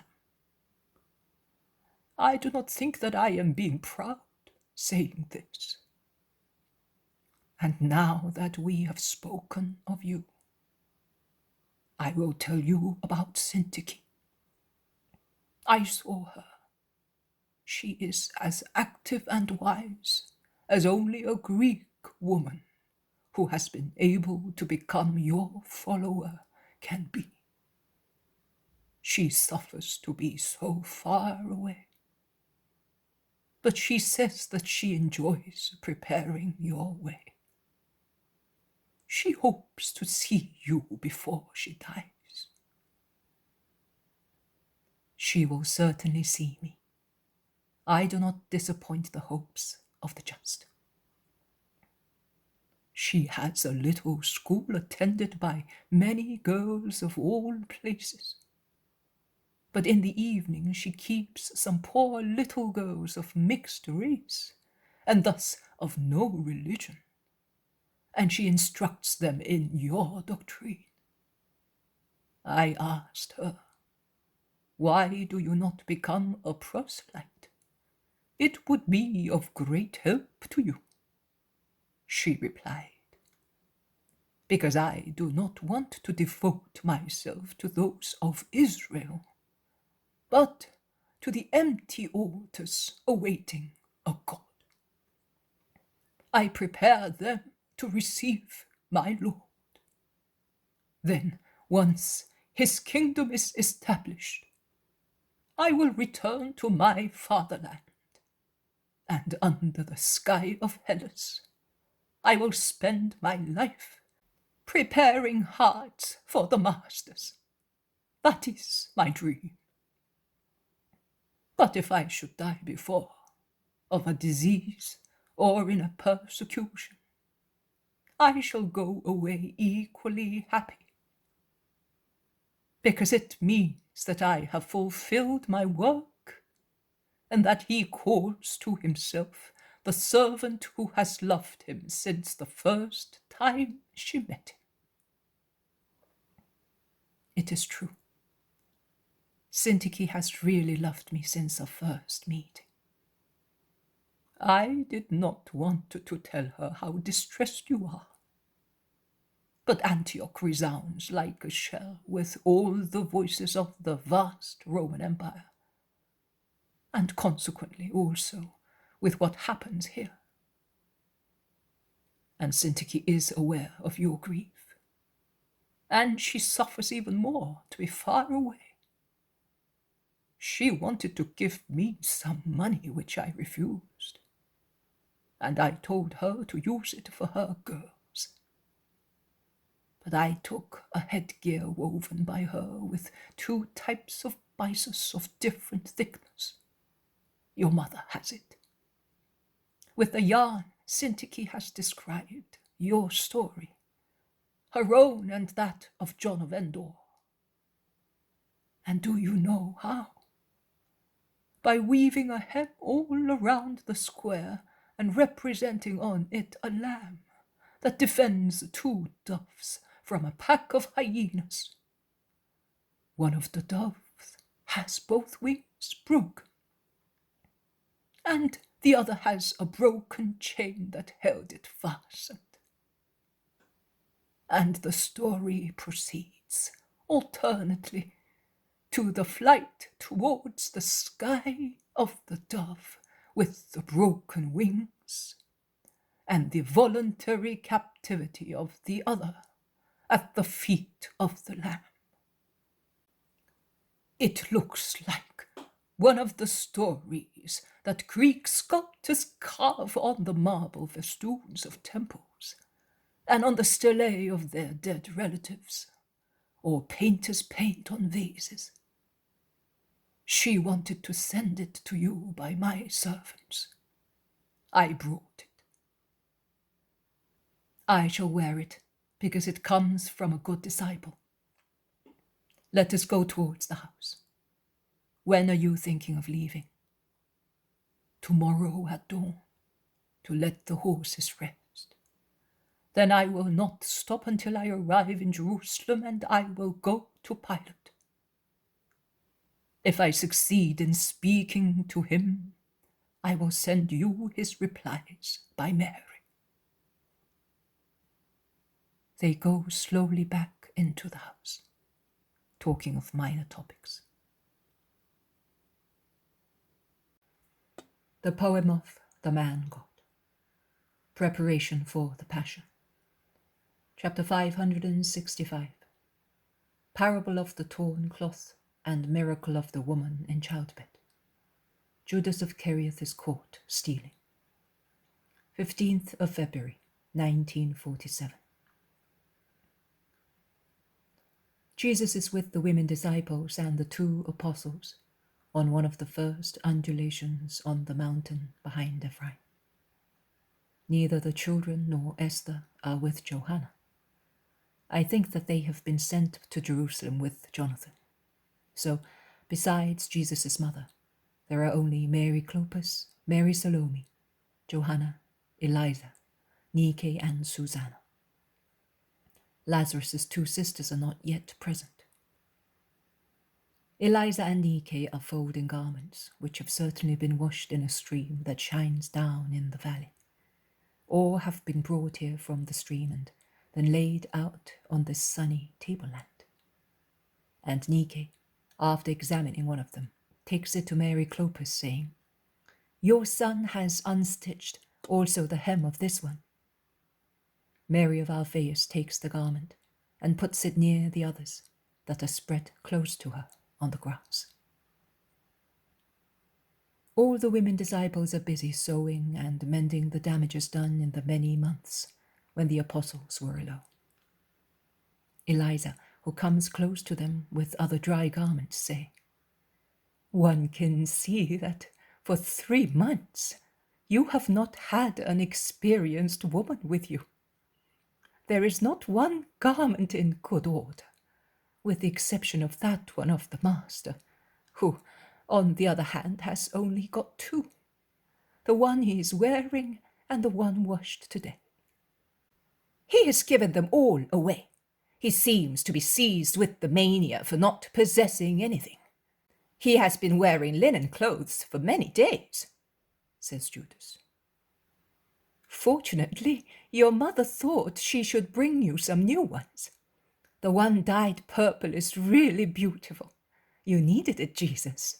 Although you look so handsome dressed in linen, you really look like a lily, says Mary of Alphaeus. A very tall lily, Mary, says Judas, satirically. But he is so pure, as you are certainly not, and neither is John. You are wearing a linen garment as well, but believe me, you do not look like a lily, replies frankly Mary of Alphaeus. My hair is dark, and so is my complexion. That is why I am different. No, it does not depend on that. The fact is that your candor is on your outward appearance. His is instead within him, and it transpires through his eyes, his smile, his word. That is the situation. Ah, how lovely 'tis to be with my Jesus. And the good Mary lays her toil-worn, honest hand of an elderly, hard-working woman on the knees of Jesus, who caresses it. Mary Salome, who is inspecting a tunic, exclaims, This is worse than a tear. Oh, son, who closed this hole like that for you? And scandalized as she is, she shows her companions a kind of very wrinkled navel, forming a raised ring on the cloth, held together by some very coarse stitches, enough to horrify a woman. The strange repair is the epicenter of a series of puckers that widen out radially on the shoulder of the tunic. They all laugh, and John is the first. He did the mending, and he explains, I could not go about with the hole, so I closed it. I can see that. Poor me, I see that. But could you not get Mary of Jacob to mend it for you? She is almost blind, poor woman. And then the trouble was that it was not a tear. It was a real hole. The garment got stuck to the faggot I was carrying on my shoulder, and when I dropped the faggot from my shoulder, also a piece of the cloth came off. So I just repaired like that. You spoiled it like that, son. I would need. She inspects the tunic, but shakes her head. She says, I was hoping I could use the hem, but it is no longer there. I took it off at Nob, because it was cut at the fold, but I gave your son the bit I removed, explains Eliza. Yes, but I used it to make cords for my bag. Poor sons, how badly you need us near you, says the Blessed Virgin, mending a garment belonging to whom I do not know. And yet, some cloth is needed here. Look, the stitches have ended up by tearing the cloth all around, and a great damage has become an irreparable one. Unless I can find something to replace the missing cloth. Then one will still see it, but it will be passable. You have given me the starting point for a parable, says Jesus. And Judas at the same time says, I think I have a piece of cloth of that shade at the bottom of my bag, the scrap of a tunic that was too discolored to be worn. So I gave it to a little man who was so much smaller than I am that we had to cut almost 2 palms of it. If you wait, I will go and get it for you, but I should like to hear the parable first. May God bless you. Listen to the parable first. In the meantime, I will fit the cords onto this tunic of James's. These ones are all worn out. Speak, master. Then I will make Mary Salome happy. Yes, I compare the soul to a cloth. When it is infused, it is new, without tears. It has only the original stain, but it has no injuries in its structure, or stains or waste. Then, with time and the acquisition of vices, it wears out, at times to the extent of tearing. It becomes stained through imprudence. It breaks through disorder. Now, when it is torn, one must not mend it clumsily, which would be the cause of many more tears. But it is necessary to mend it patiently and perfectly, and for a long time, to remove the damage already caused, as much as possible. And if the cloth is too badly torn, nay, if it has been so rent as to be deprived of a bit of it, one must not be so proud as to pretend to repair the damage by oneself, but one must go to him who is known to be able to make the soul strictly honest once again, as he is allowed to do everything, and he can do everything. I am referring to God, my Father, and to the Saviour, who I am. But the pride of man is such that the greater is the ruin of his soul. The more he tries to patch it up with unsuitable means that make the damage more and more serious. You may object that a tear can always be seen. Salome also said so. Yes, one will always see the damage a soul has suffered. But a soul fights its battle. It is therefore obvious that it may be struck. There are so many enemies around it, but no one, seeing a man covered with scars and the signs of as many wounds received in battle to gain victory, can say, this man is unclean. On the contrary, one will say, this man is a hero. There are the purple marks of his worth. Neither will anyone ever see a soldier avoid being cured, because he is ashamed of a glorious wound. On the contrary, he will go to the doctor and say to him with holy pride, here I am, I fought and I won. I did not spare myself, as you can see. Now heal my wounds, that I may be ready for more battles and victories. He, instead, who is suffering from foul diseases, brought about by shameful vices, is ashamed of his sores before relatives and friends, and also before doctors. And at times, he is so silly that he conceals them until their stench reveals them. Then it is too late to remedy. The humble are always sincere, and they are also valiant fighters who have not to be ashamed of the wounds received in the struggle. The proud are always false and base. Through their pride they end up by dying, as they do not want to go to him who can cure and say to him, Father, I have sinned, but if you want, you can cure me. Many are the souls that because of their pride in not wanting to confess an initial sin, end up by dying.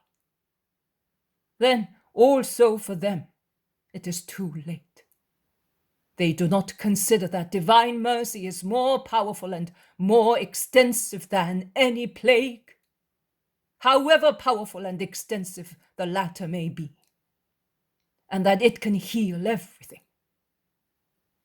But they, the souls of the proud, when they realize that they have despised all means of salvation, fall into despondency, because they are without God. And when they say, it is too late, They condemn themselves to the last death, to damnation. And now, Judas, you may go and get the cloth. I am going, but I did not like your parable. I did not understand it. But if it is so clear, I have understood it, and I am a poor woman, says Mary Salome. And I have not. Once, your parables were more beautiful. Now, bees, cloth, towns changing names, souls that are boats. Such mean things, and so confused, which I do not like any more, and I do not understand. But now I will go and get the cloth, because I said that it is, in fact, needed. But the garment will always be a spoilt one. And Judas stands up and goes away. Mary lowered her head more and more over her work while Judas was speaking.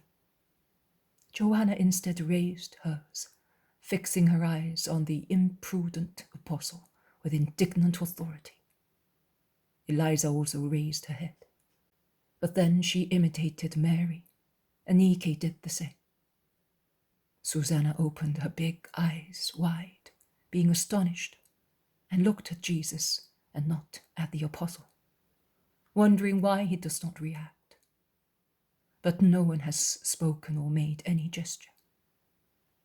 Mary Salome and Mary of Alphaeus, two women with common manners, looked at each other, shaking their heads, and as soon as Judas goes away, Salome says, "It's his head that is spoilt."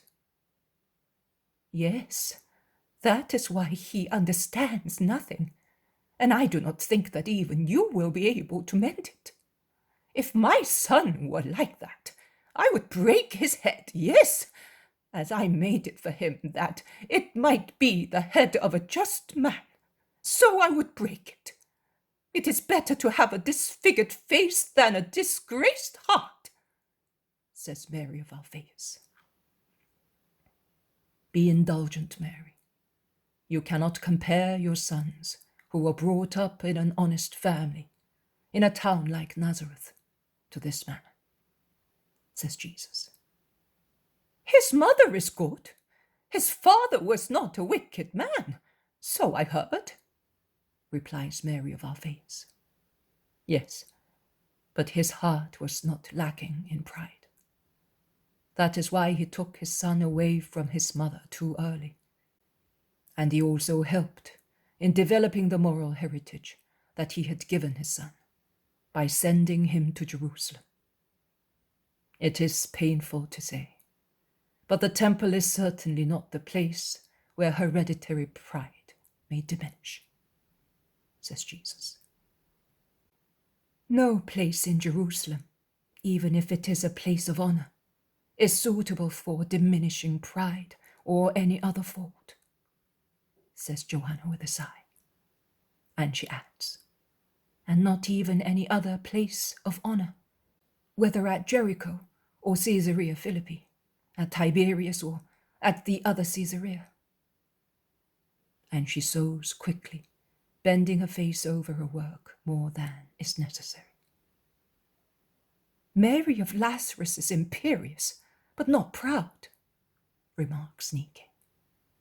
"Now, but previously she was very proud, just the opposite of her relatives, who were never such," replies Johanna. "When are they coming?" asks Salome. "Soon, if we are to leave in 3 days' time." "Let us work quickly then. We shall just manage to finish everything in time," says Mary of Alphaeus, urging them. "We were late in coming because of Lazarus, but it was better so, because Mary was spared much work," says Susanna. "But do you feel you can do so much walking? You are so pale and tired, Mary," asks Mary of Alphaeus, laying her hand on Mary's lap and looking at her anxiously. I am not ill, Mary, and I can certainly walk. No, you are not ill, but you are so distressed, mother. I would give 10 and 10 years of my life, and I would embrace all sorrows to see you once again, as I saw you the first time, says John, who looks at her compassionately. Your love is already a medicine, John. I can feel my heart calm down when I see how you all love my child, because there is no other cause for my suffering, none, except seeing that he is not loved. I am already recovering here, close to him, and among you who are so faithful. Of course, those months all alone at Nazareth, after seeing him depart so distressed, already so persecuted, and hearing all those rumors. Oh, how much grief. Now, being near him, I say, at least my Jesus has his mother to comfort him and say words that drown other words. And I see also that love is not completely dead in Israel, and I have peace, a little peace, not much, because Mary does not say anything else. She lowers her face that she had raised to speak to John, and it is only possible to see the top of her forehead that blushes through a mute emotion. And then 2 tears shine on the dark garment she's mending. Jesus sighs and stands up. He goes and sits down at her feet in front of her, and he rests his head on her knees, kissing her hand that is holding the cloth and remaining thus like a child who is resting. Mary removes the needle from the cloth in order not to hurt her son, and then she lays her right hand on his head, bent on her knees, and she looks up towards the sky. And she certainly prays, although she does not move her lips. From her whole attitude, it is clear that she is praying. She then bends to kiss her son's hair near his bare temple. The other women do not speak until Salome says, "But how long is it taking, Judas? The sun will be setting, and I shall not be able to see." "Someone has probably detained him," replies John, and he asks his mother, "Shall I go and tell him to hurry?" "You had better go, because if he has not found the cloth, I will shorten your sleeves, as it will soon be summer, and I will make another garment for you for autumn, because you cannot wear this one any longer. And with the piece I take off, I will mend this one here. It will be all right to go fishing, because after Pentecost you will certainly come back to Galilee." "I will go then," says John, and being always kind, he asks the other women, "Have you any garments already mended that I can take to our lodgings? If you have, give them to me. You will have less to carry on your way back." The women gather together what they have already mended and give it to John, who turns round to go away, but he stops at once, seeing Mary of Jacob running towards them. The old woman is plodding along as fast as her old age allows her, and she shouts to John, "Is the master there?" "Yes, mother. What do you want?" The woman replies while continuing to run. "Ada is ill, very ill, and her husband would like to call Jesus to comfort her. But as those Samaritans have been so wicked, he does not dare. I said, you do not know him yet. I will go, and he will not say no to me." The old woman is panting after hurrying uphill. Don't rush any further. I will come with you. Nay, I will go ahead. Follow us slowly. You are old, mother, to hurry thus, Jesus says to her. Then he says to his mother and the women disciples, I am staying in the village. Peace to you. He takes John by the arm and runs down fast with him. The old woman takes breath and would like to follow him after replying to the women who ask her questions. Only the rabbi can save her. Otherwise, she will die like Rachel. She's becoming cold and is losing her strength, and she is writhing in the spasms of pain. But the women detain her, saying, But have you tried with hot bricks under her kidneys? No, it is better to envelop her in a woolen cloth, soaked in wine with spices, as warm as possible. I was helped, for James, by unctions with oil, and then by hot bricks. Make her drink a lot. If she could stand straight and take a few steps while a woman rubbed her kidneys hard. The women, mothers, that is all of them, except Nike and Susanna and Mary, who did not suffer the labor pains of every woman when she gave birth to her son, advised this or that remedy. Everything. They have tried everything, but her kidneys are too tired. It's the 11th child. But I am going now. I have taken breath. Pray for that mother, that the Most High may keep her alive until the rabbi arrives there. And she toddles away, the poor, good, lonely old woman. Jesus, in the meantime, is going down fast towards the town that is warmed by the sun. He enters the town at the side, opposite the one where their house is, that is, at northwest of Ephraim, whereas Mary of Jacob's house is southeast of it. He walks fast without stopping to speak to those who would like to detain him. He greets them and goes on. A man remarks, He's angry with us. Those from our villages behaved badly. He's right. No, he's going to Genoa. His wife is dying at her 11th delivery. Poor children.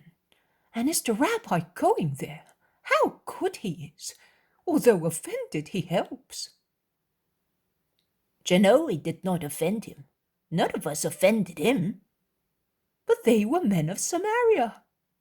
The rabbi is just, and he can tell one from another. Let us go and see the miracle. We shall not be able to go in. It's a woman and she's giving birth. But we shall hear the newborn baby cry, and it will be the voice of a miracle. They run to join Jesus. Other people also gathered together to see. Jesus arrives at the house, which is disconsolate because of the impending misfortune.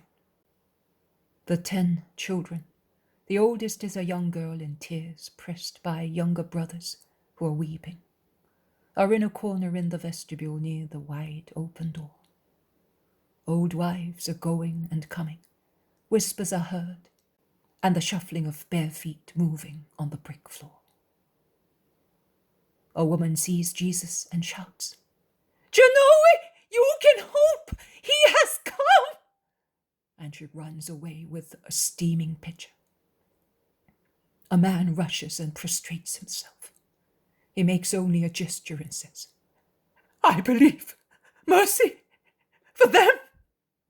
And he points at his children. Stand up and take heart. The Most High helps those who have faith, and he has mercy on his distressed children.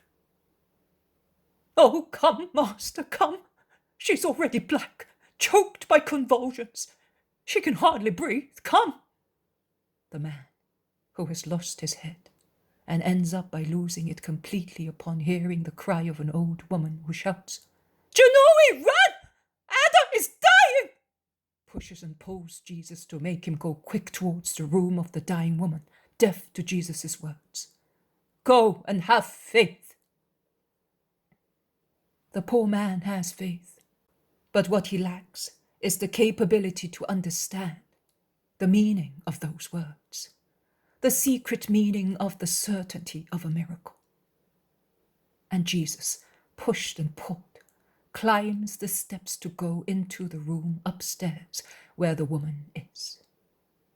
But he stops on the landing of the staircase at about 3 meters from the open door, through which it is possible to see the deadly pale face that is already livid and contracted in the mask of agony.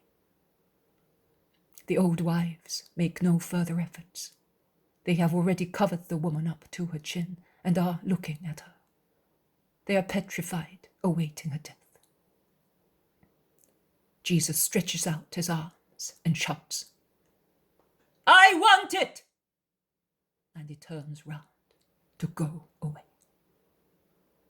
The husband, the old women, the curious people who have gathered together are disappointed, because they probably expected Jesus to do something more astonishing and to see the baby be born at once. But Jesus, elbowing his way and fixing his eyes on their faces while passing before them, says, Do not be in doubt. Have faith for a little longer, for a moment. The woman has to pay the bitter tribute of childbirth, but she's out of danger. And he goes downstairs, leaving them disconcerted. But when he is about to go out onto the road, saying to the 10 frightened children when passing near them, Be not afraid, your mummy is all right. And in saying so, he touches their scared faces with his hand. A loud cry resounds in the house and spreads as far as the road where Mary of Jacob is just arriving, and who shouts, Good gracious! Thinking that that cry meant death. Be not afraid, Mary, and go quickly. You will see the baby being born. She has recovered strength and she is in labor again. But there will soon be great joy.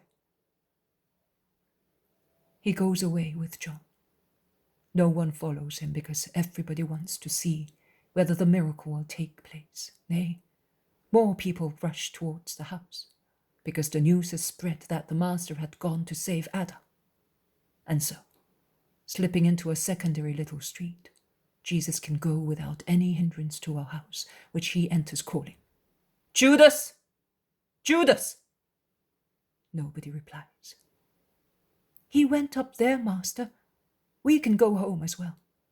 I will put here the garments of Judas, of Simon, and of your brother James, and then I will put those of Simon Peter, Andrew, Thomas and Philip in Anna's house. They do so. And I realize that in order to make room for the women disciples, the apostles, if not all of them, at least part of them, have spread out in other houses. As they have now got rid of all the garments, they go towards the house of Mary of Jacob, talking to each other. And they go in through the kitchen garden little gate, which is always left ajar. The house is silent and empty. John sees a pitcher full of water laid on the floor, and probably thinking that the old lady had put it there before being called to assist the woman in childbed, he picks it up and goes towards the room that is closed. Jesus loiters in the corridor, taking off his mantle and folding it with his customary care, before putting it on the chest in the vestibule. John opens the door and utters, "Ah!" almost in terror. He drops the pitcher and covers his eyes with his hands, bending as if to grow smaller, to disappear, not to see.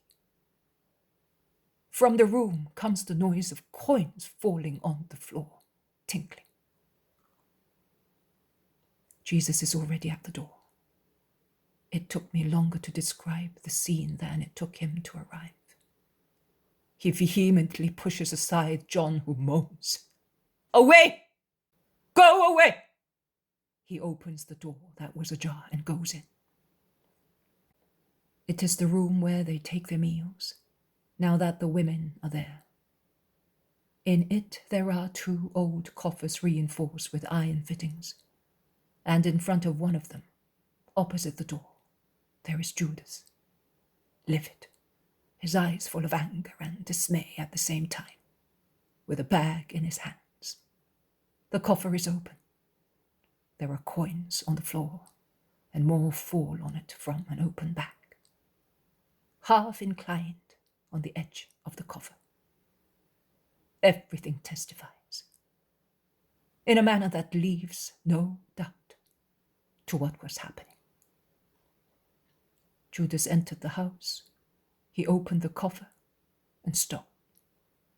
He was stealing. No one speaks. No one moves.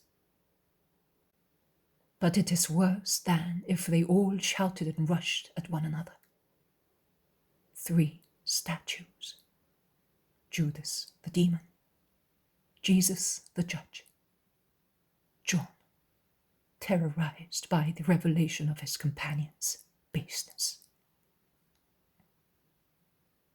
The hand of Judas holding the bag trembles, and the coins in it tinkle with a dull sound. John is trembling from head to foot, and although he still has his hands pressed against his mouth, his teeth are chattering, while his frightened eyes look more at Jesus than at Judas. Jesus does not quiver. He is straight and glacial, so stiff as to be glacial. At last he takes a step. He makes a gesture and utters one word. A step towards Judas. A gesture. To make a sign to John to withdraw. A word. Go.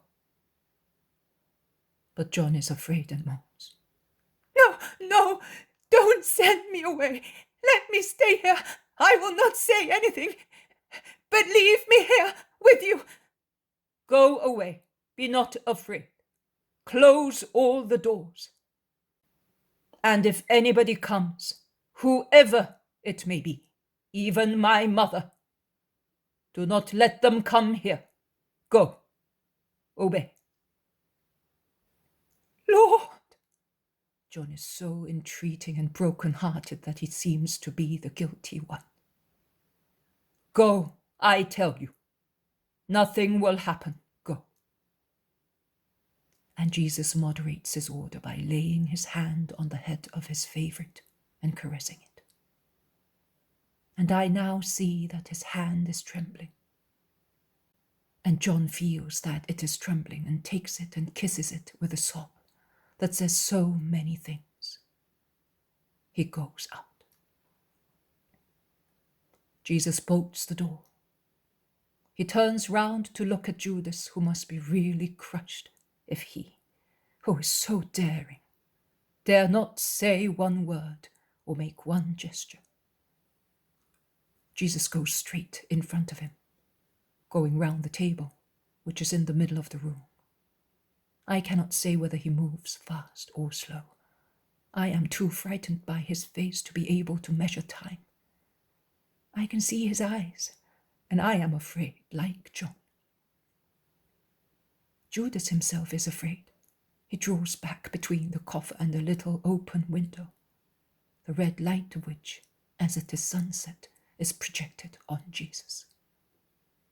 What eyes has Jesus? He does not say one word. But when he sees a kind of picklock stick out from the belt of Judas's tunic, he has a fearful outburst of rage. He raises his arm with its clenched fist as if he wanted to strike the thief, and his lips begin to utter the word, "Cursed!" or "Cursed!" But he controls himself. He stops his arm that was about to strike, and he breaks the word at the first 3 letters. And with an effort of self-control, he makes his whole body tremble.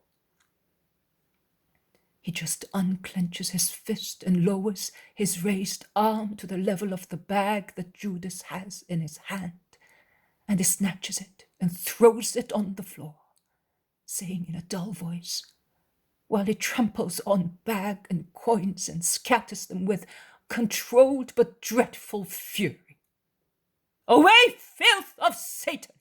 Cursed gold! Spittle of hell! Snake's poison! Away!" Judas, who uttered a stifled cry when he saw Jesus on the point of cursing him, does not react any further. But another cry is heard from beyond the closed door when Jesus throws the bag on the floor. And John's cry irritates the thief.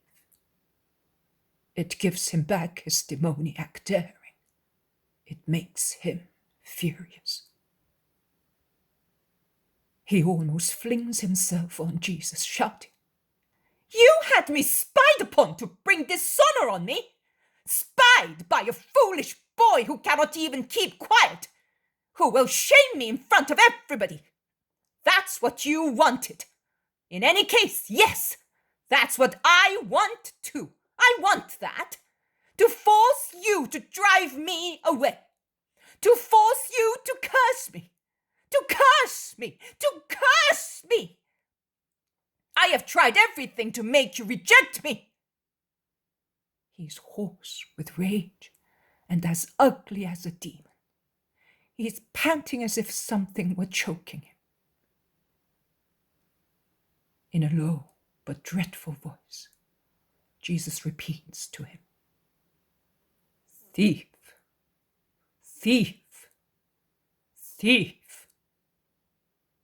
And he ends saying, "A thief today, a murderer tomorrow, like Barabbas, worse than him." He breathes that word on his face, as they are now very close to each other, at each sentence of the other. Judas takes breath and replies, "Yes, a thief, through your fault. All the evil I do is attributable to you, and you never get tired of ruining me. You save everybody. You give love and honor to everybody. You accept sinners. Prostitutes do not disgust you.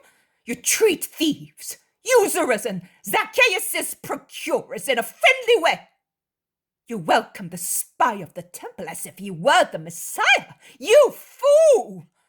And you have appointed an ignorant man as our chief, an exciseman as your treasurer, a fool as your confidant. But with me, you ration even farthings.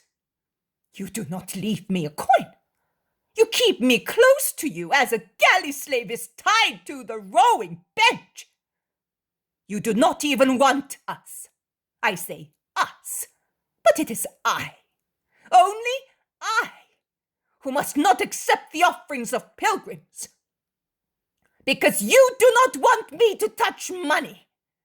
You ordered everyone not to take money from anybody because you hate me. Well, I hate you too. You were not able to strike and curse a little while ago.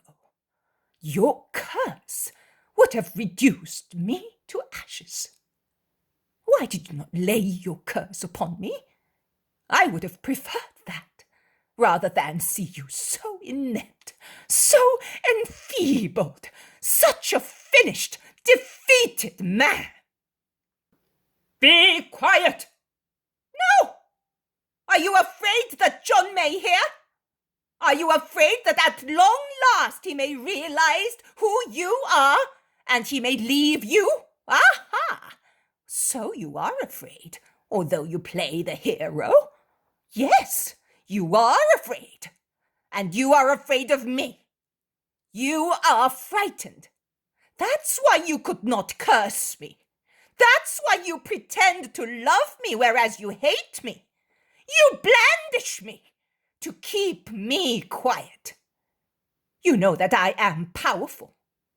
You know that I am the power that hates you and will defeat you. I promised you that I will follow you until death, offering you everything, and I have offered you everything, and I will be near you until your hour and mine. What a magnificent king, who cannot curse and drive people away.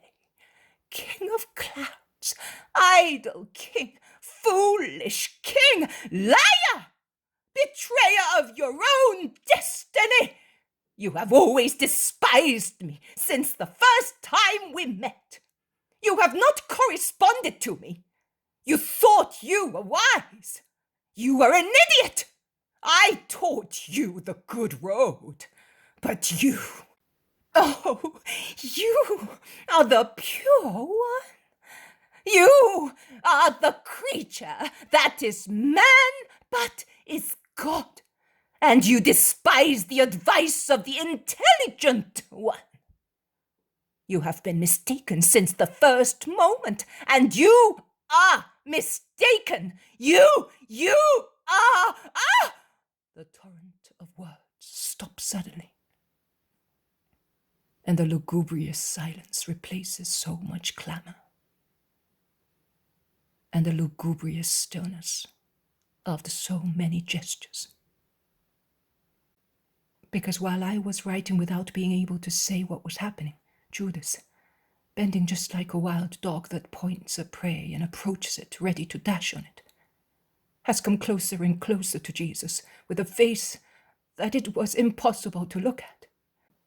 His fingers hooked like claws, his elbows pressed against his sides, as if he were on the point of assailing Jesus, who does not show the least sign of fear, and moves, turning round, to open the door with his back to the other, who could attack him, seizing him by his neck.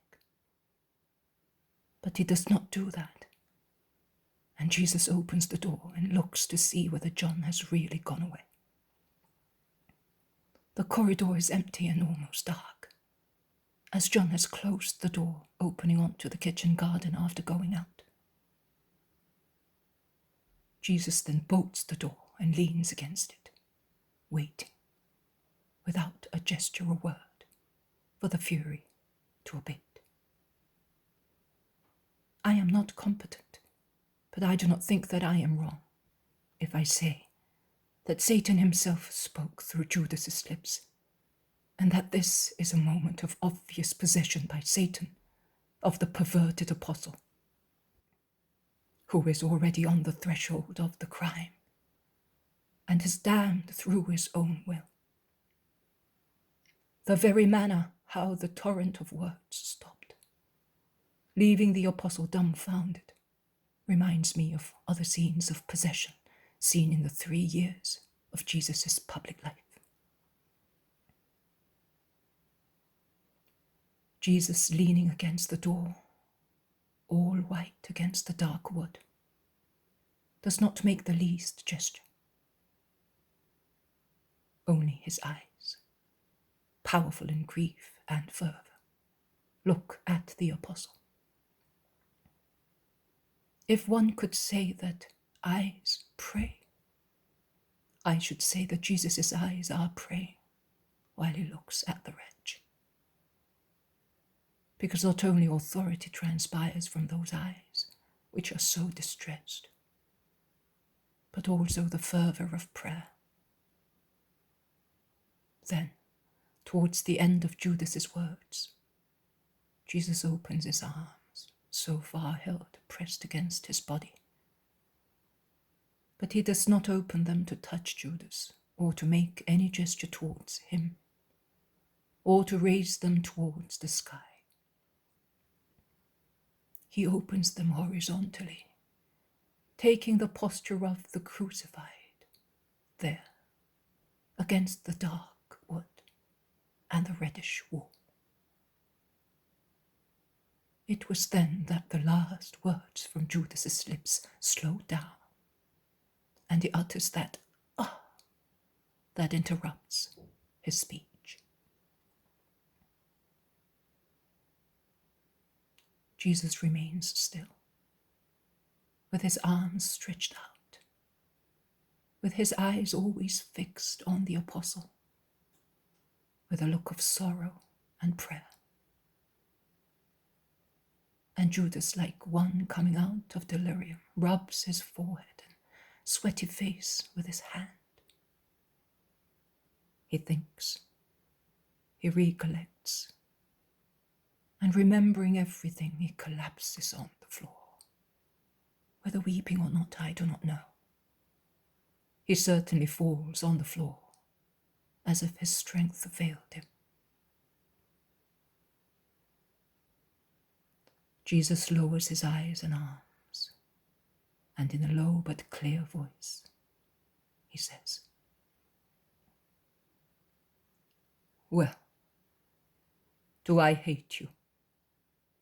I could strike you with my foot. I could tread on you, calling you worm. I could curse you as I freed you from the power that makes you rave.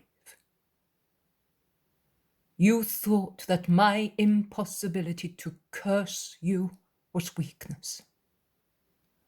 Oh, it is not weakness.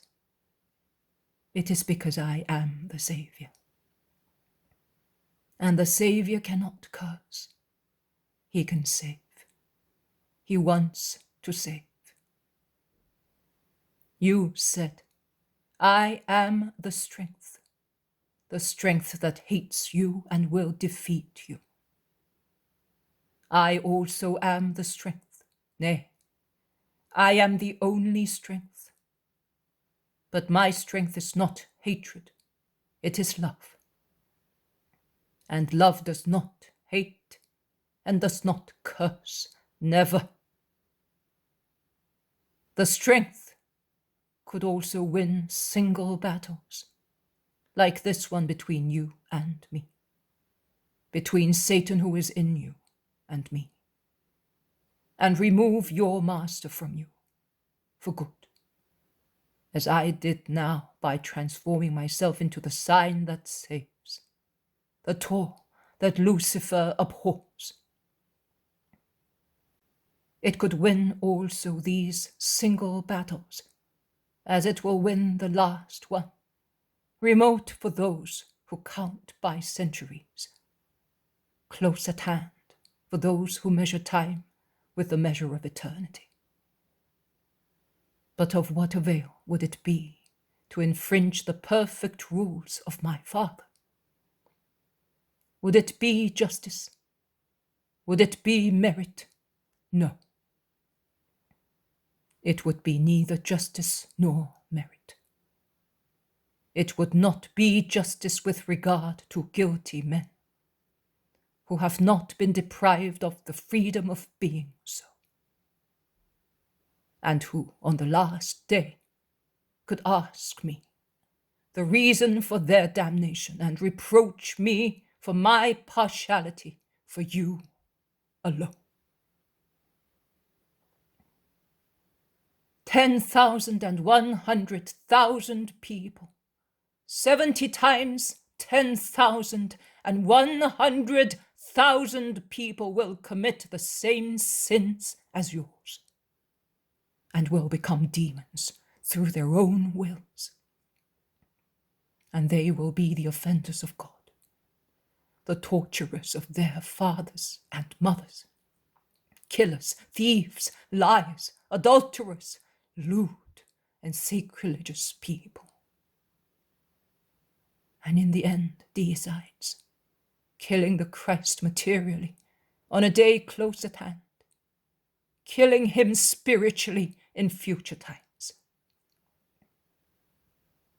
And each of them could say to me, when I will come to separate lambs from billy goats, to bless the former and curse, then, yes, to curse the latter. To curse them because there will be no further redemption then, but glory or damnation. To curse them once again, after cursing them individually at their death first, and at their individual judgment. Because man, and you know this because you have heard me say so 100, 1,000 times, because man can save himself while he is alive, up to his last breath. An instant, 1,000th of a minute is sufficient for a soul to say everything to God, to ask to be forgiven and obtain absolution.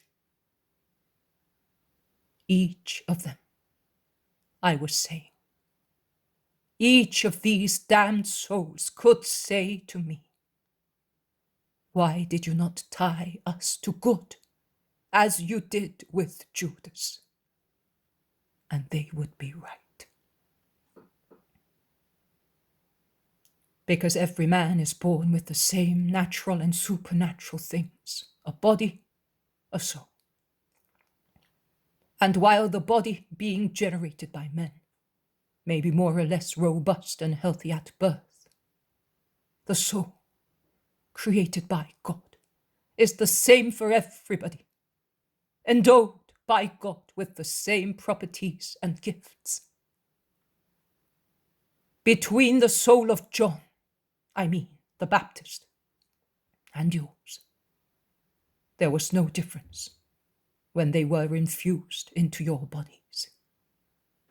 And yet I tell you that even if grace had not pre-sanctified him, so that the herald of the Christ might be without stain, as all those who announce me ought to be, at least with regard to actual sins, his soul would have become quite different from yours. Nay, yours would have become quite different from his, because he would have preserved his soul in the freshness of innocence. Nay, he would have adorned it more and more with justice, complying with the will of God, who wishes you to be just, developing the gratuitous gifts received with greater and greater heroic perfection. You instead, you have ruined and dissipated your soul and the gifts God had given it. What have you done with your free will? What with your intellect? Have you kept for your spirit the freedom that belonged to it? Have you used the intelligence of your mind intelligently? No, you have not. You, who do not want to obey me. I do not say me, man, but not even me, God. You have obeyed Satan. You have used the intelligence of your mind and the freedom of your spirit to understand darkness voluntarily. Good and evil were placed before you. You chose evil. Nay, only good was placed before you. I, your eternal Creator, who followed the evolution of your soul, who was aware of such evolution because the eternal thought is aware of everything that happens since time began to exist, placed good before you, good only, because he knows that you are weaker than an alga growing in a ditch. You shouted to me that I hate you. Now, as I am one with the Father and with the love, one here as one in heaven, because if there are two natures in me, and the Christ, because of his human nature, and until victory will free him from human limitations, is at Ephraim and cannot be elsewhere at the same moment. As God, the Word of God, I am in heaven as on the earth, as my divinity is always omnipresent and omnipotent. Now, as I am one with the Father and the Holy Spirit, the charge you made against me, you made it against God, one and true. Against that God Father who created you out of love. Against that God Son who became incarnate to save you out of love.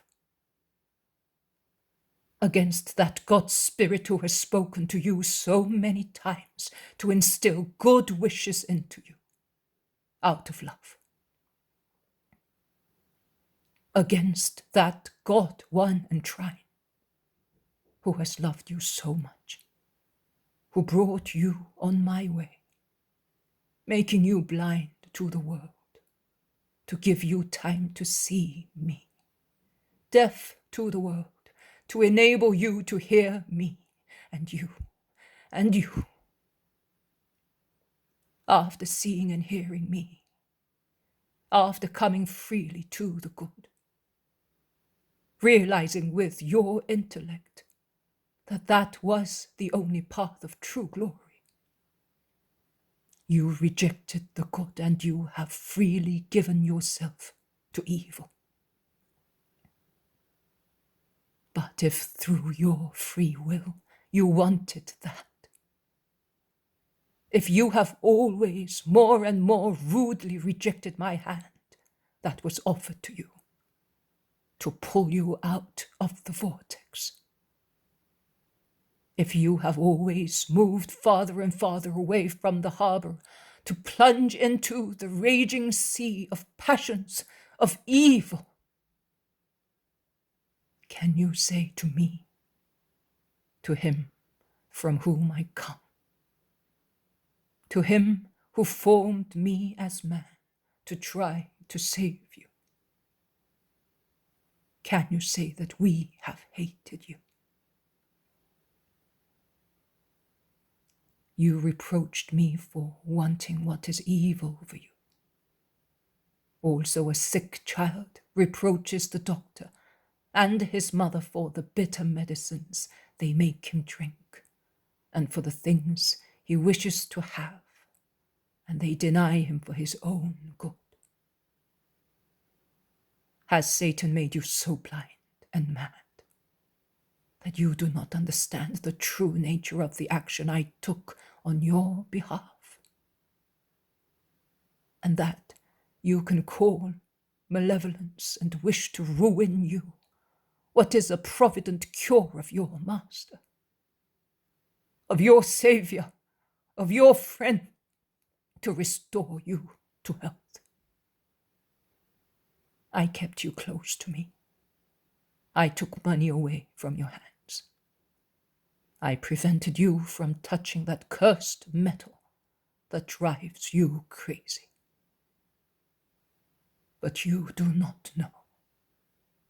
Do you not feel that it is like one of those magic potions that bring about an unquenchable thirst and produce in the blood a fierce heat, a fury that leads one to death? You, I could read your thought. Reproach me, thinking, why then, for such a long time, you allowed me to be the administrator of the money? Why? Because if I had prevented you from touching money earlier, you would have sold yourself, and you would have stolen earlier. You sold yourself just the same, because there was little you could steal. But I had to try to avoid that without doing violence to your freedom. Gold is your ruin. Because of gold you have become lustful and treacherous. There you are! You believed Samuel's words! I'm not! Jesus, who had become more and more animated in speaking, without ever assuming a violent tone or threatening punishment, suddenly utters a cry of authority. I would say a cry of anger. He darts a furious look at Judas, who has raised his face to speak those words, and imposes, "Be quiet!" in a voice that sounds like the roar of thunder. Judas falls back on his heels again and speaks no more.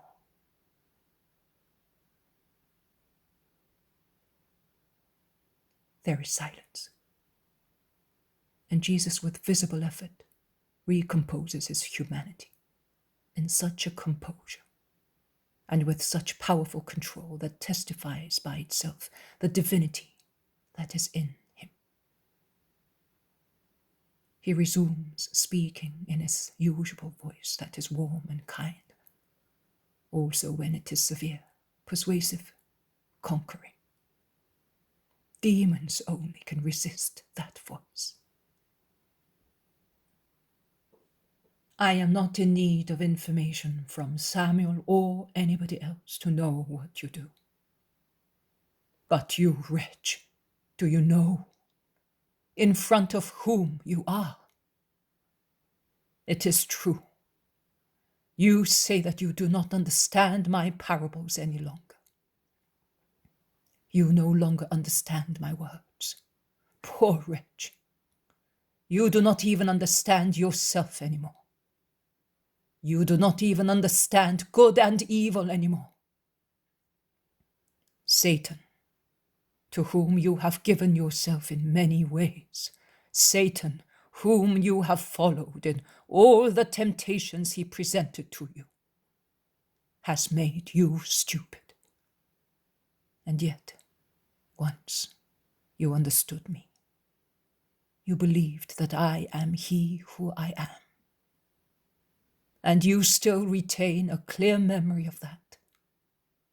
And can you believe that the Son of God, that God needs the words of a man to know the thought and the actions of another man? You are not yet perverted to such an extent as to not to believe that I am God. And that is where your greatest fault lies. The proof that you believe me to be such is that you are afraid of my wrath. You realize that you are not struggling against a man, but against God himself, and you shiver.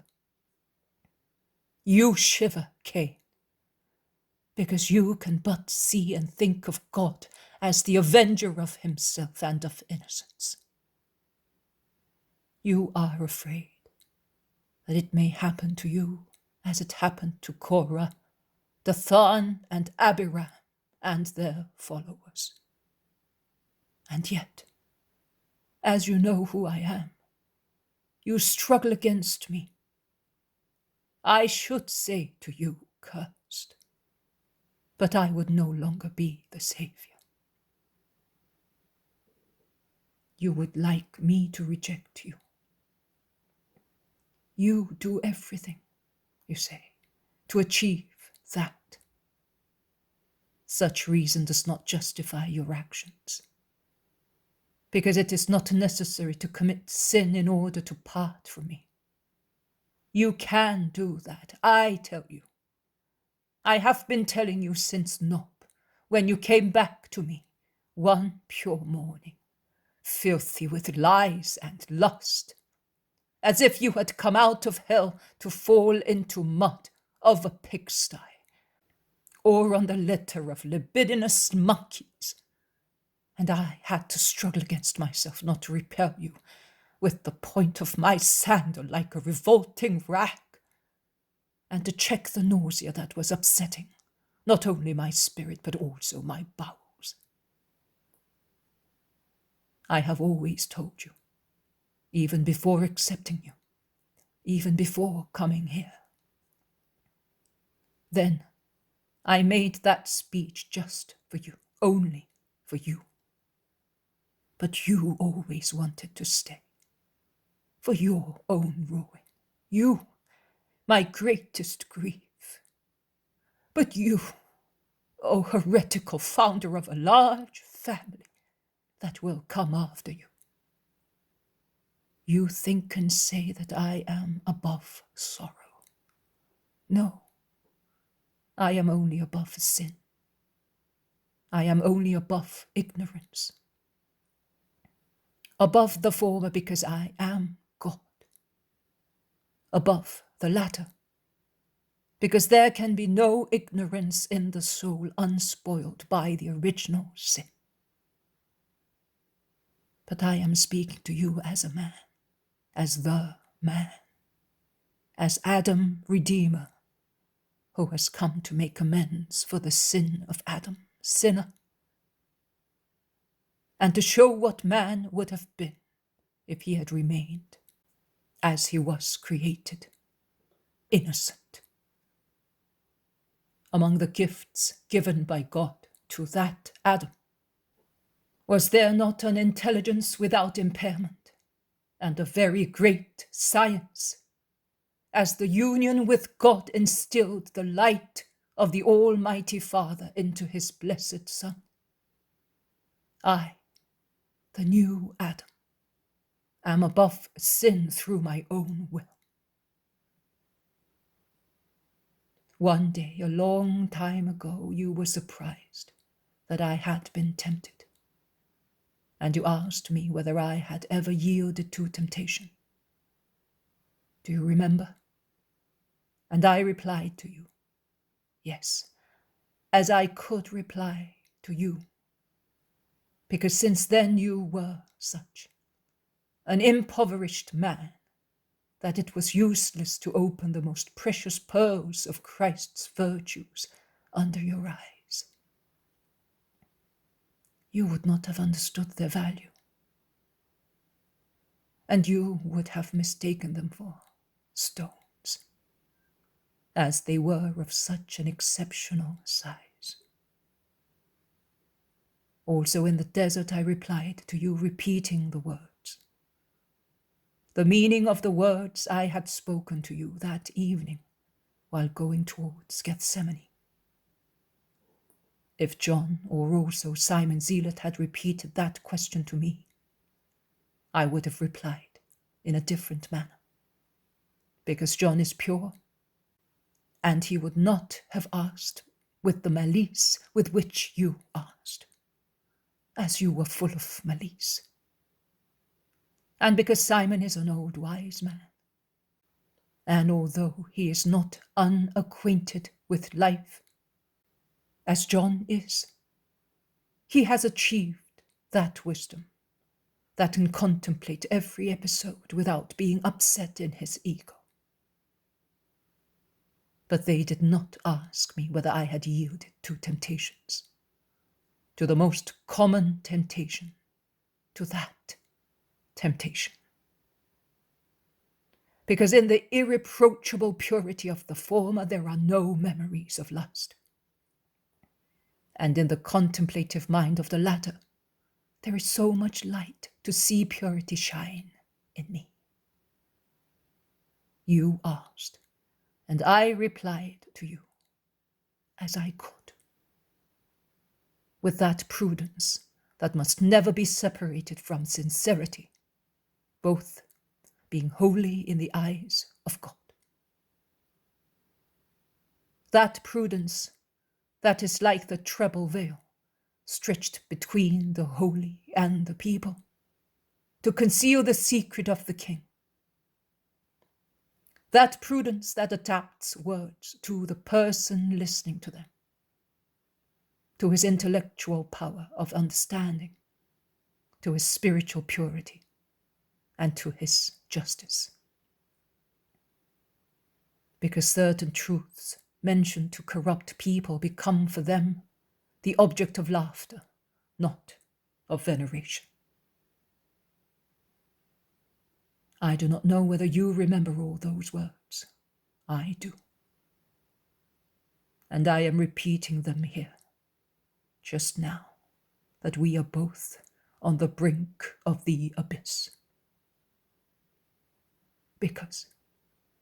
But it is not necessary to say that. I said in the desert, in reply to the question that my first explanation had not satisfied. The Master never felt that he was superior to man, to be the Messiah. On the contrary, knowing that he was the man, he wanted to be so in everything except sin. To be masters, it is necessary to have been pupils. I knew everything as God. My divine intelligence was able to make me understand also the struggles of man through intellectual power and intellectually. But one day, some poor friend of mine could have said, "You do not know what it means to be a man and to have senses and passions." It would have been a just reproach. I came here to get ready not only for my mission, but also for temptation. A satanic temptation. Because man could not have had power over me. Satan came when my solitary union with God ceased, and I perceived that I was the man with real flesh, subject to the weaknesses of the flesh. Hunger, tiredness, thirst, cold. I felt matter with its needs, morale with its passions. And if through my will I subdued evil passions at birth, I allowed the holy ones to grow. Do you remember those words? And I also said the first time to you alone, life is a holy gift and is to be loved holily. Life is a means serving a purpose which is eternity. I said, then let us give life what it needs to last and to serve the spirit in its conquest. Continence of the flesh in its lusts, continence of the mind in its wishes, continence of the heart in all the passions belonging to humanity, infinite ardor for heavenly passions, love for God and our neighbor, goodwill to serve God and our neighbor, obedience to the voice of God, heroism in good and in virtue. Then you told me that I was able to do that because I was holy. But you could not do it because you were a young man full of life. As if to be young and strong were an excuse to be vicious, and only old and sick people being impotent because of their age or weakness to do what you were thinking. Burning as you are with lewdness, were free from sensual temptations. I could have replied to you with many arguments then, but you were not able to understand them. You are not able even now, but at least now you cannot smile with your incredulous smile. If I tell you that a healthy man can be chaste, if he does not accept the allurements of the demon and of senses, of his own free will. Chastity is spiritual love. It is an impulse that influences the body and pervades it all, elevating, scenting, and preserving it.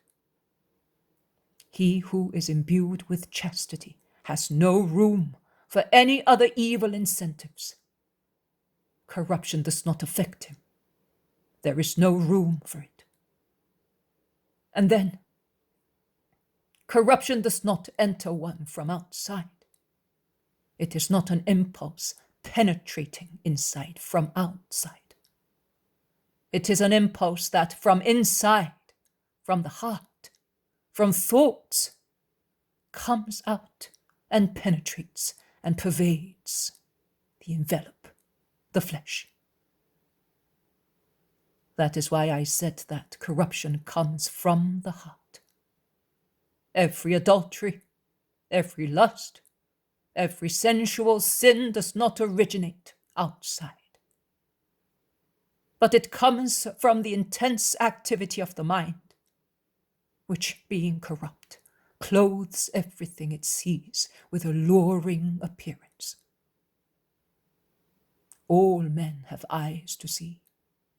How come then that a woman who leaves 10 men impassive as they look at her as a creature like themselves, and they also consider her a beautiful work of creation, without feeling obscene incentives and phantasms rise in them, upsets the 11th man and leads him to shameful concupiscence?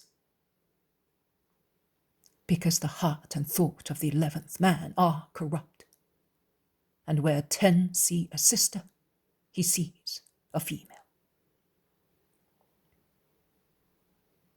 Although I did not say that to you then, I told you that I had come just for men, not for the angels.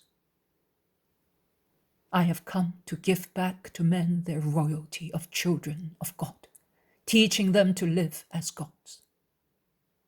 God is without lewdness, Judas. But I want to show to all of you that man also can be without lewdness.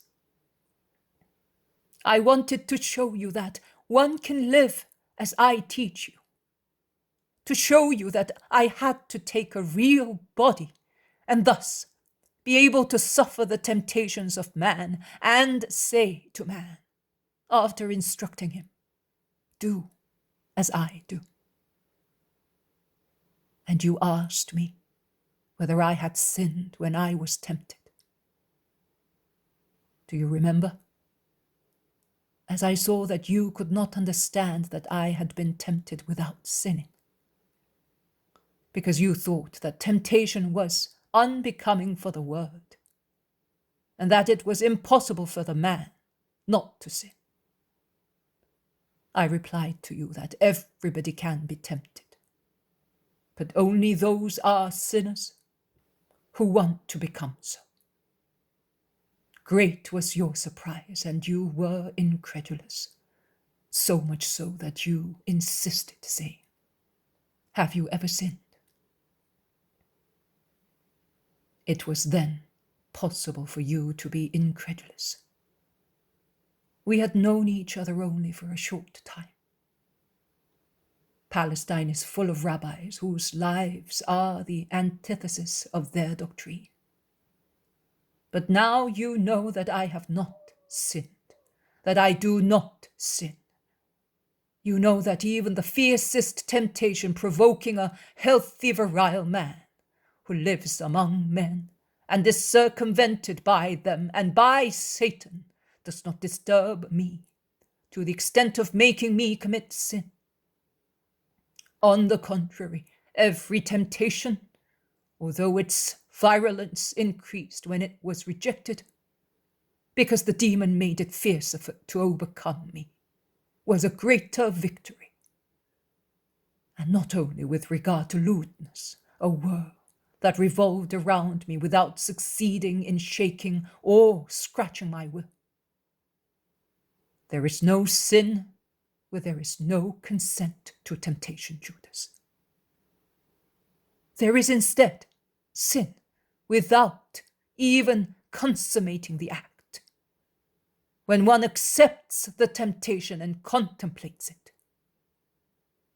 It may be a venial sin, but it prepares the way to mortal sin in you. Because when one accepts the temptation and allows one's thought to linger over it, following the phases of a sin mentally, one grows weaker. Satan is aware of that, and that is why he repeatedly hurls blazing thrusts, always hoping that one may penetrate and work inside. Afterwards, it would be easy to change the person who is tempted into a sinner. You did not understand that then. You could not understand it.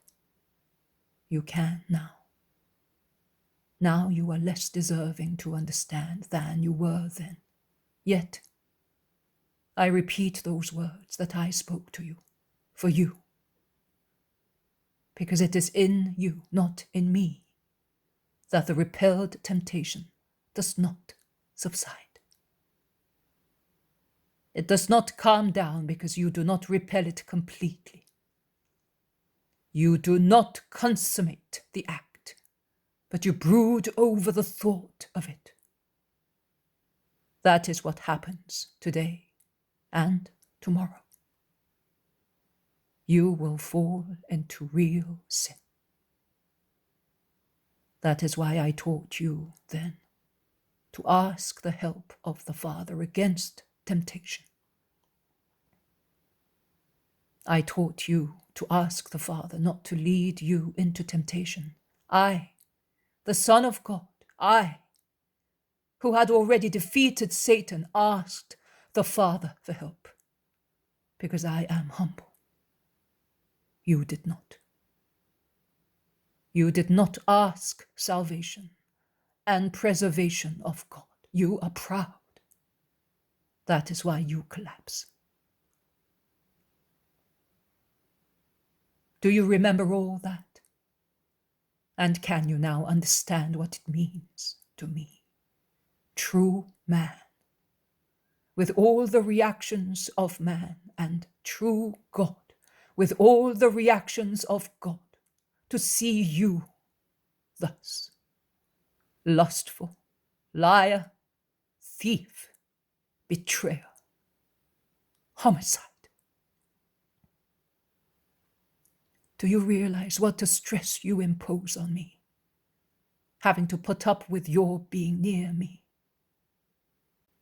Do you know how laborious it is for me to control myself as I am doing now, to fulfill my mission for you till the very end? Any other man would have seized you by your throat, seeing you, a thief, intent on picking the lock of a coffer and stealing money, and learning that you are a traitor, and worse than a traitor. I have spoken to you still with pity. Look, it is not yet summer, and the cool breeze of the evening is coming in through the window. And yet I am perspiring as if I had been working at a very hard task. But do you not realize how much you cost me? Or what you are? Do you want me to drive you away? No, never. When a man is drowning, he who lets him go is a murderer. You are between two forces attracting you, Satan and me. But if I leave you, you will have him only. And how will you save yourself? And yet, you will leave me. You have already left me with your spirit. Well, I will still keep Judas's chrysalis near me. Your body deprived of the will to love me. Your body inert towards good. I will keep it until you exact also this non-entity, that is, your mortal remains, to join them to your spirit and sin with your whole self. Judas, will you not speak to me? Have you not one word for your master? Not even a prayer? I do not expect you to say, forgive me. I have forgiven you too many times in vain. I know that that word is a mere sound on your lips. It is not an impulse of your contrite spirit. I would like an impulse of your heart. Are you so dead as to have no further wishes? Speak. Are you afraid of me? Oh, if you were afraid of me, at least that. But you are not afraid of me. If you were afraid of me, I would repeat the words that I spoke to you on that remote day when we spoke of temptations and sins. I tell you that also after the crime of crimes, if its culprit should rush to the feet of God with true repentance and implored him with tears to be forgiven, offering himself to expiation with confidence, without despairing, God would forgive him. And through expiation, the culprit would still save his soul. Judas, if you are not afraid of me, I still love you. Have you nothing to ask my infinite love in this hour? No, or at most one thing only, that you ordered John not to speak. How do you expect me to make amends if I am a disgrace among you? He said so with arrogance. And Jesus replies to him, and you say so like that. John will not speak, but at least you, and I ask you this, must behave in such a way that nothing may leak out about your ruin. Pick up those coins and put them back into Johanna's bag. I will try to close the coffer with the tool you used to open it. And while Judas, with a bad grace, picks up the coins that had rolled everywhere, Jesus leans on the open coffer as if he were tired. The light is fading in the room, but not so much as to prevent one from seeing Jesus weep silently, looking at his apostle stoop to pick up the scattered coins. Judas has finished. He goes towards the coffer. He takes Johanna's large, heavy bag, puts the coins in it and closes it, saying, "There it is." He moves aside.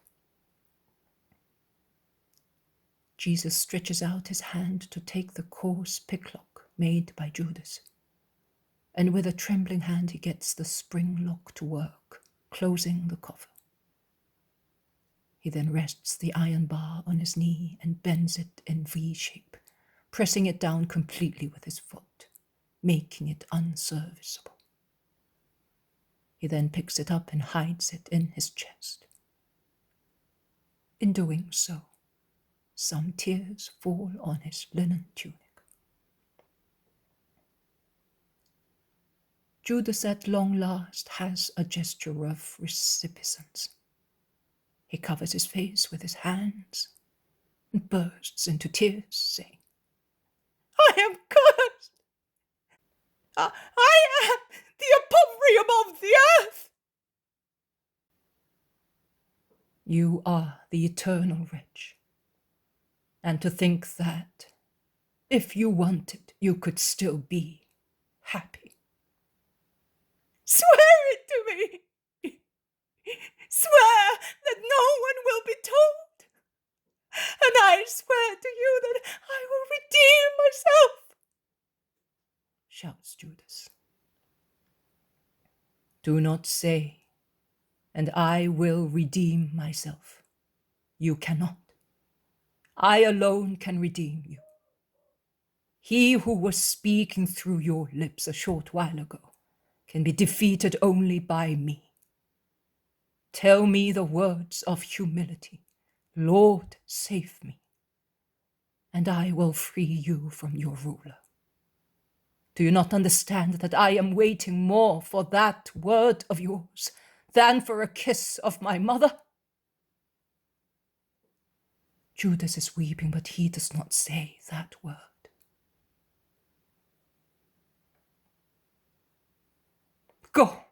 Go out of here. Go up to the terrace. Go wherever you wish, but make no noisy scene. Go. Go. No one will find you out, because I shall be watching. As from tomorrow, you will keep the money.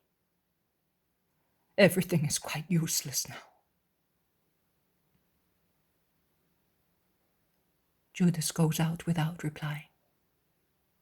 Jesus, now all alone, drops on a seat near the table and, with his head resting on his arms folded on the table, he weeps distressingly. After some minutes, John enters quietly and stops for an instant at the door. He is as white as death. He then runs towards Jesus and embraces him, imploring, "Do not weep, Master. Do not weep. I love you also for that wretch." He lifts him, kisses him, drinks the tears of his God, and weeps too.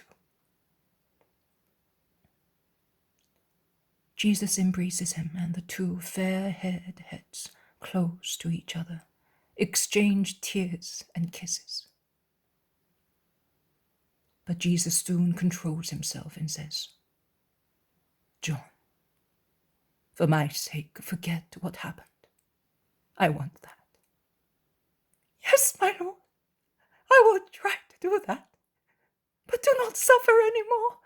Ah, how sorrowful, and he made me sin, my Lord. I lied. I had to lie because the women disciples came back. No, the relatives of the woman came first. They wanted you to bless you. A baby boy was born without complications. I said that you had gone back to the mountain. Then the women disciples came and I lied again, saying that you were out, and that you had probably gone to the house where the baby was born. I could not find any other excuse. I was so dumbfounded. Your mother saw that I had wept, and she asked me, 'What is the matter with you, John?' She was excited. She seemed to know. I lied for the third time, saying, 'I am moved because of that woman.' Being close to a sinner can lead to such an extent, to falsehood. Absolve me, my Jesus." Be at peace. Forget all about this hour. Nothing. It was nothing. A dream. "But it is your sorrow. Oh, how changed you are, Master. Tell me this, only this. Has Judas at least repented? And who can understand Judas, son? None of us, but you can." Jesus replies only with fresh, silent tears streaming down his tired face. He has not repented. John is terrified. Where is he now? Have you seen him? Yes, he looked out of the terrace. He looked to see whether there was anybody, and when he saw me all alone, as I was sitting under the fig tree, utterly anguished, he ran downstairs and went out through the little gate of the kitchen garden. Then I came in. You have done the right thing. Let us tidy up in here, putting the chairs back in their places, and pick up the amphora so that there are no traces. Did he scuffle with you?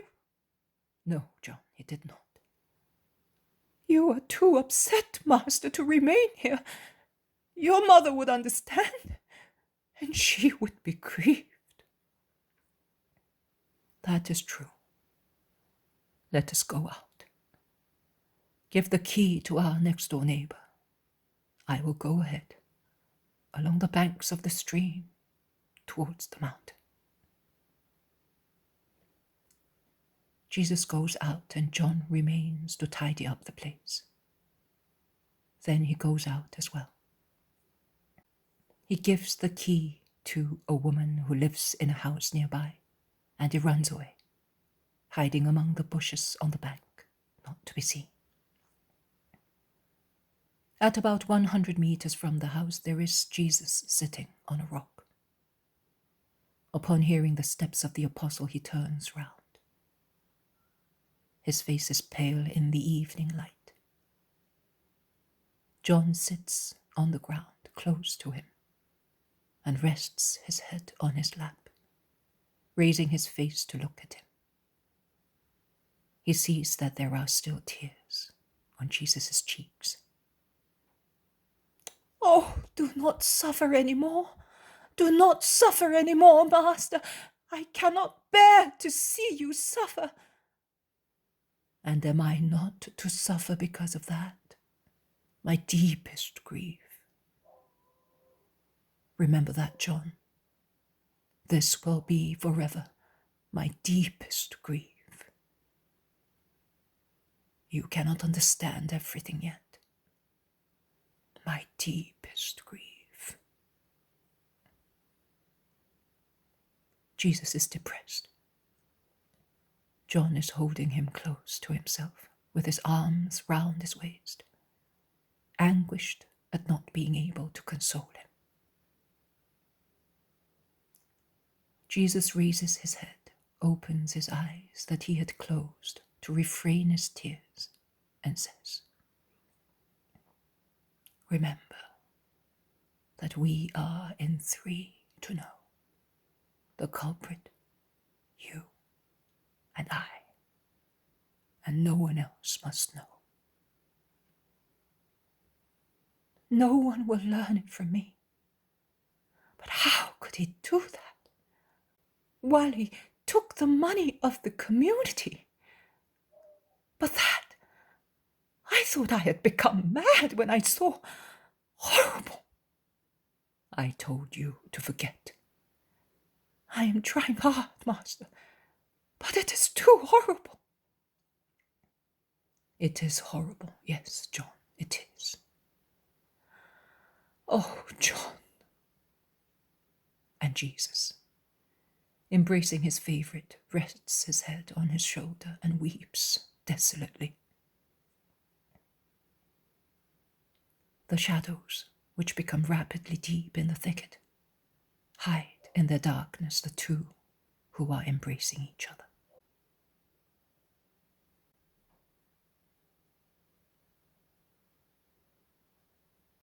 The poem of the Man God. Preparation for the Passion. Chapter 566. Farewell to Ephraim. Going towards Shiloh. 24th of February, 1947. Let us follow you, Master.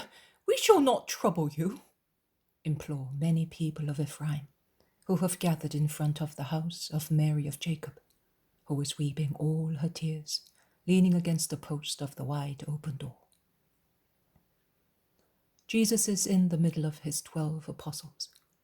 Farther away, in a group around his mother, there are Johanna Nike, Susanna, Eliza, Martha and Mary, Salome and Mary of Alphaeus. The men and the women are in travelling clothes, with tunics tucked up and girded, to leave their feet free, with new sandals fastened, not only at their ankles, but also at the lower part of their legs, by means of small strips of interlaced leather, as is customary when one has to take impassable roads. The men have burdened themselves also with the bags of the women disciples. The people implore Jesus to let them follow him, while the little ones scream with their little faces and arms raised. A kiss! Take me in your arms! Come back, Jesus! Come back soon to tell us many beautiful parables. I will keep the roses of my garden for you. I will not eat any fruit to keep it for you. Come back, Jesus! My little sheep is about to lamb, and I want to give you the lambskin with its wool. You can have a tunic made like mine. If you come soon, I will give you the cakes my mother makes with the early corn. They chirrup like many little birds around their great friend. They pull his tunic, hang on to his belt, trying to climb up to his arms. Lovingly despotic, so much so that Jesus is prevented from replying to the adults, because there is always a fresh face to kiss. Oh, wait, that's enough! Leave the master alone! Women, take the children! Shout the apostles, who are anxious to set off in the early morning hours. And stretching out their hands, they give gentle slaps to the most intrusive ones. No, leave them. Their kindness is fresher to me than this dawn. Leave them and me alone. Allow me to be comforted by their love, which is pure and free from interests and troubles, says Jesus, defending his little friends. And as he stretches out his arms, his wide mantle hangs down and receives them under its blue protecting wings. And the little ones press against one another in the warm, blue, dim light, and become happily silent like chicks under motherly wings. Jesus at last can say to the adults, "You may come if you think you can do so. And who will stop us, Master? We are in our region." The corn, the vines, the orchards need all your work, and the sheep are to be shorn, and this is their mating time. And those that mated in the past season are about to lamb, and it is time to make hay. It does not matter, Master. The elderly people can see to the shearing and mating of the sheep, and the children and women to their lambing, and also to the hay.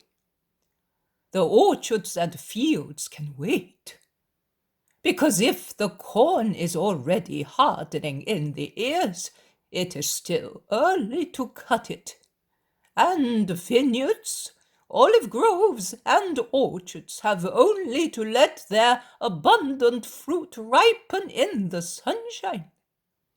There is nothing we can do for them until harvest time, just like the mothers of a family who can do nothing to bake the bread until the dough rises. The sun is the yeast of fruits.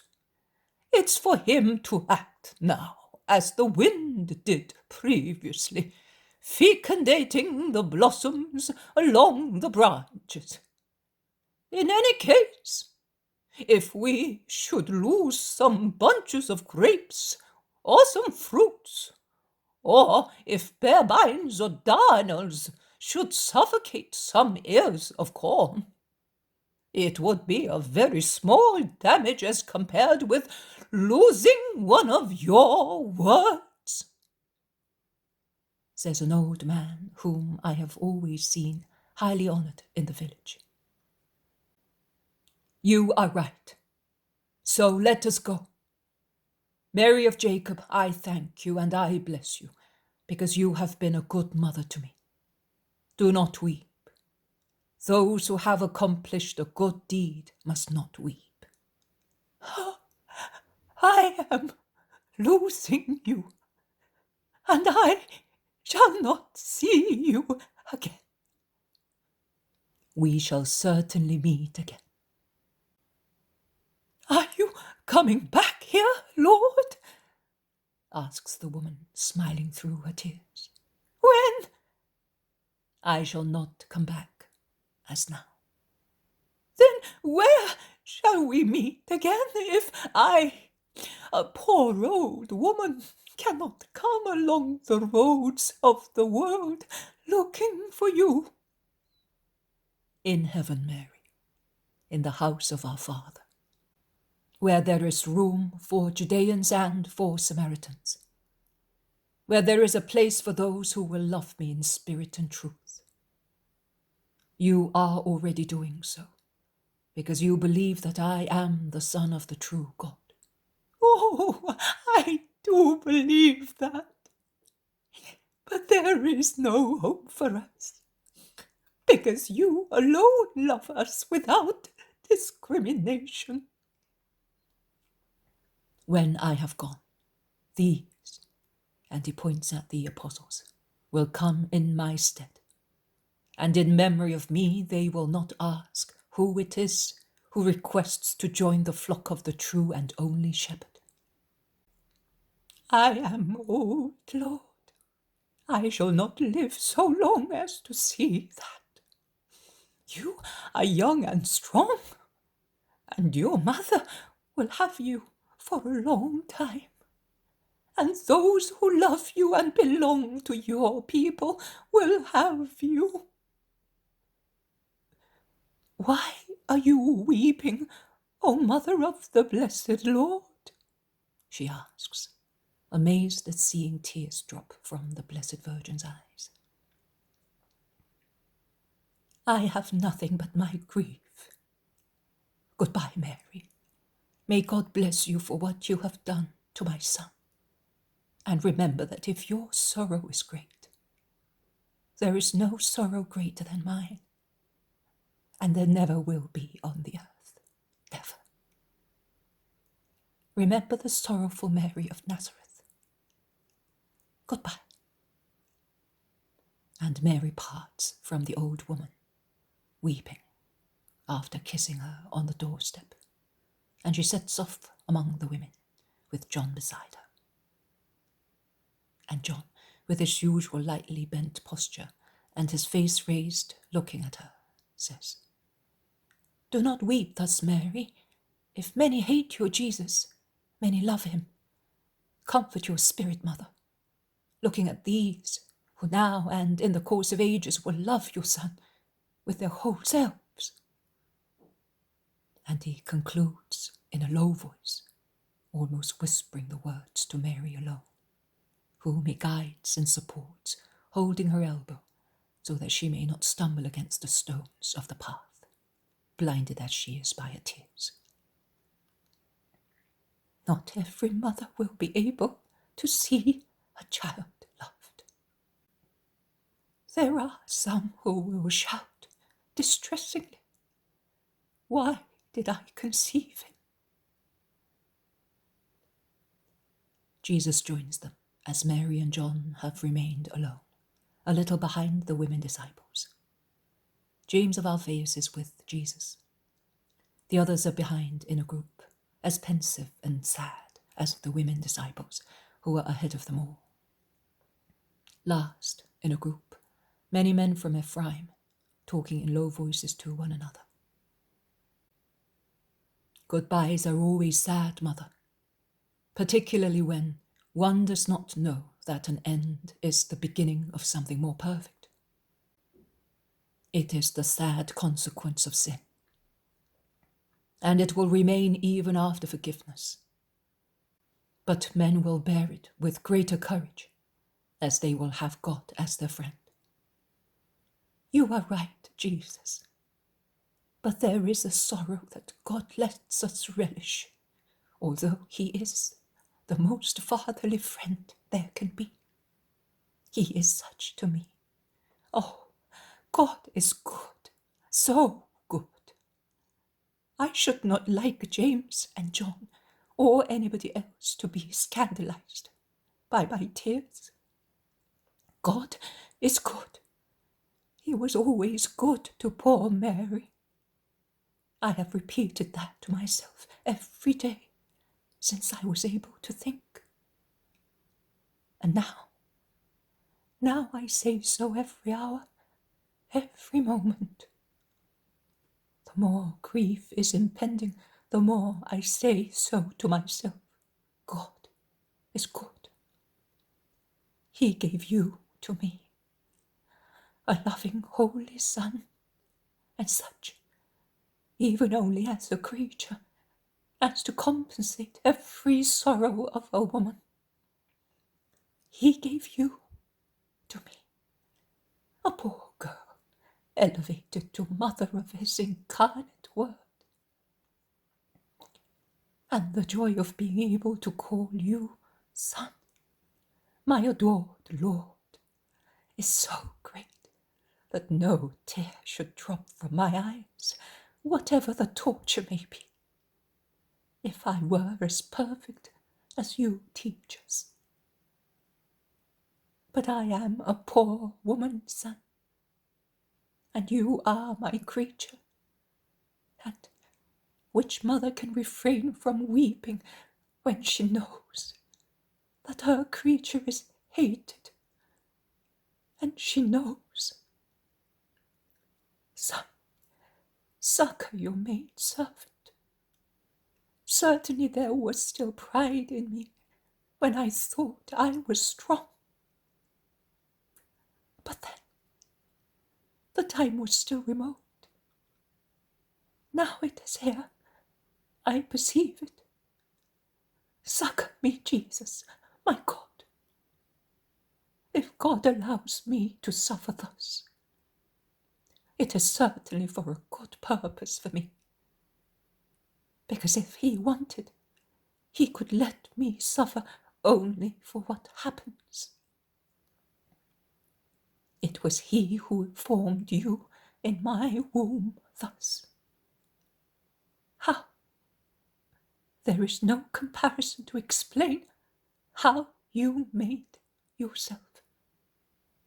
But he wants me to suffer, and may he be blessed for that, always. But help me, Jesus. Help me, all of you, because it is so bitter, the sea in which I have to quench my thirst.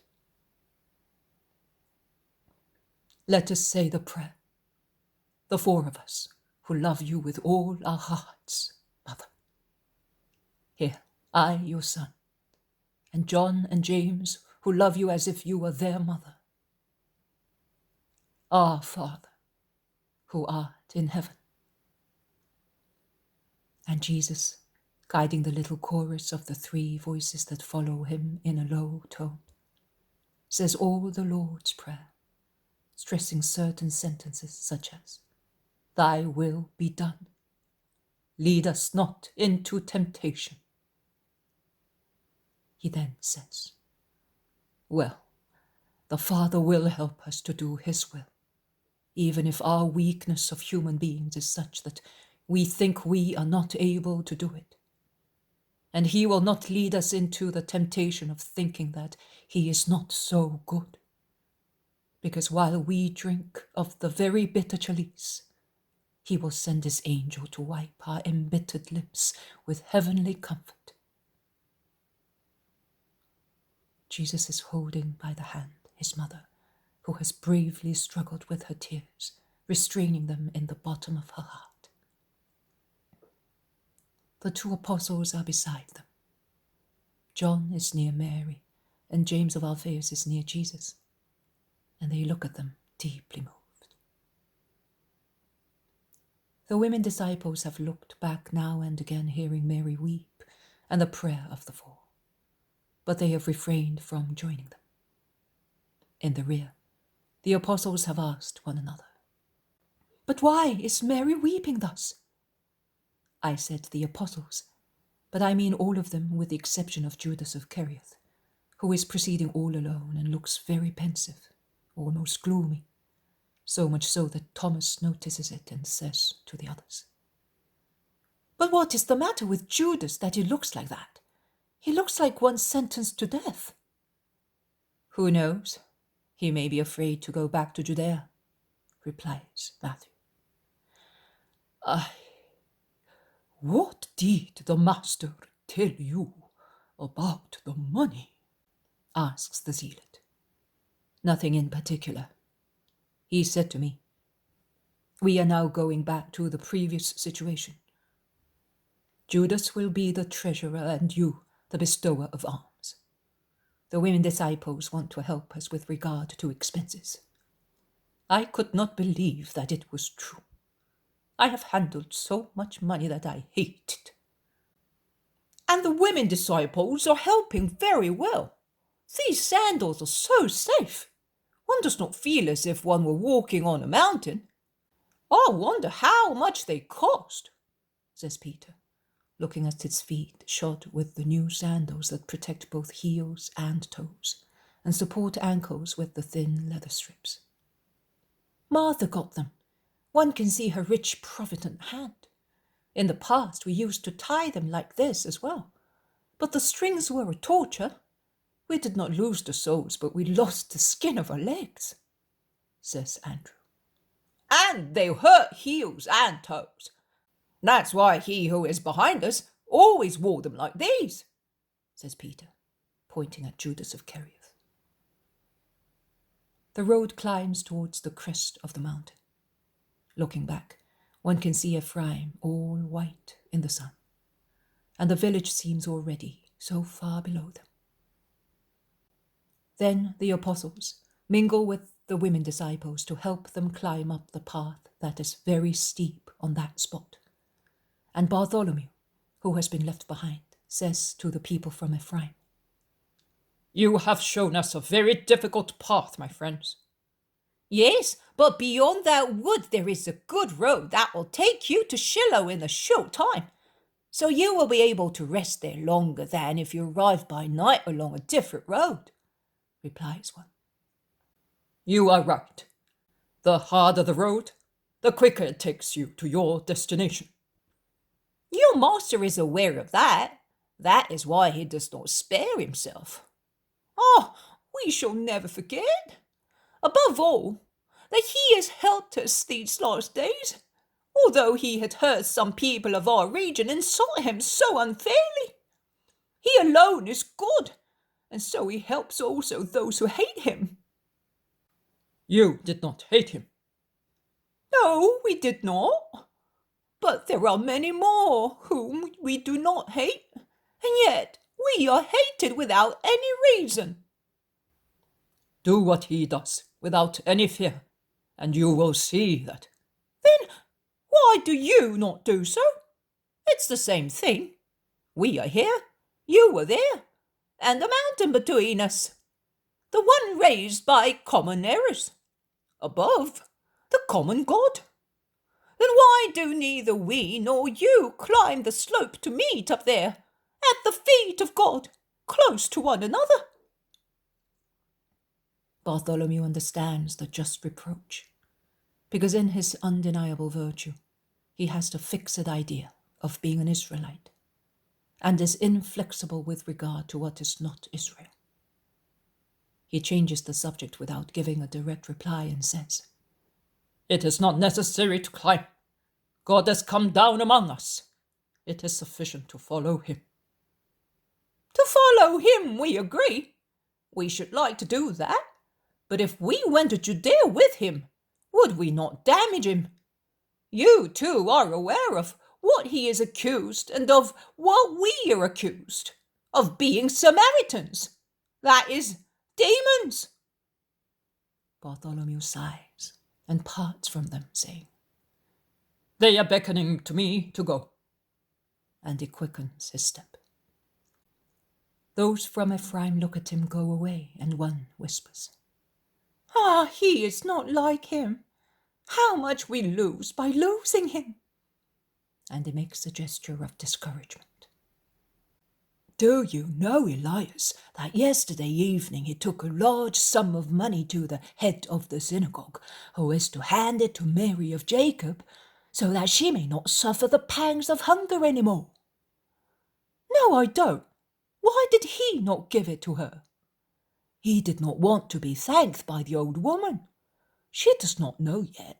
I know because the head of the synagogue told me to ask my advice whether he ought to buy her John's property that his brother wants to sell, or he should give her the money a little at a time. I advised him to buy John's property. It will give her enough corn, oil, and wine to live without starving, whereas money, that... So it is really a large sum, says a third man. Yes, our head of the synagogue received quite a lot, also for other poor people in town and in the country, that they also may keep the feast of the unleavened bread to greet the new time, the master said. He must have said the new year. No, he said the new time. In fact, the head of the synagogue is not going to use that money before the feast of the unleavened bread. Oh, and what did he mean? Asked many. What does it mean? I don't know. Nobody knows. Not even John, his beloved apostle, nor Simon of Jonah, who is the head of the disciples. I asked them, and the former became pale. The latter became engrossed in thought, like one who is trying to guess. And what about Judas of Iscariot? He is important among them, perhaps more than the other two. He knows everything, so he says. He may know also that. Let us go and ask him. He likes to say what he knows. They hurry to join Judas, who is lonely as at the beginning. All alone, by now, on the path, because the others have gone round a bend, and they seem to have been swallowed up by the green thicket on the slope. Judas, listen to us. The master says that he wants a great celebration for the feast of the unleavened bread to greet the new time. What does he mean? I don't know. Am I perhaps in the mind of the master? Ask him, since he loves you so much. And he quickens his step, leaving them disappointed. He is not the master either. There is not one who has his pity, they say, shaking their heads. Well, are we following them? We are following him, and we are doing the right thing. Let us go. Perhaps we may learn from his lips before he goes to Judea what he meant to say. And they quicken their paces, joining the others, who are resting in a wood of age-long oak trees, facing one of the most beautiful views in Palestine.